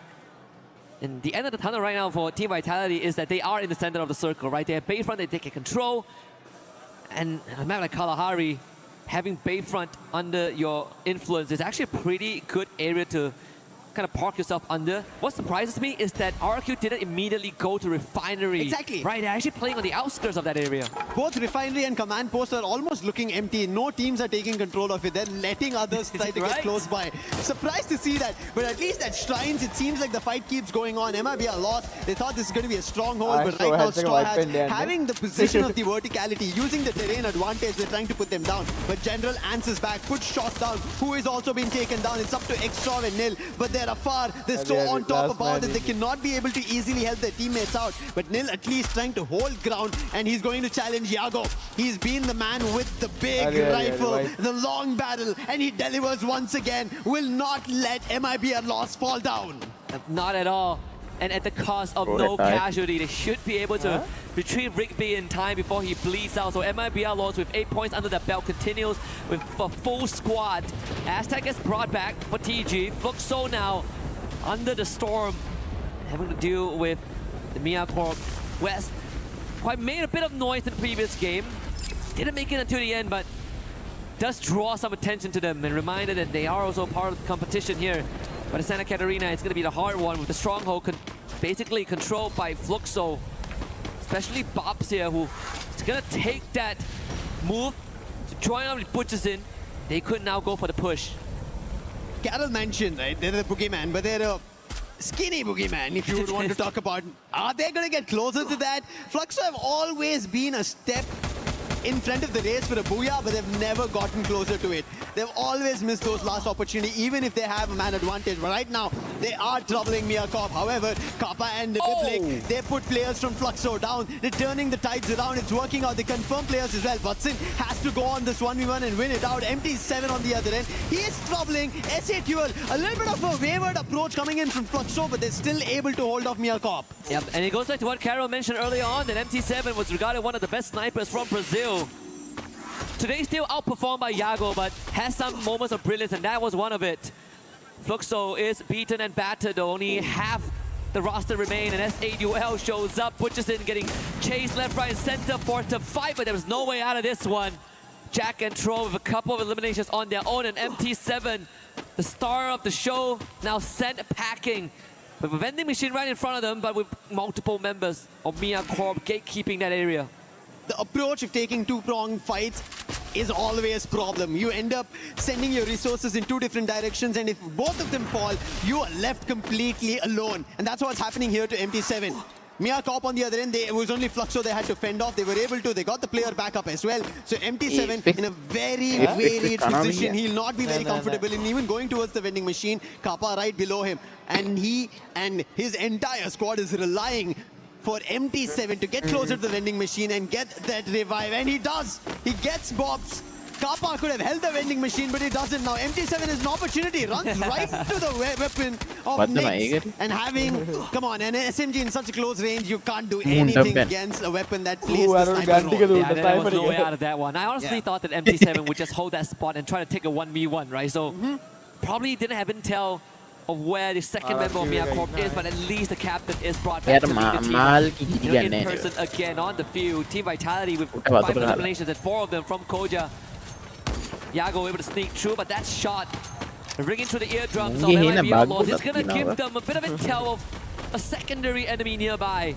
And it's important information for MIB Outlaws because they will have Twisted Minds to contend with in just a little bit, as the Indonesians now might clash. And the last time they met in Kalahari in EWC last year, it was Vitality that denied RQ of a trophy lift. Now it's going to be some of that rematch. It feels like deja vu from a year ago. Team Vitality, they've been getting closer to the titles, but never been able to lift it off. And this could be an opportunity that they might have to write on their own. Yes, it is tough, especially in stages like this. At least when we had the last EWC season, it was 18 teams, but now the competition is even tougher. 24 teams, you are just put in one group, you have 12 games to play, and Team Vitality have still not picked up enough to get to the top 4. So the distance is more. RRQ, if you talk about RRQ, are even further down because they messed up in their initial games. Yeah. Top 5 tiga lang lang ito pasti ay tigay lang ni tiga ay lang lang definitely a solid spot to be in. Mia Corp actually being in a pretty good position in confinement. There is the blue that they are baiting in right now, but we see the binoculars used on the southern end just to cut through the open field, but completely avoid Fluxo, who are on the lookout. This could put them in a spot. If they continue that rotation down, they could end up intercepting Team Secret or maybe S8UL. I think a team to watch out, especially here in Kalahari, is SATUL Esports. They've been taking proactive fights, but this time now they're getting a challenge, and that's going to be Team Secret taking a jump as the circle shifts dead center. All the teams are getting forced to be close to each other. 9 teams in total, 12 minutes so far in the game, 36 players still surviving. Fluxo have only 2 eliminations, but we spoke about this. Team Secret, they were the ones who tried to go in for a bang on a surprise, and TQ is able to deliver. He's trying to put the players down. He wants to look forward to another player from SATUL, but the glue wall blocks it. Jack will be able to recover the player, but can they find another knock? No! Jack and Noor say no to the players of Team Secret. Start confirming them one by one, and now Team Secret are in trouble. Team Secret funneled to a choke point and entered the shooting gallery of SAUL. Bunny does get dropped, but SAUL have more members. As Tro gets called in, 3-4v2 players 1 and none. They cut down, Tro sliced up in the ribbons. And SAUL with a hell of a performance on Kalahari, 13 points and counting. That was big to hold off, and this is the reason I said here in Kalahari, watch for SATL Esports, and they are now delivered. They slice and dice through Team Secrets, but now they have another challenge, is their own counterpart. That's Total Gaming. But seems like they're deciding to move in two different directions, and that is maybe the best for here in Kalahari. In the meantime, we spoke about it, RRQ, right? Their initial games did not work out, they messed up, but right now they've taken the lead on the overall ranking compared to Team Vitality, and Team Vitality, it feels like they've been holding for far too long and not getting a lot of points, whereas RRQ, they've been delivering. I mean, if you want to talk about a team that moves faster overall, it's always going to be RRQ, right? They sort of get the engines warm out slightly faster and a bit more consistent, whereas Team Vitality, it really comes down to what the weather feels like. It gotta be a sunny day if you want Team Vitality to put up some numbers. So far, sun still shines as Joe takes off Yago's head, but no confirmation on that just yet. The rest of MIB are lost now.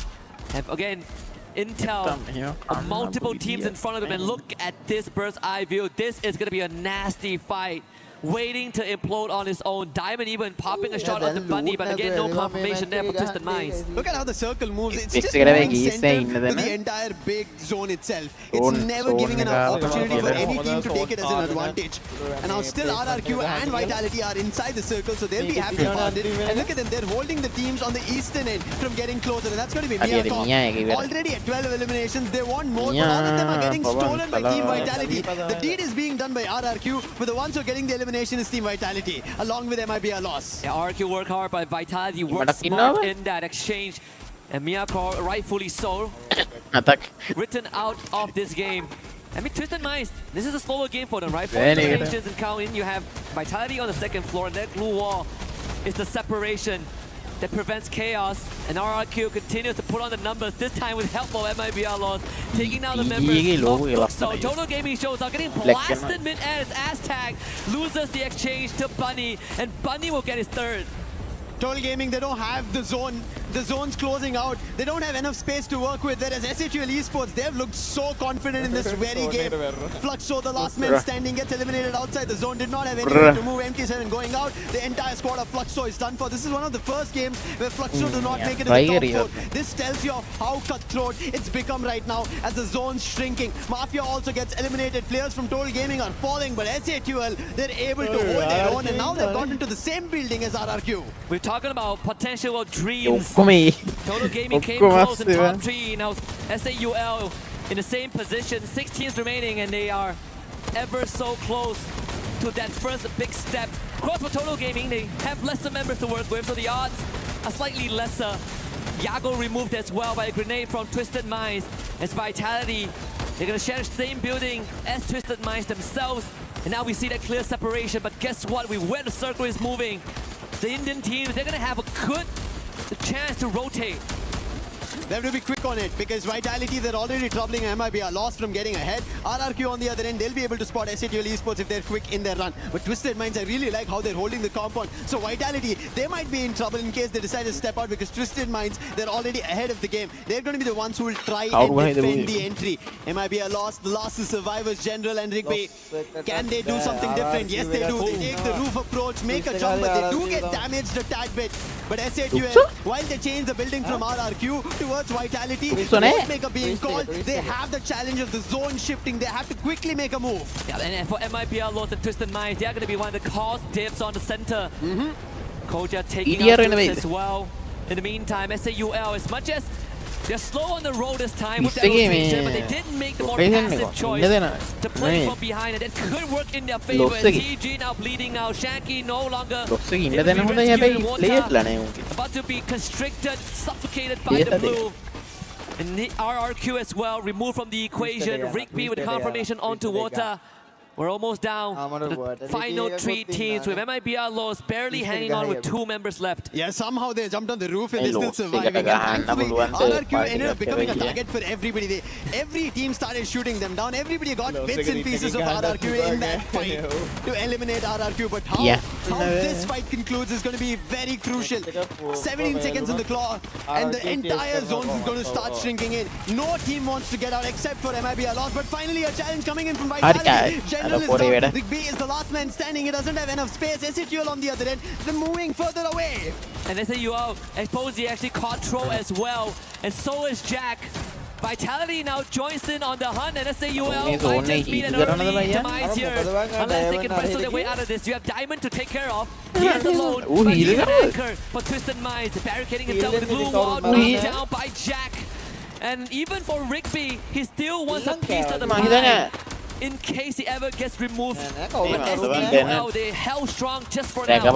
I don't know how they did it, but they are able to for the time being. But the zone's about to close and they had to make an exit. Use the glue wall, but now it's a very small compound that they have control of. There's nothing else. Every other team is right in front of them who have a better position, a better compound. Even Rigby, who's the last man standing, has an entire compound, a window to see through. Whereas Vitality now, it looks like they are the lords of power. They're standing on the rooftops, having vision of everybody, and Sibang starts down, throw down,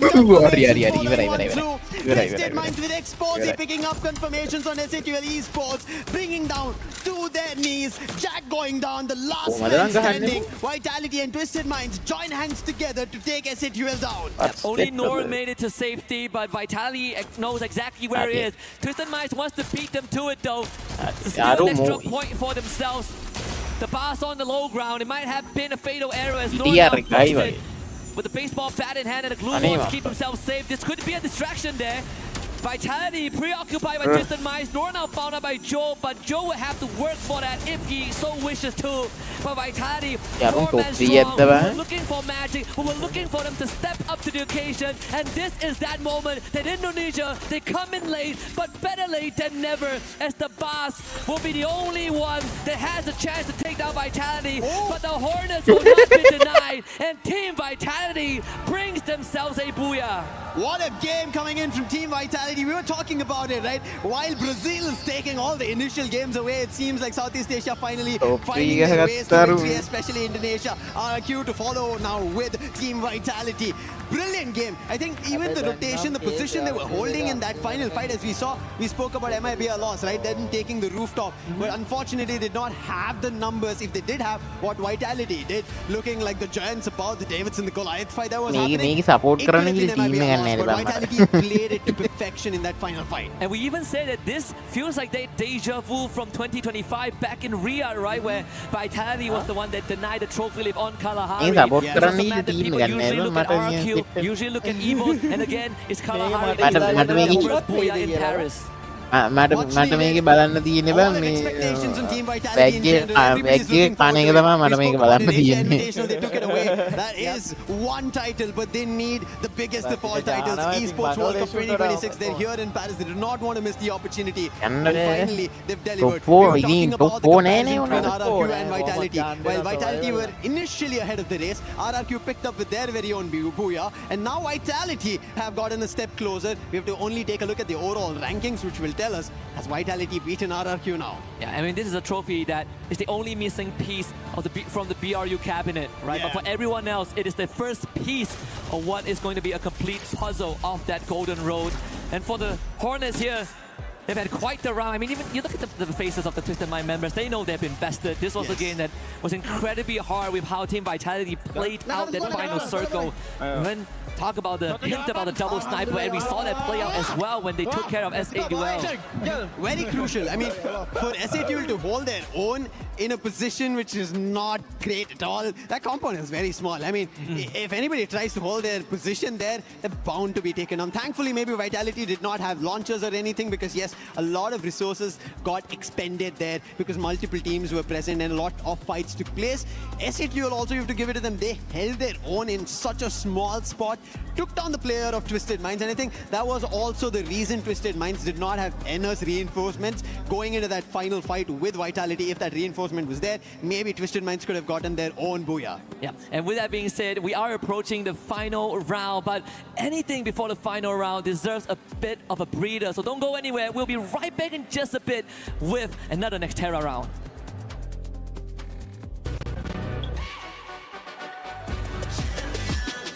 This ain't no regular thing. King for the ring, you know what I mean. You see my name in the lights, better you ain't a champion.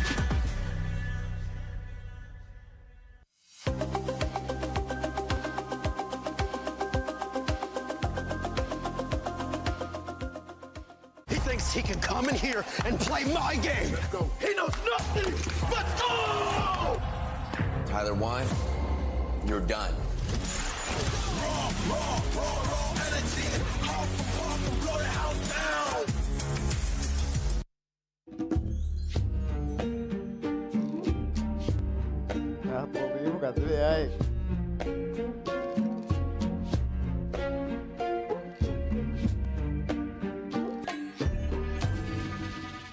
It wasn't lost, but it was vitality. Being able to get that booyah, we were wondering when it was going to happen.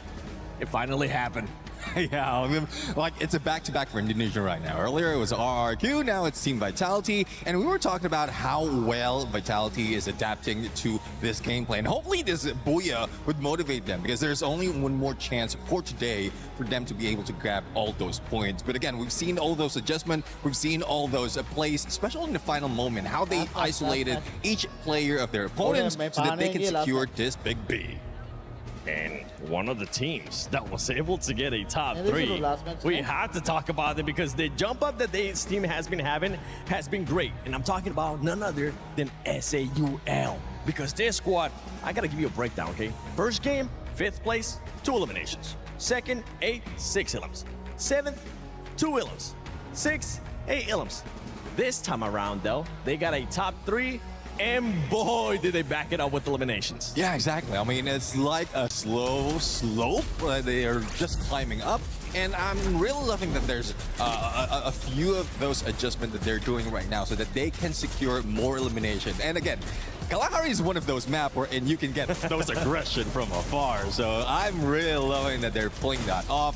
Not a lot of teams will be able to manage that. But what I'm seeing is a pattern of the team, not only for Team Vitality as well as SAUL, is it's becoming slow from beginning. Like what? 10 teams remaining towards phase 4, phase 5, even phase 6. So it's really getting tougher and tougher. But for those who are in great position, especially in high ground, they get a lot of elimination. One of those being SAUL. They ended up actually that last game with 5th eliminations. Another team that was able to get a lot of eliminations and kind of back it up whenever they ended up getting a booyah in the last round was none other than RRQ. The trajectory of this team, I think this is exactly what Conchita and you wanted to see. Yeah, exactly. I mean, this is their comfort map. With Mal as sniper, they know exactly how to position themselves, and most of the time, like dropping in the middle in refinement, that gives them more view of their opponents, and not everyone is contesting that area. And for now, I guess after 4 games, they have a good chance really to understand who would be going against them, who would be chasing against them. And with dudes in the front line with the rest of the squad, I think they have a better positioning right now, and won't be surprised if they can carry over onto the next map. And for Vitality, we're going to go back to this booyah that they just got. Remember, we've been talking about this squad in regards to this strategy and the meta that they've been trying, right? And I think, would you say this sends a message too, going to tomorrow with this strategy that they pulled off? Well, I think they managed to pull it off quite well in the regionals, on their own region, and there's a lot more that you can see right now, especially in global scene, and it worked right today. Right now, first place is none other than Los. Are they going to stay in first place? Are they going to go for that 3rd booyah like some of the teams were able to do earlier in Group A? I think it's time. All these questions are answered on the final game of Group B. Yup, final game of Group B indeed. At least for day number 1 is Husky and Lucifer back on the mic for one last time this evening before we close out this opening day. I gotta say, there might not be no 4 booyah, but it might be a loss. But I'm still looking forward to a potential 3rd as we head back onto Nextera for one last time today. We've got our fair share of Nextera in Group A, and that has been quite the experience. But with how Indonesia teams have been stepping up, let's see if they can keep the train going. Maybe RRQ will get the 2nd. Maybe, but I would want to take the trajectory just like how the map is moving a little towards the east, towards the right hand. It's not something to teams to be worried about already, but still, I want to see another team get a booyah just to even the competition. The overall standing already looks close by in this group compared to the group A. So that's the reason I want to see another team pick that pace up. But let's see if there's any fight. And already, as you can see, Deca Square is being lit up. Boxing gym again being a fighting arena in itself. Yes, irony is that it's a boxing gym, but we also see people trying to pack a punch, and Straw Hats might be because Twisted Minds look better in their fights. So last time in game 4 we saw the Intellect Center draw, it was only Lion, right? Now we see PG there as well. So it's going to be some early clashes here. We'll see how that one pans out, because Lion, they kind of got close in previous 2 games, but that was the most that we've seen. Twisted Minds also comes under a bit of that pressure. I think courtesy of Fluxo, who actually dropped Diamond out with the WoW, and Exposy is also already gone. Last match Twisted Minds, they're picking up players from Straw Hats. This was a surprise. And now also in the mix of it. Straw Hats don't know where they have to run in the direction of Shock. Did get the revive, will not be able to turn the corner. Zero, he's going to be quick. Alali, their games early on were too good, but after what happened in Kalahari, it was a big mess up. But now they would want to recover, and recovery is something even Lion wants to do. It's not working because Total Gaming, they understand that day one has not been the greatest yet for them. They started well, but they're unable to close it out. I think it's going to be some reassurance if we can get rid of Della here, who actually got a spray down there. No way to retrieve Joker though. So Total Gaming can still look for the finisher. Water, the opening doesn't have line of sight. Actually, the timing slightly off, and Aztec gets brought back. In the grand scheme of things, right, the past 2 games, if we want to talk about teams that are looking to kind of recover in this final game, I want to see Al Ali bounce back. Oh, yes. They came close on Xterra, and that was Xterra as well. They came close, finished 3rd. The thing got a bit messy, didn't go according to plan. The last game, it was a no-show because they got completely decimated by MFBL loss, but now we're back on Xterra where they finished top 3. Wota just passing by Della, who held his breath. Wait. Okay. He has no idea. And Della did not take a fight. I think he was worried that maybe there might be more players from Total Gaming following Wota, but Wota, he's on the hit list. He has to be worried about it. Mia Corp are close by. He's just trying to run. Oh, it's not on Wota. It's going to be on Mafia, the hit list, and they have to protect Mafia. But Wota is nowhere close to his teammates. And there's the final revive. Shanky also brought back to life, meaning Total Gaming are a full set of 4 players, but nowhere close to each other yet. I think it's also a smart choice for Della to not take that fight, because what if you lose, right? And you're out of the lobby. You know, a strategic move there. Team Secret against Vitality. This came off a massive round. And Team Secret looks to quickly extinguish that flames by taking out half the roster. But still, I mean, Team Vitality themselves have 6 eliminations already in the bag. Sabang holding back on the trigger finger. No clear shot just yet. So survival is imperative. Team Vitality at this point, so Team Secret gets to walk away with a couple of eliminations under the belt. I believe it's 5 for now. Even Straw has getting into a bit of a fight. RRQ coming out on top, and Rans gets a quad. Straw Hats all the way from Boxing Gym, try to keep running away, but it's not been working out. RRQ, they find them at Deca Square. So as of now, RRQ looking forward to going back to their winning ways, what they did in our game number 4, get themselves a booyah. But in the overall ranking, we just saw both Vitality as well as RRQ both sitting with a total of 77 points.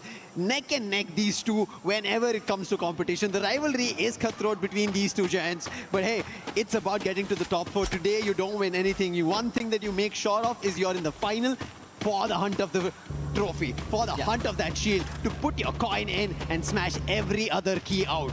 And take 3 bags as souvenirs. Oh, yes. Don't forget that part. But also to give yourself a big lead so that you have a cushion to lay back on tomorrow, right? Correct. Let's say if you kind of blow 2 rounds in a row, at least you're not out of contention. Which is very important for teams with track record of not being able to show up consistently, right? And in this case, both the Indonesian teams we have in this lobby, we even set it up that the last 3 maps are going to be Indonesian favored. And guess what? So far, it has been RRQ and Team Vitality. One thing that we do have to give it to is, yes, Fluxo, of how they've been trying to control and convert. But their fans out here, they've been roaring from game number 1, even before the game number 1 started in our pre-show. But right as now, Lion, they want to be the ones. The Beasts Unchained against Vitality. The Hornets who just got their booyah. A 1v1 against Koja. And Games King proves better with the dual. Got it for a second. Banks 2 elimination. and Lion looking better than ever in this final game for themselves. That looks slightly reckless from Team Vitality, but with Fluxo's arrival, Lion are poking it out of there. Thankfully, Vitality, they split up in a 2-2 squad, so not all is lost. Even for Fluxo, despite no booyah so far, they're still spirited. The fans continuing to cheer on for their favorite team. RRQ on the radar right now against Team Secret.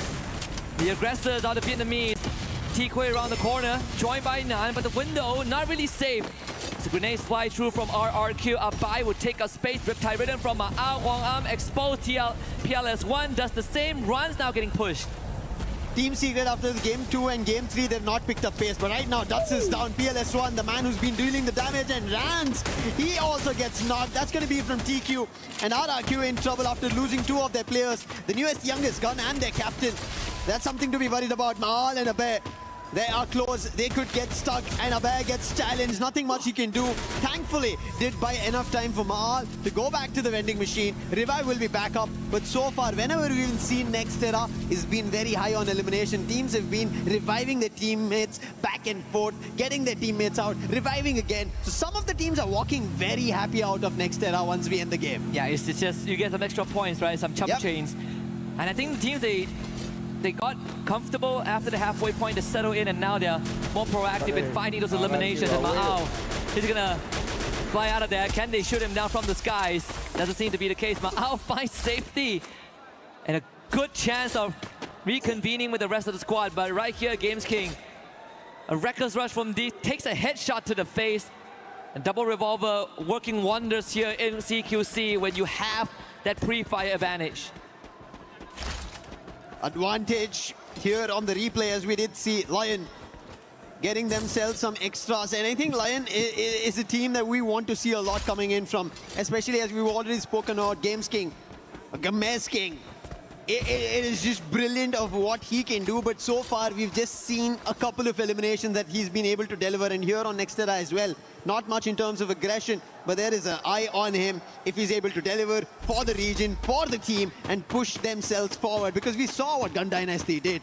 They are sitting at the top of the charts in Group A, in a group which is the toughest out there, and they managed to do that, and we expect nothing short of their champs. Yeah, I think in this case we're seeing the expected front runners to be in front, but there are some standout performers, right? I mean, we saw Team Secret had a good round or two, but even then they are now sitting in 6th place with only 60 points.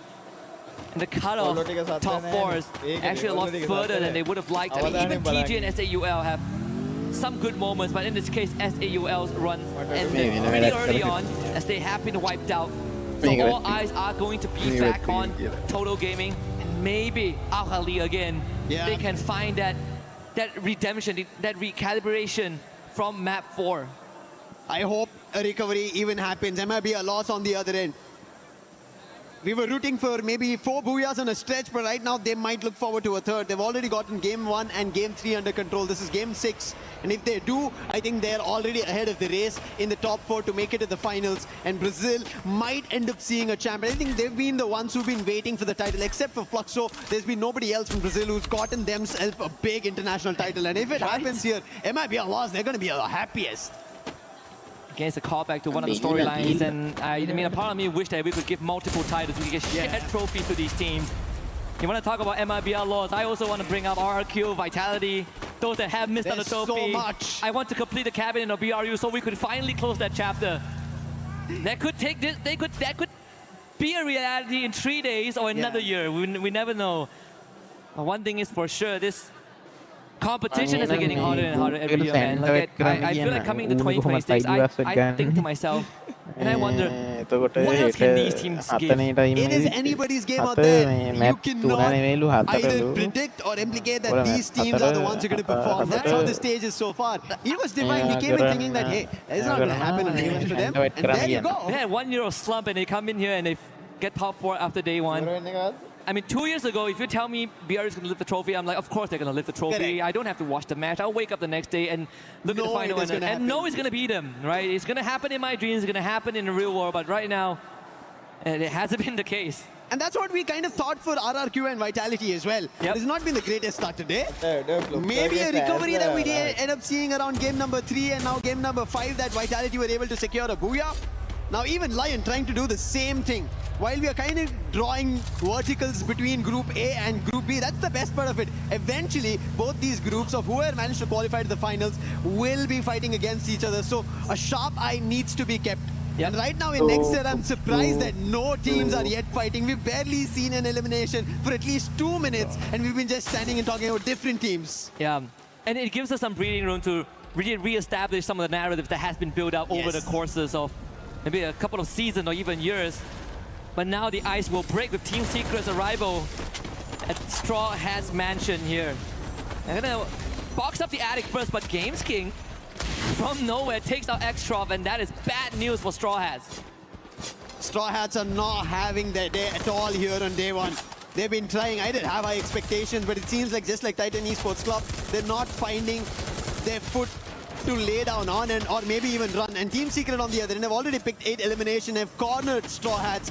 Same can be said between Fluxo as well as Twisted Minds. They cornered Expo, but the boss, he's quick. He rushes outside, puts the player down, but butts in trying to go in for a trade-off. This is going to be a 1. As MT7's been taken down, that is going to be a little bit of a worry for Fluxo, and the teammates are not close by, not together to play out.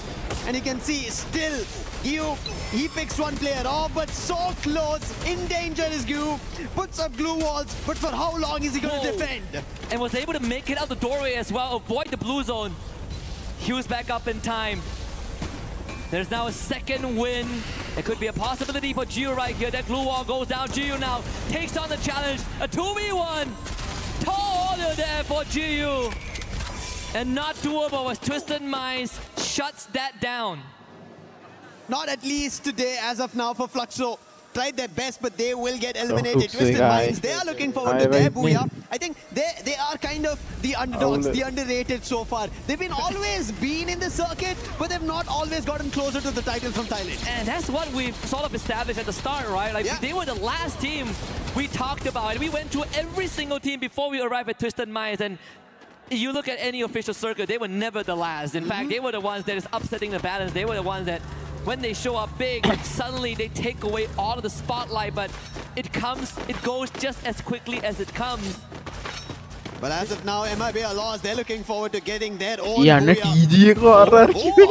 completely against RRQ, and it is going to be Total Gaming who win it out with the zones closing. They have to quickly recover, but there is Team Secret to trouble, and whenever it is PLS1, he is the sharpshooter out there. However, trading it out, troubling Team Secret here, and they were not ready for it. The last man standing wants to take a launch pad, quickly jump over TQ, can be spotted out in the open. The zone's very small, the circle small. However, Total Gaming, they survive. And PLS1, the confirmation comes through, and TQ steps right to the Vitality's landmine. And that is done for Team Secret. Yep, unfortunate chain of events, but it was a bailout for Total Gaming. Second chance given here. Twisted Minds against MIBR Lost, who are slightly quieter this round. But in the grand scheme of things, Twisted Minds down in numbers. Lion still holding on strong now up against Mia Corp. Vitality also in the circle with a good building control. Seen that in the previous round. TG under the bridge, looks for the bass, finds the trade. They were quick, but the problem still was still surviving. He's been able to deliver one knock, and now it comes down to the player Shanky, the last man standing, and he gets cleaned off. That is trouble for Total Gaming, and it is done. Game number 6, they couldn't find much. And being there, they ended up helping out Twisted Minds. Will still make it across at the 6th spot, and he still has some of these teams that want to the chance. We talk about Lion, we talk about Mia Corp, who have something to prove, but Al Ali, full squad remaining here. As we go into the top 6, Al Ali now has to go to this battlefield and gets completely blown up by Haone. The one major problem in Group B that we've seen is multiple teams taking hit on just one single team. They're getting forced on those fights, sandwiched on those fights. They're getting wins, and now Jump, the last man who gets eliminated. That's the end for Twisted Minds. But look at Mia Corp. Of all the 5 games we've seen so far, they've made it to the top 4 the very first time, and this looks good. It seems like a recovery for them. You want an underdog to root for. You have 2 choices now. Mia Corp or Lion, Latam or USA. And Lion looking good, double digits. Games Kings finally coming online with 8 eliminations and an individual. Rigby now take on the challenge. We see Lion on the high ground. MIBR Lost is going to get pushed just a little bit as Miyakop shows up, taking down the Hornets. There's 2 bodies drops the bank, trying to fight back with whatever he has left, but you have the Blues on the contend with, and Kapas is not going to let it happen. This is Miyakop's fight. This is the still goes down. The Blue Zone takes all of them out, and Miyakop ends up falling victim to the system. Unfortunate for Miyakop, such a brilliant battle that they were able to deliver, but now it looks like might be looking forward to the third booyah of Group B. Looking unstoppable so far. Can they stop them? A 1v1 duel is what they decide to take, but Yago and Rigby one by one take the lines and Lion are losing players one after another. And as that happens, even Dix gets eliminated, and Games King was the last man standing. And it is going to be Ross getting the final booyah of Group B. Matching PRU's achievement in Group A, 3 booyahs. අර ෆ්ලුක්සෝගේ fan base එක දැන් මීට on a silver platter. ගෙදරට වෙලා They dominated Group A, but Group B is their closest contender for the longest of time. And it's not Fluxo, it's MIBR Lost. I mean, Yago back on the trail of being Group B. Highest in terms of sniping skills, best in terms of dealing damage, looking for eliminations. And MIBR Lost, I think, as soon as the zone was about to shift, right, the approach they made to get ahead of it, they sealed the game for themselves. They blocked every other team, and right now they end up holding it off. They have an opportunity, but we've spoken about this. You split your resources, you split your approach, it becomes difficult. If both fall, both the pillars are down, the entire building collapses, and that's what happened for Lion. If they were together, maybe there wasn't a chance. Yeah. You're only as strong as your weakest link, and unfortunately for Ali, this was... We saw the recovery, right? It was in action. They put the plan into motion, all to get intercepted by MIBR Lost on the cross. But it's something that is unfortunate. And I think, you know, all things considered, they did achieve what they wanted. Yeah. They still have 6 more games tomorrow, and worst comes to worst, 10 more on day 3. Yeah, but if MIBR Lost do what they did today, Ali might have a lot of trouble, because when they started the day off, we did see them around the top 4, top 3, but now they've slowly been dipping down, and that is going to hurt for them. And I think that is why we saw that emotion come out from the players itself as soon as they lost that battle between RRQ and RRQ ended up getting their very Absolutely. And we even see the players POV, Yago, of course, keeping the Skylar up close to his heart. That's what won him his first trophy internationally back in 2023. That could be a callback if he was to lift the EWC trophy at the end of this weekend. They could complete the saga. They could finish the job. Yeah. That was 365 days ago. They could do between somebody else, and they could take it away. Maybe Brazil is what EWC this time has the name of. But right as now, we have an interview on stage. That's going to be Dots. Let's send it over there.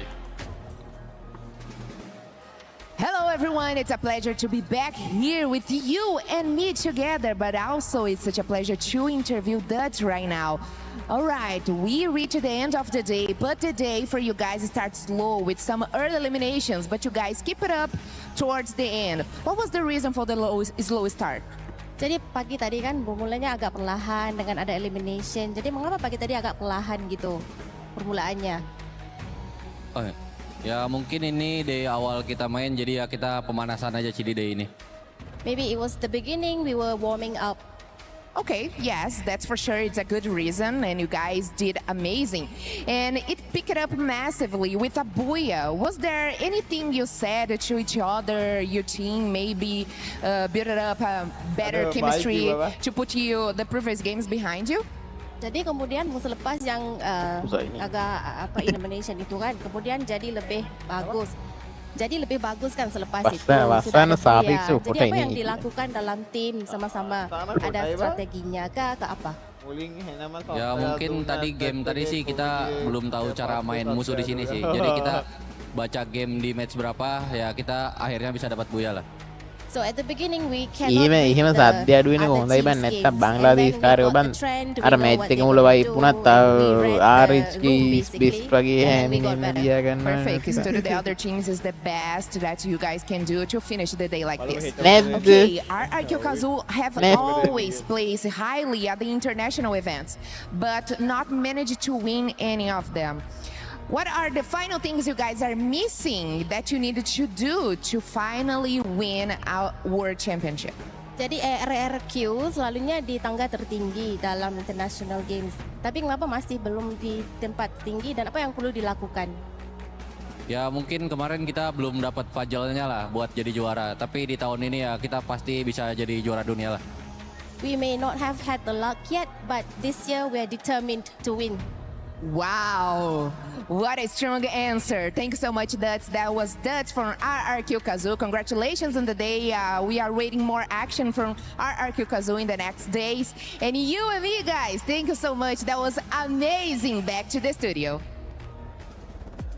RRQ, you started off slow, but boy, did you finish strong as well.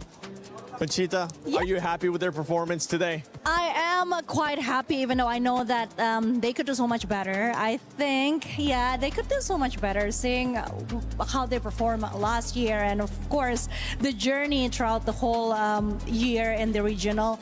I do think that could be so much better than what we see today, but finishing at the 5th position with 88 points and 63 elimination points is quite okay, I guess. I mean, you've got to be happy. I'm not going to jinx it. I'm not going to say the wrong things again. So, okay, I'm just going to give a thumbs up. I mean, even after that, he was just saying, you know, we read the room, and that was exactly what you said. They were like, just give him a little bit of time to like adapt, and that's what came from RRQ. So it's like, you know. No. RRQ, that means RRQ tomorrow, she wants a first place finish out of your group, which is going to be tough considering how Loss is currently playing. Talking about Loss, it happened. It ended up happening. They ended up getting 3 booyahs. Yeah, 3 booyahs. That is amazing. And of course, seeing that Buriram United Esports also achieved the same thing, I think it's like, I don't know, it's like a reality call. Like, you're not special, we can do the same thing as you know what I'm saying? But of course, if we compare the points, I think Buriram United Esports is still slightly ahead with 132 points and 80 elimination points. So yeah, Loss, this is a great start. Hopefully they can keep the consistency. Yeah, I mean, it's a good thing that they managed to pull off this 3rd booyah as well, because I was expecting that they couldn't. Because judging from the numbers that they brought in, or everyone out of this group, it was quite close to each other. Like, look at it. Compared to what we have earlier on Group A, right now it's only Loss who have a huge lead, and the rest is quite very close against each other. So I really am loving how each team is trying about this. I'm really looking forward to how when they're mixed up together. Yeah, if you're Lost coming into tomorrow, you're going to be so happy you have a 38-point lead to 5th place team. That's exactly where you want to be. Now, if you're Vitality, what a step up from this squad as well. And before we even go into Vitality, Twisted Minds ends up finishing in that 4th place. I'm so impressed with Twisted Minds, okay? If y'all see my eyes on the screen, I've been following their entire story today, and honestly, they have been building success since match number 2, baby, and you can see it, even in like their macro plays and their adjustments when they go through the trenches, and I mean, they're down to 1 player. Generally, you know, Jump's gone in and, you know, go, oh, okay, I'm down, and then you've got Diamond with the recovery, but they have been able to literally pull this together and fight for their dear life, and you see it with Expo and Diamond. They were basically damage leaders, 2nd and 3rd. Plus we have Exposi 2nd in elims overall for this team. So this is nothing to shy away about. No, it's not the top, but they were able to change absolutely everything through their games, and I'm loving watching this team, and I can't wait to see what they do in the future. We're talking about these amazing teams in the first page, but we got to flip that side. We got to take a look here at the 2nd page, especially those teams towards the bottom, because Neptune coming into tomorrow, it is a healthy lead and a healthy gap that they're gonna have to make sure they close. Yeah, I mean, hopefully they put in the homework today after the game and in preparation for tomorrow, because again, we have Straw Hats and Mia Corp. It's not looking good for them. I know Straw Hats has a history already in playing competitive, but in EWC, this is where we want them to pop pop off, but it seems like it's getting more difficult by the day or by the matches. And with some of the teams adapting that well, even MiaCorp, they try to make an adjustment of just playing it passive, not so much of aggression, just go for the placement, and it only like worked at least once to get double digits. So there's a lot of work that needs to be done by both of these two teams. Yeah, of course, if we're talking about the bottom two, it's always sad to see the teams that have to go through hell, actually, even though they're trying their best. I mean, in the other group, we have Titan and Demons fighting for the place, fighting for the spot. Obviously, wanted to see them exceed and do better tomorrow because then again, like I said, Group A is a bit of a hell group, and there's like a huge gap that we can see amongst the teams that are actually making it, making things happen, and those who are still struggling to get things done. Yeah, I sort of commented, I was like, it's like we're watching two different lobbies in one. There's like the top heavy hitters and then there's the bottoms. So I definitely picked up on that as well. But I mean, yeah, you've definitely got to be in that mid-range. Otherwise, it's difficult for you. And for some of these squads, it is time to make sure you make it happen tomorrow. If you don't end up making it happen tomorrow, if you end up being on those last two, as we've been talking, you're going to end up going home. If you end up being in the top 4, you get to go to grand finals. And if you end up being in 5th place to 10th place, you get a chance for survival. Stay tuned though, because tomorrow will be the second day of groups of Free Fire at EWC 26. A special shout out to this amazing crew and everybody that was casting, doing interviews, stage hosts, and production, because you guys are amazing. Stay tuned for tomorrow. Free Fire at EWC 26. Who's gonna be going? Who's gonna be going home? And we'll be going to survival. We have the answers tomorrow.